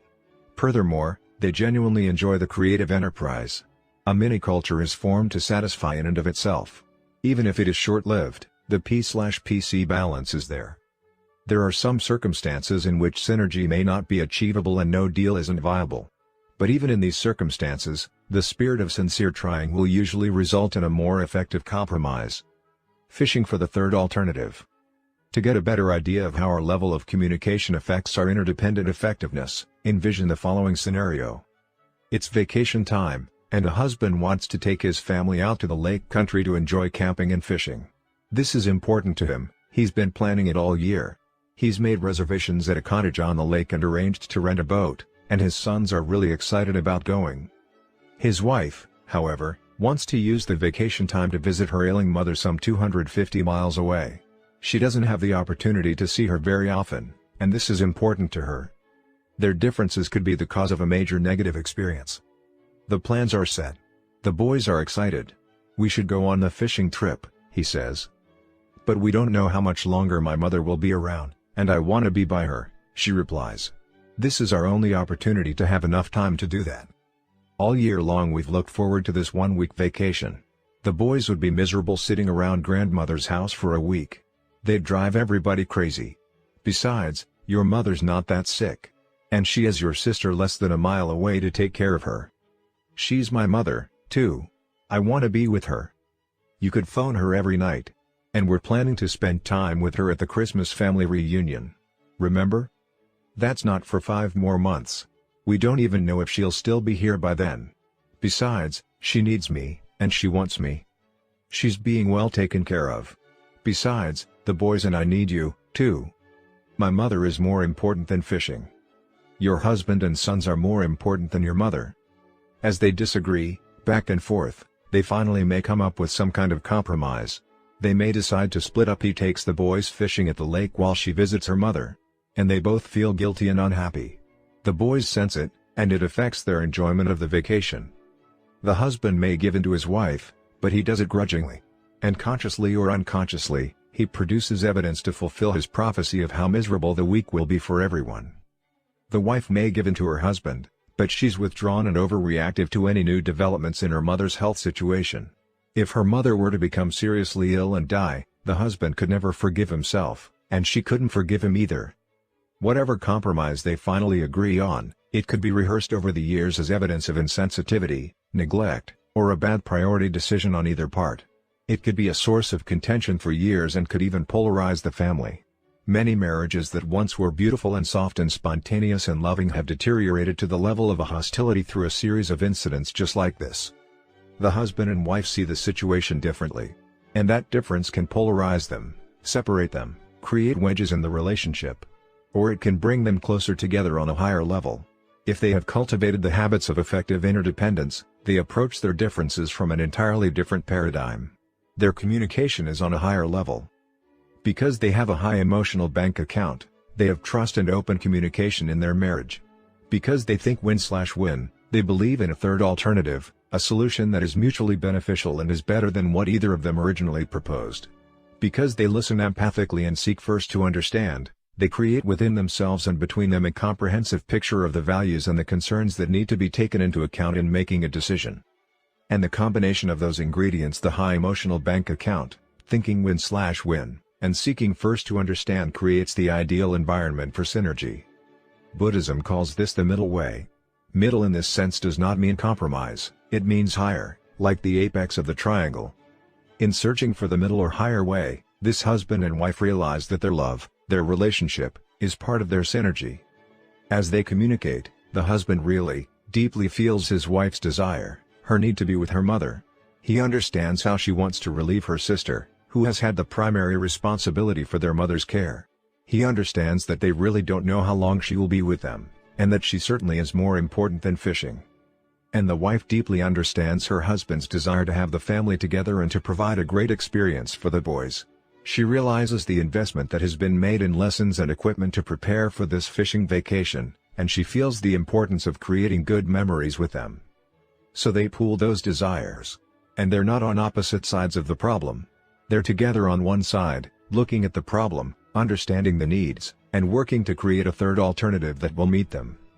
"Maybe we could arrange another time within the month for you to visit with your mother," he suggests. "I could take over the home responsibilities for the weekend and arrange for some help at the first of the week so that you could go. I know it's important to you to have that time. Or maybe we could locate a place to camp and fish that would be close to your mother. The area wouldn't be as nice, but we could still be outdoors and meet other needs as well. And the boys wouldn't be climbing the walls. We could even plan some recreational activities with the cousins, aunts, and uncles, which would be an added benefit." They synergize. They communicate back and forth until they come up with a solution they both feel good about. It's better than the solutions either of them originally proposed. It's better than compromise. It's a synergistic solution that builds P and PC. Instead of a transaction, it's a transformation. They get what they both really want and build their relationship in the process. Negative synergy. Seeking the third alternative is a major paradigm shift from the dichotomous, either/or mentality. But look at the difference in results. How much negative energy is typically expended when people try to solve problems or make decisions in an interdependent reality? How much time is spent in confessing other people's sins, politicking, rivalry, interpersonal conflict, protecting one's backside, masterminding, and second-guessing? It's like trying to drive down the road with one foot on the gas and the other foot on the brake. And instead of getting a foot off the brake, most people give it more gas. They try to apply more pressure, more eloquence, more logical information to strengthen their position. The problem is that highly dependent people are trying to succeed in an interdependent reality. They're either dependent on borrowing strength from position power and they go for win/lose, or they're dependent on being popular with others and they go for lose/win. They may talk win/win technique, but they don't really want to listen, they want to manipulate. And synergy can thrive in that environment. Insecure people think that all reality should be amenable to their paradigms. They have a high need to clone others, to mold them over into their own thinking. They don't realize that the very strength of the relationship is in having another point of view. Sameness is not oneness, uniformity is not unity. Unity, or oneness, is complementariness, not sameness. Sameness is uncreative, and boring. The essence of synergy is to value the differences. I've come to believe that the key to interpersonal synergy is interpersonal synergy, that is synergy within ourselves. The heart of interpersonal synergy is embodied in the principles in the first 3 habits, which give the internal security sufficient to handle the risks of being open and vulnerable. By internalizing those principles, we develop the abundance mentality of win/win and the authenticity of habit 5. One of the very practical results of being principle-centered is that it makes us whole, truly integrated. People who are scripted, deeply and logical, verbal, Left-brain thinking will discover how totally inadequate that thinking is in solving problems which require a great deal of creativity. They become aware and begin to open up a new script inside their right brain. It's not that the right brain wasn't there, it just lay dormant. The muscles had not been developed, or perhaps they had atrophied after early childhood because of the heavy left brain emphasis of formal education or social scripting. When a person has access to both the intuitive, creative, and visual right brain, and the analytical, logical, verbal left brain, then the whole brain is working. In other words, there is psychic synergy taking place in our own head. And this tool is best suited to the reality of what life is, because life is not just logical, it is also emotional. One day I was presenting a seminar which I titled, Manage from the Left, Lead from the Right to a company in Orlando, Florida. During the break, the president of company came up to me and said, "Stephen, this is intriguing. But I have been thinking about this material more in terms of its application to my marriage than to my business. My wife and I have a real communication problem. I wonder if you would have lunch with the two of us and just kind of watch how we talk to each other?" "Let's do it," I replied. As we sat down together, we exchanged a few pleasantries. Then this man turned to his wife and said, "Now, honey, I've invited Stephen to have lunch with us to see if he could help us in our communication with each other. I know you feel I should be a more sensitive, considerate husband. Could you give me something specific you think I ought to do?" His dominant left brain wanted facts, figures, specifics, parts. "Well, as I've told you before, it's nothing specific. It's more of a general sense I have about priorities." Her dominant right brain was dealing with sensing and with the gestalt, the whole, the relationship between the parts. "What do you mean, a general feeling about priorities? What is it you want me to do? Give me something specific I can get a handle on." "Well, it's just a feeling." Her right brain was dealing in images, intuitive feelings. "I just don't think our marriage is as important to you as you tell me it is." "Well, what can I do to make it more important? Give me something concrete and specific to go on." "It's hard to put into words." At that point, he just rolled his eyes and looked at me as if to say, "Stephen, could you endure this kind of dumbness in your marriage?" "It's just a feeling," she said, "a very strong feeling." "Honey," he said to her, "that's your problem. And that's the problem with your mother. In fact, it's the problem with every woman I know." Then he began to interrogate her as though it were some kind of legal deposition. "Do you live where you want to live?" "That's not it," she sighed. "That's not it at all." "I know," he replied with a forced patience. "But since you won't tell me exactly what it is, I figure the best way to find out what it is to find out what it is not. Do you live where you want to live?" "I guess." "Honey, Stephen's here for just a few minutes to try to help us. Just give a quick yes or no answer. Do you live where you want to live?" "Yes." "Okay. That's settled. Do you have the things you want to have?" "Yes." "All right. Do you do the things you want to do?" This went on for a little while, and I could see I wasn't helping at all.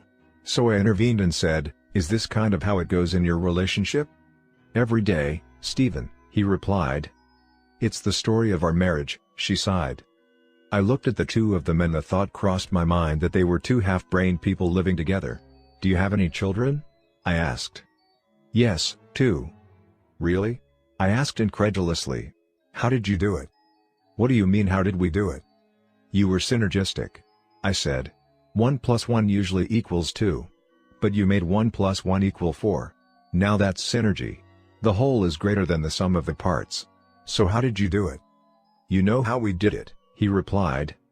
"You must have valued the differences," I exclaimed. "Valuing the differences."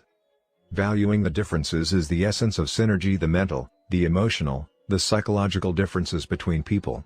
And the key to valuing those differences is to realize that all people see the world, not as it is, but as they are. If I think I see the world as it is, why would I want to value the differences? Why would I even want to bother with someone who's off track? My paradigm is that I am objective, I see the world as it is. Everyone else is buried by the minutiae, but I see the larger picture. That's why they call me a supervisor, I have supervision. If that's my paradigm, then I will never be effectively interdependent, or even effectively independent, for that matter. I will be limited by the paradigms of my own conditioning. The person who is truly effective has the humility and reverence to recognize his own perceptual limitations and to appreciate the rich resources available through interaction with the hearts and minds of other human beings. That person values the differences because those differences add to his knowledge, to his understanding of reality. When we're left to our own experiences, we constantly suffer from a shortage of data. Is it logical that two people can disagree and that both can be right? It's not logical, it's psychological. And it's very real. You see the young lady, I see the old woman. We're both looking at the same picture, and both of us are right. We see the same black lines, the same white spaces. But we interpret them differently because we've been conditioned to interpret them differently. And unless we value the differences in our perceptions, unless we value each other and give credence to the possibility that we're both right, that life is not always a dichotomous either/or, that there are almost always third alternatives, we will never be able to transcend the limits of that conditioning. All I may see is the old woman. But I realize that you see something else. And I value you. I value your perception. I want to understand. So when I become aware of the difference in our perceptions, I say, good. You see it differently. Help me see what you see. If two people have the same opinion, one is unnecessary. It's not going to do me any good at all to communicate with someone else who sees only the old woman also. I don't want to communicate, with someone who agrees with me. I want to communicate with you because you see it differently. I value that difference. By doing that, I not only increase my own awareness, I also affirm you. I give you psychological air. I take my foot off the brake and release the negative energy you may have invested in defending a particular position. I create an environment for synergy. The importance of valuing the difference is captured in an often quoted fable called The Animal School, written by educator Dr. R. H. Reeves. Once upon a time, the animals decided they must do something heroic to meet the problems of a new world, so they organized a school. They adopted an activity curriculum consisting of running, climbing, swimming and flying. To make it easier to administer, all animals took all the subjects. The duck was excellent in swimming, better in fact than his instructor, and made excellent grades in flying, but he was very poor in running. Since he was low in running, he had to stay after school and also drop swimming to practice running. This was kept up until his web feet were badly worn and he was only average in swimming. But average was acceptable in school, so nobody worried about that except the duck. The rabbit started at the top of the class in running, but had a nervous breakdown because of so much makeup in swimming. The squirrel was excellent in climbing until he developed frustrations in the flying class where his teacher made him start from the ground up instead of from the treetop down. He also developed Charlie horses from overexertion and he got a C in climbing and a D in running. The eagle was a problem child and had to be disciplined severely. In climbing class he beat all the others to the top of the tree, but insisted on using his own way of getting there. At the end of the year, an abnormal eel that could swim exceedingly well and also could run, climb and fly a little had the highest average and was valedictorian. The prairie dogs stayed out of school and fought the tax levy because the administration would not add digging and burrowing to the curriculum. They apprenticed their children to the badger and later joined the groundhogs and gophers to start a successful private school. Force field analysis.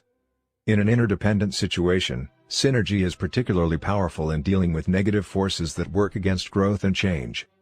Sociologist Kurt Lewin developed a force field analysis model in which he described any current level of performance or being as a state of equilibrium between the driving forces that encourage upward movement and the restraining forces that discourage it.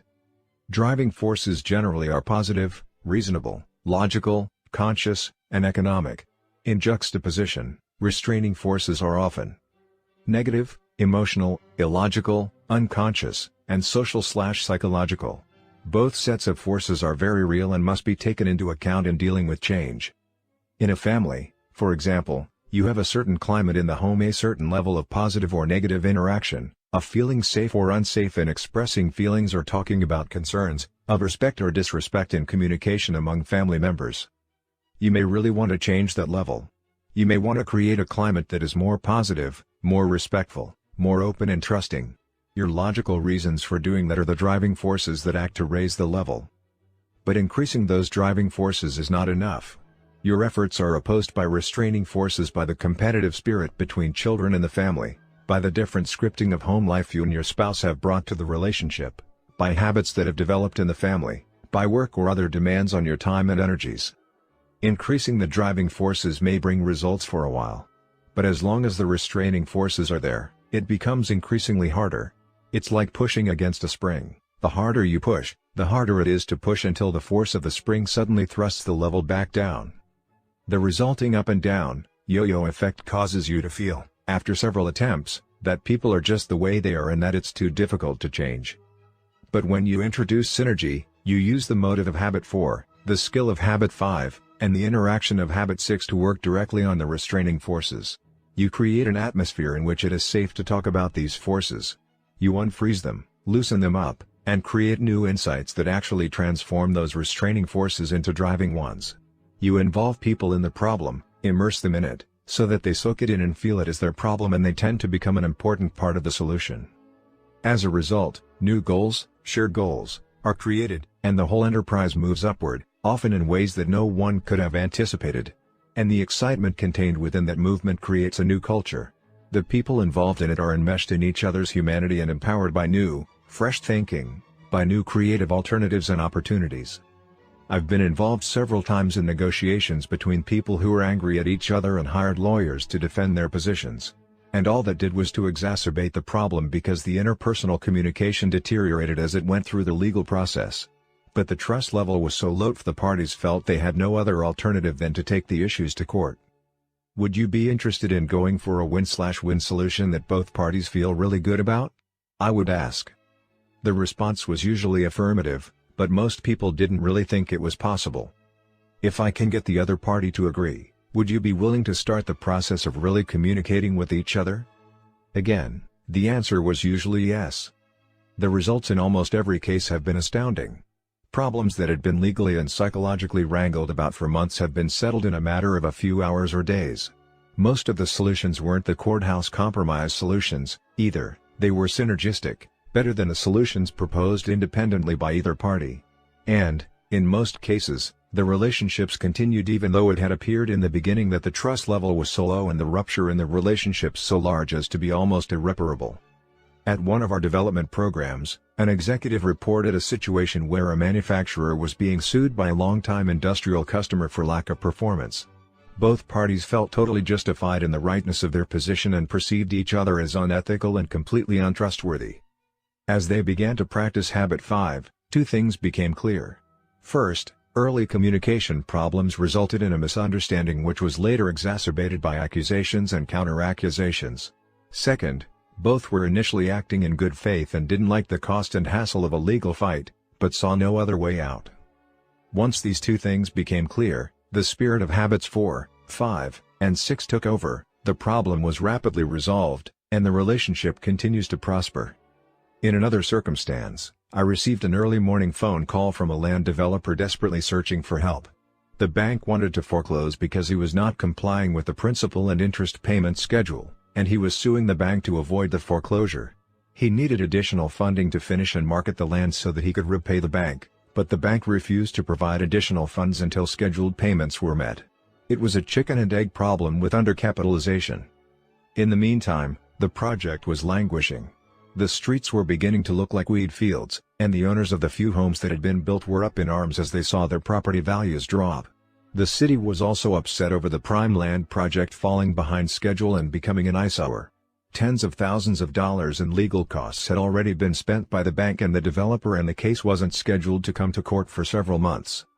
In desperation, this developer reluctantly agreed to try the principles of habits 4, 5, and 6. He arranged a meeting with even more reluctant bank officials. The meeting started at 8 a.m. in one of the bank conference rooms. The tension and mistrust were palpable. The attorney for the bank had committed the bank officials to say nothing. They were only to listen, and he alone would speak. He wanted nothing to happen that would compromise the bank's position in court. For the first hour and a half, I taught habits 4, 5, and 6. At 9:30 I went to the blackboard and wrote down the bank's concerns based on our prior understanding. Initially the bank officials said nothing, but the more we communicated win-win intentions and sought first to understand, the more they opened up to explain and clarify.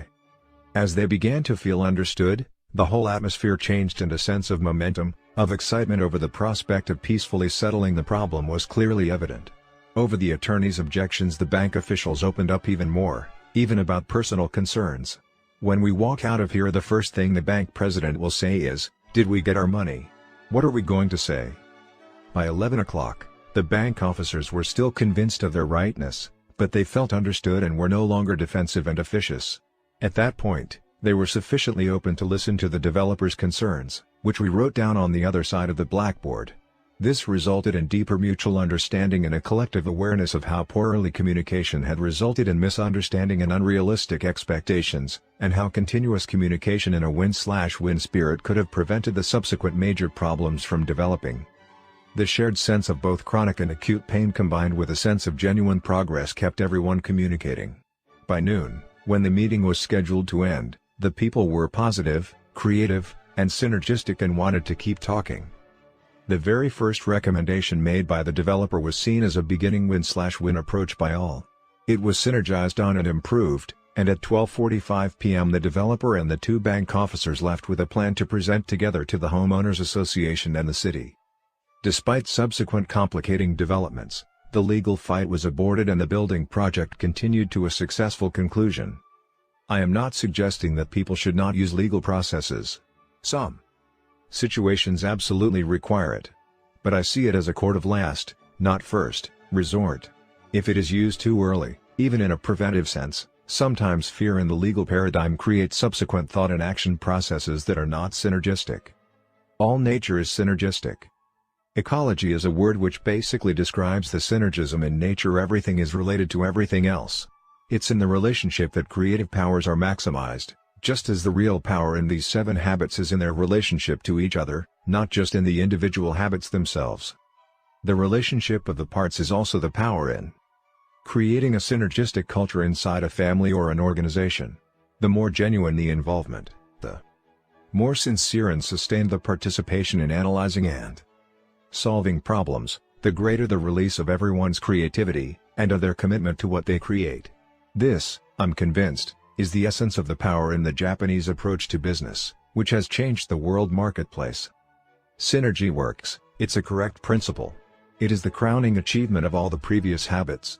It is effectiveness in an interdependent reality. It is teamwork, team building, the development of unity and creativity with other human beings. Although you cannot control the paradigms of others in an interdependent interaction or the synergistic process itself, a great deal of synergy is within your circle of influence. Your own internal synergy is completely within the circle. You can respect both sides of your own nature, the analytical side and the creative side. You can value the difference between them and use that difference to catalyze creativity. You can be synergistic within yourself even in the midst of a very adversarial environment. You don't have to take insults personally. You can sidestep negative energy, you can look for the good in others and utilize that good, as different as it may be, to improve your point of view and to enlarge your perspective. You can exercise the courage in interdependent situations to be open, to express your ideas, your feelings, and your experiences in a way that will encourage other people to be open also. You can value the difference in other people. When someone disagrees with you, you can say, "Good. You see it differently." You don't have to agree with them, you can simply affirm them. And you can seek to understand. When you see only 2 alternatives, yours and the wrong one, you can look for a synergistic third alternative. There's almost always a third alternative, and if you work with a win-slash-win philosophy and really seek to understand, you usually can find a solution that will be better for everyone concerned. Application suggestions. 1. Think about a person who typically sees things differently than you do. Consider ways in which those differences might be used as stepping stones to third alternative solutions. Perhaps you could seek out his or her views on a current project or problem, valuing the different views you are likely to hear. 2. Make a list of people who irritate you. Do they represent different views that could lead to synergy if you had greater intrinsic security and valued the difference? 3. Identify a situation in which you desire greater teamwork and synergy. What conditions would need to exist to support synergy?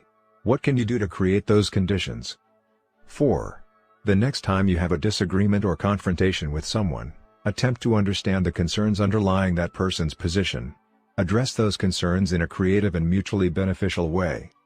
Part 4, Renewal. Habit 7, Sharpen the saw. Principles of balanced self-renewal. Sometimes when I consider what tremendous consequences come from little things, I am tempted to think, there are no little things. Bruce Barton. Suppose you were to come upon someone in the woods working feverishly to saw down a tree. "What are you doing?" you ask. "Can't you see?" comes the impatient reply. "I'm sawing down this tree."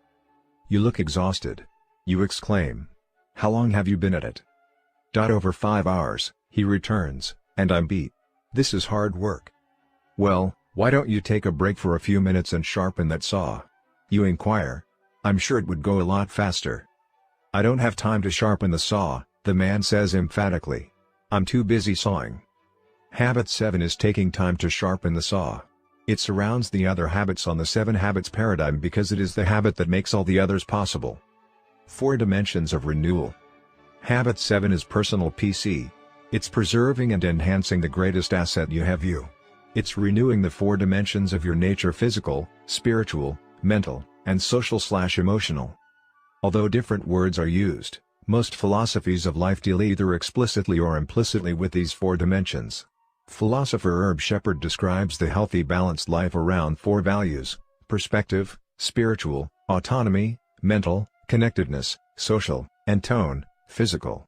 George Sheehan, the running guru, describes 4 roles: being a good animal, physical, a good craftsman, mental, a good friend, social, and a saint, spiritual. Sound motivation and organization theory embrace these 4 dimensions or motivations: the economic, physical, how people are treated; social, how people are developed and used; mental, and the service, the job, the contribution the organization gives; spiritual. Sharpen the saw basically means expressing all 4 motivations. It means exercising all 4 dimensions of our nature, regularly and consistently in wise and balanced ways. To do this, we must be proactive. Taking time to sharpen the saw is a definite Quadrant 2 activity, and Quadrant 2 must be acted on. Quadrant I, because of its urgency, acts on us. It presses upon us constantly. Personal PC must be pressed upon until it becomes second nature, until it becomes a kind of healthy addiction. Because it's at the center of our circle of influence, no one else can do it for us. We must do it for ourselves. This is the single most powerful investment we can ever make in life: investment in ourselves, in the only instrument we have with which to deal with life and to contribute. We are the instruments of our own performance, and to be effective, we need to recognize the importance of taking time regularly to sharpen the saw in all 4 ways. The physical dimension. The physical dimension involves caring effectively for our physical body, eating the right kinds of foods, getting sufficient rest and relaxation, and exercising on a regular basis. Exercise is one of those Quadrant 2, high-leverage activities that most of us don't do consistently because it isn't urgent. And because we don't do it, sooner or later we find ourselves in Quadrant I, dealing with the health problems and crises that come as a natural result of our neglect. Most of us think we don't have enough time to exercise. What a distorted paradigm. We don't have time not to. We're talking about 3 to 6 hours a week, or a minimum of 30 minutes a day, every other day. That hardly seems an inordinate amount of time considering the tremendous benefits in terms of the impact on the other 162 to 165 hours of the week. And you don't need any special equipment to do it. If you want to go to a gym or a spa to use the equipment or enjoy some skill sports such as tennis or racquetball, that's an added opportunity. But it isn't necessary to sharpen the saw. A good exercise program is one that you can do in your own home, and one that will build your body in 3 areas: endurance, flexibility, and strength. Endurance comes from aerobic exercise, from cardiovascular efficiency, the ability of your heart to pump blood through your body. Although the heart is a muscle, it cannot be exercised directly. It can only be exercised through the large muscle groups, particularly the leg muscles. That's why exercises like rapid walking, running, biking, swimming, cross-country skiing, and jogging are so beneficial. You are considered minimally fit if you can increase your heart rate to at least 100 beats per minute and keep it at that level for 30 minutes. Ideally, you should try to raise your heart rate to at least 60% of your maximum pulse rate, the top speed your heart can beat and still pump blood through your body. Your maximum heart rate is generally accepted to be 220 less your age. So, if you are 40, you should aim for an exercise heart rate of 108, 220. 40 equals 180 x 0.6 equals 108. The training effect is generally considered to be between 72 and 87% of your personal maximum rate. Flexibility comes through stretching. Most experts recommend warming up before and cooling down/stretching after aerobic exercise. Before, it helps loosen and warm the muscles to prepare for more vigorous exercise. After, it helps to dissipate the lactic acid so that you don't feel sore and stiff. Strength comes from muscle resistance exercises like simple calisthenics, push-ups, pull-ups, and sit-ups, and from working with weights. How much emphasis you put on developing strength depends on your situation.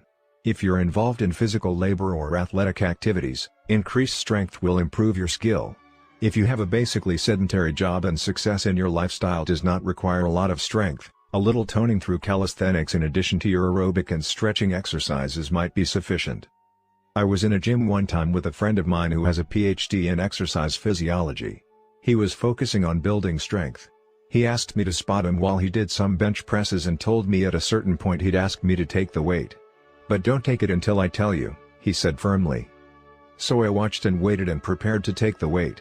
The weight went up and down, and I could see it begin to get harder. But he kept going. He would start to push it up and I'd think, there's no way he's going to make it. But he'd make it. Then he'd slowly bring it back down and start back up again. Up and down, up and down. Finally, as I looked at his face, straining with the effort, his blood vessels practically jumping out of his skin, I thought, this is going to fall and collapse his chest. Maybe I should take the weight. Maybe he's lost control and he doesn't even know what he's doing. But he'd get it safely down. Then he'd start back up again. I couldn't believe it. When he finally told me to take the weight, I said, "Why did you wait so long?" "Almost all the benefit of the exercise comes at the very end, Stephen," he replied. "I'm trying to build strength. And that doesn't happen until the muscle fiber ruptures and the nerve fiber registers the pain. Then nature overcompensates and within 48 hours, the fiber is made stronger." I could see his point. It's the same principle that works with emotional muscles as well, such as patience.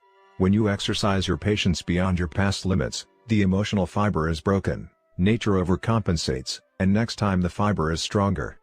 Now my friend wanted to build muscular strength. And he knew how to do it, but not all of us need to develop that kind of strength to be effective. No pain, no gain has validity in some circumstances, but it is not the essence of an effective exercise program. The essence of renewing the physical dimension is to sharpen the saw, to exercise our bodies on a regular basis in a way that will preserve and enhance our capacity to work and adapt and enjoy. And we need to be wise in developing an exercise program. There's a tendency, especially if you haven't been exercising at all, to overdo. And that can create unnecessary pain, injury, and even permanent damage. It's best to start slowly. Any exercise program should be in harmony with the latest research findings, with your doctor's recommendations and with your own self-awareness. If you haven't been exercising, your body will undoubtedly protest this change in its comfortable downhill direction. You won't like it at first. You may even hate it. But be proactive. Do it anyway. Even if it's raining on the morning you scheduled to jog, do it anyway. Oh good. It's raining. I get to develop my willpower as well as my body. You're not dealing with quick fix, you're dealing with a quadrant 2 activity that will bring phenomenal long-term results. Ask anyone who has done it consistently. Little by little, your resting pulse rate will go down as your heart and oxygen processing system becomes more efficient. As you increase your body's ability to do more demanding things, you'll find your normal activities much more comfortable and pleasant. You'll have more afternoon energy, and the fatigue you felt that's made you too tired to exercise in the past will be replaced by an energy that will invigorate everything you do. Probably the greatest benefit you will experience from exercising will be the development of your habit 1 muscles of proactivity. As you act based on the value of physical well-being instead of reacting to all the forces that keep you from exercising, your paradigm of yourself, your self-esteem, your self-confidence, and your integrity will be profoundly affected. The spiritual dimension. Renewing the spiritual dimension provides leadership to your life. It's highly related to habit 2. The spiritual dimension is your core, your center, your commitment to your value system. It's a very private area of life and a supremely important one. It draws upon the sources that inspire and uplift you and tie you to the timeless truths of all humanity. And people do it very, very differently.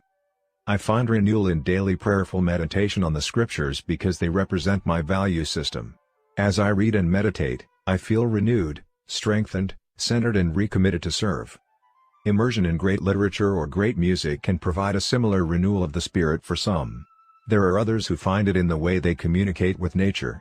Nature bequeaths its own blessing on those who immerse themselves in it. When you're able to leave the noise and the discord of the city and give yourself up to the harmony and rhythm of nature, you come back renewed. For a time, you're undisturbable, almost unflappable, until gradually the noise and the discord from outside start to invade that sense of inner peace. Arthur Gordon shares a wonderful, intimate story of his own spiritual renewal in a little story called The Turn of the Tide. It tells of a time in his life when he began to feel that everything was stale and flat. His enthusiasm waned, his writing efforts were fruitless, and the situation was growing worse day by day. Finally, he determined to get help from a medical doctor. Observing nothing physically wrong, the doctor asked him if he would be able to follow his instructions for one day. When Gordon replied that he could, the doctor told him to spend the following day in the place where he was happiest as a child. He could take food, but he was not to talk to anyone or to read or write or listen to the radio. He then wrote out 4 prescriptions and told him to open one at 9, 12, 3, and 6 o'clock. "Are you serious?" Gordon asked him. "You won't think I'm joking when you get my bill," was the reply. So the next morning, Gordon went to the beach. As he opened the first prescription, he read "Listen carefully." He thought the doctor was insane. How could he listen for 3 hours? But he had agreed to follow the doctor's orders, so he listened. He heard the usual sounds of the sea and the birds. After a while, he could hear the other sounds that weren't so apparent at first. As he listened, he began to think of lessons the sea had taught him as a child: patience, respect, and awareness of the interdependence of things. He began to listen to the sounds and the silence and to feel a growing peace. At noon, he opened the second slip of paper and "Try reaching back." Reaching back to what? He wondered.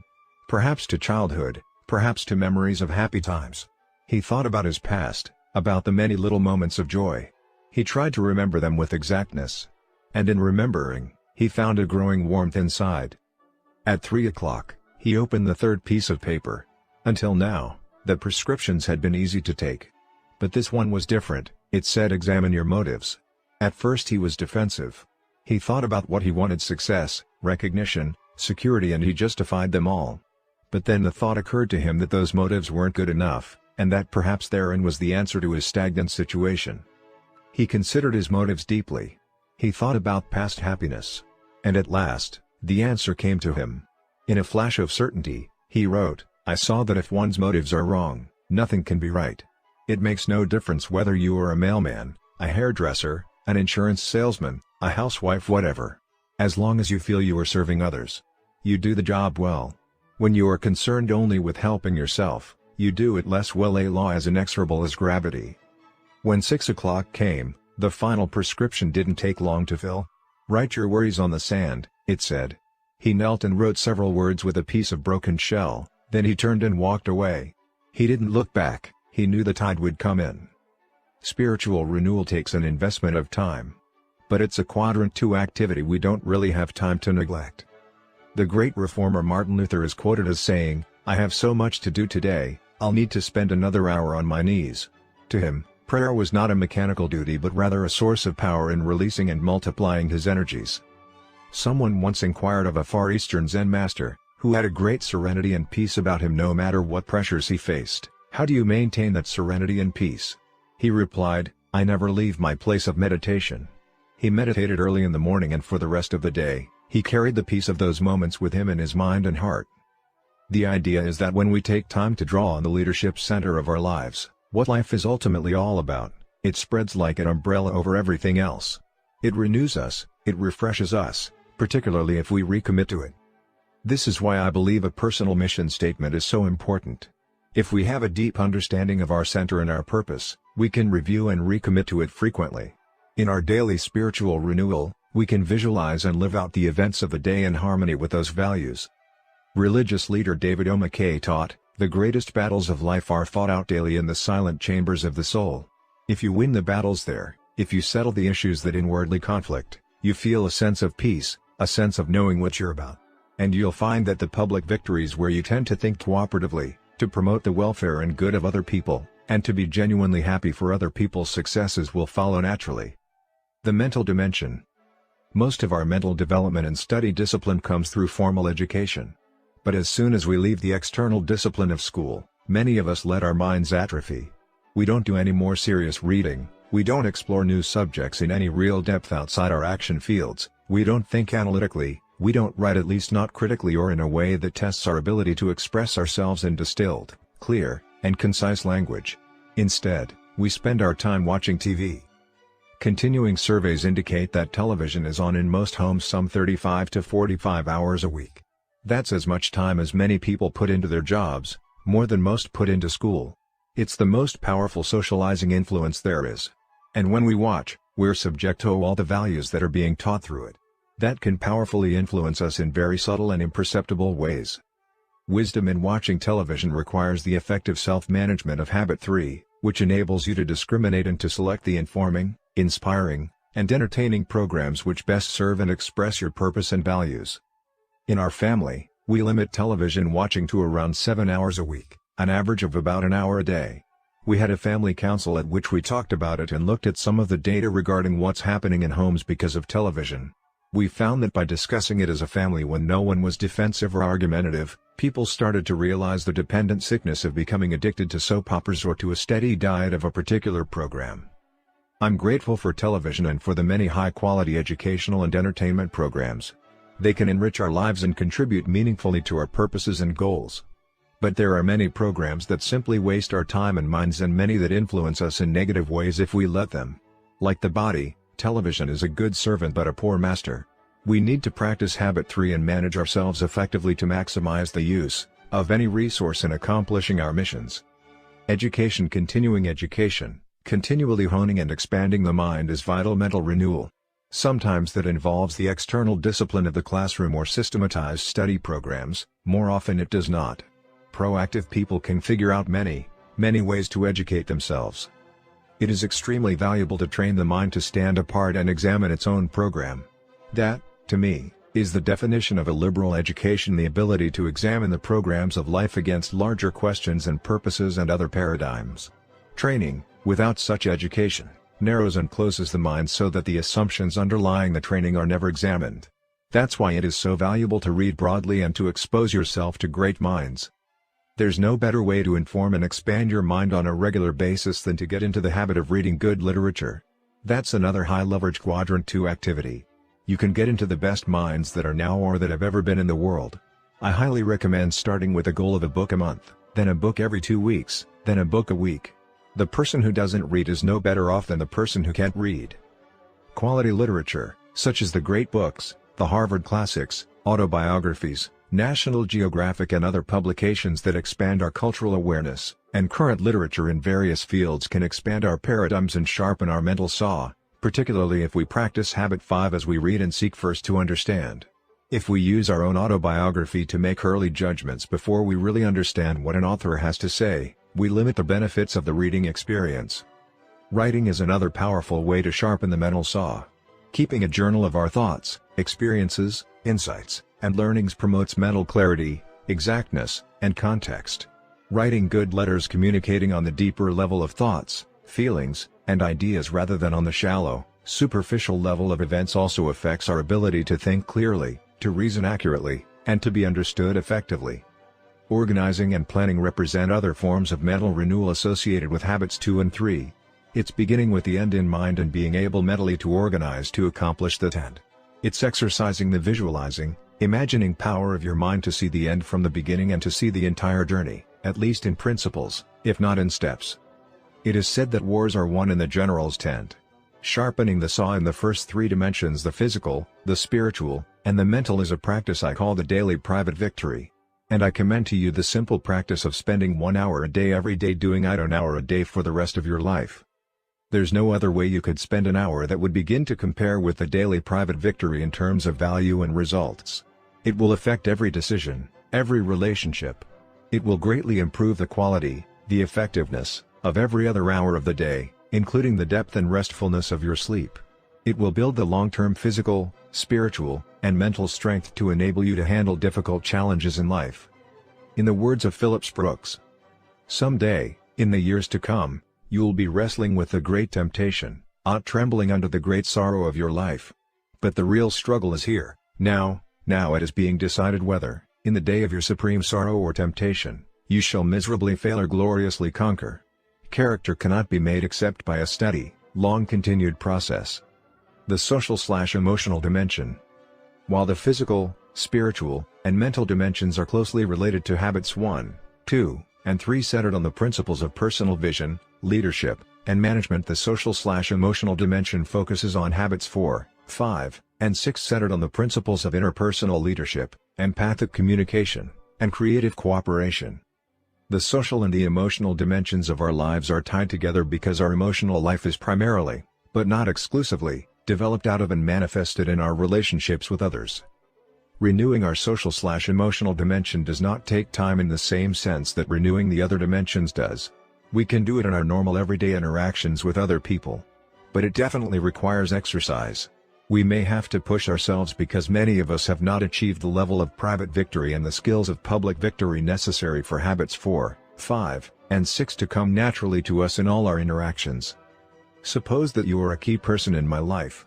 You might be my boss, my subordinate, my coworker, my friend, my neighbor, my spouse, my child, a member of my extended family, anyone with whom I want or need to interact. Suppose we need to communicate together, to work together, to discuss a jugular issue, to accomplish a purpose or solve a problem. But we see things differently, we're looking through different glasses. You see the young lady, and I see the old woman. So I practice habit 4. I come to you and I say, I can see that we're approaching this situation differently. Why don't we agree to communicate until we can find a solution we both feel good about? Would you be willing to do that? Most people would be willing to say yes to that. Then I move to habit 5. Let me listen to you first. Instead of listening with intent to reply, I listen empathically in order to deeply, thoroughly understand your paradigm. When I can explain your point of view as well as you can, then I focus on communicating my point of view to you so that you can understand it as well. Based on the commitment to search for a solution that we both feel good about and a deep understanding of each other's points of view, we move to habit 6. We work together to produce third alternative solutions to our differences that we both recognize are better than the ones either you or I proposed initially. Success in habits 4, 5, and 6 is not primarily a matter of intellect, it's primarily a matter of emotion. It's highly related to our sense of personal security. If our personal security comes from sources within ourselves, then we have the strength to practice the habits of public victory. If we are emotionally insecure, even though we may be intellectually very advanced, practicing habits 4, 5, and 6 with people who think differently on jugular issues of life can be terribly threatening. Where does intrinsic security come from? It doesn't come from what other people think of us or how they treat us. It doesn't come from the scripts they've handed us. It doesn't come from our circumstances or our position. It comes from within. It comes from accurate paradigms and correct principles deep in our own mind and heart. It comes from inside-out congruence, from living a life of integrity in which our daily habits reflect our deepest values. I believe that a life of integrity is the most fundamental source of personal worth. I do not agree with the popular success literature that says that self-esteem is primarily a matter of mindset, of attitude that you can psych yourself into peace of mind. Peace of mind comes when your life is in harmony with true principles and values and in no other way. There is also the intrinsic security that comes as a result of effective interdependent living. There is security in knowing that win/win solutions do exist, that life is not always either/or, that there are almost always mutually beneficial third alternatives. There is security in knowing that you can step out of your own frame of reference without giving it up, that you can really, deeply understand another human being. There is security that comes when you authentically, creatively and cooperatively interact with other people and really experience these interdependent habits. There is intrinsic security that comes from service, from helping other people in a meaningful way. One important source is your work, when you see yourself in a contributive and creative mode, really making a difference. Another source is anonymous service. No one knows it and no one necessarily ever will. And that's not the concern. The concern is blessing the lives of other people. Influence, not recognition, becomes the motive. Viktor Frankl focused on the need for meaning and purpose in our lives, something that transcends our own lives and taps the best energies within us. The late Dr. Hans Selye, in his monumental research on stress, basically says that a long, healthy, and happy life is the result of making contributions, of having meaningful projects that are personally exciting and contribute to and bless the lives of others. His ethic was earn thy neighbor's love. In the words of George Bernard Shaw, this is the true joy in life, that being used for a purpose recognized by yourself as a mighty one. That being a force of nature, instead of a feverish, selfish little clod of ailments and grievances complaining that the world will not devote itself to making you happy. I am of the opinion that my life belongs to the whole community, and as long as I live it is my privilege to do for it whatever I can. I want to be thoroughly used up when I die. For the harder I work the more I live. I rejoice in life for its own sake. Life is no brief candle to me. It's a sort of splendid torch which I've got to hold up for the moment, and I want to make it burn as brightly as possible before handing it on to future generations. And Alden Tanner has said, "Service is the rent we pay for the privilege of living on this earth." And there are so many ways to serve. Whether or not we belong to a church or service organization or have a job that provides meaningful service opportunities, not a day goes by that we can't at least serve one other human being by making deposits of unconditional love. Scripting others. Most people are a function of the social mirror, scripted by the opinions, the perceptions, the paradigms of the people around them. As interdependent people, you and I come from a paradigm which includes the realization that we are a part of that social mirror. We can choose to reflect back to others a clear, undistorted vision of themselves. We can affirm their proactive nature and treat them as responsible people. We can help script them as principle-centered, value-based, independent, worthwhile individuals. And, with the abundance mentality, we realize that giving a positive reflection to others in no way diminishes us. It increases us because it increases the opportunities for effective interaction with other proactive people. At some time in your life, you probably had someone believe in you when you didn't believe in yourself. They scripted you. Did that make a difference in your life? What if you were a positive scripter, an affirmer, of other people? When they're being directed by the social mirror to take the lower path, you inspire them toward a higher path because you believe in them. You listen to them and empathize with them. You don't absolve them of responsibility, you encourage them to be proactive. Perhaps you are familiar with the musical, Man of La Mancha. It's a beautiful story about a medieval knight who meets a woman of the street, a prostitute. She's being validated in her lifestyle by all of the people in her life. But this poet knight sees something else in her, something beautiful and lovely. He also sees her virtue, and he affirms it, over and over again. He gives her a new name, Dulcinea, a new name associated with a new paradigm. At first, she utterly denies it, her old scripts are overpowering. She writes him off as a wild-eyed fantasizer. But he is persistent. He makes continual deposits of unconditional love, and gradually it penetrates her scripting. It goes down into her true nature, her potential, and she starts to respond. Little by little, she begins to change her lifestyle. She believes it and she acts from her new paradigm, to the initial dismay of everyone else in her life. Later, when she begins to revert to her old paradigm, he calls her to his deathbed and sings that beautiful song, The Impossible Dream, looks her in the eyes, and whispers, "Never forget, you're Dulcinea." One of the Dossie stories in the field of self-fulfilling prophecies is of a computer in England that was accidentally programmed incorrectly. In academic terms, it labeled a class of bright kids dumb kids and a class of supposedly dumb kids bright. And that computer report was the primary criterion that created the teachers' paradigms about their students at the beginning of the year. When the administration finally discovered the mistake 5.5 months later, they decided to test the kids again without telling anyone what had happened. And the results were amazing. The bright kids had gone down significantly in IQ test points.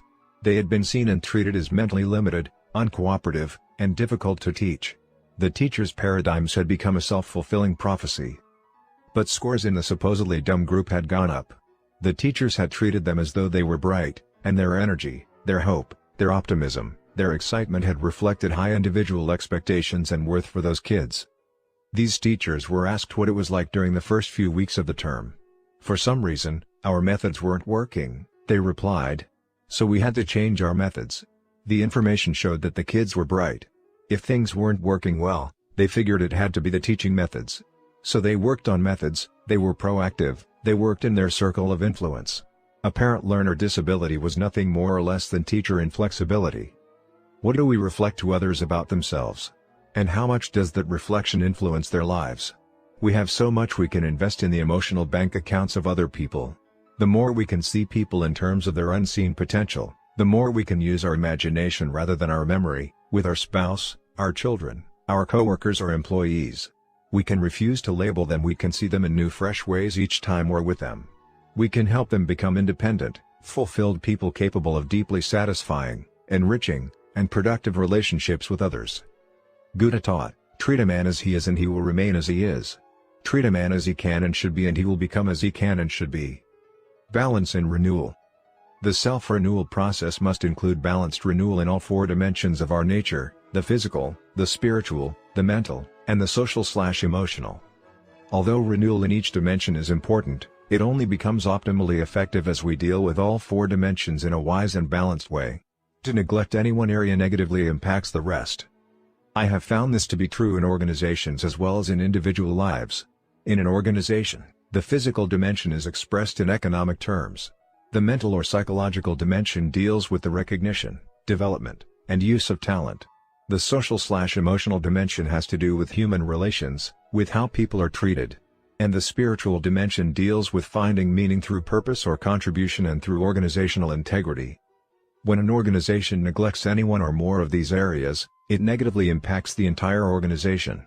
The creative energies that could result in tremendous, positive synergy are instead used to fight against the organization and become restraining forces to growth and productivity. I have found organizations whose only thrust is economic to make money. They usually don't publicize that purpose. They sometimes even publicize something else. But in their hearts, their only desire is to make money. Whenever I find this, I also find a great deal of negative synergy in the culture, generating such things as interdepartmental rivalries, defensive and protective communication, politicking, and masterminding. We can't effectively thrive without making money, but that's not sufficient reason for organizational existence. We can't live without eating, but we don't live to eat. At the other end of the spectrum, I've seen organizations that focused almost exclusively on the social/emotional dimension. They are, in a sense, some kind of social experiment, and they have no economic criteria to their value system. They have no measure or gauge of their effectiveness, and as a result, they lose all kinds of efficiencies and eventually their viability in the marketplace. I have found many organizations that develop as many as 3 of the dimensions. They may have good service criteria, good economic criteria, and good human relations criteria, but they are not really committed to identifying, developing, utilizing, and recognizing the talent of people. And if these psychological forces are missing, the style will be a benevolent autocracy, and the resulting culture will reflect different forms of collective resistance, adversarialism, excessive turnover, and other deep, chronic, cultural problems. Organizational as well as individual effectiveness requires development and renewal of all 4 dimensions in a wise and balanced way. Any dimension that is neglected will create negative force field resistance that pushes against effectiveness and growth. Organizations and individuals that give recognition to each of these 4 dimensions in their mission statement provide a powerful framework for balanced renewal. This process of continuous improvement is the hallmark of the total quality movement and a key to Japan's economic ascendancy. Synergy and renewal. Balanced renewal is optimally synergetic. The things you do to sharpen the saw in any one dimension have positive impact in other dimensions because they are so highly interrelated. Your physical health affects your mental health. Your spiritual strength affects your social/emotional strength. As you improve in one dimension, you increase your ability in other dimensions as well. The 7 habits of highly effective people create optimum synergy among these dimensions. Renewal in any dimension increases your ability to live at least one of the 7 habits. And although the habits are sequential, improvement in one habit synergetically increases your ability to live the rest. The more proactive you are, habit 1, the more effectively you can exercise personal leadership, habit 2, and management, habit 3, in your life. The more effectively you manage your life, habit 3, the more quadrant 2 renewing activities you can do, habit 7. The more you seek first to understand, habit 5, the more effectively you can go for synergetic win/win solutions, habits 4 and 6. The more you improve in any of the habits that lead to independence, habits 1, 2, and 3, the more effective you will be in interdependent situations, habits 4, 5, and 6. And renewal, habit 7, is the process of renewing all the habits. As you renew your physical dimension, you reinforce your personal vision, habit 1, the paradigm of your own self-awareness and free will, of proactivity, of knowing that you are free to act instead of being acted upon, to choose your own response to any stimulus. This is probably the greatest benefit of physical exercise. Each daily private victory makes a deposit in your personal intrinsic security account. As you renew your spiritual dimension, you reinforce your personal leadership, habit 2. You increase your ability to live out of your imagination and conscience instead of only your memory, to deeply understand your innermost paradigms and values, to create within yourself a center of correct principles, to define your own unique mission in life, To rescript yourself to live your life in harmony with correct principles and to draw upon your personal sources of strength. The rich private life you create in spiritual renewal makes tremendous deposits in your personal security account. As you renew your mental dimension, you reinforce your personal management. Habit 3. As you plan, you force your mind to recognize high leverage quadrant 2 activities, priority goals, and activities to maximize the use of your time and energy, and you organize and execute your activities around your priorities. As you become involved in continuing education, you increase your knowledge base and you increase your options. Your economic security does not lie in your job, it lies in your own power to produce, to think, to learn, to create, to adapt. That's true financial independence. It's not having wealth, it's having the power to produce wealth. It's intrinsic. The daily private victory, a minimum of 1 hour a day, and renewal of the physical, spiritual, and mental dimensions is the key to the development of the 7 habits, and it's completely within your circle of influence. It is the quadrant 2 focus time necessary to integrate these habits into your life, to become principle-centered. It's also the foundation for the daily public victory. It's the source of intrinsic security you need to sharpen the saw in the social/emotional dimension. It gives you the personal strength to focus on your circle of influence in interdependent situations, to look at others through the abundance mentality paradigm, to genuinely value their differences and to be happy for their success. It gives you the foundation to work for genuine understanding and for synergetic win-win solutions, to practice habits 4, 5, and 6 in an interdependent reality. The upward spiral. Renewal is the principle and the process that empowers us to move on an upward spiral of growth and change, of continuous improvement. To make meaningful and consistent progress along that spiral, we need to consider one other aspect of renewal as it applies to the unique human endowment that directs this upward movement: our conscience. In the words of Madame de Staël, the voice of conscience is so delicate that it is easy to stifle it, but it is also so clear that it is impossible to mistake it. Conscience is the endowment that senses our congruence or disparity with correct principles and lifts us toward them when it's in shape. Just as the education of nerve and sinew is vital to the excellent athlete and education of the mind is vital to the scholar, education of the conscience is vital to the truly proactive, highly effective person. Training and educating the conscience, however, requires even greater concentration, more balanced discipline, more consistently honest living. It requires regular feasting on inspiring literature, thinking noble thoughts and, above all, living in harmony with its still small voice. Just as junk food and lack of exercise can ruin an athlete's condition, those things that are obscene, crude, or pornographic can breed an inner darkness that numbs our higher sensibilities and substitutes the social conscience of "will I be found out?" for the natural or divine conscience of what is right and wrong.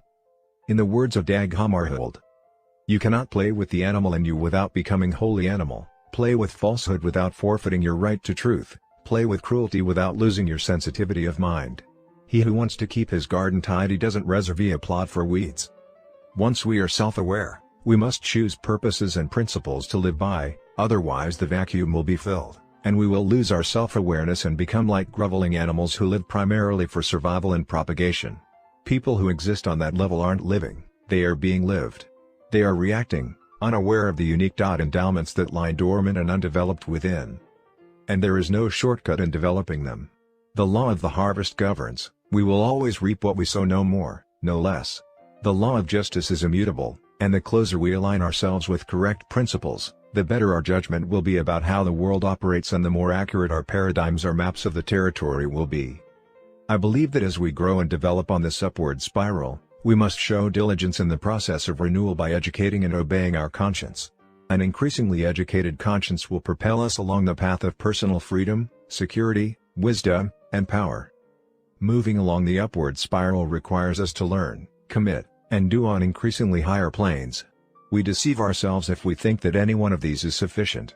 To keep progressing, we must learn, commit, and do, learn, commit, and do, and learn, commit, and do again. Application suggestions. 1. Make a list of activities that would help you keep in good physical shape, that would fit your lifestyle and that you could enjoy over time. 2. Select one of the activities and list it as a goal in your personal role area for the coming week. At the end of the week, evaluate your performance. If you didn't make your goal, was it because you subordinated it to a genuinely higher value? Or did you fail to act with integrity to your values? 3. Make a similar list of renewing activities in your spiritual and mental dimensions. In your social-emotional area, list relationships you would like to improve or specific circumstances in which public victory would bring greater effectiveness. Select one item in each area to list as a goal for the week. Implement and evaluate. 4. Commit to write down specific sharpen the saw activities in all 4 dimensions every week, to do them, and to evaluate your performance and results. Inside out again. The Lord works from the inside out. The world works from the outside in. The world would take people out of the slums. Christ takes the slums out of people, and then they take themselves out of the slums. The world would mold men by changing their environment. Christ changes men, who then change their environment. The world would shape human behavior, but Christ can change human nature. Ezra Taft Benson. I would like to share with you a personal story which I feel contains the essence of this book. In doing so, it is my hope that you will relate to the underlying principles it contains. Some years ago, our family took a sabbatical leave from the university where I taught so that I could write. We lived for a full year in Laie on the north shore of Oahu, Hawaii. Shortly after getting settled, we developed a living and working routine which was not only very productive but extremely pleasant. After an early morning run on the beach, we would send 2 of our children, barefoot and in shorts, to school. I went to an isolated building next to the cane fields where I had an office to do my writing. It was very quiet, very beautiful, very serene. No phone, no meetings, no pressing engagements. My office was on the outside edge of a college, and one day as I was wandering between stacks of books in the back of the college library, I came across a book that drew my interest. As I opened it, my eyes fell upon a single paragraph that powerfully influenced the rest of my life. I read the paragraph over and over again. It basically contained the simple idea that there is a gap or a space between stimulus and response, and that the key to both our growth and happiness is how we use that space. I can hardly describe the effect that idea had on my mind. Though I had been nurtured in the philosophy of self-determinism, the way the idea was phrased, a gap between stimulus and response, hit me with fresh, almost unbelievable force. It was almost like knowing it for the first time, like an inward revolution, an idea whose time had come. I reflected on it again and again, and it began to have a powerful effect on my paradigm of life. It was as if I had become an observer of my own participation. I began to stand in that gap and to look outside at the stimuli. I reveled in the inward sense of freedom to choose my response, even to become the stimulus, or at least to influence it, even to reverse it. Shortly thereafter, and partly as a result of this revolutionary idea, Sandra and I began a practice of deep communication. I would pick her up a little before noon on an old red Honda 90 trail cycle, and we would take our 2 preschool children with us, one between us and the other on my left knee, as we rode out in the cane fields by my office. We rode slowly along for about an hour, just talking.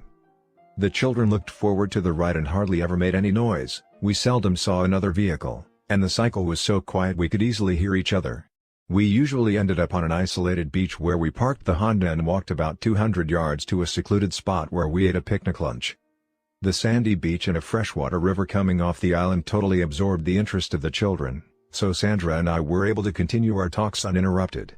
Perhaps it doesn't take too much imagination to envision the level of understanding and trust we were able to reach by spending at least 2 hours a day, every day, for a full year in deep communication. At the very first of the year, we talked about all kinds of interesting topics: people, ideas, events, the children, my writing, our family at home, future plans, and so forth. But little by little, our communication deepened and we began to talk more and more about our internal worlds, about our upbringing, our scripting, our feelings and self-doubts. As we were deeply immersed in these communications, we also observed them and observed ourselves in them. We began to use that space between stimulus and response in some new and interesting ways, which caused us to think about how we were programmed and how those programs shaped how we saw the world. We began an exciting adventure into our interior worlds and found it to be more exciting, more fascinating, more absorbing, more compelling, more filled with discovery and insight than anything we'd ever known in the outside world. It wasn't all sweetness and light. We occasionally hit some raw nerves and had some painful experiences, embarrassing experiences, self-revealing experiences that made us extremely open and vulnerable to each other. And yet we found we had been wanting to go into those things for years. When we did go into the deeper, more tender issues and then came out of them, we felt in some way healed. We were so initially supportive and helpful, so encouraging and empathic to each other, that we nurtured and facilitated these internal discoveries in each other. We gradually evolved two unspoken ground rules. The first was no probing. As soon as we unfolded the inner layers of vulnerability, we were not to question each other, only to empathize. Probing was simply too invasive. It was also too controlling and too logical. We were covering new, difficult terrain that was scary and uncertain, and it stirred up fears and doubts. We wanted to cover more and more of it, but we grew to respect the need to let each other open up in our own time. The second ground rule was that when it hurt too much, when it was painful, we would simply quit for the day. Then we would either begin the next day where we left off or wait until the person who was sharing felt ready to continue.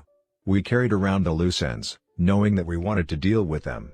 But because we had the time and the environment conducive to it, and because we were so excited to observe our own involvement and to grow within our marriage, we simply knew that sooner or later we would deal with all those loose ends and bring them to some kind of closure. The most difficult, and eventually the most fruitful part of this kind of communication came when my vulnerability and Sandra's vulnerability touched. Then, because of our subjective involvement, we found that the space between stimulus and response was no longer there. A few bad feelings surfaced. But our deep desire and our implicit agreement was to prepare ourselves to start where we left off and deal with those feelings until we resolved them.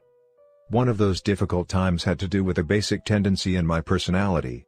My father was a very private individual, very controlled and very careful. My mother wasn't as very public, very open, very spontaneous. I find both sets of tendencies in me, and when I feel insecure, I tend to become private, like my father. I live inside myself and safely observe. Sandra is more like my mother, social, authentic, and spontaneous. We had gone through many experiences over the years in which I felt her openness was inappropriate, and she felt my constraint was dysfunctional, both socially and to me as an individual because I would become insensitive to the feelings of others. All of this and much more came out during those deep visits. I came to value Sandra's insight and wisdom and the way she helped me to be a more open, giving, sensitive, social person. Another of those difficult times had to do with what I perceived to be a hang-up Sandra had which had bothered me for years. She seemed to have an obsession about Frigidaire appliances which I was at an absolute loss to understand. She would not even consider buying another brand of appliance. Even when we were just starting out and on a very tight budget, she insisted that we drive the 50 miles to the big city where Frigidaire appliances were sold, simply because no dealer in our small university town carried them at that time. This was a matter of considerable agitation to me. Fortunately, the situation came up only when we purchased an appliance. But when it did come up, it was like a stimulus that triggered off a hot-button response. This single issue seemed to be symbolic of all irrational thinking, and it generated a whole range of negative feelings within me. I usually resorted to my dysfunctional private behavior. I suppose I figured that the only way I could deal with it was not to deal with it, otherwise, I felt I would lose control and say things I shouldn't say. There were times when I did slip and say something negative, and I had to go back and apologize. What bothered me the most was not that she liked Frigidaire, but that she persisted in making what I considered utterly illogical and indefensible statements to defend Frigidaire which had no basis in fact whatsoever. If she had only agreed that her response was irrational and purely emotional, I think I could have handled it. But her justification was upsetting. It was sometime in early spring when the Frigidaire issue came up. All our prior communication had prepared us. The ground rules had been deeply established not to probe and to leave it alone if it got to be too painful for either or both. I will never forget the day we talked it through. We didn't end up on the beach that day, we just continued to ride through the cane fields, perhaps because we didn't want to look each other in the eye. There had been so much psychic history and so many bad feelings associated with the issue, and it had been submerged for so long. It had never been so critical as to rupture the relationship. When you're trying to cultivate a beautiful unified relationship, any divisive issue is important. Sandra and I were amazed at what we learned through the interaction. It was truly synergistic. It was as if Sandra were learning, almost for the first time herself, the reason for her so-called hang-up. She started to talk about her father, about how he had worked as a high school history teacher and coach for years, and how, to help make ends meet, he had gone into the appliance business. During an economic downturn, he had experienced serious financial difficulties, and the only thing that enabled him to stay in business during that time was the fact that Frigidaire would finance his inventory. Sandra had an unusually deep and sweet relationship with her father. When he returned home at the end of a very tiring day, He would lie on the couch, and Sandra would rub his feet and sing to him. It was a beautiful time they enjoyed together almost daily for years.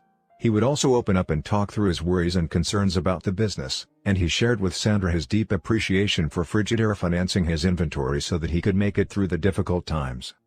This communication between father and daughter had taken place in a spontaneous way during very natural times, when the most powerful kind of scripting takes place. During those relaxed times, guards are down and all kinds of images and thoughts are planted deep in the subconscious mind. Perhaps Sandra had forgotten about all of this until the safety of that year of communication, when it could come out also in very natural and spontaneous ways. Sandra gained tremendous insight into herself and into the emotional root of her feelings about Frigidaire. I also gained insight and a whole new level of respect. I came to realize that Sandra wasn't talking about appliances, she was talking about her father, and about loyalty to his needs. I remember both of us becoming tearful on that day, not so much because of the insights, but because of the increased sense of reverence we had for each other.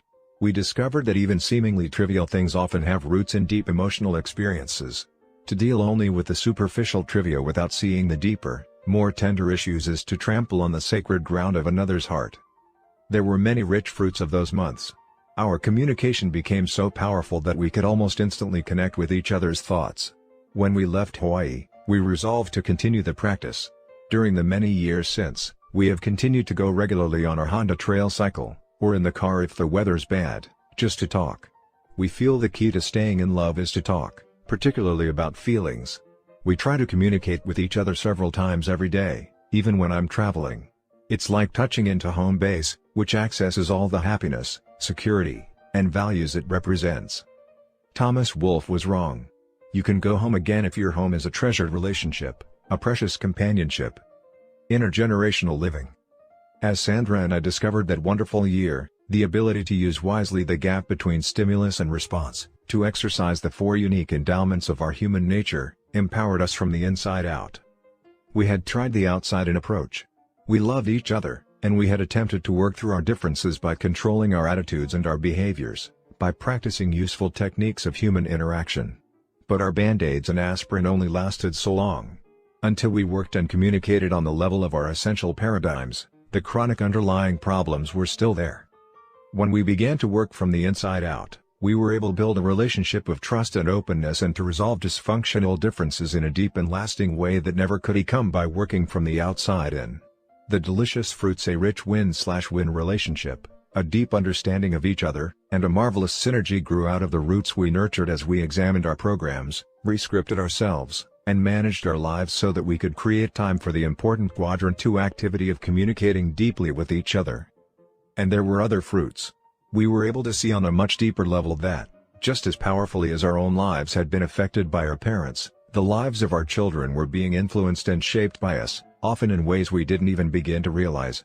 Understanding the power of scripting in our own lives, we felt a renewed desire to do everything we could to make certain that what we passed on to future generations, by both precept and example, was based on correct principles. I have drawn particular attention in this book to those scripts we have been given which we proactively want to change. But as we examine our scripting carefully, many of us will also begin to see beautiful scripts, positive scripts that have been passed down to us which we have blindly taken for granted. Real self-awareness helps us to appreciate those scripts and to appreciate those who have gone before us and nurtured us in principle-based living, mirroring back to us not only what we are, but what we can become. There is transcendent power in a strong intergenerational family. An effectively interdependent family of children, parents, grandparents, aunts, uncles, and cousins can be a powerful force in helping people have a sense of who they are and where they came from and what they stand for. It's great for children to be able to identify themselves with the tribe, to feel that many people know them and care about them, even though they're spread all over the country. And that can be a tremendous benefit as you nurture your family. If one of your children is having difficulty and doesn't really relate with you at a particular time in his life, maybe he can relate to your brother or sister who can become a surrogate father or mother, a mentor or a hero for a period of time. Grandparents who show a great interest in their grandchildren are among the most precious people on this earth. What a marvelous positive social mirror they can be. My mother is like that. Even now, in her late 80s, she takes a deep personal interest in every one of her descendants. She writes us love letters. I was reading one the other day on a plane with tears streaming down my cheeks. I could call her up tonight and I know she'd say, "Stephen, I want you to know how much I love you and how wonderful I think you are." She's constantly reaffirming. A strong intergenerational family is potentially one of the most fruitful, rewarding, and satisfying interdependent relationships. And many people feel the importance of that relationship. Look at the fascination we all had with roots some years ago. Each of us has roots and the ability to trace those roots, to identify our ancestors. The highest and most powerful motivation in doing that is not for ourselves only, but for our posterity, for the posterity of all mankind. As someone once observed, there are only two lasting bequests we can give our children: one is roots, the other wings. Becoming a transition person. Among other things, I believe that giving wings to our children and to others means empowering them with the freedom to rise above negative scripting that had been passed down to us. I believe it means becoming what my friend and associate, Dr. Terry Warner, calls a transition person. Instead of transferring those scripts to the next generation, we can change them. And we can do it in a way that will build relationships in the process. If your parents abused you as a child, that does not mean that you have to abuse your own children. Yet there's plenty of evidence to indicate that you will tend to live out that script. But because you're proactive, you can rewrite the script. You can choose not only not to abuse your children, but to affirm them, to script them in positive ways. You can write it in your personal mission statement and into your mind and heart. You can visualize yourself living in harmony with that mission statement in your daily private victory. You can take steps to love and forgive your own parents, and if they are still living, to build a positive relationship with them by seeking to understand. A tendency that's run through your family for generations can stop with you. You're a transition person, a link between the past and the future. And your own change can affect many, many lives downstream. One powerful transition person of the 20th century, Anwar Sadat, left us as part of his legacy of profound understanding of the nature of change. Sadat stood between a past that had created a huge wall of suspicion, fear, hate and misunderstanding between Arabs and Israelis, and a future in which increased conflict and isolation seemed inevitable. Efforts at negotiation had been met with objections on every scale, even to formalities and procedural points, to an insignificant comma or period in the text of proposed agreements. While others attempted to resolve the tense situation by hacking at the leaves, Sadat drew upon his earlier centering experience in a lonely prison cell and went to work on the root. And in doing so, he changed the course of history for millions of people. He records in his autobiography, "It was then that I drew, almost unconsciously, on the inner strength I had developed in cell 54 of Cairo Central Prison, a strength, call it a talent or capacity, for change. I found that faced a highly complex situation, and that I couldn't hope to change it until I had armed myself with the necessary psychological and intellectual capacity. My contemplation of life and human nature in that secluded place had taught me that he who cannot change the very fabric of his thought will never be able to change reality, and will never, therefore, make any progress. Real change comes from the inside out. It doesn't come from hacking at the leaves of attitude and behavior with quick-fix personality ethic techniques. It comes from striking at the root, the fabric of our thought, the fundamental, essential paradigms, which give definition to our character and create the lens through which we see the world. In the words of Amiel, moral truth can be conceived in thought. One can have feelings about it. One can will to live it. But moral truth may have been penetrated and possessed in all these ways, and escape us still. Deeper even than consciousness there is our being itself, our very substance, our nature. Only those truths which have entered into this last region, which have become ourselves, become spontaneous and involuntary as well as voluntary, unconscious as well as conscious, are really our life, that is to say, something more than property. So long as we are able to distinguish any space whatever between truth and us, we remain outside it. The thought, the feeling, the desire or the consciousness of life may not be quite life. To become divine is then the aim of life. Then only can truth be said to be ours beyond the possibility of flaws. It is no longer outside us, nor in a sense even in us, but we are it, and it is we.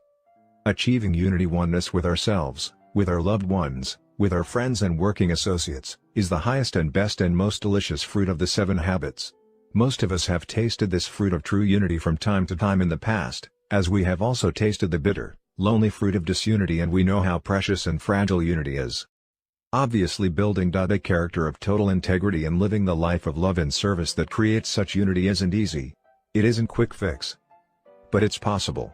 It begins with the desire to center our lives on correct principles, to break out of the paradigms created by other centers and the comfort zones of unworthy habits.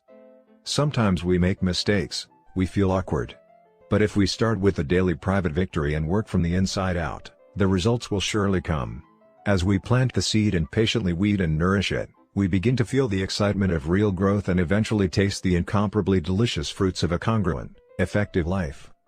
Again, I quote Emerson, "That which we persist in doing becomes easier, not that the nature of the task has changed, but our ability to do has increased."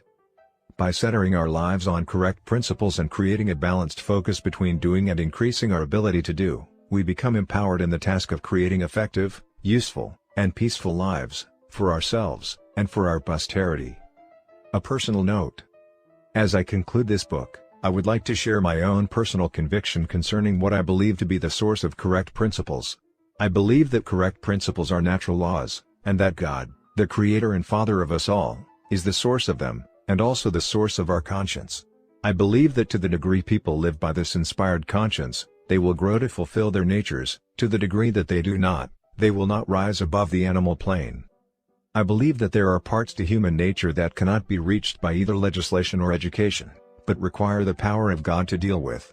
I believe that as human beings, we cannot perfect ourselves. To the degree to which we align ourselves with correct principles, divine endowments will be released within our nature in enabling us to fulfill the measure of our creation. In the words of Teilhard de Chardin, we are not human beings having a spiritual experience. We are spiritual beings having a human experience. I personally struggle with much of what I have shared in this book. But the struggle is worthwhile and fulfilling. It gives meaning to my life and enables me to love, to serve, and to try again. Again, T.S. Eliot expresses so beautifully my own personal discovery and conviction: we must not cease from exploration. And the end of all our exploring will be to arrive where we began and to know the place for the first time. Afterward, questions I am often asked. Frankly, I've always been embarrassed by personal questions like some in this afterword. But I am asked them so often and with such interest that I've gone ahead and included them here. Many of these questions and answers were also included in Living the 7 Habits. The 7 Habits was published in 1989. Given your experiences in the many years that have followed, what would you change, add, or subtract? I'm not responding lightly, but frankly I wouldn't change anything. I might go deeper and apply wider, but I have had the opportunity to do that in some of the books released since then. For example, over 250,000 individuals were profiled showing Habit 3, Put First Things First, as the habit most neglected. So, the First Things First book, published 1996, went deeper into Habits 2 and 3 but also added more substance and illustrations for all the other habits. The 7 Habits of Highly Effective Families applied the 7 Habits framework of thinking into building strong, happy, highly effective families. Also, my son, Sean, applied the framework to the unique needs, interests and challenges of teens in a very visually attractive, entertaining, and edifying way in the 7 Habits of Highly Effective Teens. We have also had tens of thousands of people tell us of the significant impact of becoming the creative force of their own lives through internalizing the 7 Habits. 76 of them shared the details of their fascinating stories of courage and inspiration in living the 7 Habits, showing the transforming power of the principles in all kinds of personal, family, and organizational settings regardless of their circumstances, organizational position, or prior life experiences. What have you learned about the 7 Habits since the book's release? I have learned or had reinforced many things. I'll briefly mention 10 learnings. 1. The importance of understanding the difference between principles and values. Principles are natural laws that are external to us and that ultimately control the consequences of our actions. Values are internal and subjective and represent that which we feel strongest about in guiding our behavior. Hopefully we will come to value principles, so that we get the results we want now in a way that enables us to get even greater results in the future, which is how I define effectiveness. Everyone has values, even criminal gangs have values. Values govern people's behavior but principles govern the consequences of those behaviors. Principles are independent of us. They operate regardless of our awareness of them, acceptance of them, liking of them, belief in them, or obeying of them. I have come to believe that humility is the mother of all virtues. Humility says we are not in control, principles are in control, therefore we submit ourselves to principles. Pride says that we are in control, and since our values govern our behavior, we can simply do life our way. We may do so, but the consequences of our behavior flow from principles, not our values. Therefore we should value principles. 2. From experiences all over the world with this material, I have come to see the universal nature of the principles undergirding this material. Illustrations and practices may vary and are culturally specific, but the principles are the same. I have found the principles contained in the 7 habits in all 6 major world religions and have actually drawn upon quotations from sacred writings of those religions when teaching in those cultures. I have done this in the Middle East, India, Asia, Australia and the South Pacific, South America, Europe, North America, Africa, and among Native Americans and other indigenous peoples. All of us, men and women alike, face similar problems, have similar needs, and internally resonate with the underlying principles. There is an internal sense of the principle of justice or win/win. There is an internal moral sense of the principle of responsibility, of the principle of purpose, of integrity, of respect, of cooperation, of communication, of renewal. These are universal. But practices are not. They are situationally specific. Every culture interprets universal principles in unique ways. 3. I have come to see the organizational implications of the 7 habits, although, in the strict technical sense, an organization does not have habits. Its culture has norms or mores or social codes, which represent habits. An organization also has established systems, processes, and procedures. These represent habits. In fact, in the last analysis, all behavior is personal. It is individual, even though it often is part of collective behavior in the form of decisions made by management regarding structure and systems, processes and practices. We have worked with thousands of organizations in most every industry and profession and have found that the same basic principles contained in the 7 habits apply and define effectiveness. 4. You can teach all 7 habits by starting with any one habit. And you can also teach one habit in a way that leads to the teaching of the other 6. It's like a hologram where the whole is contained in a part and the part is contained in a whole. 5. Even though the 7 habits represents an inside-out approach, it works most successfully when you start with the outside challenge and then take the inside-out approach. In other words, if you are having a relationship challenge, say a breakdown of communication and trust, this will define the nature of the needed inside-out approach in winning the kind of private victory that enables the public victory meeting that challenge. This is the reason I often teach habits 4, 5, and 6 before I teach habits 1, 2, and 3. 6. Interdependence is 10 times more difficult than independence. It demands so much more mental and emotional independence to think win/win when another person is into win/lose, to seek to understand first when everything inside you cries out for understanding, and to search for a better third alternative when compromise is so much easier. In other words, to work successfully with others in creative cooperative ways requires an enormous amount of independence, internal security, and self-mastery. Otherwise, what we call interdependency is really counterdependency, where people do the opposite to assert their independence, or codependency where they literally need the other person's weakness to fulfill their need and to justify their own weakness. 7. You can pretty well summarize the first 3 habits with the expression make and keep a promise. And you can pretty well summarize the next 3 habits with the expression involve others in the problem and work out the solution together. 8. The 7 habits represents a new language even though there are fewer than a dozen unique words or phrases. This new language becomes a code, a shorthand way of saying a great deal. When you say to another, was that a deposit or a withdrawal? Is that reactive or proactive? Is that synergistic or a compromise? Is that win/win or win/lose or lose/win? Is that putting first things first or second things first? Is that beginning with the means in mind or the end in mind? I've seen entire cultures transformed by a wide understanding of and commitment to the principles and concepts symbolized by these very special code words. 9. Integrity is a higher value than loyalty. Or better put, integrity is the highest form of loyalty. Integrity means being integrated or centered on principles, not on people, organizations, or even family. You will find that the root of most issues that people are dealing with is it popular, acceptable, political, or is it right?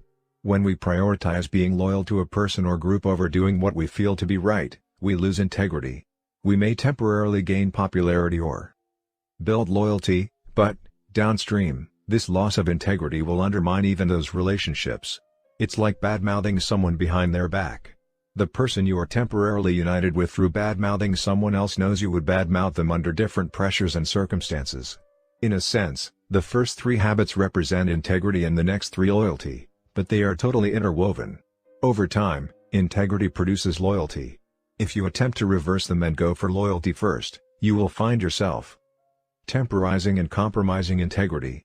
It's better to be trusted than to be liked. Ultimately, trust and respect will generally produce love. 10. Living the 7 habits is a constant struggle for everyone. Everyone falters from time to time on each of the 7 and sometimes all 7 simultaneously. They really are simple to understand but difficult to consistently practice. They are common sense, but what is common sense is not always common practice. Which habit do you personally have the greatest difficulty with? Habit 5. When I am really tired and already convinced I'm right, I really don't want to listen. I may even pretend to listen. Basically, I am guilty of the same thing I talk about, listening with the intent to reply, not to understand. In fact, in some sense, I struggle almost daily with all 7 habits. I have conquered none of them. I see them more as life principles that we never really master, and that the closer we come to their mastery, the more aware we become of how far we really have yet to go. It's like the more you know you don't know. This is why I often gave my university students 50% of the grade for the quality of their questions and the other 50% for the quality of their answer to their questions. Their true level of knowledge is better revealed that way. Similarly, the 7 habits represents an upward cycle. Habit 1 at a high level is vastly different from habit 1 at a lower level. To be proactive at the beginning level may only be awareness of the space between stimulus and response. At the next level it may involve a choice such as, not to get back at or to get even. At the next level, to give feedback. At the next level, to ask forgiveness. At the next level, to forgive. At the next, to forgive parents. At the next level, to forgive dead parents. And the next level, to simply not take offense. You're the vice chairman of Franklin Covey Company. Does Franklin Covey live the 7 habits? We try to. Continually trying to live what we teach is one of our most fundamental values. But we don't do it perfectly. Like any other business, we're challenged by changing market realities and by integrating the 2 cultures of the former Covey Leadership Center and Franklin Quest. The merger took place in the summer of 1997. It takes time, patience, and persistence in applying the principles, and the true test of our success will be in the long run. No snapshot will give an accurate picture. Any airplane is off track much of the time but just keeps coming back to the flight plan. Eventually, it arrives at its destination. This is true with all of us as individuals, families, or organizations. The key is to have an end in mind and a shared commitment to constant feedback and constant course correction. Why 7? Why not 6 or 8 or 10 or 15? What is so sacred about 7?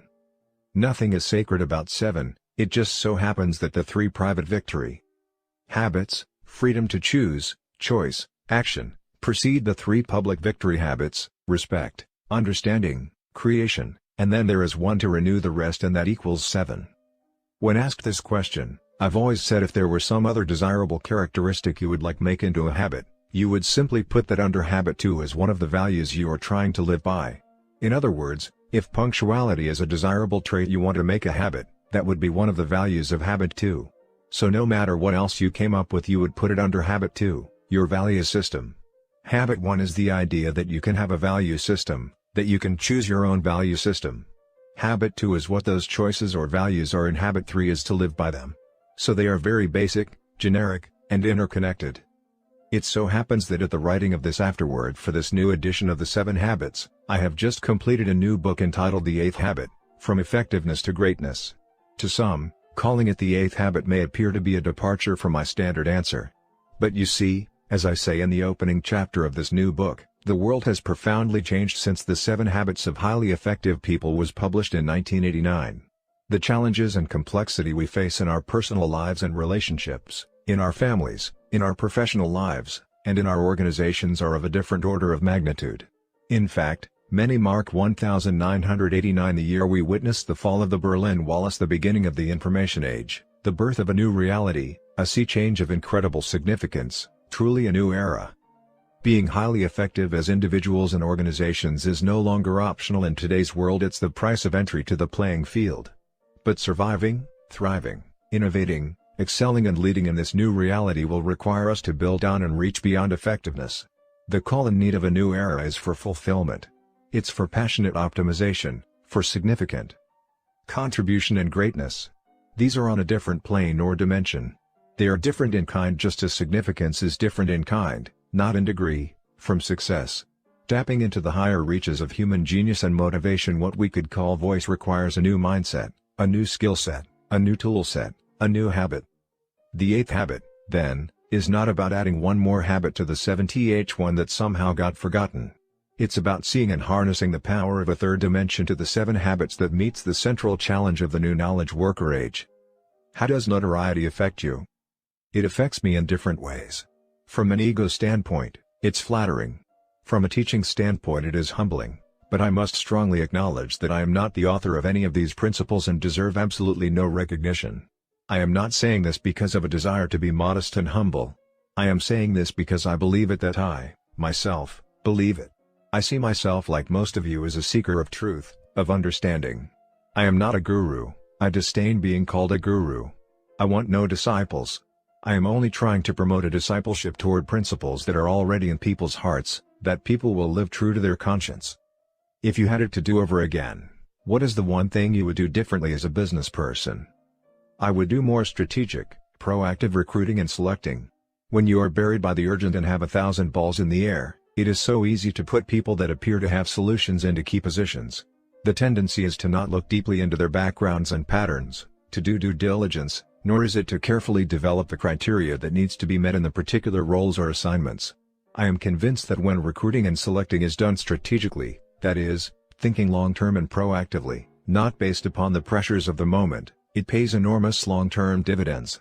Someone once said, "That which we desire most earnestly we believe most easily." You really have to look deeply into both character and competence, because eventually, downstream, flaws in either area will manifest themselves in both areas. I am convinced that although training and development is important, recruiting and selection are much more important. If you had it to do over again, what is the one thing you would do differently as a parent?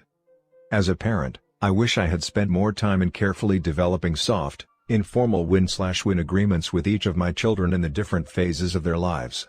Because of business and travels, I often indulged my children and went for lose-win too much instead of paying the price in relationship building sufficient to really develop thorough, sound win-win agreements more consistently. How is technology going to change business in the future? I believe in Stan Davis's statement that when the infrastructure changes, everything rumbles, and I think the technical infrastructure is central to everything. It will accelerate all good and bad trends. I'm also convinced that it is for these very reasons that the human element becomes even more important. High tech without high touch does not work, and, the more influential technology becomes, the more important is the human factor which controls the technology becomes, particularly in developing a cultural commitment to the criteria in the use of the technology. Are you surprised or astounded at the universal popularity of the 7 habits, with other countries/cultures/ages/gender? Yes and no. Yes, in that I had no idea it would become a worldwide phenomenon and that a few of the words would become part of Americana.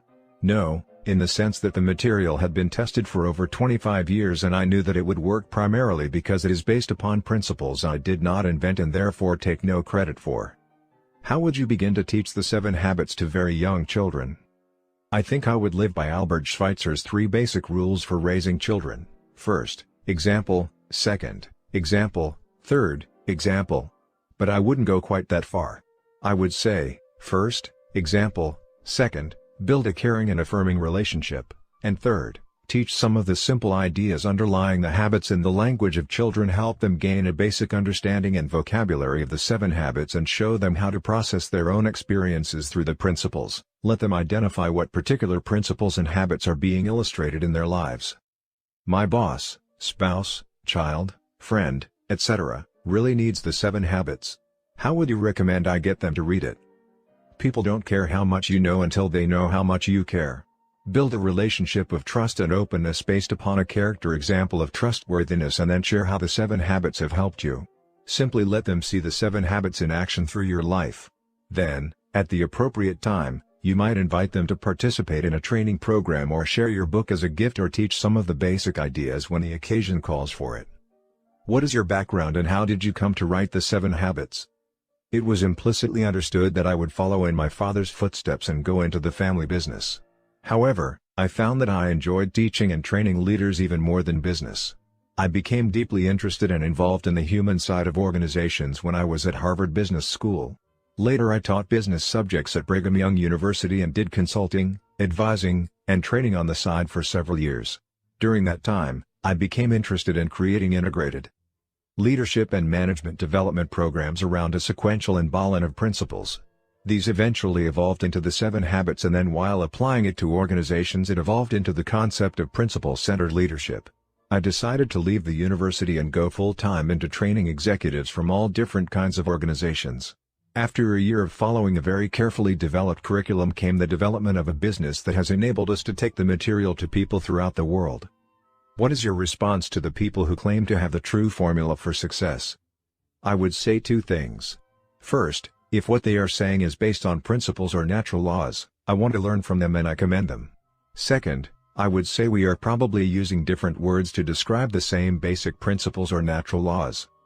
Are you really bald or do you shave your head for efficiency's sake? Hey, listen, while you're busy blow drying your hair, I'm out serving the customers. In fact, the first time I heard the expression, bald is beautiful, I kicked the slats out of my crib.